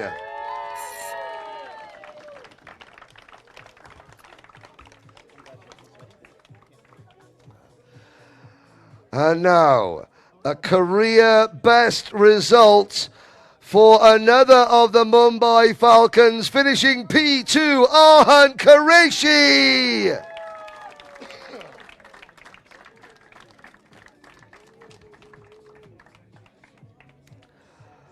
But your winner today, completing the podium clean sweep for the Mumbai Falcons, Connor Clancy.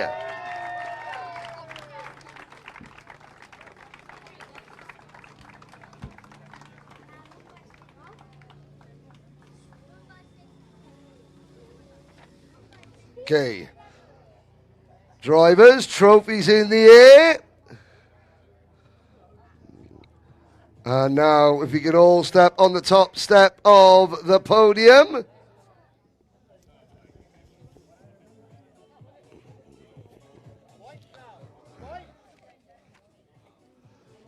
And ladies and gentlemen, please, once again, your Junior Rotax top 3.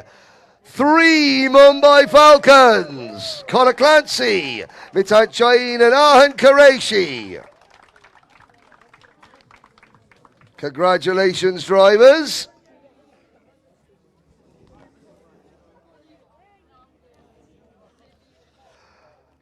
Now we move on to DD2 Masters.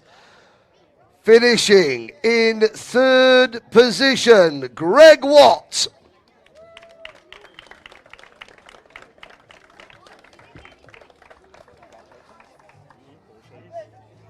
Finishing as the runner-up. Unfortunate to get taken out in an incident in the pre-final, or else it could have been a lot closer. Your runner-up is Kyle Blockley for Kart Advisor Academy.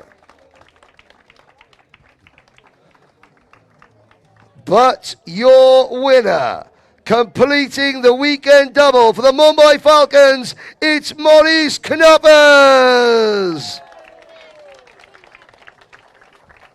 And because we weren't able to do the winners' interviews after the finals, we'll do so now. Maurice, congratulations.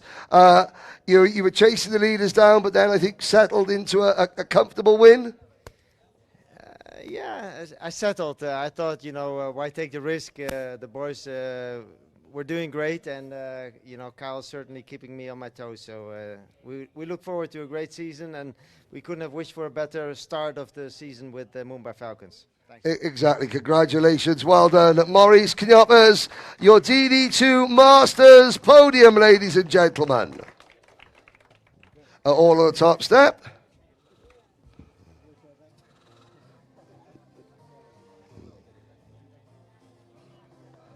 Congratulations, well done. Now we move on to the main DD2 category. Finishing in third position for Mateus Niger Motorsport, it's Adam Malik.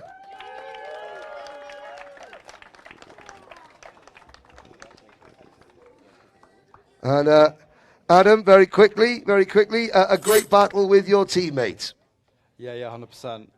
Happy with third or a bit disappointed? I felt like I could have fought a bit harder to overtake Hamza and maybe even Tyler, but I'm quite happy with it. So. Quite happy with third position. Thank you, Adam. Finishing in second position, also for Mateus Niger Motorsport, Hamza Hashisho.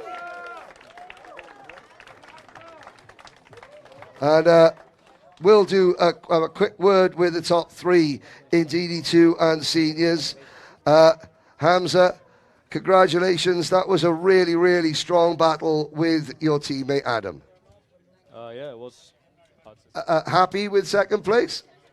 I mean, yeah, we definitely could have secured the win if I just locked in a bit more, but we'll see what we can do next round. See what you can do next round. Thank you very much, Hamza. But your winner, completing a weekend clean sweep on his debut in the class for the Mumbai Falcons, it's Tyler Harris.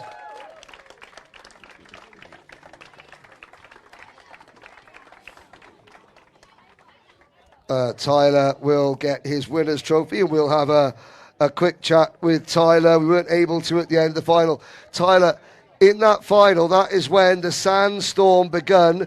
Did that make things very nervous for you because you were the first driver every lap to see the changing conditions? Yeah, it was very sketchy. I would go down the main straight and see sand blowing across the track, so I'd have to think, where am I going to brake for turn one? And a lot of the times I kind of got it wrong. Well, you got it right enough to keep Adam and Hamza behind you, but not by much. They were clawing right all over the back bumper of you. Yeah, I had to get straight on that white line. Straight on the white line, indeed. Any of you like to thank? Yeah, all of Mumbai Falcons, particularly Harry Hannum, and of course my mum and my dad. Excellent, congratulations, well done. Your winner in DD2, Tyler Harris. Your top three in DD2, ladies and gentlemen. Just like the kids, trophies in the air.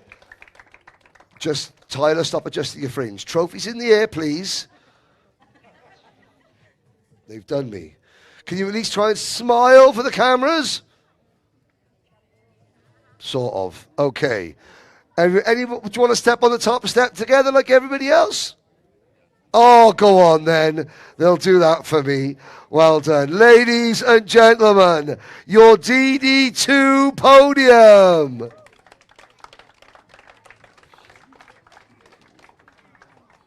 Well done. Thank you, drivers. Thank you. Oh, Adam, if you shoot a bit more fight like that on the track, you might have won the race. Now, come on. Come on then. Off we go. We got one more class to go, then everyone's got to go home.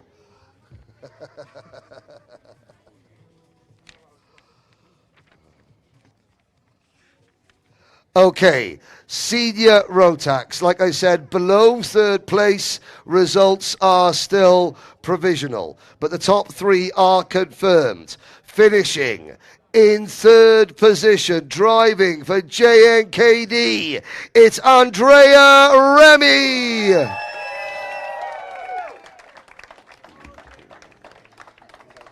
Andrea, we'll have a quick chat. That was a very, very strong fighting drive in the worst conditions.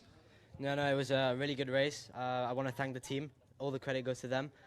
Paul, Ash, Fonzie, Hoppy, Hamdan, Bobby, my parents, really everyone. So really good first race of the season. We look forward to more.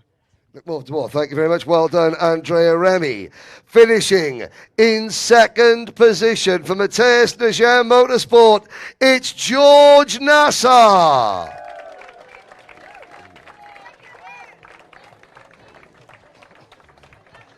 And we'll come over, we'll have a quick chat with George. George, at the start of the race, you had the lead. Was the fact that they were starting to rain, there was a bit of sandstorm. Did that make you be a little bit cautious at the start, not wanting to throw it off after winning yesterday? Yeah, it was a bit calm, but I almost got pushed out as well on start, so everything was trying to keep it cool. You just had to try and keep it cool. You said the kart was ripping yesterday. How would you describe it today? Still rips in the good conditions, but not for the final. No, it didn't quite rip in the final. Never mind, but well done, George Nassar. But the winner, who took advantage, came over to the UK to try some wet weather testing, and in the final, that experience certainly paid off. Your winner today, driving for JNKD, Jeremy Montgomery Swan.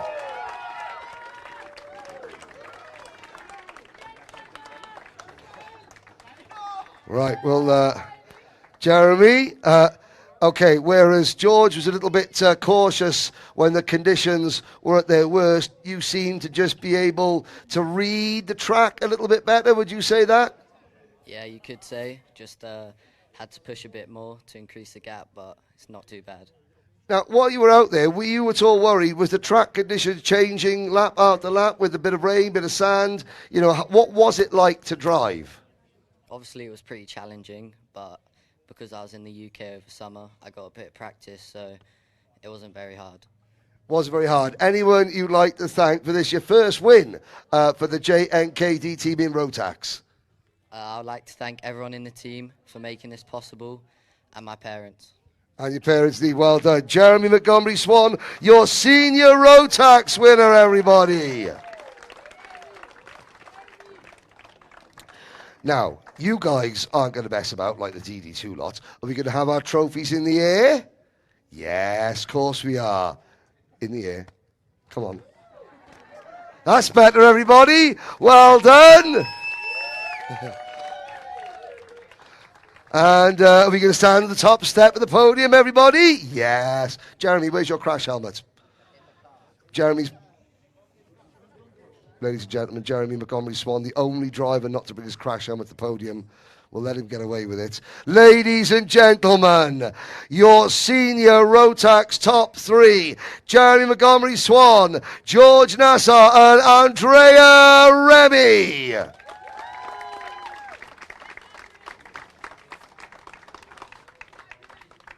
Okay, right. Thank you very much, gentlemen. One more award to give out. This is for the team award. Now, even though the senior Rotax race is still being finalised below the top three, I can give you the top three teams in the team's trophy. Finishing third in the team's trophy today with 347 points, it's JNKD. Finishing second in the points with 383 points, Mateus Najem Motorsport. Which means for the second day running, with 424 points, the team winners are the Mumbai Falcons.